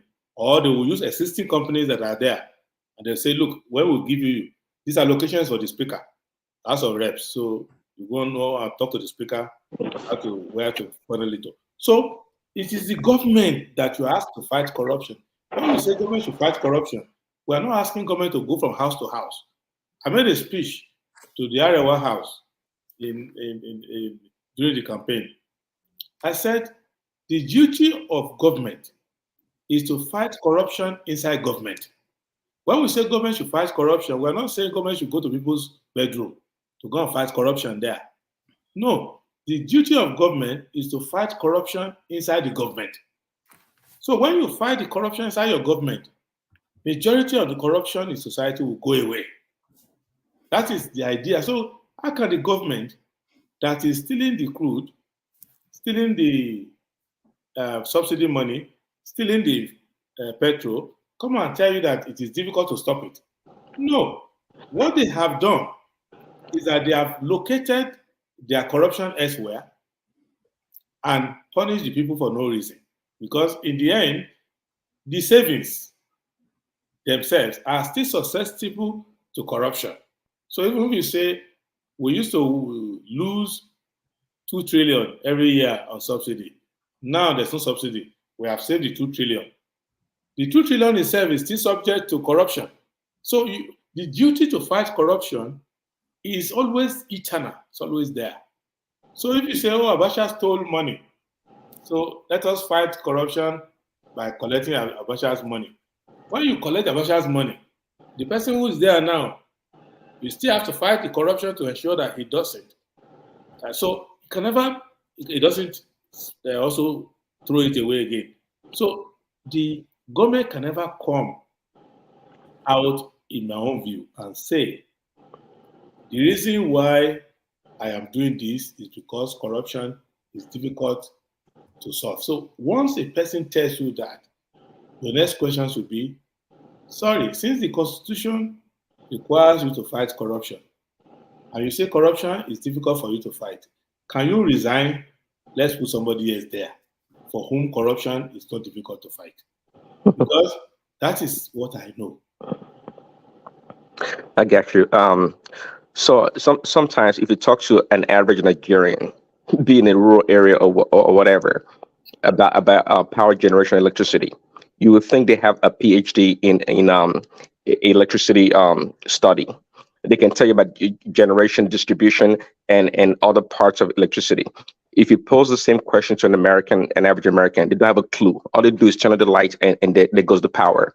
Well, the same thing applies. If you ask an American about corruption, they don't have a clue about it. But an average Nigerian can define corruption to you by dictionary definition or by their own understanding, technical definition of corruption. That's my point. Everything you submitted is true. I don't disagree with everything you said about corruption in the American welfare system and this other stuff. But I still contend that things work here, not because people are so pious in America, for example, but somehow maybe a percentage will help. Percentage-wise, I think a lot of Americans, they're not used to corruption. I've never been pulled over by a cop and asking for money or anything like that. I've dealt with so many Americans from different aspects of the economy, life. They don't have a clue. But I totally agree with you that if you go to Washington, there's so much corruption. There's corruption in the war in Iraq. They spent billions of dollars, even trillions, they couldn't account for. Yeah, the military industrial complex, there's corruption everywhere. I agree. Let me say something about Nigerians so that we can wrap up. One is that you cannot blame us for our knowledge. We are knowledgeable even about things that don't concern us. We are generally a knowledgeable society. And our public education is not like America, where it's so well. If I have children who go to American schools, and in fact, by the time they talk about George Washington, you would think they're talking about God Almighty. The system is primed that way that if an American eats one loaf of bread and you are eating 3-course meal in another country, American is trained to say, God bless the loaf of bread he's eating here. So an American on the street who has no home in New York feels that he's enjoying more than you who are in Nigeria and you are living in a mansion. So the system has trained them to believe in it. So we need to train our people to believe, and it's about leadership. It's not about the people. Because Nigerians in the past were known globally as people who used to abhor corruption. You could not see anywhere. There used to be a man called T.M. Aluko. He was known more for writing novels. But he was the chief engineer for Western region when Adewole and Co were there. He was supervising most of the road works and everything. Nobody would go and give him 1 naira. But at that time, the system will take care of you. Right now, if you put Americans under the pressure that Nigerians are facing, you would see that corruption is a human attribute. Because when you put people in uncertainty, and that's part of the reasons why I always oppose government measures that put people in uncertainty, that put them on measure. I'm telling you now, if somebody comes to my compound to steal something because their children are hungry, I'm not going to prosecute the person because every person has a duty to ensure that his family is fed. So the essence of society, therefore, is to see that you don't expose your people to extremities. That is, so I don't want to delay because other people have somewhere to go tomorrow, they're all indicating. So, but the bottom line is that it is possible, and it's written in our constitution, that Nigerians are better off without corruption. But that same constitution that says we should not be corrupt also said that we should not concentrate all our wealth in the hand of a few, and that the people in government should be lean in what they consume and all of that. So, and let me give a small example before we finish. If you look at the measure taken by President Tinubu, some say it's very courageous, very bold measure to stop subsidy. But if you look at the lifestyle of Tinubu, he has not taken any measure that is bold there. He's still riding a long convoy that president before him were riding. He's still consuming more fuel. I mean, as much fuel as he would consume before. He didn't curtail anything on his own side that I can see. He curtailed it on the side of the people. So I think courage lies in you deny yourself something than deny other people. There's not much courage in denying other people. It's what you deny yourself first that will indicate. And I haven't seen anybody in the National Assembly show any sign that they want to deny themselves anything. So we need to be careful. All right, brilliant. Thank you, Prince Daddy. Let's go on to Des, who might be leaving us fairly shortly. So Des, you're up next. Introduce yourself to the Prince and put a position to him. I know Des. All right, Des, off you go. Yeah, good evening, I don't know, good morning, good afternoon, depending on where you're coming from. Yes. Name is Des, already. I'm here in US. So I'm basically gonna maybe put it straight up. It's been a good interaction, Prince Adewale. We've met before, or we've talked before. I asked you some couple of questions, which I wasn't very happy with your reply. But anyway, maybe it's because of my bias. Yeah, we're talking about Tinubu's, let's say 2 months or less than 2 months in No, office. it's more than 2 months. It's go to the third month now. Oh, it's going to the third May month. 29, June 29, July 29. Yeah, July 29. So let's say 2 months. 2 months, yeah. What do you think about um the whole? Well, you've talked a little bit about the subsidy.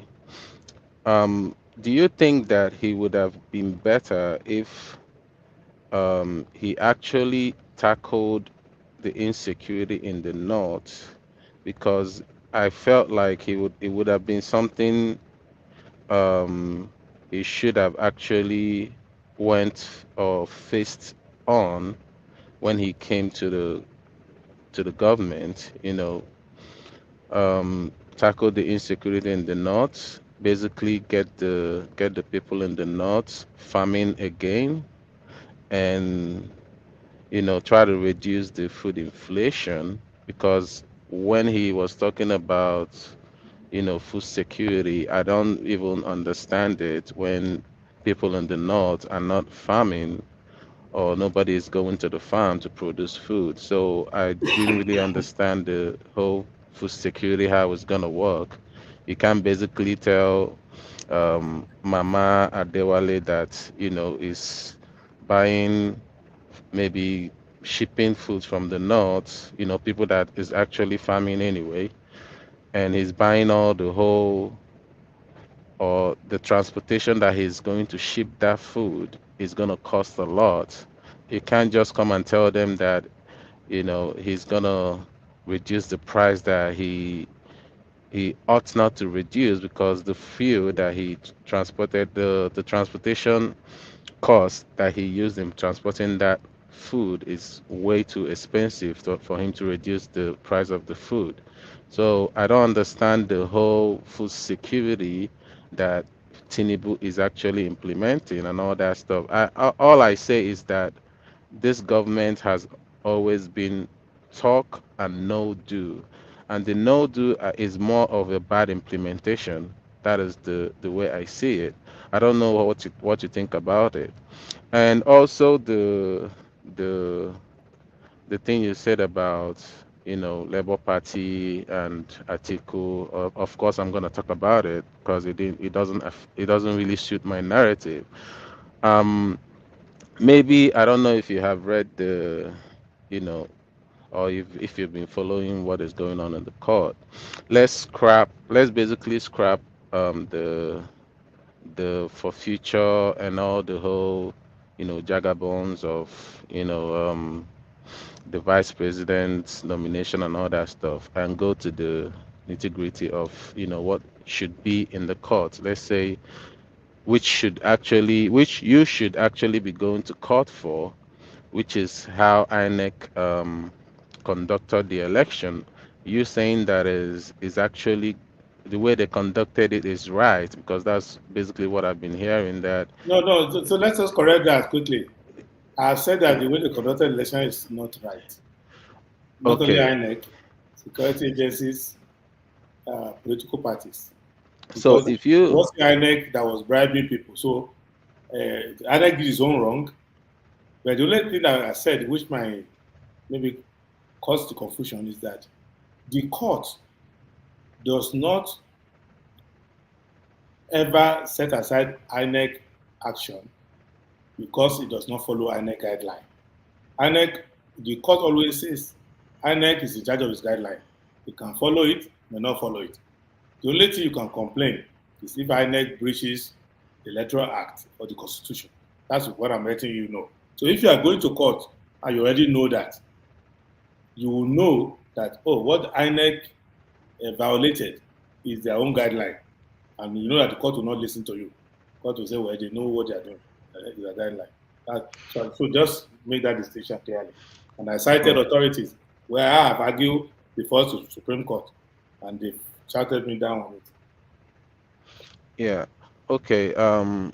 But if that is the case, then something is actually Sorry, Des, I was speaking, I did not admit myself. Land the question fairly quickly. I'm conscious that there's still quite a few people on the screen and they've been waiting for quite a long time. okay.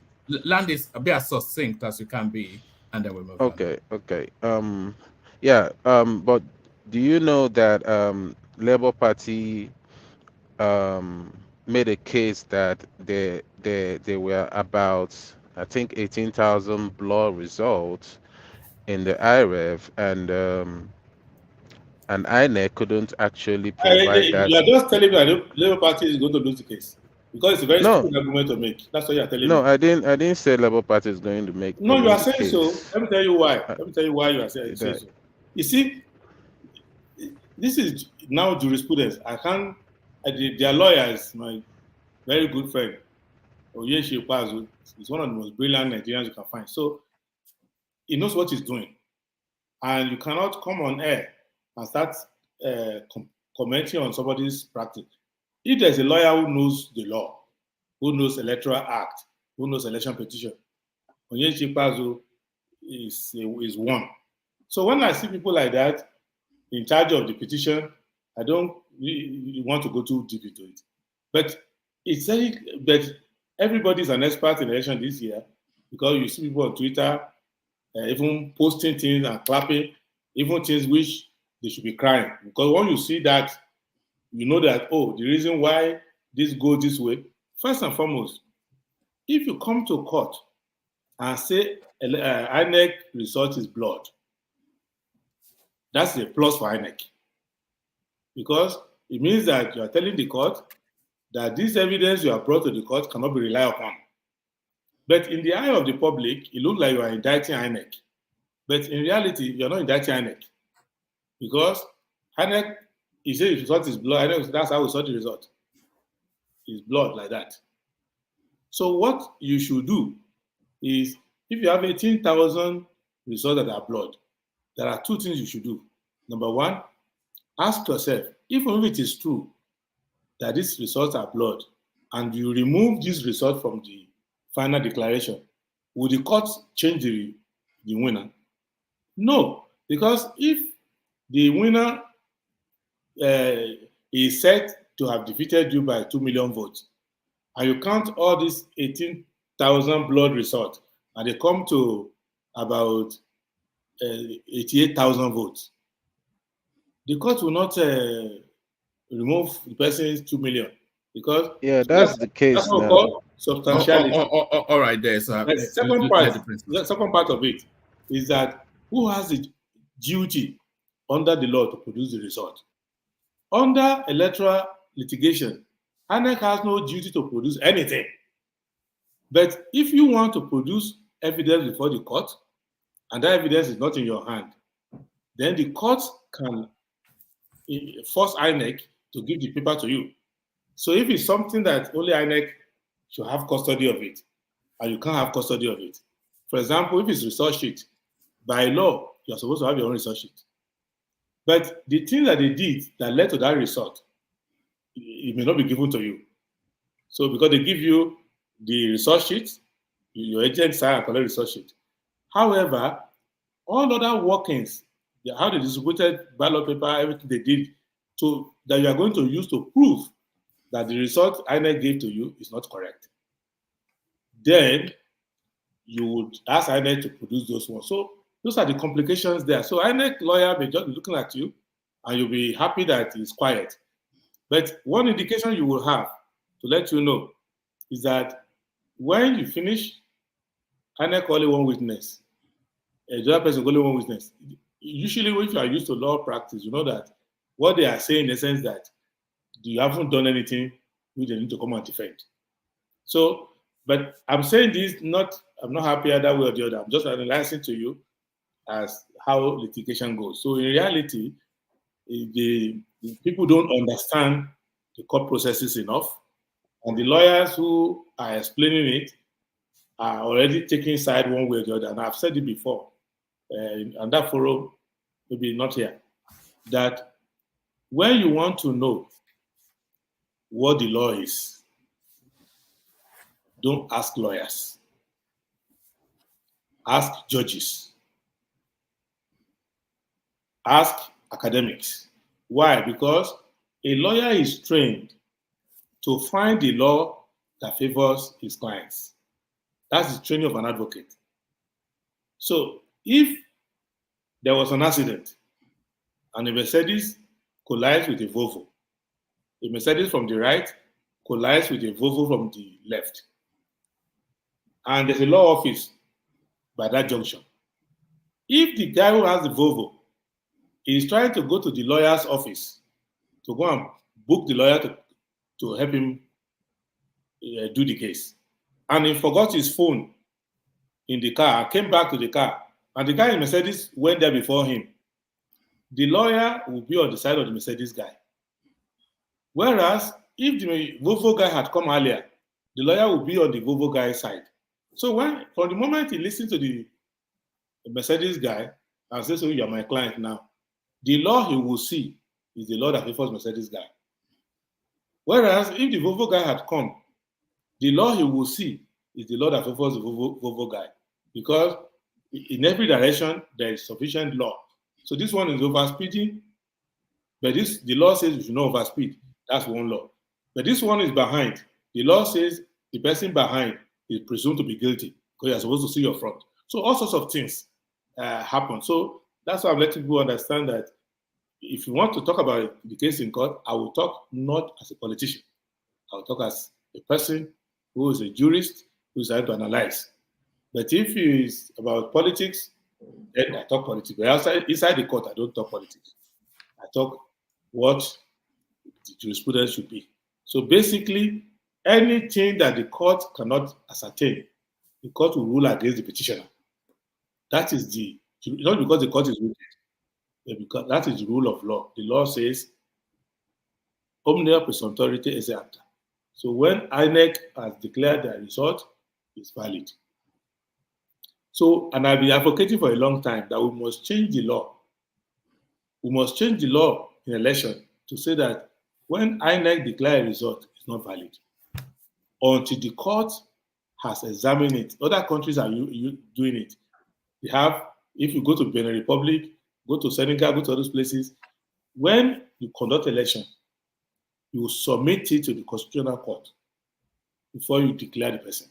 So anybody who has anything to complain about, it's just like this VAR in soccer. Before the referee will blow the final blow, final whistle, final decision, you will go to VAR and check. So the court is the VAR. So what you should do next time, if you can work towards it, is to let INEC know, one, anybody you declare, that's your personal business. The law is changed now. The court must see before it stands. Second, since you are the one who conducted the election, all the person needs to do is to see the election is not correct. It is you who conducted it who is supposed to prove that it is correct. So the people who are commenting on social media and jumping up and down are assuming that it is the duty of INEC to explain that the election went well. It's not their duty. So when INEC fails to do something, INEC doesn't respond to something, they will say, we don't catch them. You caught nothing. Because in reality, if they are silent, it's harmless to them. If they call no witness, in fact, I've been in some cases where INEC will come to court, and the court will say, why are you even talking? INEC, you conduct the election, keep quiet.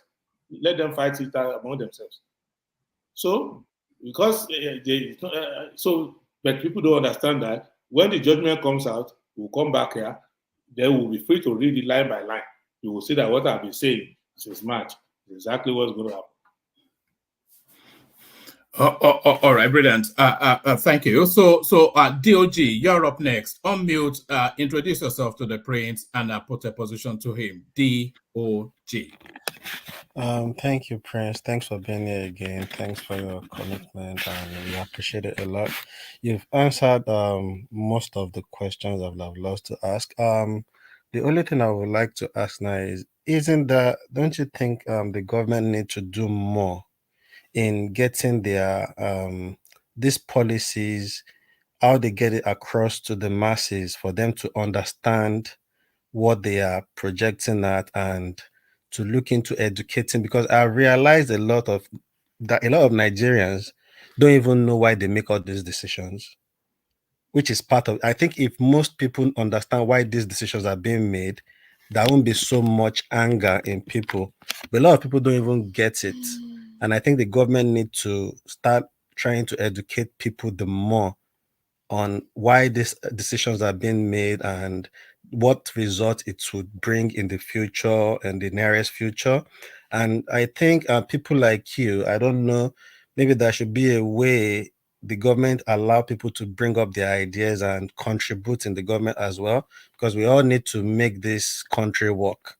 It's not just about what party I am. And I think people like you need to look for means to get your message across to the government of the day, if you get what I'm trying to say, sir. Oh yeah, I got it, but that's the business of the government. They are the one in government. My own is that I want to be in government by defeating them in the election. But they are there now. They should explain themselves. But what you need to understand is that it is not every government that wants people to understand what they're doing. It's also an ideological issue. Some government don't care. They think the more you explain, the more questions they ask. So you will see that many in government, if you generally ask them even the simplest question, they can answer it, but they don't want to encourage accountability. We just tell you, will you sit down there? Why are you asking that question? It was common in Obasanjo's time, you will even insult your father. What kind of stupid question is that? Why are you asking me that? Who asked this person to enter here? Things like that. So they do all of those psychological intimidation tactics because they don't want accountability. And even in established democracies, where the press as the public have stood their ground, the people are not happy. If you read Tony Blair's memoir, where he changed one of British sacrosanct rules, question time in Parliament. He reduced question time cleverly. And he said that every prime minister since that time, they have been thanking him for doing it. Because people who take decisions don't want scrutiny. So these people in government don't assume that they want an enlightened public. They just think we're in government, we'll ram it down their throat anyway. In fact, Nigerians don't answer them. The more you explain, the more they ask you questions. So it is for the people to make the government explain things to them by questioning them, by not letting them get away with issues, by coming out, so, and by also giving them the final incentive to listen to you, is that they should know no political party should feel so secure that it can always win election anytime. You see, they will take the people for granted. That's why people see California, people see New York, all those states that Democrats will win anyhow. Their governments don't behave well.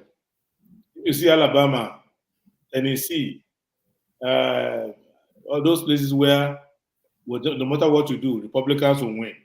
Their governments do well. The governments that do well are those states that are toss-up states. You know, states that are purple states, where they can vote Republican today, they can vote Democrat tomorrow. So nobody does rubbish there.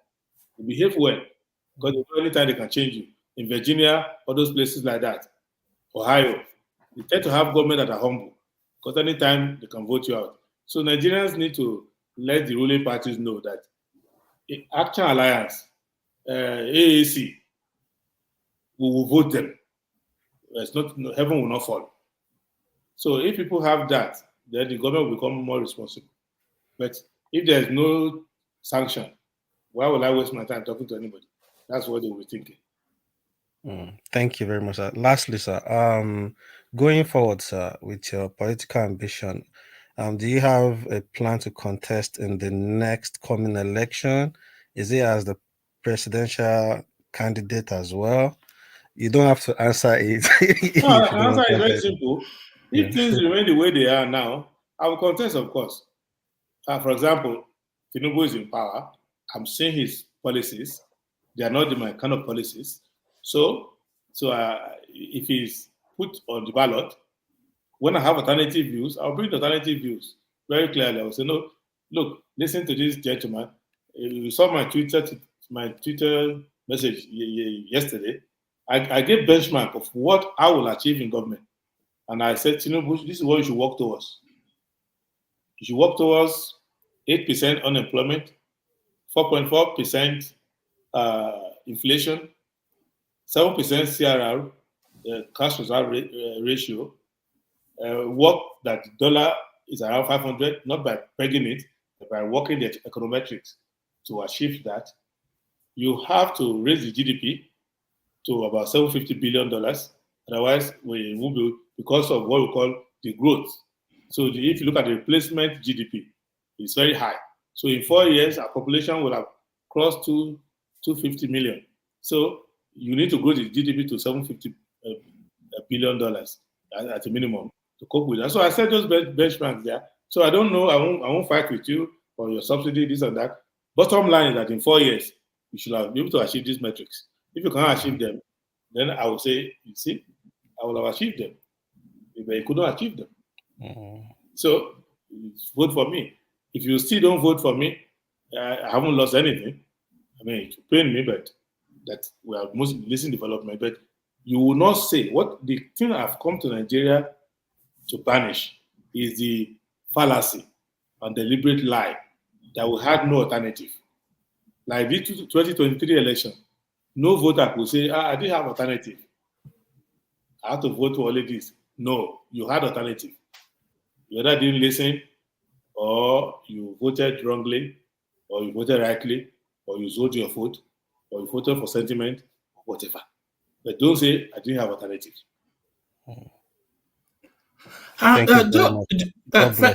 Thank you, D, and thank you for being so succinct and to the point as well. But off the back of what D was just saying, there's an argument that in 2020 that only a northerner could defeat Tinubu in 2027. There's that argument that because if a southerner goes up against him, it will have because he's already had an abundance of the north in this cycle. But if he's running for a second time, he'll have even more of the north, and then he'll get a large portion of the southwest, which makes it near impossible for a southerner to defeat him in 2027. So that theory has been put forward. Have you come across it, and do you have a thought on it? First, I don't do regional politics. So those analysis, the analytical framework don't bother me. So I knew that I didn't win the election last time, not because of North, South, whatever. I didn't win the election because I couldn't bring my voters out. So I knew the number I needed to get to win the election. All this noise they were making, I didn't bother myself. I knew where my voters were, so I knew where I can get voters. I didn't hope or plan to get any single APC member to vote for me. I know my voters. And if you look at it, and part of the thing people don't want to admit, people are focusing on the fact that, INEC cheated me, this one cheated me. But there's one thing that is not a cheating, that everybody should admit. We have 87 million voters who collected their voters card. About 25 million came out to vote. What happened to the rest? At least you cannot blame INEC for that one. You cannot say, INEC took the number away. No, they didn't show up. Because it is not from the voting, it's from the accreditation. We knew how many people came out to vote. So add 10% to that. To say maybe some people went back home because the machine was not fast. In some places, maybe they intimidated some people. Add 2.5 million voters to that 25 million. So 27.5 million. What happened to the rest 60 million? Why did it not come out? And when I microanalyze it, I started calling my people. I got 11,000 votes in Kwara, or 22,000 votes in Kwara. So I called people. I went to Kwara. I said, how did we get 22,000 votes? Because that's even what Baru 10 alone will give me, local government. So I know that for sure. So how did you get 22,000 votes in Kwara? Then He started analyzing for me. Okay, see, your party people, when we got to the voting place, they said, go and vote APC. So a lot of people went and voted APC. I said, I don't care about those ones. They voted. Whether somebody made them do so. I want to know what happened to the rest. They found out that, somebody said in this particular community, we gather people there, they couldn't have transport money to come out. This one, so they were analyzing reason. This community said they will not vote unless they gave them some money. So they came to carry them, let's go and vote. They suddenly said, no, you must give us money, otherwise we'll not follow you. You say, where is the money? The priest didn't give us money to give anybody. Okay, we don't want to vote. Good luck to you. We went to another place. So you analyze all of that. In Kano, I asked, okay, what happened to our voters? So you go around. So I'm going around the country to understand. And I see there is a place in Saple where people came out to vote for us, and they had to exchange blows with SDP. Because there, the SDP said, no, our candidate has stepped down. They said, whether he stepped down, so other people were, okay, so which party are you supporting now? They gave them any party they went to. But some people said, no, whether he stepped down, that's his family problem. We like him. We'll do our. They were stopping them from voting. So all sorts of analysis we will do. But one thing is clear. North, South, all these things they are talking is not relevant to. If you have a movement and people believe in that movement and they come out to vote for you, anybody can defeat anybody in Nigeria. And there are sufficient vote in every part of the country for your type of person. So if you go to Kenya, where Atiku comes from, I have my supporters there. He knows that. The fact that he's from that village or community makes no difference. In my hometown, there are people who cut their finger in order for Tinubu to spend 30 years in government. And they're from my hometown. They don't care. They want to follow him. They have their reasons. There are people who are close to me in my hometown that are obedient because they believe in Obi or whatever. And I have supporters in Anambra who actually suffered tremendously for my sake. And I'm still talking to them and they say, if we come again, we'll still support you. So the question is that people should not fall for this ethno-religious, regional analysis. There is vote for you. Kwankwaso has vote in Ondo State. If he can have enough energy to bring people out. I know a lot of Kwankwaso supporters in Osun, Ondo, all those places. But in the last election, due to paucity of energy, they concentrated on some places and they couldn't manage, because it takes a big infrastructure to manage all these things simultaneously. So even Kwankwaso underperformed in places like Araba, other places, because there is this machinery, and Labour had the machinery of the church. They had some foreign money added to their money. They had activists, so they were able to harvest more. So it's like somebody who has 10 hectares of land and he planted something there and he got 100 tons of grains. But he has a wheelbarrow. He can't carry all he can't carry more than 10 tons before he will get tired.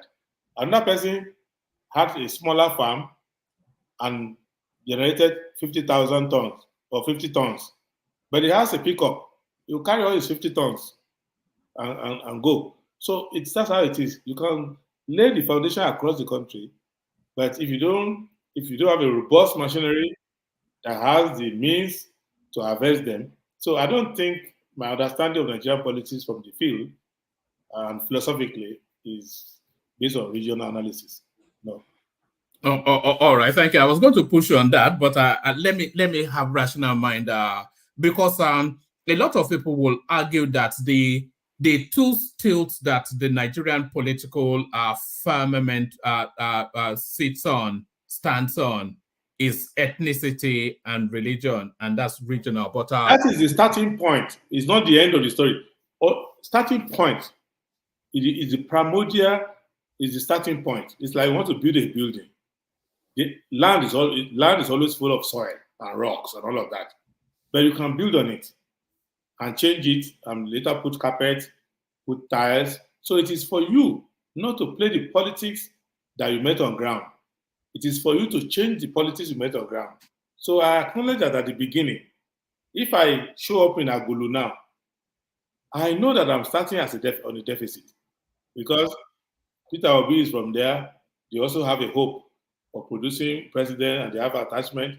But that is how I made the town. But 6 months of work, the town will not be the same as that. So if I go to Kano, like when I went to Kano, first time, second time, third time, Kwankwaso called me. You are coming to Kano without visa. What are you doing here? So we exchanged banters and everything. But first time I came, he didn't bother himself. Second time, he didn't, but third time, he was getting feedback. So he called me, Prince, you are in Kano. What do you want here? Things like that. If you need anything, let me know. So things like that. Same thing in Adamawa. When I first went there, Atiku did not bother himself. But after a while, he started questioning people. Why did they put billboard here? Who helped him to put billboard here? Who is doing this? So if you keep working on it, you will get the result. Nigerians are open-minded, from my experience. But at the beginning, they don't know you. So the problem of Nigerians is that you assume that because we have the same flag, the same constitution, that anywhere you go, they will naturally understand you. It doesn't go like that. Nation building is not like that. Nation building is that first time they look at you, who is this one? Can you understand our problem? Does he come from here? Does he care about us? But as you get along, you start to realize that, this guy, he knows that we are farmer here. He knows that we need fertilizer. He even knows that we need road more than demand from here. So this man appears to know us. But there will be other people there who are the traditional primordial people. So on election day, if you don't go back to those people whom you are won over to get them to mobilize well, the traditional people will just restate the traditional argument that, okay, yes, I will agree with you. The man is fantastic. The man is this, but remember, this is our chance. So you need to close your deal. That's what I've learned, and I will try that. And if God says it works, it works for the benefit of the people of Nigeria. All right, brilliant. Well put. Rashina Mind, you're up next. On mute, introduce yourself to the prince and then put a position to him. Tell him where you're joining us from. Rational Mind. Yeah. Good evening from here, Mr. Prince Adewole. Yeah, I think we are from the same state, but I think you're Ondo, Egi, as they will say in Ondo. Is it? So yeah, for me, I have so many questions. I think some of them have been asked by some of the panelists. Well, let me just ask this way.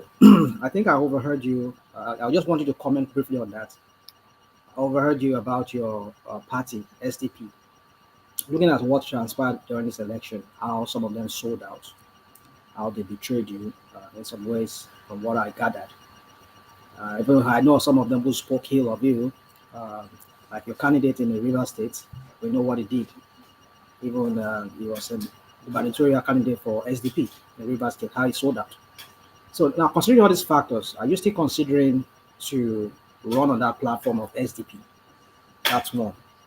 Now, I also wanted to touch on, because even your comments where you make earlier, you made the comment that made me come to that. I wanted to ask you that question about that. Concerning your party, I don't know if you're still a member of that party. I still want you to touch on that too. And then on a comment about Ondo State, what is currently going on with the governor not being on seats, he's going through some medical issues. What's your comment on that? Then finally, I know there are so many questions I want to, but let me ask this. Now, I know you've touched a little bit on, maybe touch, well, I won't say a little bit, but you touched on that topic, but I think the angle I'm coming from with this topic is quite different from other panelists. Don't you think it's a policy somersault of some sort when Tinubu, or it was a real big blunder on Tinubu's part, when he tries to implement two conflicting policies when it comes to the fuel subsidy removal and the harmonization of this dollar, this forex issue. Because if you look at what the reason given by the sudden increase in the pump price is because some of these market states. I read some local newspaper in Nigeria online, and they said it's because some of these local marketers could not access forests. They had to go to black markets to buy at a very higher premium price, higher price from the black markets. So, what do you say? Don't you think you should have tread with caution on this? You could have maybe taken off take off the fuel subsidy and wait a little bit until everything normalizes, and then you can add jack up or harmonize the. What do you think? I just want to pick a brain on that just to see what would you have done. I know you've said you do something differently, but what would you? I just want to see your view on that. That's it. All right. So you were asking about Akeredolu, the yes, three issues. Let's start with the SDP. Okay.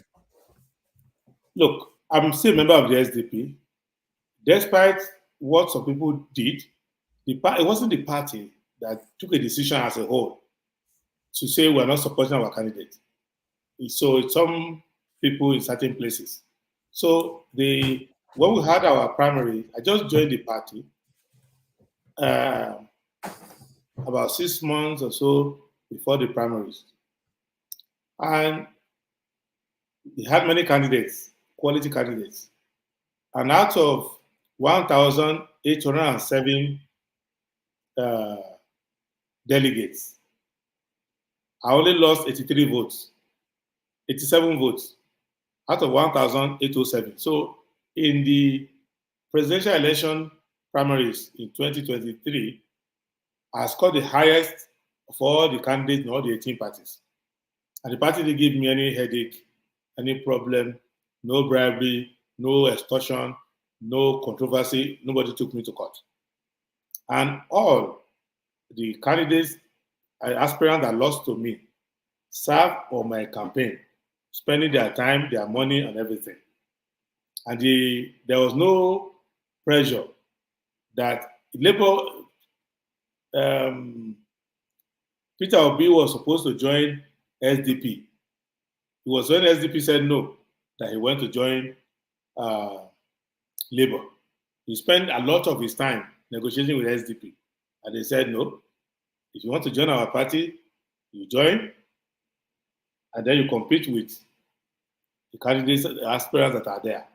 They've already purchased forms, so we cannot ask them to step down for you unless you go and convince them by yourself. And they kept to that.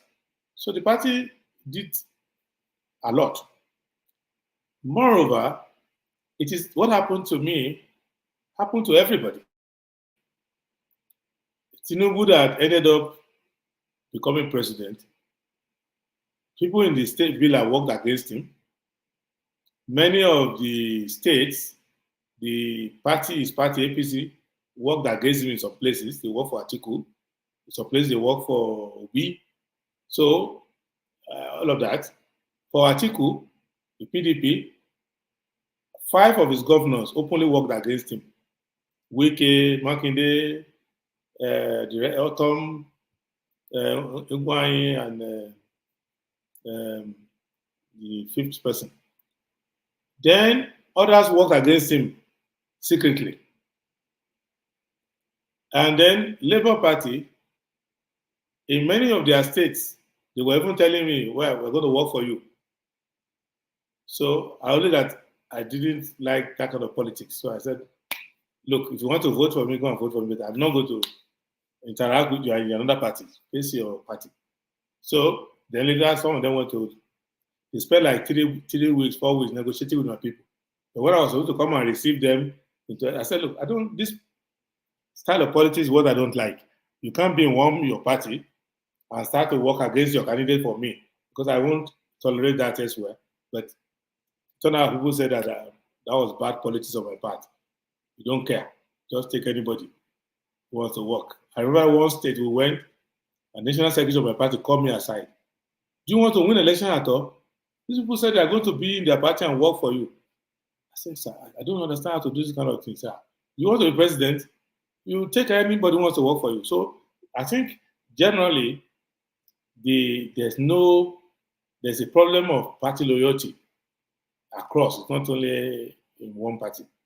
So people, do that. So we may improve on people being loyal to their party across the board. So that's what I would say. With respect to, so I still belong to the SDP and we carry on and see what will happen. But I know that one party, so whether I will run under SDP again, I knew before now that one party could hardly win. And that was why I spent a lot of my time that time with Party Tomi and the rest of them, trying to put the 14 political parties to become a coalition and we'll go to the election together. But later everybody went their way when the people of Obasanjo and Co gave instructions to people, I'm going to work with this person. So we abandoned that coalition, everybody went their way. So I believe that is where we're going to go back to. So you cannot say, oh, I'm SDP, I'm going to defeat Tinubu, you're wasting your time. Oh, I am Labour, I'm going to defeat Tinubu, you're wasting your time. I'm PDP. By the time we get to the next 4 years, maybe Tinubu will be the owner of PDP the way they are going. So you have to find a coalition, and not a coalition of you go and shoot somebody, you don't be sharing money to come and endorse you. No. You have to do a broad-based coalition where all of you put yourself in a basket and work voluntarily in a competitive way and produce one person. That's why I had a problem with people who will call me. Why don't you step down for somebody and say, what kind of rubbish is this? Why would I stand up for anybody? We had a system where we were supposed to come, all of us who had ambition, into one coalition, and then we compete with each other and win. But you went and stay in one hotel somewhere, give people whatever you give them, they shows you. They are come and step down for you. I don't know your principle. I don't know what you're doing.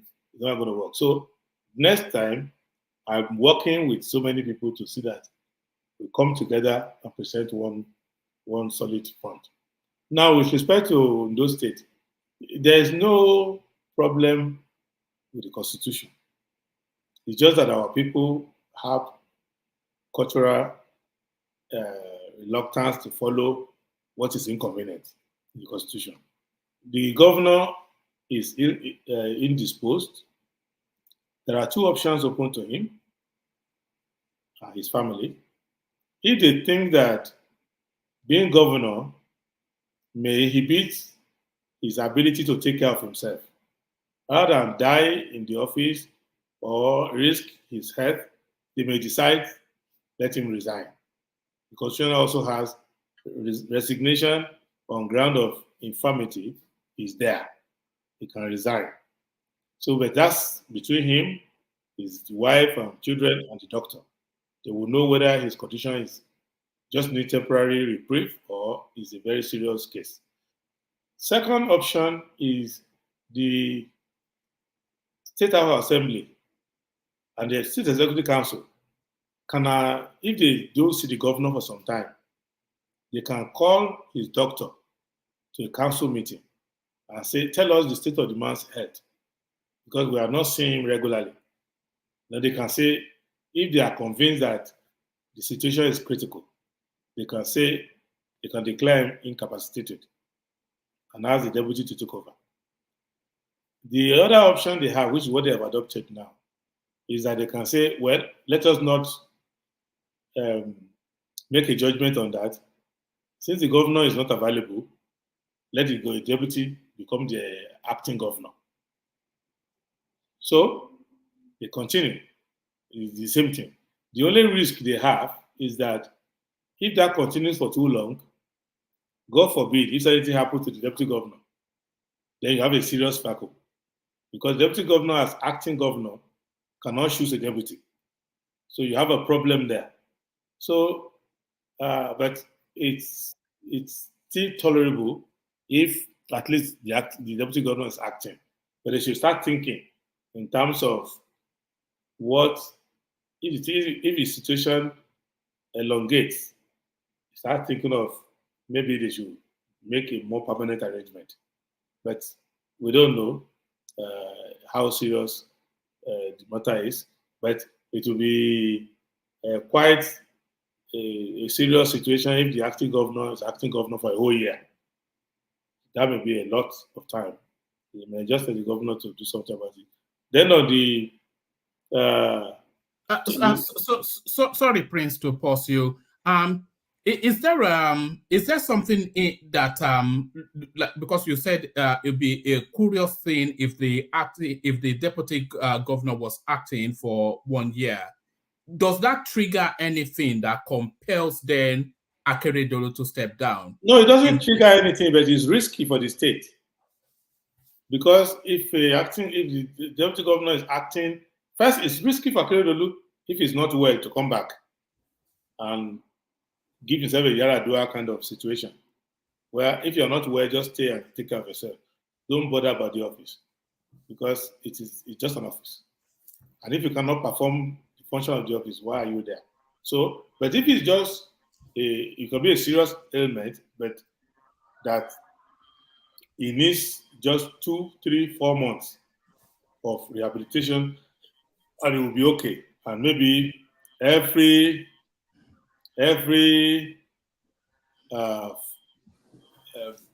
year or so, it needs to go away for 3 months.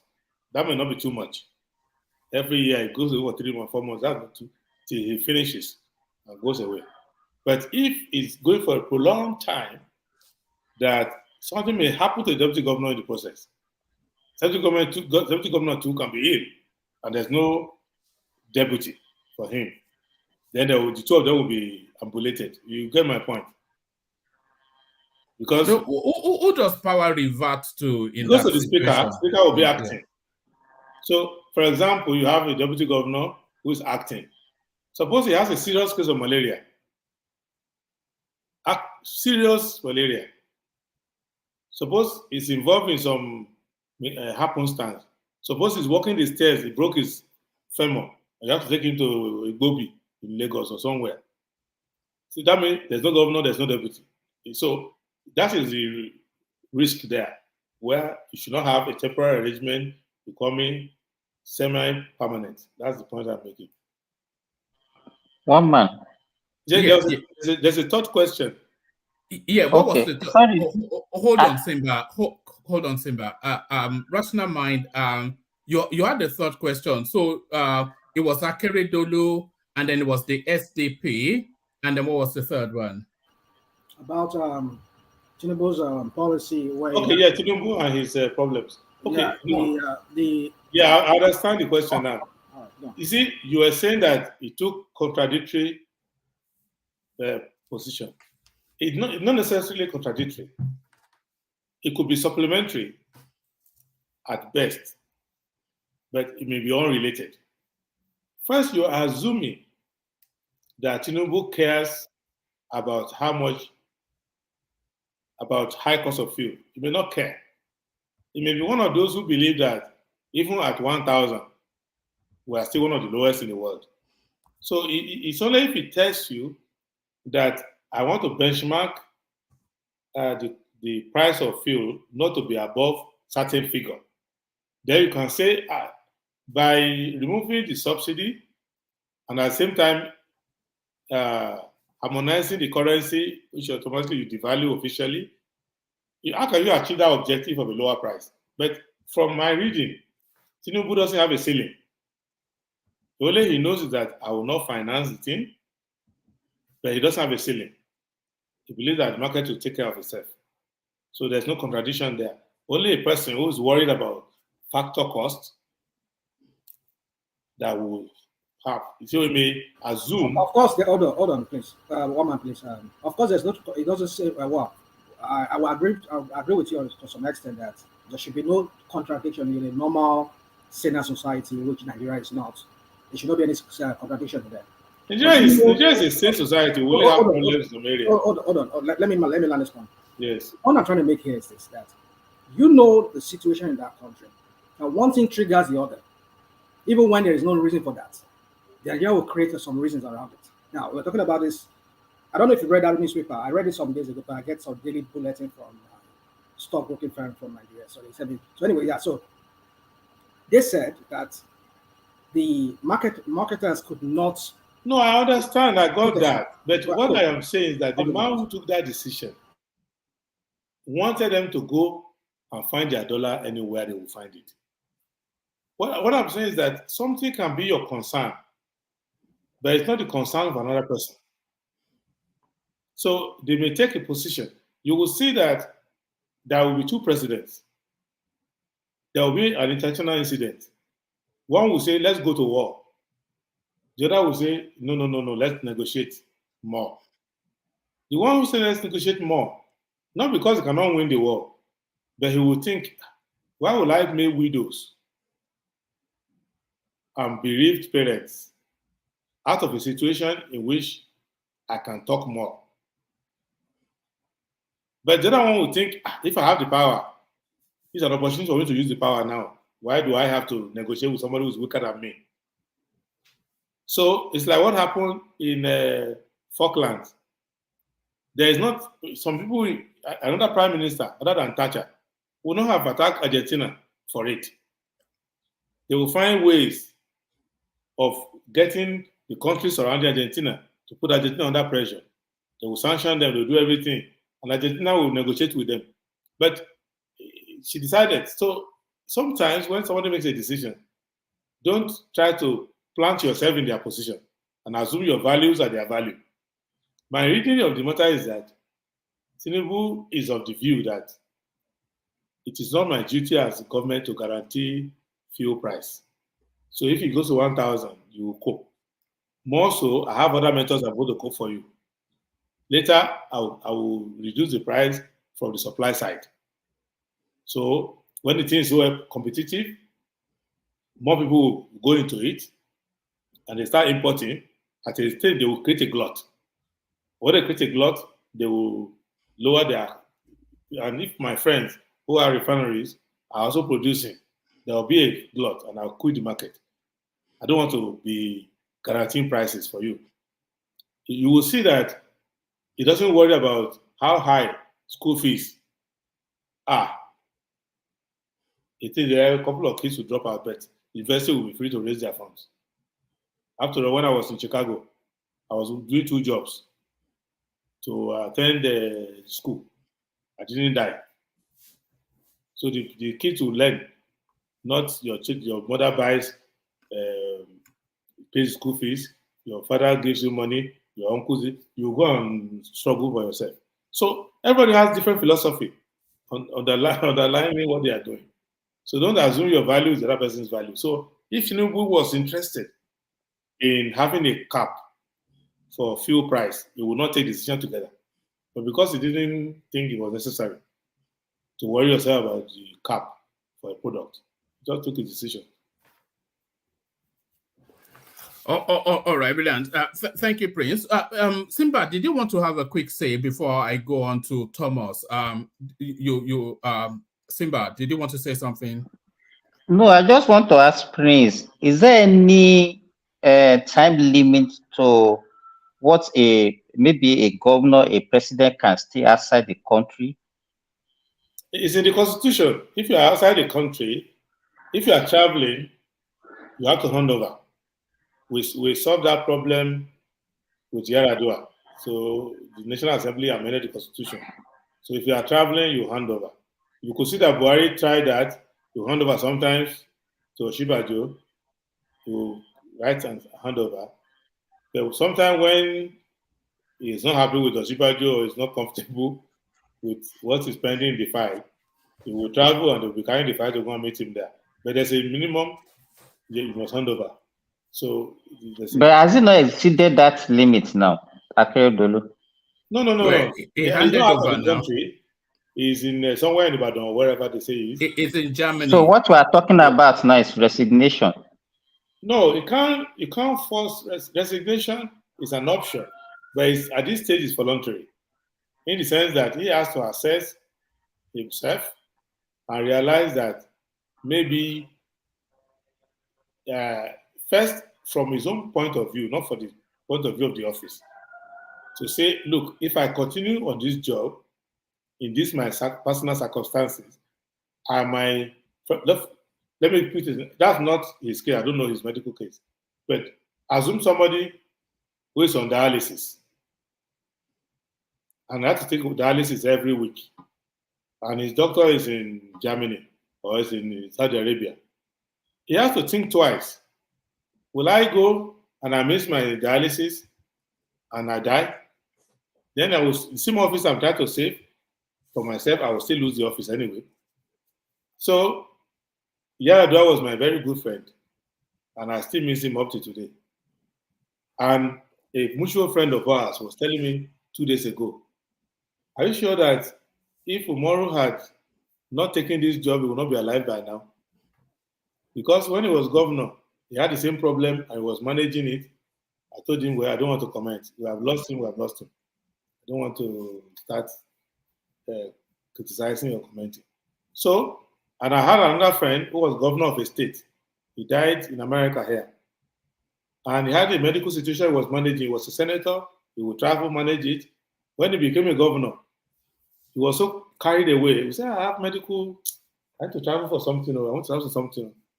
And one of the travels, they discovered that he should have come earlier. They tried to help him. He died. His deputy took over. So sometimes these are decisions that you have to wrestle with. So the family has to decide which one is more important to them, the office or the person. And you can see in Yaradua's case, some elements in the family thought the office was important too. So they were trying to cover up, prolong, and do whatever. So, and some of his friends thought, give this job to them, let's go. So, it may not even be Akeredolu that he will be considering himself, maybe considering, some of these followers might think, how can we lose our relevance in this government? Especially election is coming soon. So they will try to, don't worry, we'll cover for you. But I pray for good health for him, I pray for recovery. But he's a mature man, 67 years old, and he has seen it all. This is second time. So he ought to decide for himself. And also there's an element of fairness.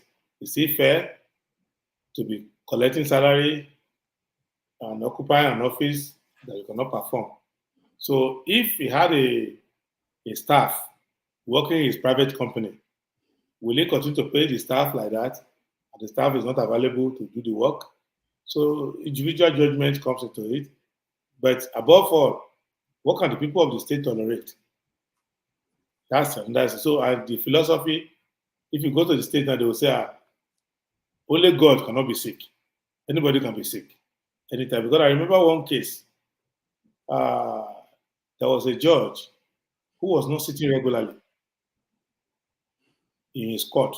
He had a medical situation. He wasn't sitting regularly.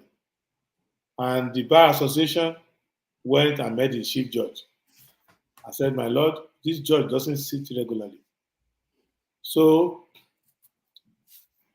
and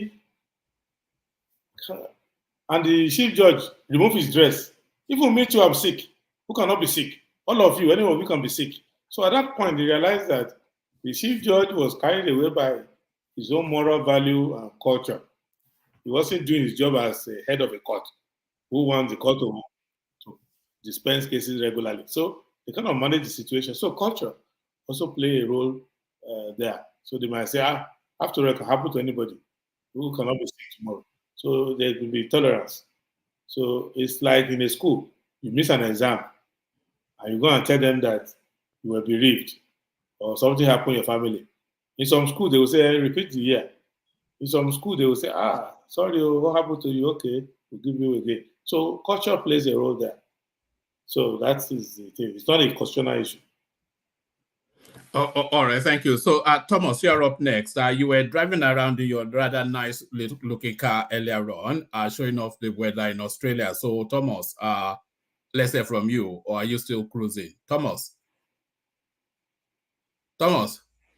All right, I think Thomas may not be. Let's go on from Thomas then to Adewole. Adewole, you're up next. Unmute, introduce yourself to the prince and put a position to him. Tell him where you're joining from as well. Adewole. Good evening, Prince. I've met you Dr. Damage on Dr. Damage's show before, maybe I should turn on my camera so that. Good evening. Yeah. Yes. Okay. Yes. All right. I have actually 4 questions for you, but some of them has been already answered. But I want you to go a little bit more. As regards try and condense it so that we can get everybody in. Okay. You can mention them one by one. Okay.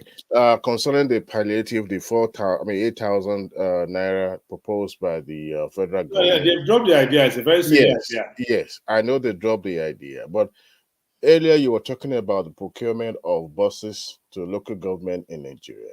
But don't you think the government can combine both?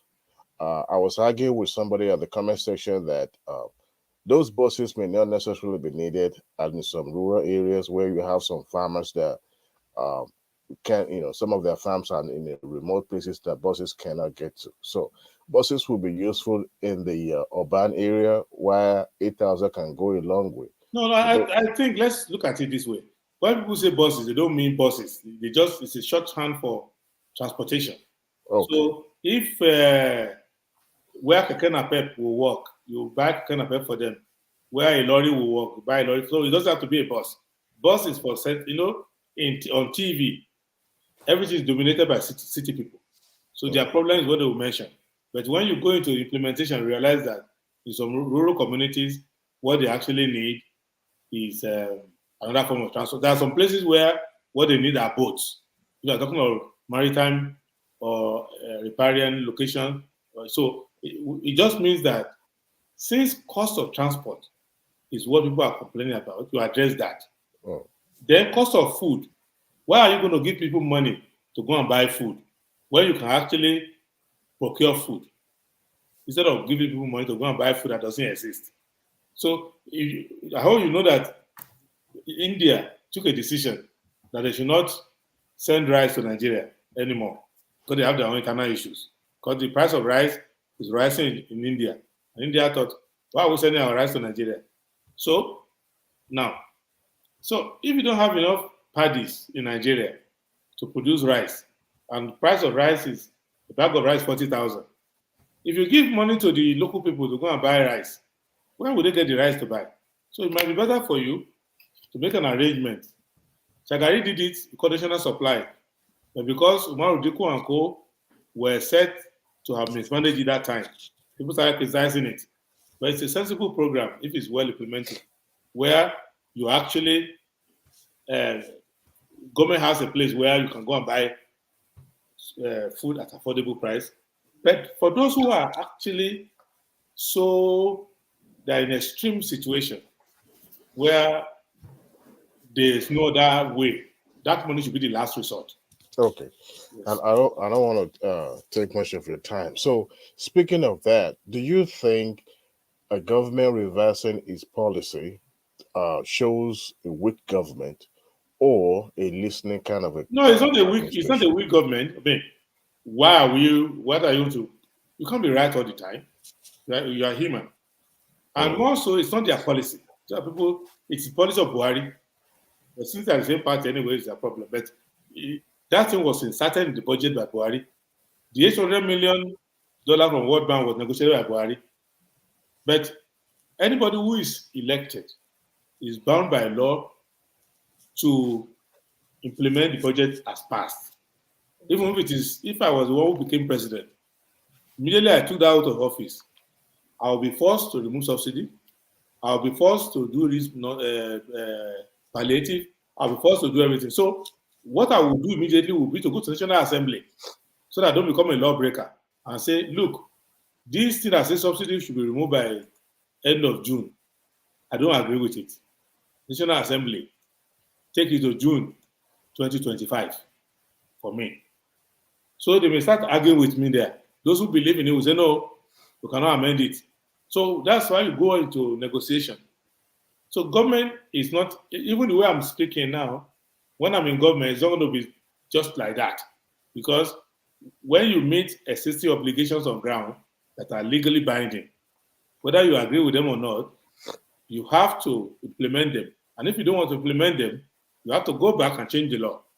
So when they came now and they wanted to say they want to implement this, and people gave them feedback, And they saw from the feedback that truly there are better ways to do these things. They decided to reconsider. So it's a good thing that they're reconsidering. The reason why I asked that question is that going by some of the comments that I've seen on Twitter, there are people arguing that Nigeria does not need try and error policy for now. They need something more concrete that can be that can be concrete, and then that will work, for the peculiarity of Nigeria and all that. That's the reason why I asked that question. Really, when you are, if I was in government, every criticism in democracy is valid, but not all of them make sense. The right to comment on government affairs is given to every citizen. So when a citizen talks anyhow, I get a lot of what I consider to be senseless commentary. But I always recognize the fact that this person is a citizen like me. Being ignorant and being confused and whatever does not take away from them the right to talk. But you will select the 2% that makes sense and condense it. So I tweeted something. People don't understand economics, they don't know anything. They will be the first to comment. A government policy that does not exist, people will comment on it. Something they have not read the paper, they will comment on it. It is a good thing for democracy that people even care. Because God forbid a country where people don't care at all. Yes. So that's what I used to complain about in the past, which has now shifted, was that majority of Nigerians, they will not comment on government issues. They will comment on Big Brother, Arsenal, this and that. So when these same people now are commenting, but they don't have sufficient knowledge of the issue at stake, they just know that if you say today that Tinubu crossed the road, he drove government car by road to Brazil, people start commenting, can you see? He drove our car to Brazil. How much fuel will you use? Many will not check the map that how can you drive to Brazil? Brazil is in South America. How is it possible? But a lot of people will tweet. They will make cartoon out of it. Oh, he drove to Brazil. They realize, you take time to say, how can you drive to Brazil? Brazil is so far away. It's not possible. How can you drive to Brazil within a week and drive back? How come? So it's like that. So if you're in government, listen to comment, even the stupidest comment.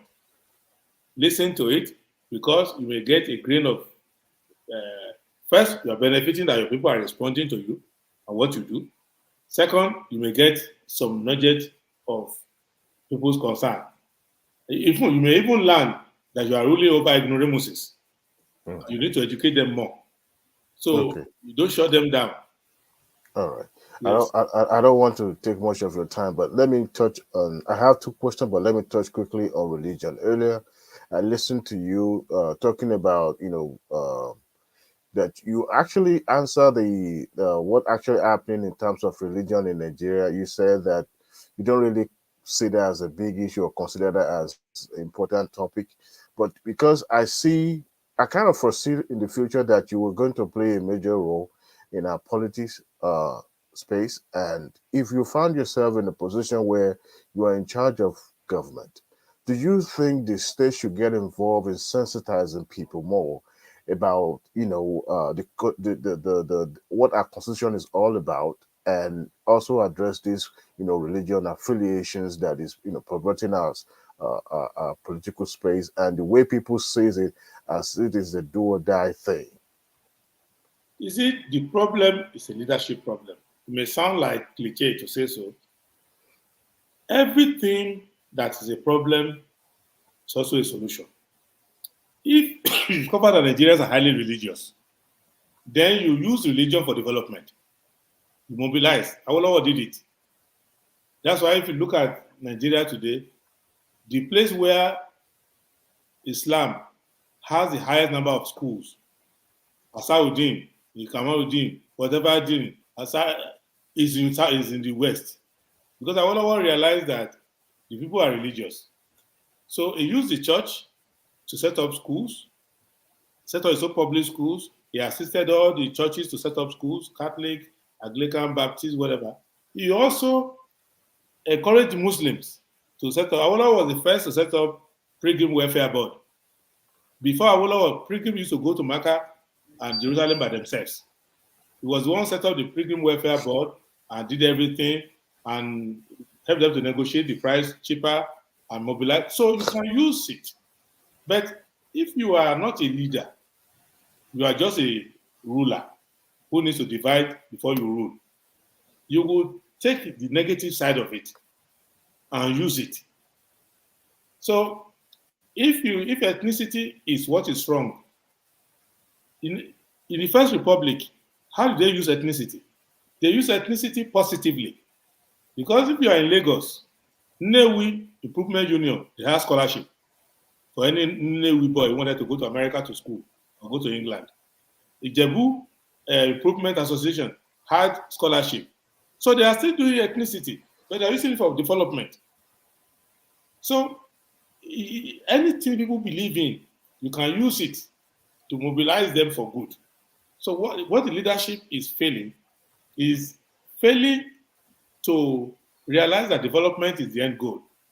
So anywhere they see a reason to take advantage over somebody, they will just take advantage. They will call the religious leadership and say, those people are bad people.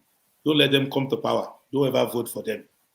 But So Prince, if you are in leadership, I will turn the thing around and to try to use these people's belief in religion, to use it to fight corruption, to get religious leaders to speak against corruption in the mosque and say, if anybody is corrupt, if he kills a ram in his house, don't go and eat it. It is haram. If you see a governor spending state money wrongly, it's haram. If you don't go to school, it's haram. And so you turn it. So once the value is there, you will do it. So there's nothing you can do about changing religion. Even in Europe, over the years, they had the Spanish Inquisition, they had the Crusades, they had all the problems. Religions always bring emotion. It's the highest level of consciousness for people.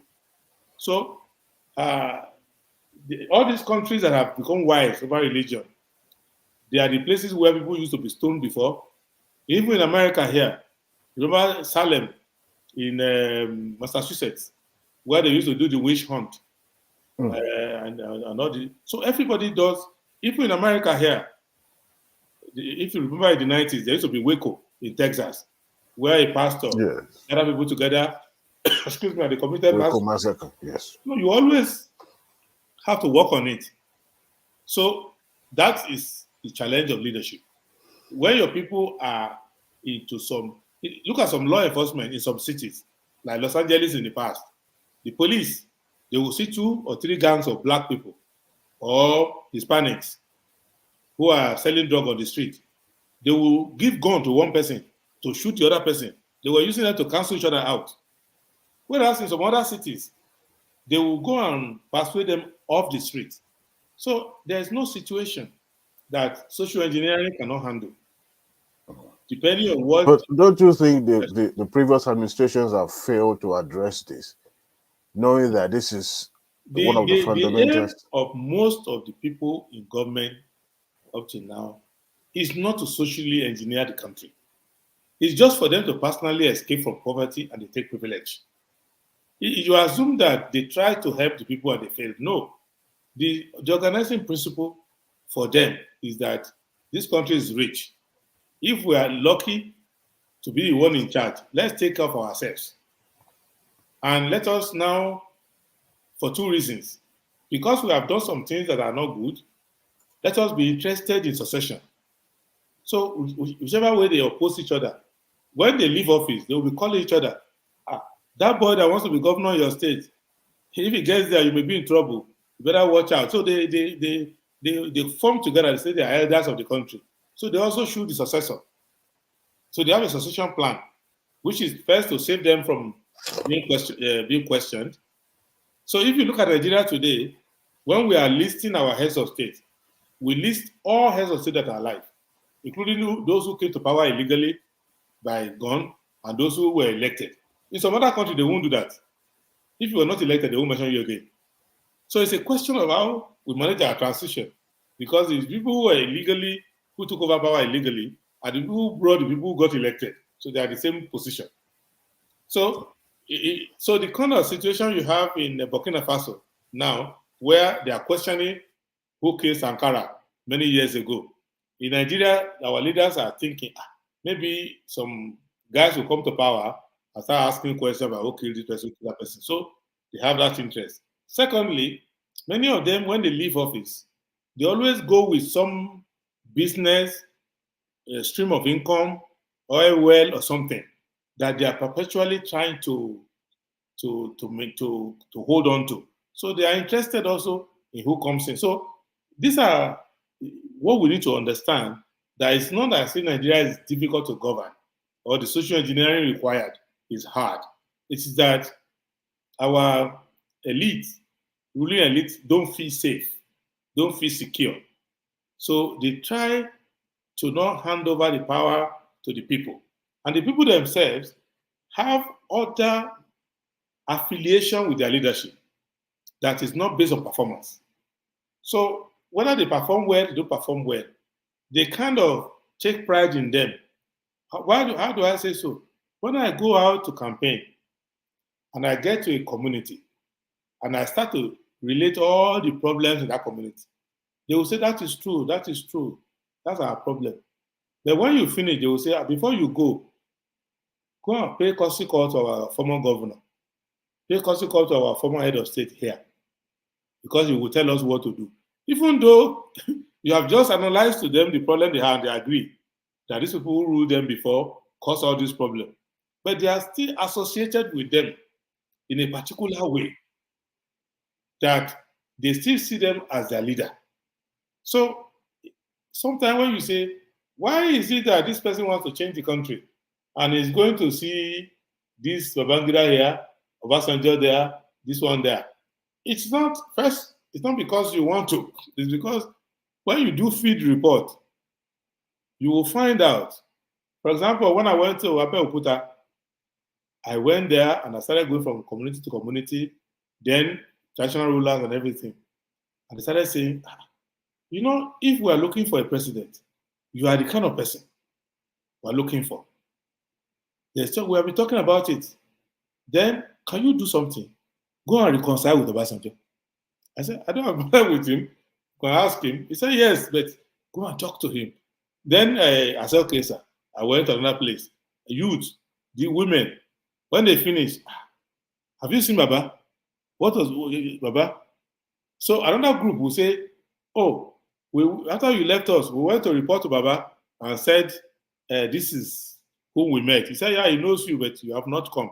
So then until I got to the Olubara of Ibara, he now told me, look, Prince, people have been telling you to go and see Obasanjo. You have not gone.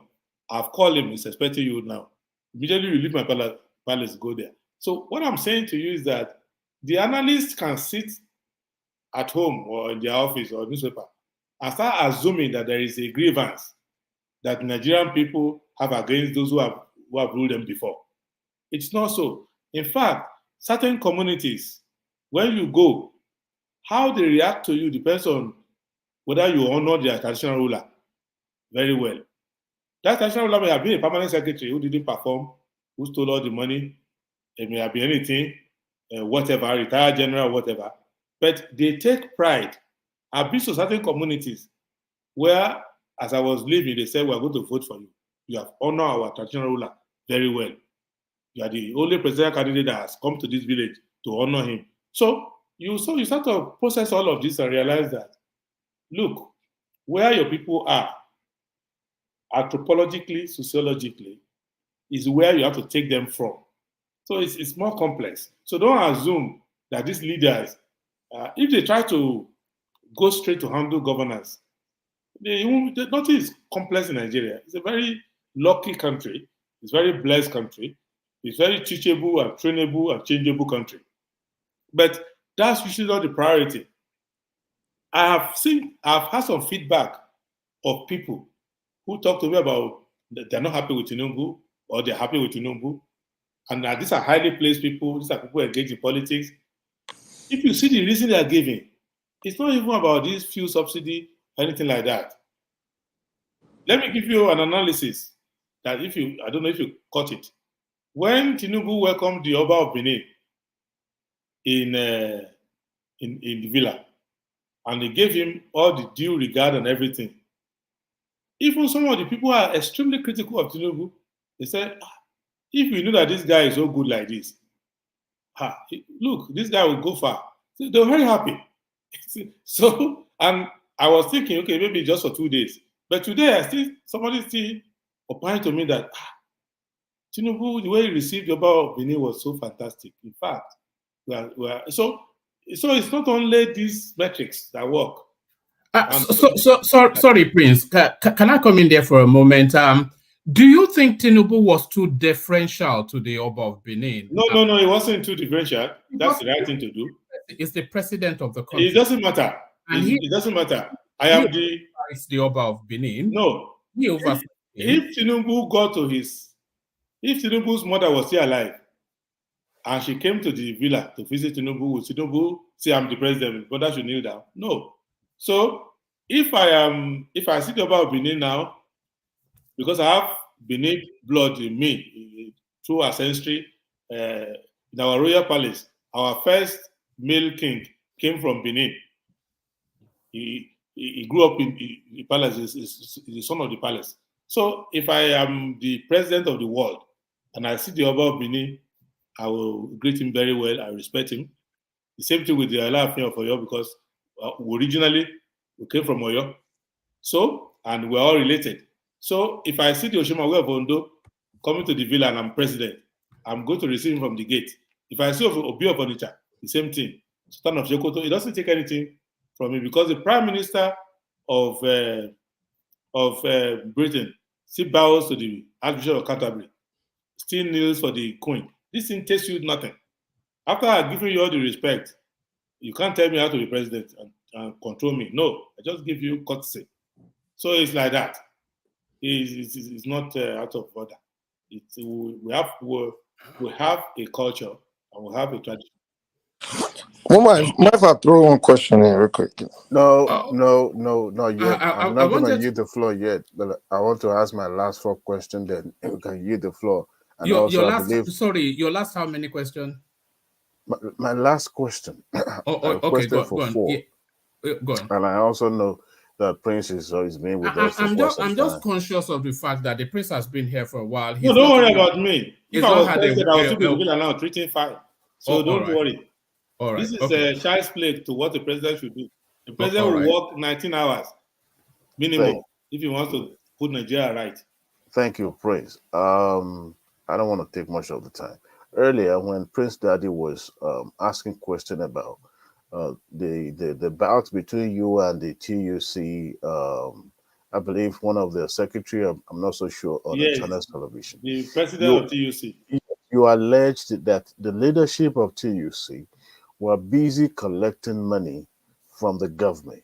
You allege then, how do you still stand with that, and can you shed more light on that? Okay, first, let me explain to you. It wasn't that they're collecting money from the government that is news. That one they know themselves. What I was saying to them was that when you come out now to say that they should reverse subsidy removal policy, or you are going to go on industrial action, I'm saying that you endorse a candidate who himself said he was going to remove subsidy. So, first and foremost, you are a labor union. You decided to take political stance, no problem. Now you took political stance by adopting a candidate. The labor position that there should be no privatization.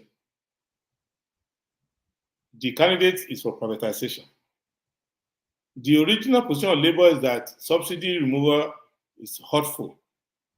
And right from Oshomole time, they fought it. Your candidate said he was going to remove subsidy. So everything that you are now complaining about, you were following somebody when he was using his mouth to announce the same. So, and I said that the reason why you couldn't stay in your lane and focus on issues was that you were busy looking for the politician who will give you the most money.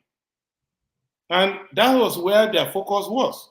They were not looking for the politician whose position will align with that of the workers. So even if he didn't support me, I had gone to support Showore or somebody who has the same thing you are crying now. If they had come in, they would not have done what you are crying about. So that is the hypocrisy there. I'm not saying I don't have a right to support who they want.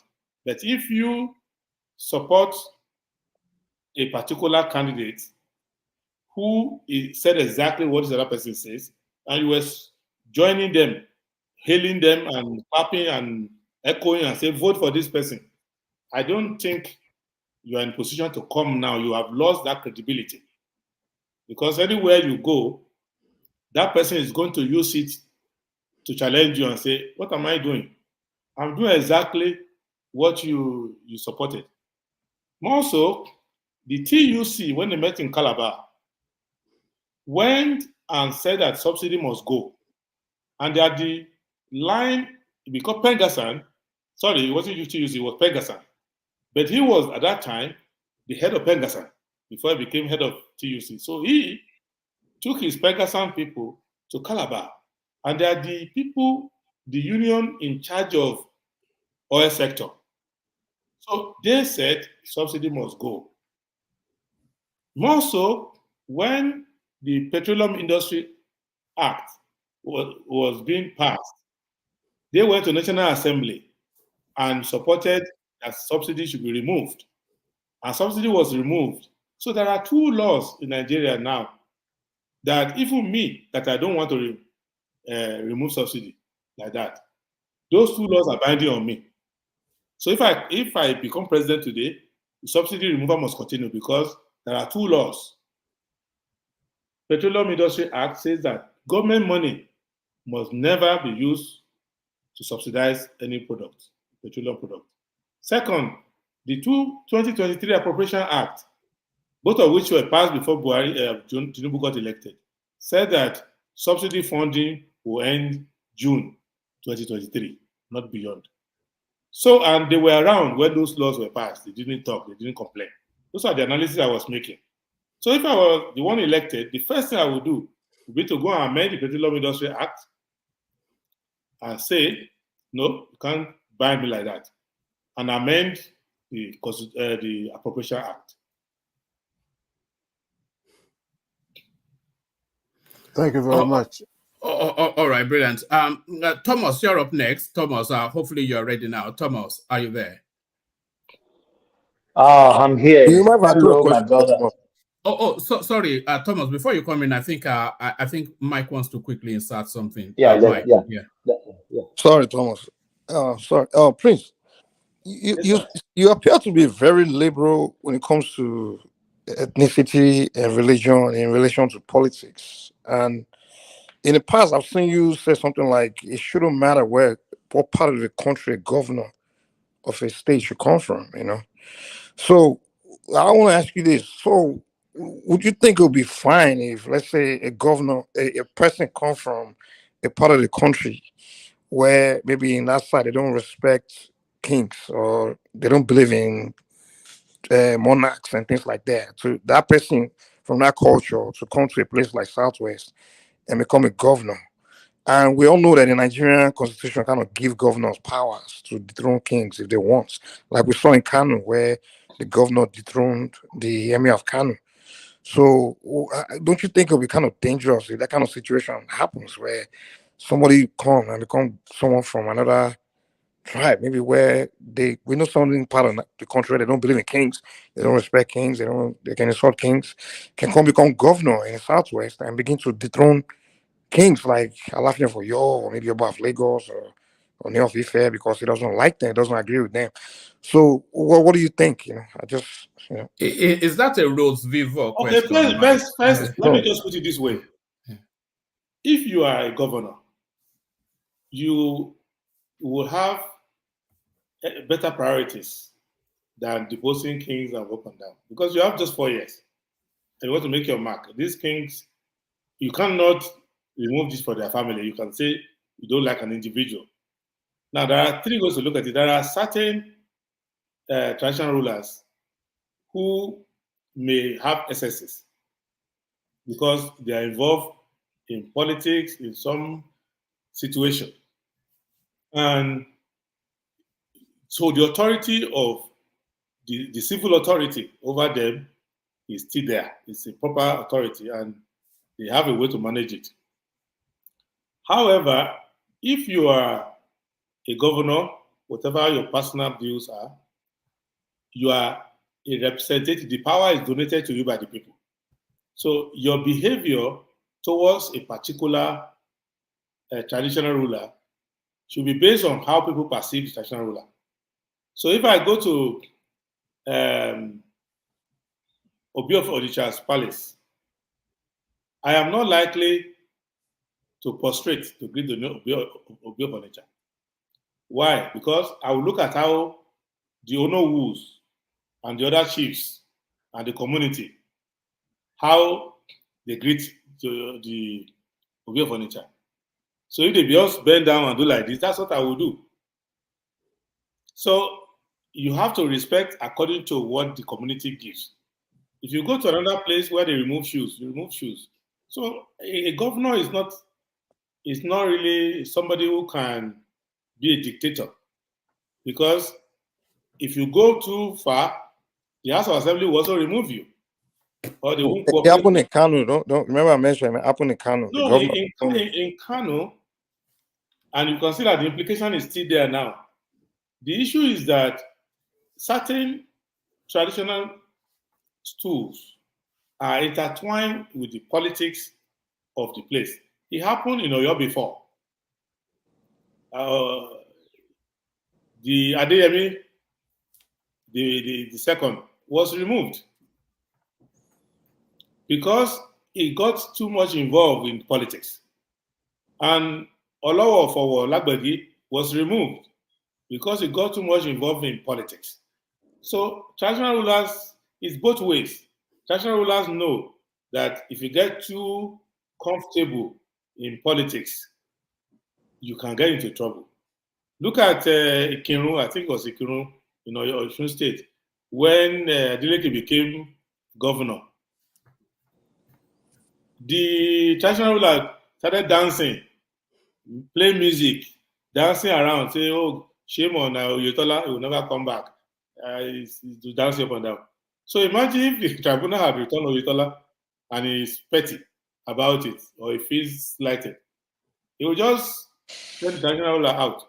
So it's easier when they're all from the same ethnic group, Yeah, it's more. No, it's to just start more with, local. you cannot talk of ethnic group because there are some states that have multi-ethnic setting. Like in my state, we have Ijos, and they have their parents. So the governor, there's no governor in my state who can speak the language of everybody in my state. It's not possible. Even if you study linguistics, you will get confused. And if you go to Adamawa State, you cannot speak all the languages there. You'll be tired. So the issue is that there is no way you can say that the governor must belong to the ethnicity of the traditional rulers there. There are some places that are lucky, if I can quote unquote lucky, like Southwest, like Northwest, where they have a predominant language. But even in Lagos State, Sanwo-Olu cannot speak the language of Accra or Badagry. The other one speaks Egun, and Sanwo-Olu doesn't understand Egun. So in Lagos, you cannot say only the person who knows it, because you have to know it if you want to. Okay, let me give you this scenario. Which is very possible, right? Yes. In Lagos, right? Tinubu lost election, so it's possible that a southwestern person could lose election. Okay, let's say a full-blooded southeastern person runs for a governorship of Lagos, and we all know that Oba of Lagos is very actively involved in politics. You know, he's an APC guy. He's open about it. Now, let's say a guy from the southeast runs for governorship. How can a guy from Southeast run for governorship? Not possible. Must be a guy in Lagos. It must be a person from Southeast cannot run in Lagos. He has to be No. in Let's say he was born and raised in Lagos. I'm not saying a Lagos person under our law. He's the person was Southeast at that point. Oh, okay, it's a Lagosian. Okay, but his ethnicity is where it came from. Huh? Nobody cares. What? Look. Yeah, I get it. I'm just trying to paint a scenario for you. Okay, Maybe go ahead, Mike. He grew up in Lagos, but he's a Southeast. Ethnicity is Southeasterner, and he's very bitter with the Oba of Lagos. No, don't be Southeasterner now. Let us get geopolitics. Don't confuse it with ethnicity. Okay. Sorry, Mike. Are you asking a Rose Vivo question? Not necessarily Rose Vivo. I'm just painting a scenario. You can call it Rose Vivo question. I'm painting a scenario, right? The guy born and raised in Lagos, probably Festac area or that area where it's more of his ethnicity bunch, and he becomes governor. And now he's not happy with Oba of Lagos because Oba of Lagos is someone has been kind of like the way he's been behaving. He decided, okay, I don't like this Oba. Let me dethrone him. And after he dethroned him, he now makes someone of his own ethnicity. Let's say some of the Southeastern ethnic group, or is a Lagosian. He now make him the governor of Lagos. Well, that can happen. Legally, you can do that. It's quite speculative. What I find out from my experience is that the people who tend to have problems with traditional rulers are people from their community. This is what happens normally. So all the traditional rulers that have been removed, the problems have come from, look at Bode Thomas. It was because of Bode Thomas that Adeyemi the first. They were both of your people. So the problem that Oba of Lagos will have, he will have with a Lagos person. He's likely to have it with when somebody from Igaidugono, so someone from his ward becomes the traditional ruler. That's when he will have problem. They're not likely to have problem when somebody from outside, because he has no axe to grind with you. That's why Jonathan will not remove of Kano. It is somebody from Kano. So from my experience, a governor from, look at my state now, a governor like Akeredolu, who is from Owo, will never remove the Oshomagwe of Ondo because he has no eyes to grant. When Olagbegi was removed, it was his friend and townsman, Ajasin, that instigated his removal and insisted that he must not come back. Go and find out everywhere. I cannot have an issue with Obi of Onitsha now. What do I should have with him? But it must be somebody who is from Onitsha, who has that grouse, and is now trying to get the power. And I say, okay, when I get the power, I will deal with you. So it's not likely, that scenario you are painting, that somebody who maybe his ancestors or grandparents came from Cross River State, Anambra State, or Sokoto State, and now he grew up in Lagos, in Lagosian. For him to win the election, he must have understood the state well. He has the confidence of the people. He has their priority. Now he gets there. He traditional tool where he cannot succeed to it. He has nothing to do with him. Except if, for example, he has a commissioner inside his government who wants to be the Oba of Lagos. And if he's foolish enough, and that can happen under any government, whether it is Yoruba person, Igbo person. Remember, in our own family, we had a crisis in I think it was 1976, when one Achitawo Boye died as Oshimawe Fondo. My uncle was a friend of Oluwole Rotimi, a governor of the state. He was his very good friend. And my second uncle was permanent secretary. So they were very influential at Rotimi. So they spoke with Rotimi. And Rotimi came to Ondo to try to amend the chieftaincy law so that they will favor our family. So Gaddafi had to step into it, and there are a lot of issues before eventually the chieftaincy issue was resolved, and Adewole of another family succeeded as Chimawe. So what I'm bringing to you is that I have studied this from every angle. Don't worry yourself that somebody who is not from your ethnicity, when he becomes governor, will come and target your traditional ruler. It's not likely. It is more likely that if the Oba of Lagos continues to be too interested in the politics of APC, that one day APC will have problem inside them, and the faction he does not support might start to give him problem. So traditional rulers have come from a royal family. I always advise, try your best to not follow these politicians. Try your best with father of everybody. People say Lagos is no man's land, so I don't know. I don't know what you think about Let that. me address the issue of no man's land. Sorry, Mike. Let's let's just address it. Yeah. There is this political language that people use over time. And this political language comes up during election time or at intervals, especially if the verbiage or the rhetorics is reduced to the barest minimum. Certain things will come up. Right from before independence, the status of Lagos was a legitimate question, which was to be resolved at the Lancaster House Conference. And certain political parties, like the MPC of the North, they took no interest in it. It wasn't a matter for them. NCNC took an interest in it regarding the status of Lagos, and they took it to Lancaster House. An action group took interest in it because the action group was of the view that the section of Lagos that was federal capital was so small that the rest of Lagos is supposed to be part of the West. And that argument went. Now, in the First Republic, it was resolved. We had a constitution, Lagos was under federal, and the rest belonged to the West. Now, when Gawan came and they were doing creation of state, they put that to the end. They took Ikeja, Mushin, all those places that were in the West, and merged them together, including Ikorodu division, which was in the West. They put everything together. Ikorodu division and the Ekwe division were added to it and became Lagos State.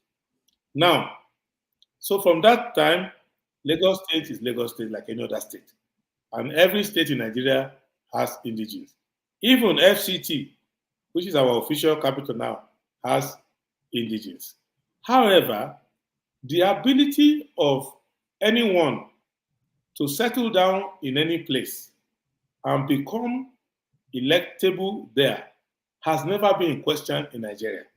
Even when officially they were discussing the status of Lagos as whether it was a federal territory or it belonged to the West, they were still electing Nnamdi Azikiwe to represent Lagos by a popular vote. They were still electing Achine to be mayor of Enugu. Even when NCNC plotted against him and said they don't want him anymore, he came as an independent candidate. Enugu people still voted for him. And in different parts of the North, people come from different communities and run election there. So I think that politicians should not be too jittery.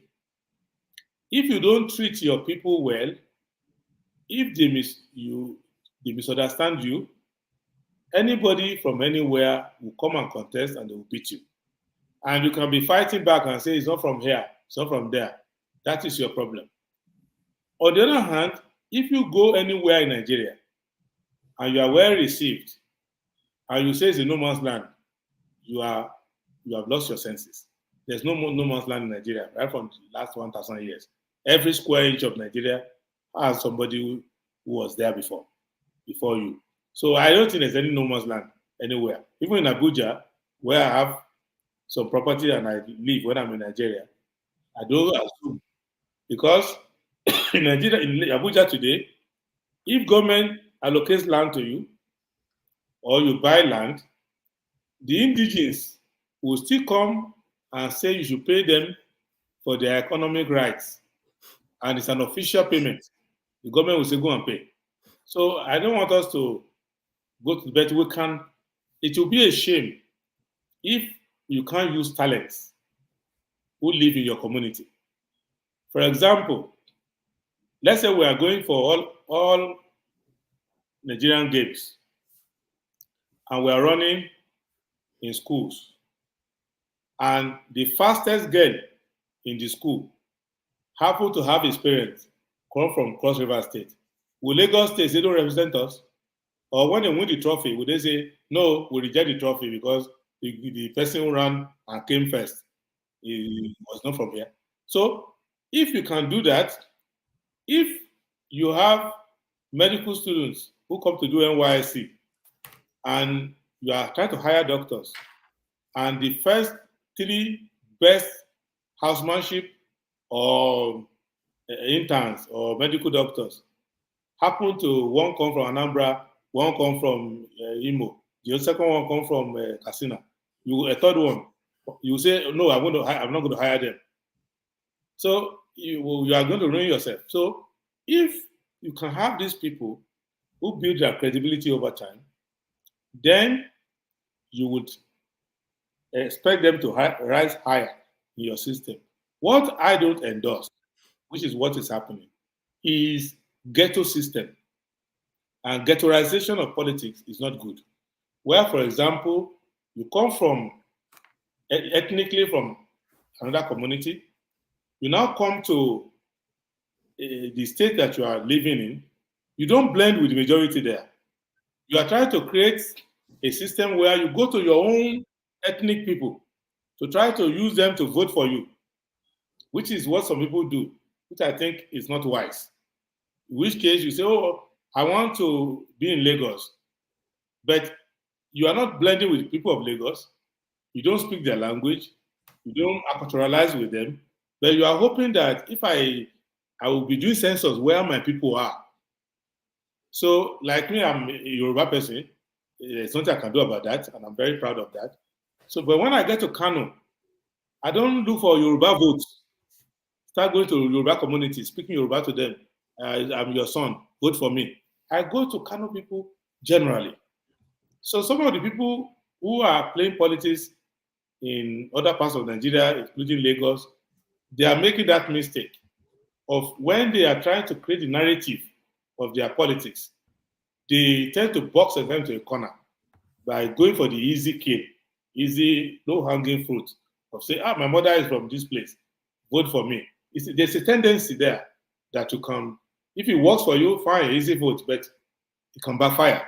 And it has backfired on some people, where you are now in this community, you now marginalize yourself by making it look like it is the people of your ethnicity that you want to use as a core constituency.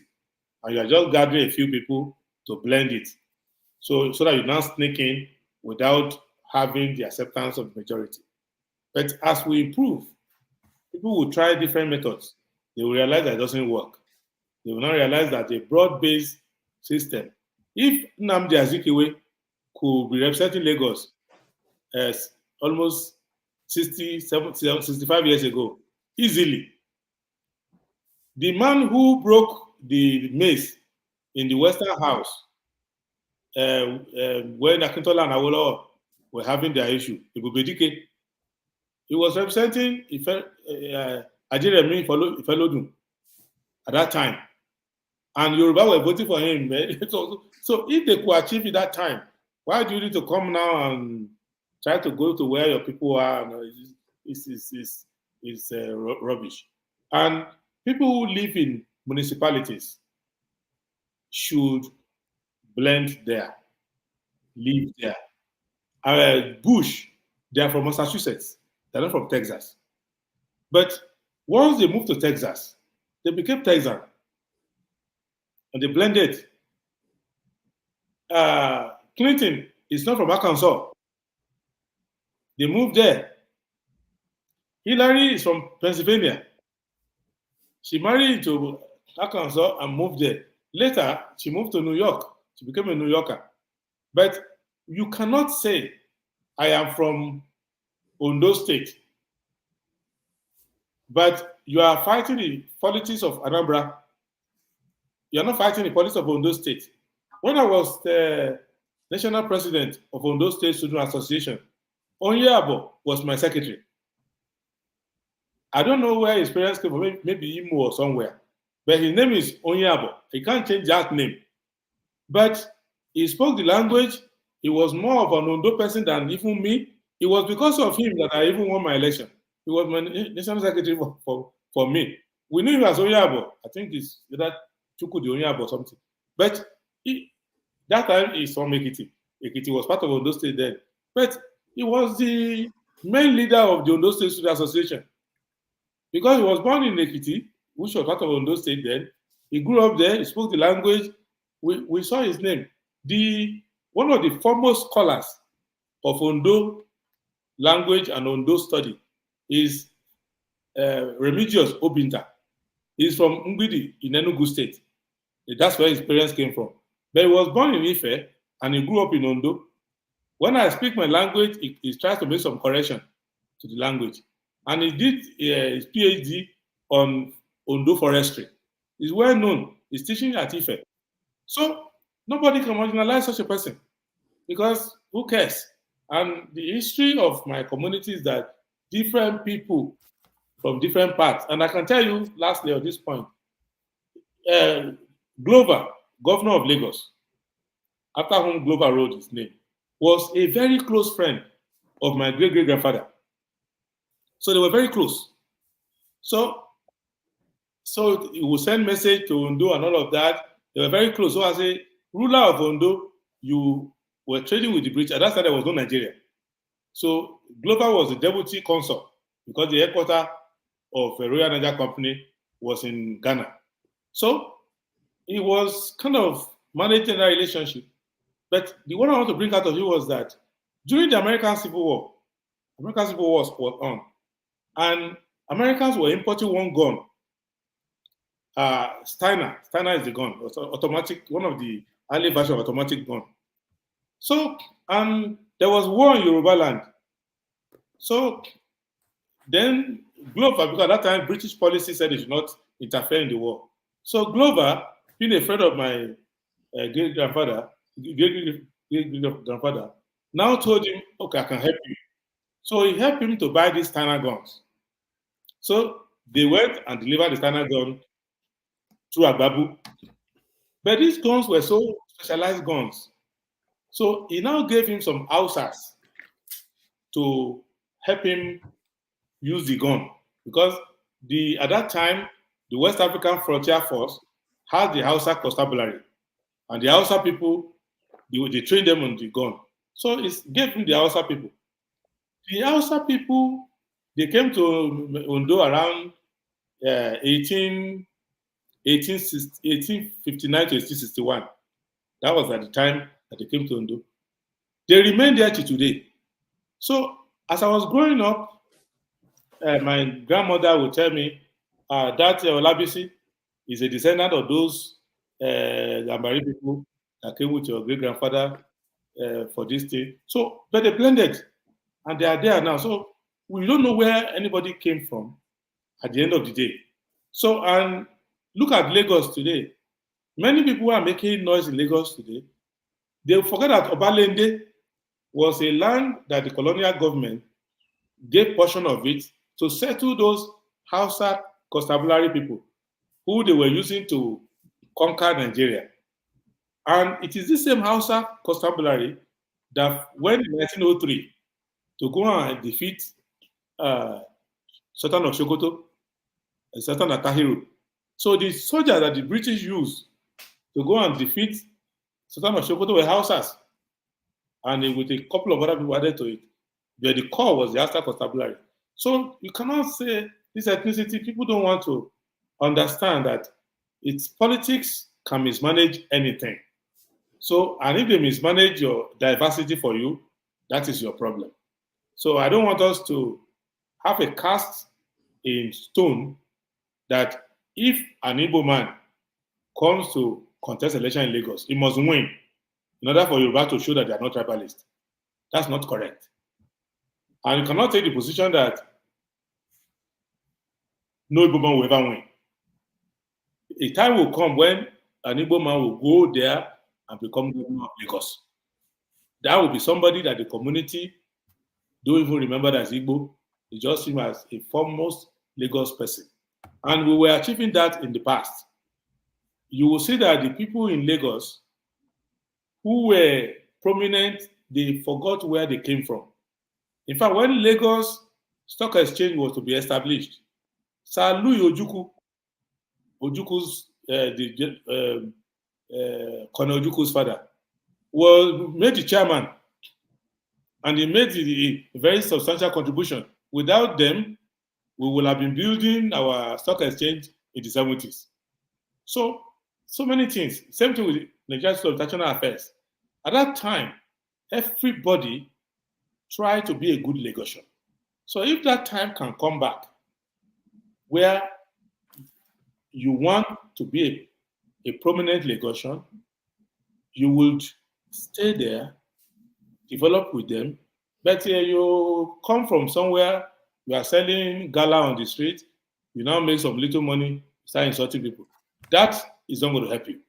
What you need to understand is that you are part of the Lagos elite, and you will see that many people have become part of it.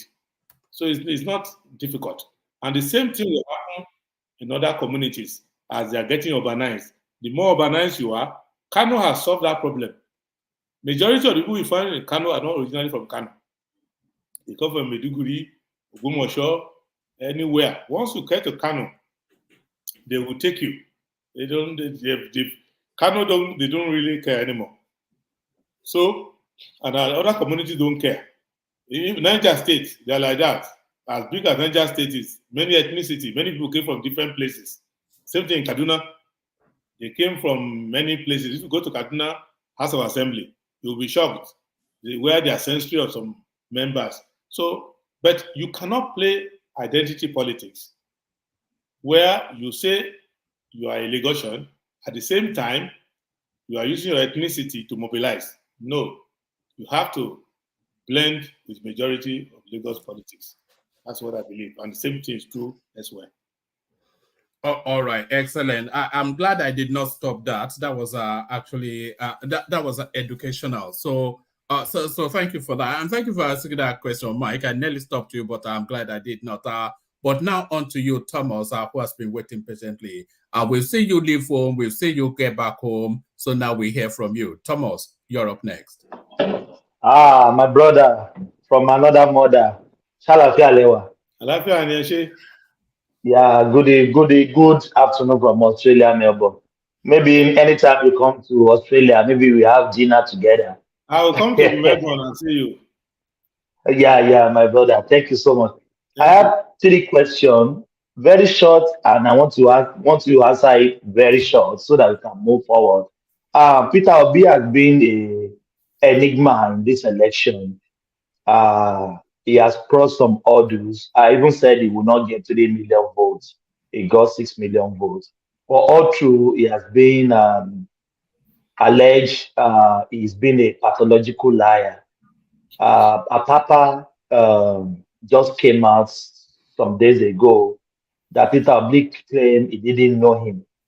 But when he kicked off his, it's a campaign somewhere in the east, Apapa is the one that even prayed at the beginning of the prayer. We have caught, beginning of the campaign, we have caught Peter Obi in many lies, but he always portray himself as a very, very truthful man, so saying very simple man. So what do you think about Peter Obi?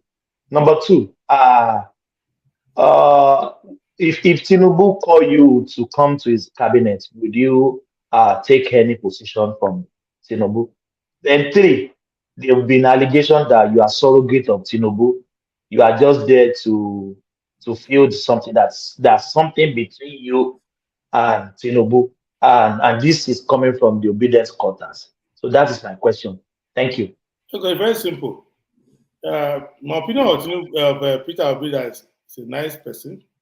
At least he has a lot of respect for me. I have respect for him. We meet. I've known him for a while. So I don't have a problem with him. And as to the whatever they say is lie, whatever, he's not telling more lies than the average regular politician. So I don't see it is the duty of people to cross-check what a politician says, and a lot of things that maybe he gets wrong or states mistakes are obvious to cross-check. But the internal problem that they have with Apapa or whatever, I don't belong to their party, but it is possible that if you ask me now, who said opening prayer in all the campaigns that I've gone to, I can't remember all of them, with due respect. Let's just be fair. If you say, when we went to Kano, who said the opening prayer when we were in the palace of Kano? How will I remember? Who said opening prayer? But the Apapa problem, I think, from little I know, is Abure versus his cabinet members. And Peter Obi is a stranger to the party. So, and because of the flurry of campaign, he hasn't taken time to know who is that. So they sold the idea to him that if he didn't retain the chairman who was there, something was going to happen to his case in court or something. So I think that's why he got caught into it. So it happens when there's a faction in your party. One faction will run to you and tell you a story and say, this is this. If the other faction takes over, you are gone. And if you fall for it, you enter a fight that is not your own. So I don't think there's any real issue between Papa and Peter Obi. But the party has a lot of money now that it didn't have before. There's a lot at stake, and they have issues among the executive. So even if you don't know Papa before, you know that he was not a stranger. Papa is part of the executive of Abure. So how can you say you don't know him when he has a position in the executive? And you are the kind like, I know everybody who is a member of the National Working Committee of my party. I may not remember who said opening prayer or who didn't say opening prayer, but I remember every state chairman. You cannot tell me, this is the state chairman of your party in Zozo State. I will tell you, no, this is the chairman. I know the chairman. So definitely Obi knows Apapa because Apapa is a member of the NWC, so he must know Apapa. So that one is clear. But he's caught up in an unfortunate situation where the party is a minority party. They are struggling to get to have their case in court, and that's the time that the executive decided to split into two. So it's a catch-22 situation for him.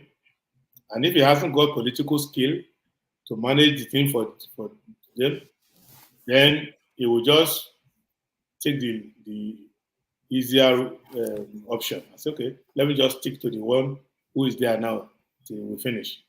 And if Papa has a complaint, Peter Obi is not attending to that complaint, he would now consider part of Peter Obi as part of his problem and start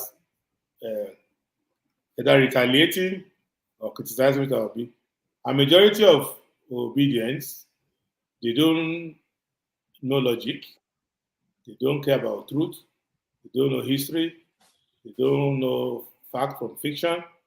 If you tell them, this person is saying something that can injure Peter Obi's interest, they will go to town and start talking, talking. They won't think long term that, okay, maybe we can manage this situation and douse the tension, the party. So even my party, after the election, we've had situations, different ones, but we managed to calm it down. So I believe APC is struggling with its own now. Even you can see PDP, their own is in the open. Everywhere they go, there will be wicked faction Atiku faction. So it's a problem for all political parties. So that is that. So I think Obi is an okay person. He's not the person that his followers are disturbing themselves about, but he's a decent person. He's entitled to run for president. He didn't win the election. That one is obvious. But if he works hard, he can win election in this country. If I work hard, I can win election in this country. Anybody who works hard can win election. There's nothing magical about anybody. If you work and you are lucky, you get it. So I don't know what the third one is. I think Thomas lost connection, but he asked if you were offered the position. Okay, yes. No. I'm not interested in a position. I'm interested in policies and outcome. So in a scenario where President Tinubu calls me, the conversation will not be about position. The conversation will be about policy. And if we, for example, we don't agree on core policies, he himself will know, why will I bring somebody to my government who doesn't agree with me on core policies? So, and I myself will say, oh, why will I come to a government where every day I'll be fighting, threatening to resign, and all of that? Why stress yourself? But if he finds any of my ideas useful, it doesn't automatically mean that he needs me in his cabinet. He can say, okay, let's be on regular contact. So if, for example, let's say he respects my opinion on the economy, or respect my opinion on the environment, he can just consult me and he has issue of environment. Just automatically means that I'm a part of his government. As for the idea that I'm just standing for Tinubu, look, let me tell you what the issue is. Right from when they started, obese people saw that it was necessary for them to undermine other persons. They fought. Obi spent more of their time fighting opposition than fighting the government in power. They were more interested in hammering Showore, discrediting him, canceling him, and whatever, because the idea was that their candidate will get attention if other candidates are not doing well. So I think they have whether it's deep polling, the strategy, whatever. So they were more interested. So even if you go and make your own speech, you will see obedience coming. Why don't you step down for Obi? Well, who are you? All sorts of silliness like that. So I didn't see anything that is remarkable there. I know they have looked at it and said, opposition must not be divided. And if you went anywhere, those are the things they will be telling people. Yes, the guy is good, but you see, listen, let him come to our side. Let us work together and defeat the ruling party. But what you don't understand is that on some issues, the ruling party even makes more sense than you. So why will I come and join you, except we agree on issues? So if the reason why I'm running against APC is also present in your own, or even worse, why would I come and join you? So they don't understand the principle behind it. Second issue, they assume that the stigmatization of Tinubu and the stigmatization of Atiku is to the extent that if you have any association with them, you will be afraid to say it, or you'll be blackmailed. First, I don't know Tinubu. I've never had any interaction with him. But if he comes to my house, I will open the door. I will listen to him. And when we were contesting, I made it clear to everybody. They will come to me. Let us all come together so that Tinubu will not come there. I said, so what? Why will he not come there? If he got more votes, he will defeat all of us. So focus on how to get votes. I don't have anybody who must not get there. So why must you tell me that let us gang there? I want to get there. So if you want to gang up behind me. But if you are ganging up to say somebody should not get there, I am not interested in it. I've met some elder statesmen they will tell me, okay, fantastic, you will be a fantastic president. But for now, let us support one person so that we can defeat this person must not get there. I always tell them, Your Excellency, why will you make me to stop somebody? You have problem with that person, I don't. I have problem with poverty and insecurity. So even if you were running yourself, I will still contest against you because I have some policies that agree with you. So why will I come and gang up with you to stop somebody? So even after the election, people will call, okay, if we do interim, we'll give you this position. I don't want position. I want to be president. I'm not jobless. I want to be president not because of the title, because I want to have a grip and solve problems. I don't want to be seen as somebody who has got cognate experience. I don't need cognate experience. If I see somebody who agrees with me in principle, I can serve as a person, even typist. I am more interested in what we do in government. If I go to government and you don't make me a minister, you just make me a strategist, then we are going to raise the GDP of the country. We are going to lower inflation. We are going to get full employment. I will join you. But if you are going to make me vice president, then we are not going to solve any of these problems, I will not join you. Because I don't have any reason to enter government if I cannot make a difference in the life of the people. Prince, is it not your national duty to serve if you are called to serve? Am I not serving you now by being here? You are serving, and excellently so as well. But the anticipation, for instance, is that somebody like Yemson Wike, they are going to put him in that Niger Delta space, NDDC, that sort of space, to go and tackle that space. So there's that anticipation. So if there's a particular specialism that you are especially skilled towards, and the country needs it now, would you not offer yourself? The first thing, I have already offered myself by running for election. So the issue of whether I offer myself or not is no longer in question. I've offered myself, I've campaigned, election is over now. I should have been sulking one corner or continue to practice my law. So, but back to law practice, I've been spending 80% of the time engaging with the public. So I am ready to serve. But the question is that being ready to serve is not the same thing as being ready to occupy any office. Because the people who are appointing ministers, appointing people, you have to get their mentality. They have a compensation mentality that I am compensating you with this position, that position. So they don't have, you have to first be sure that they have a meritocratic recruitment mentality. Like if I was the one elected as president, there's nowhere you are in Nigeria. If you can solve any of the problems that I've identified, I'll come and look for you. I'll call your wife. I'll call your mother. I will call your traditional ruler. I'll make sure I get you. Some other people, when they win, they will say, I've won. They will all come to me. So they will set up shop. And people will be paying homage to them, taking photos. Paying homage to them, taking photos.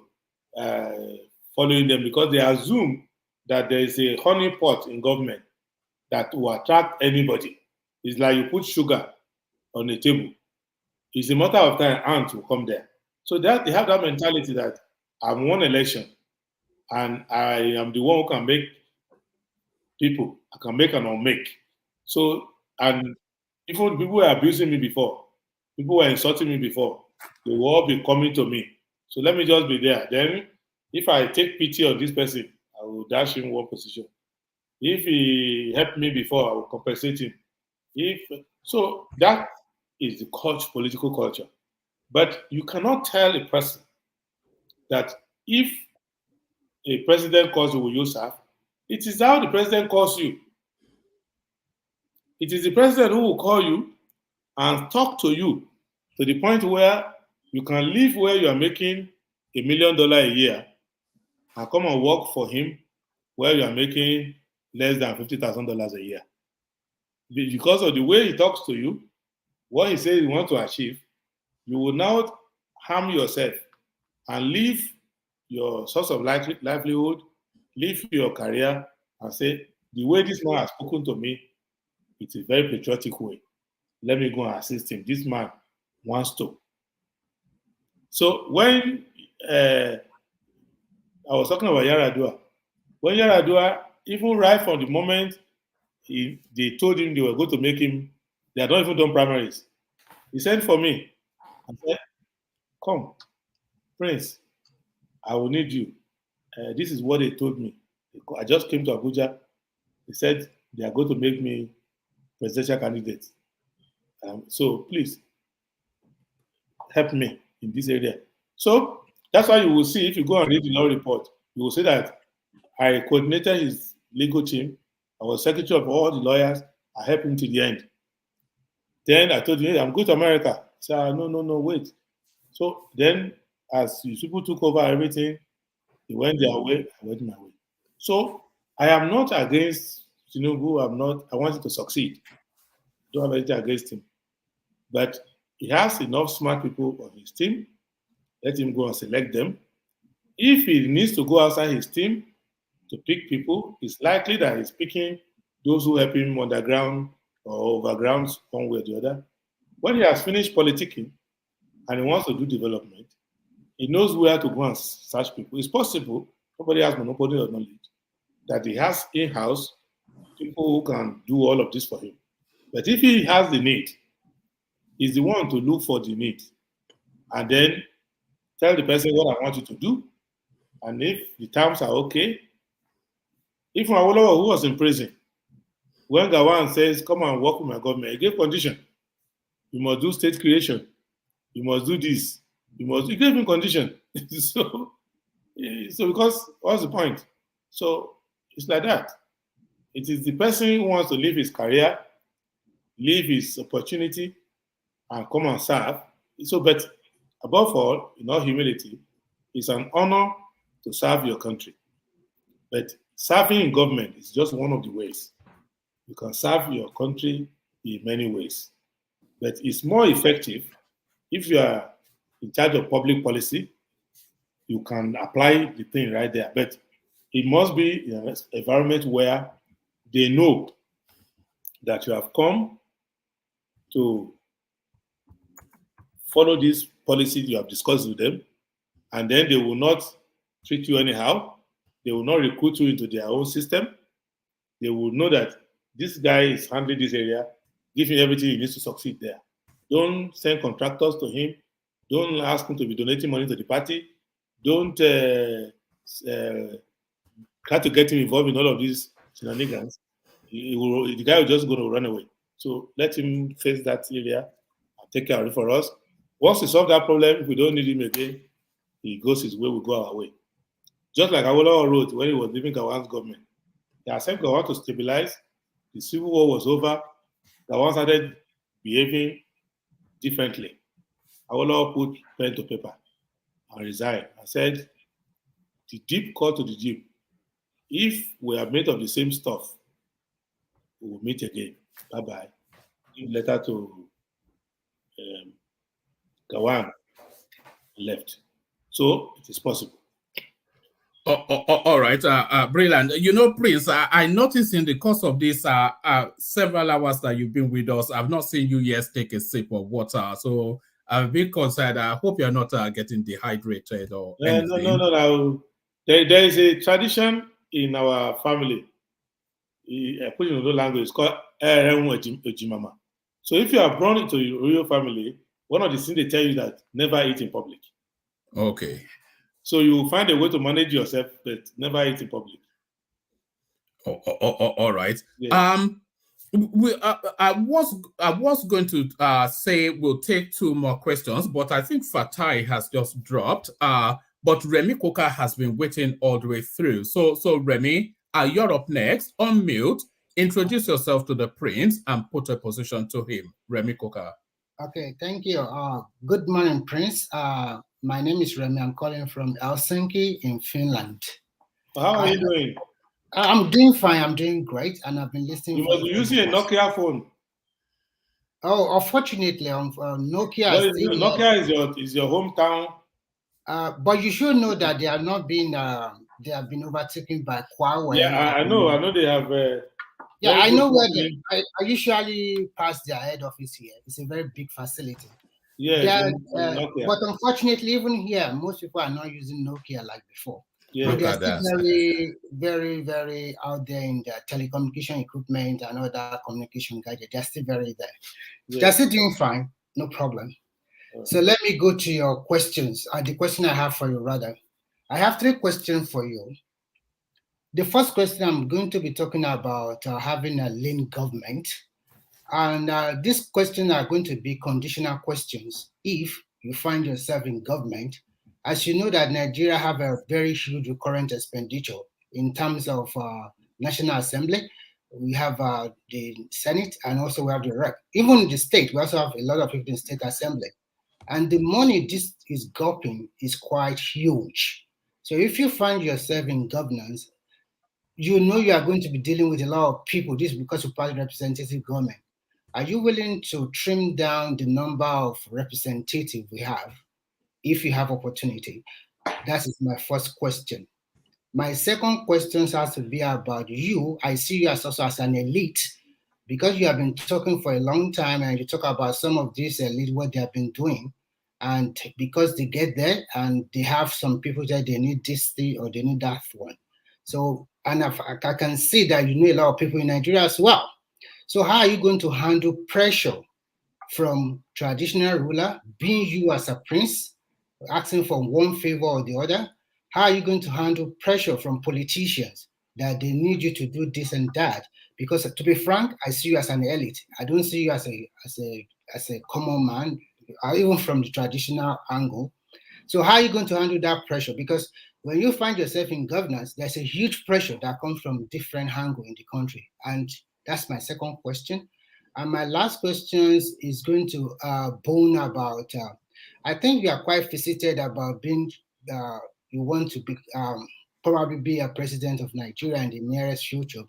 But I can also see you have a liberal mind. So don't you think sometimes, because when you look at the complexity of the nation, if Tinubu, let's assume he ruled very well and he got a second term, you as a Yoruba man, that means you are going to wait for another 8 years for a Northerner to rule again. That is 16 years in totality. I don't want to ask you how old are you, but I want you to put that one. Is there on Google? Okay, so I want you to put that into consideration, considering the complexity of the Nigerian politics. Those are my 3 questions. Thank you. Okay, I'm 51 now, so you can see it on Google. Okay. Okay, so first and foremost, it's a constitutional issue, representation. So a president can remember that as you are being elected, senators are being elected too. House of Reps members are being elected too. At the state level, they are holding their election. So if you are elected in the same election, how can you go and say you want to remove somebody who was also elected by the same electorate? So you cannot, as a president, trim down number of representatives. No, I'm not talking about the number. I'm talking about the recurrent expenditure, the money you spend. I'm coming to that. Okay. The recurrent expenditure is not because of the number of senators. There is a statutory or constitutional mechanism for determining salaries and wages of public officials. And it is not the law that National Assembly members will fix their own salaries. It's not the law that the president will fix his own salaries. So it is important to note that. So if the president is disciplined, because it's a give and take, the president can hardly spend money without appropriation. And the National Assembly can appropriate, but they cannot spend. So it's like a family where there are 2 keys to the safe. The wife has one, the husband has one. The 2 of them have to agree before they can open the safe. So what happens is that the presidency always overshoots. So even if they are paying lead service up and down, they cannot really tackle the National Assembly. Obasanjo tried to do it in his term. why his own presidency will spend as he like. He will stop National Assembly. So they used to hold his budget. If you remember Gali Naba and all those days. Yeah, it's true. So they will hold Obasanjo's budget for a long time. But Obasanjo too will be spending without appropriation. So the whole thing became a mess. So what I will do as president is to set personal example. The presidency will not spend anyhow. We'll keep within our own spending. Second, National Assembly will know if I'm disciplining myself that they don't even need to talk. So that if the man himself is disciplining his own presidency, we should not even go to him and talk about ourselves. He will discipline it. But what is worrying and worrisome is that National Assembly members, it is not even their wages as big as it is that is the problem. Is that they also take some money outside their salaries. They also go into contracts and all those things and put pressure. So a lot of the contracts that they approve in National Assembly, they are also the contractors themselves. Same thing NNDC, ADDC, anywhere they go. So that is where the problem lies. Then for recurrent expenditure, first, Nigeria has a lot of ungoverned spaces and ungoverned projects. So many things that should concern government don't concern our government. Like if you're in the UK, you can't find a dead body on the road. It's not possible. Somebody falls down in 3 minutes, somebody is coming to pick him up, 911, to take him somewhere. If a person is hungry, there's money for him in the British government.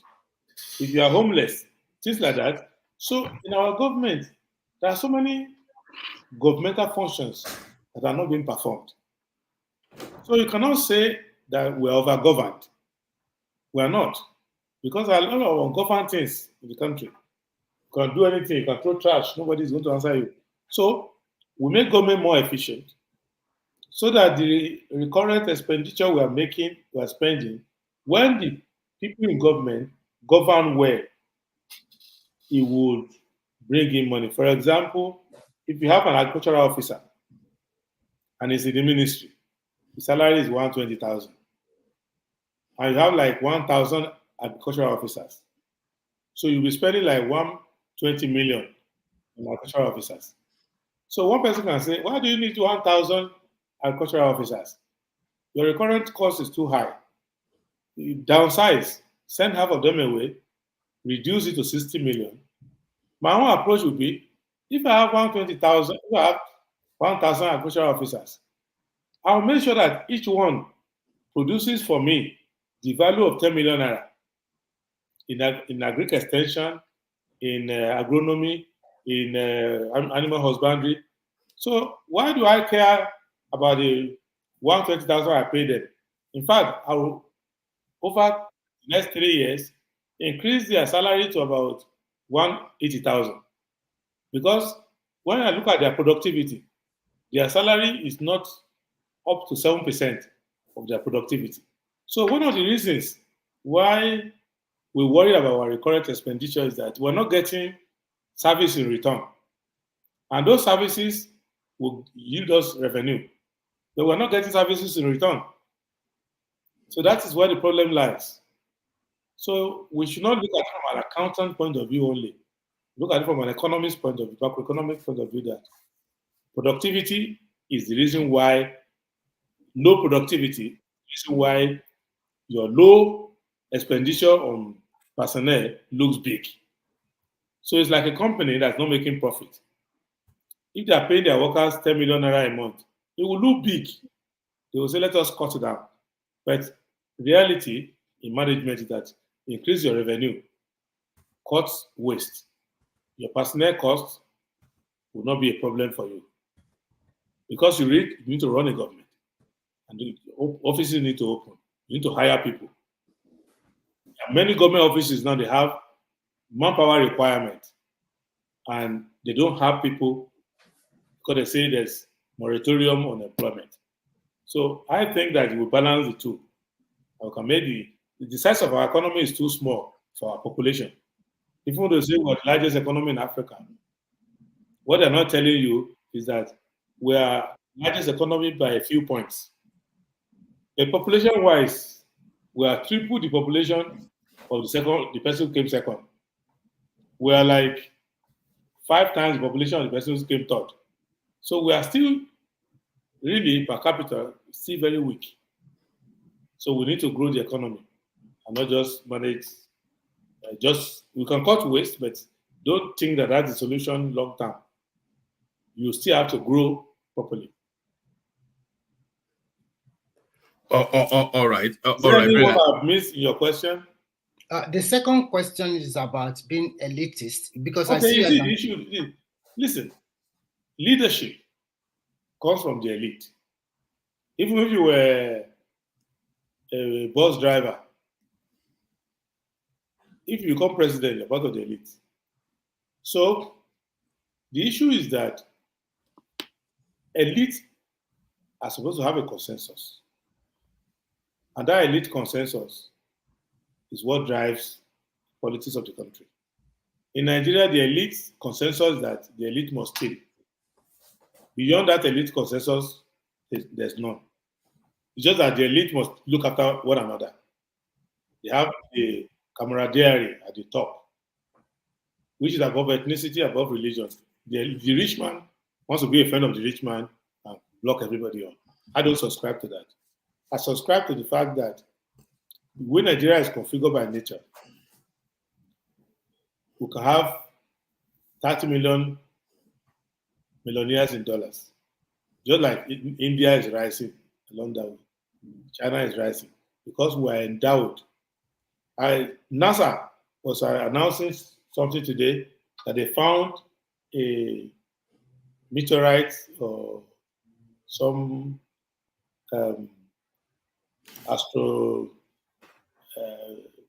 astronomical body floating in space that is full of nickel and some other rare earth minerals.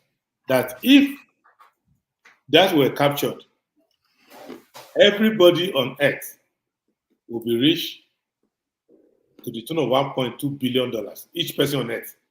To show you how rich I think it was meteorite or whatever it is that they're looking for, asteroid. So it's still on. If you are a follower of astronomy like me, you will see it. Astrophysics, you will see it. So that's how Nigeria is. If you exploit the resources of Nigeria meaningfully, every Nigerian will have at least $7 million annual income. So whether you can now have a government that is well settled, that wants to exploit it and develop it, or you just want a few elite who will scratch the surface like they are doing in the Congo. You scratch the surface, kill the next person fighting with you, scratch the surface, and leave the rest buried on the ground. Sorry, may I interject, please? Yes. My concern is just the area of how you are going to handle pressure from these people. That's what I'm coming to. I'm coming to the fact that if you have an elite consensus that says, I help you, you help me, let us steal what's on the surface. That's when you have pressure. If you develop a new elite consensus where you want to produce and lift everybody up, because many of the things people come to ask for, if you are in office, even now that I'm not in office, people ask me, is basically give me a contract, give employment to my son or wife, help me avoid some payment of some government obligation, give me land in Abuja, give me oil block. These things that the elite of Nigeria are killing themselves over and trading are supposed to be the natural entitlement of every Nigerian. So if you expand the economy, you will not need a traditional ruler writing notes and giving. I always give one example, which is funny. When Not 9 Not, this telephone came out, it was limited in number, and only a few people could get it. And when I wanted the number, somebody had to talk to Rashid Dalatu, Minister of Communication, to give me a note to take to the MD of NITED for me to get the North 9 North. And when people saw that phone in my hand, it was as if they seen an angel of God. How did you get it? Because there used to be like 3 years, 2 years waiting list. Now everybody has a phone. So that is the metaphor for this elite. At that time, if you had that phone in your hand, you're part of the upper elite. That it wasn't working too much. You had to go to one corner of the room, press it, before it worked. So that is what liberalization. So when the way to stop people putting pressure on you is for them to have in their house what they will have been coming to look for you. So if you expand manpower, I'm even the one who will come to traditional ruler and say, give me people who want to work. It's not the one who come and beg me to say, give. For example, in my community, to turn Adeyemi College, one of the finest and oldest colleges of education, to university, the entire community had to lobby Buhari, pay visit to Buhari. Even my community insisted that I must go and talk to the government on their behalf. So I had to go to Professor Ibrahim Gambari. I said, Prof, my community, they needed this. I said, yeah, we're working on it and all of that. But in reality, it shouldn't be so. Another government will assess the needs of the community. Even that community, they will have like 3 such institutions sent to them. So you learn from it that if you create scarcity or something that should ordinarily be abundant, people will go. If you look at America today, if you want to go to West Point, you need a letter from a senator. Because West Point takes very limited number of applicants. So anywhere you create scarcity, it's like that. Look at Harvard, Yale. They still take notes from your parents to enter Yale because they have a quota for alumni. If your father was, that's how George Bush got in there, because father was from there. So they have this system. So anywhere in the world where you create scarcity, people will come. That's why you will see anytime there's few scarcity, what do people do? They will say, oh, I know Rano is my friend. They will call, Mr. Chairman, in one of your fueling stations at Tibagua, people want to buy fuel. They are not opening the door. The queue is too long. They will say, okay, one Chinedu is manager. Call him, say you are from me. So anywhere you create scarcity, you create problems. So there's scarcity of job, scarcity of opportunity, scarcity of establishment. So that is what's making the elite now to lobby. In Abuja now, Abuja is like a wilderness with a little development in between. All around Abuja is free land, vast land. But the government will go and develop Metama, Katampe, very little district. So the land there will be around 1,000 plots with 5,000 elites lobbying for it, ignoring the rest of the community. Whereas if you create all the districts, put roads, develop it openly, you'll be looking for people to go there. You won't have any scarcity. More so if you leave Abuja, do the same thing in Enugu, Port Harcourt, do in Kano, have the same facility around, nobody will say, oh, let me go to Abuja and be there. So that is my answer to that. That don't worry, I will change the elite consensus to everybody of the openness of opportunity. You won't be too ashamed. Like when I entered university, the registrar of the university was my in-law, Mrs. Luyomade. The bursar was the senior sister of my senior sister's husband. But when I entered Ife, I just wrote my what we called GME at that time, the JAM. I went and collected my results. I passed. I didn't even remember to talk about them. Till I graduated from the university, I never went to say hello to them. So, and my uncles, my parents will tell me that when they left school, there were about 5 jobs looking for them. They had to choose which one they would take out of it.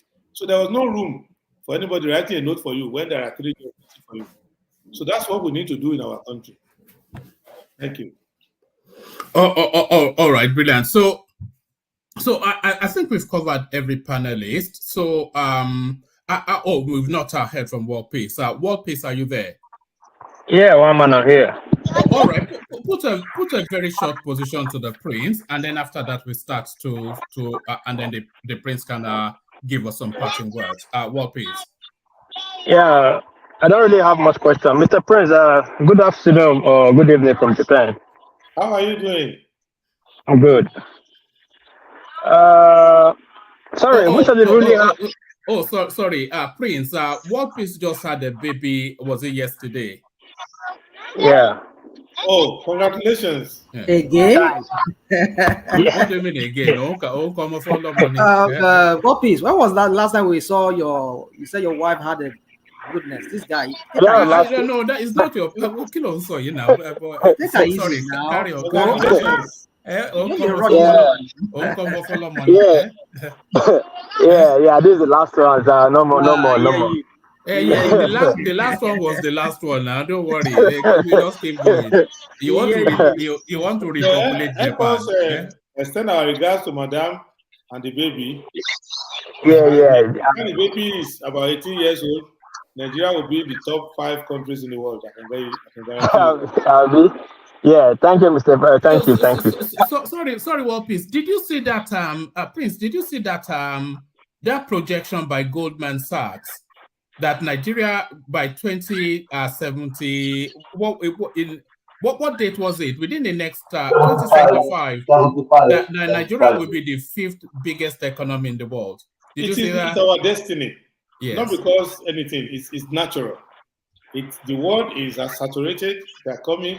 I was in Europe over a week ago, and when I went around, I was able to see investments of almost the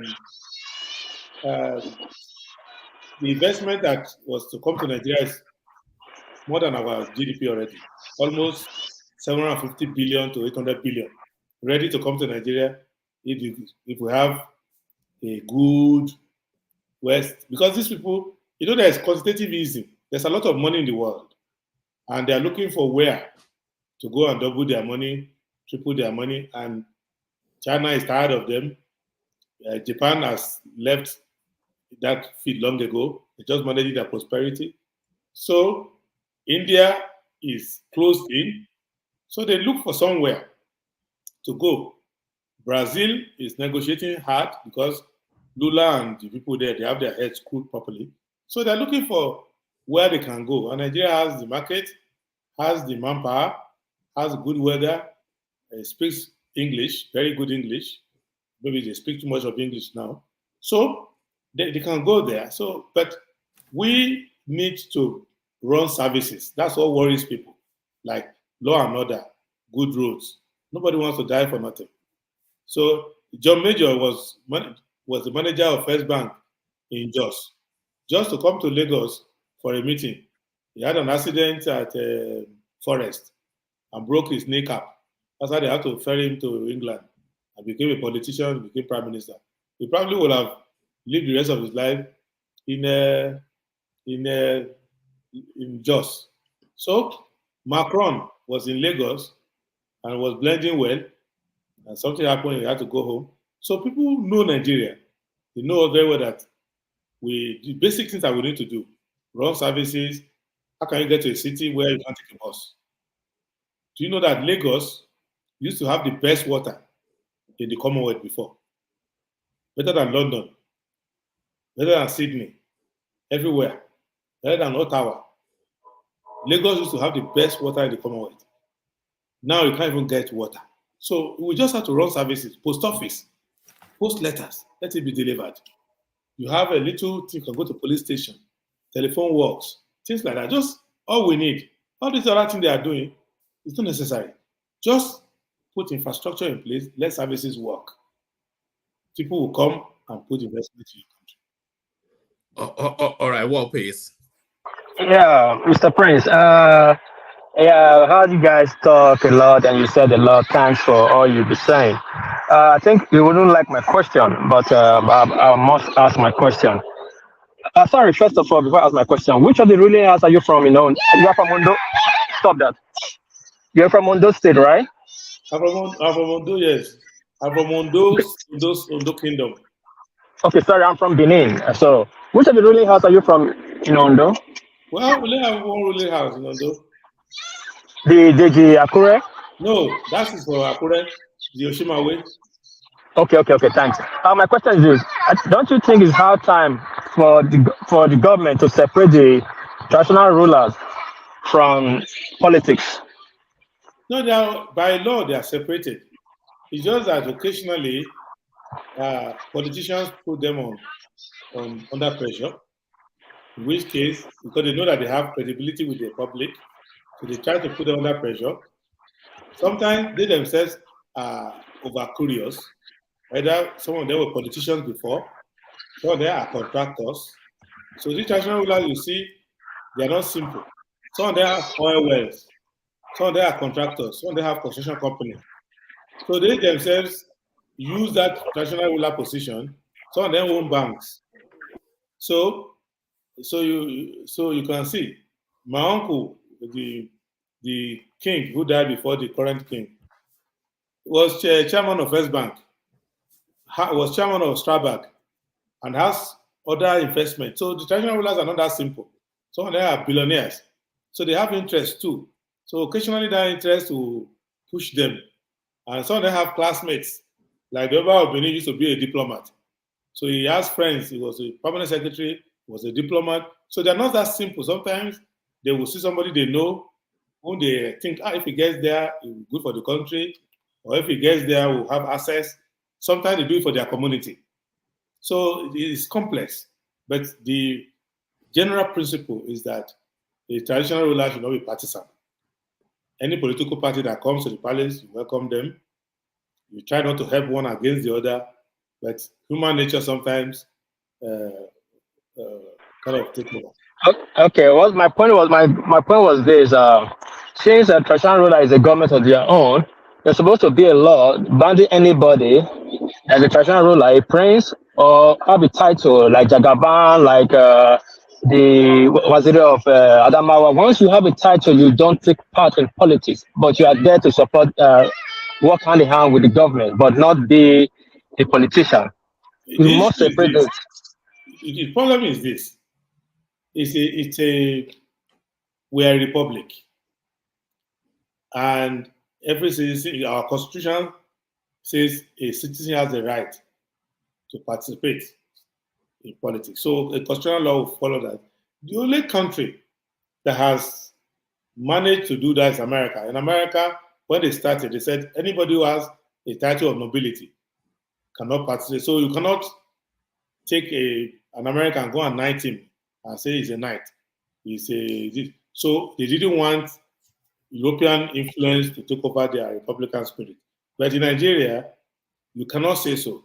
But if you are a traditional ruler, you cannot do politics. That is to say, you have taken a title and a staff of office and a certificate from under the chief law of different states. So you cannot participate in politics anymore. But if you are a prince, you may not become the king, so you have the right to participate in politics.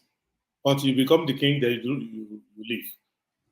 Like Olufalaye now, he cannot be chairman of any party anymore. He's a traditional ruler now. He's the king of Abo in Akure South local government. So he can never, but until he became the king last year, he could do anything he liked. So that is the law. Okay, my last question. Sorry, before I move on. How do you see to settle this issue that is going on in Kwara, in Lorry precisely? This Isheshe and Islamic faiths. If you are the president, I think the prince spoke on that already. Yeah. I wasn't. Any religious disagreement that does not involve the government is not covered by the constitution.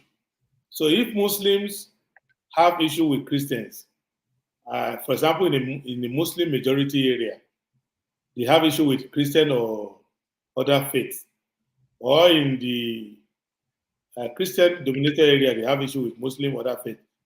That is just citizen versus citizen. It does not implicate the Constitution. As long as it's not the state government saying it, if it's just any other institution saying, any other person that's not non-governmental, doesn't implicate the law. However, it is the duty of the government to put mechanism in place to mediate, to see that one religious group does not have problem with another or does not obstruct another. So it's part of what we'll be facing as managing diversity. Thank you. That's my question. Thank you for coming to the show. Have a nice time with the family. Yeah, right. Some of them are here. Yeah. Ida, say hello. Hello. And say hello.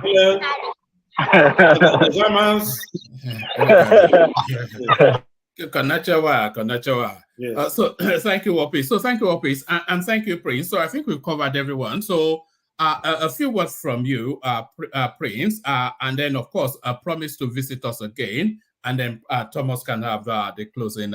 So okay, Prince, thank you. I will always visit you from time to time, and I hope that this thing we are doing, we are aiming towards a more responsible politics for our people, to enlighten our people. The thing I want us to understand that politics is an opportunity. Not every generation has an opportunity to determine who their rulers are. Many of our parents, grandparents, they were ruled by the British, whether they like it or not. And many of them spend most of their adult life under military rule. And many countries of the world are still struggling with home rule.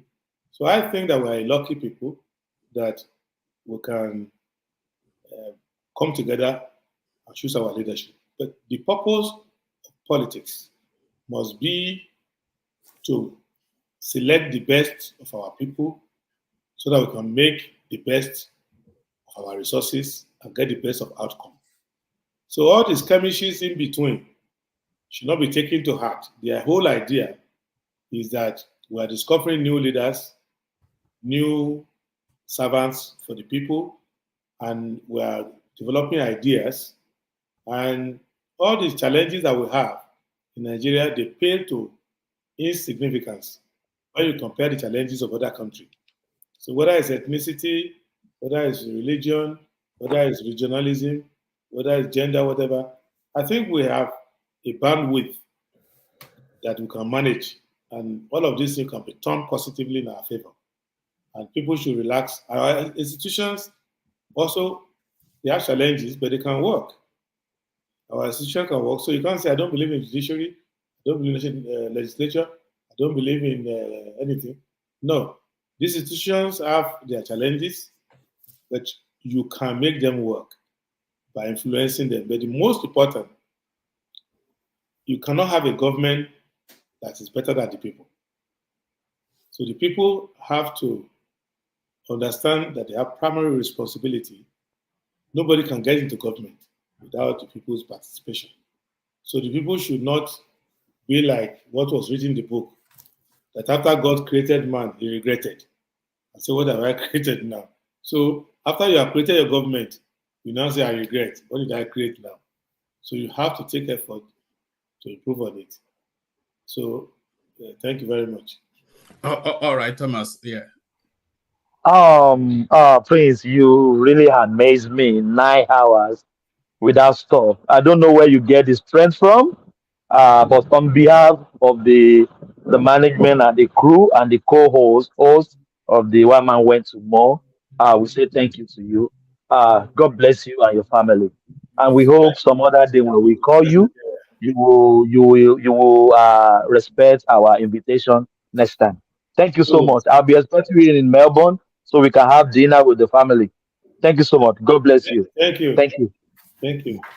Thank you very much. So thank you very much. So thank you. So that was Prince Adewole Adebayo, the presidential candidate of the Social Democratic Party SDP elections just gone. So thank you, Prince. It was a riveting session with the Prince. even better than the first time he came. So I cannot wait for when he comes back again. So I thank everyone for making it a magical experience.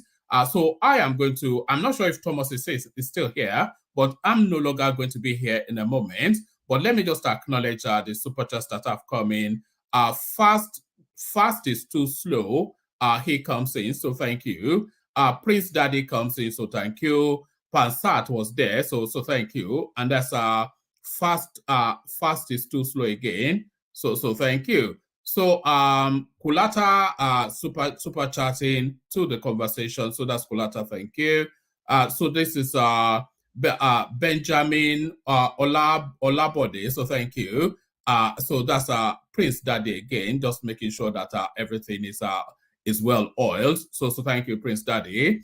And that's how you're opening the session as he usually does. So that's all that. So thank you, and thank you to the Prince. He's saying thank you all. So a real riveting session. When is it never not a riveting session? So for whatever is left of it, I'm going to hand over to Thomas to carry on. And of course, you know that all those nice and polite words, they end now as the military administration of General Thomas. One man, let's shut it down. Yes, let's shut it down. That'll be better. Yes. All right. Thank you, everyone, and we meet tomorrow. And peace.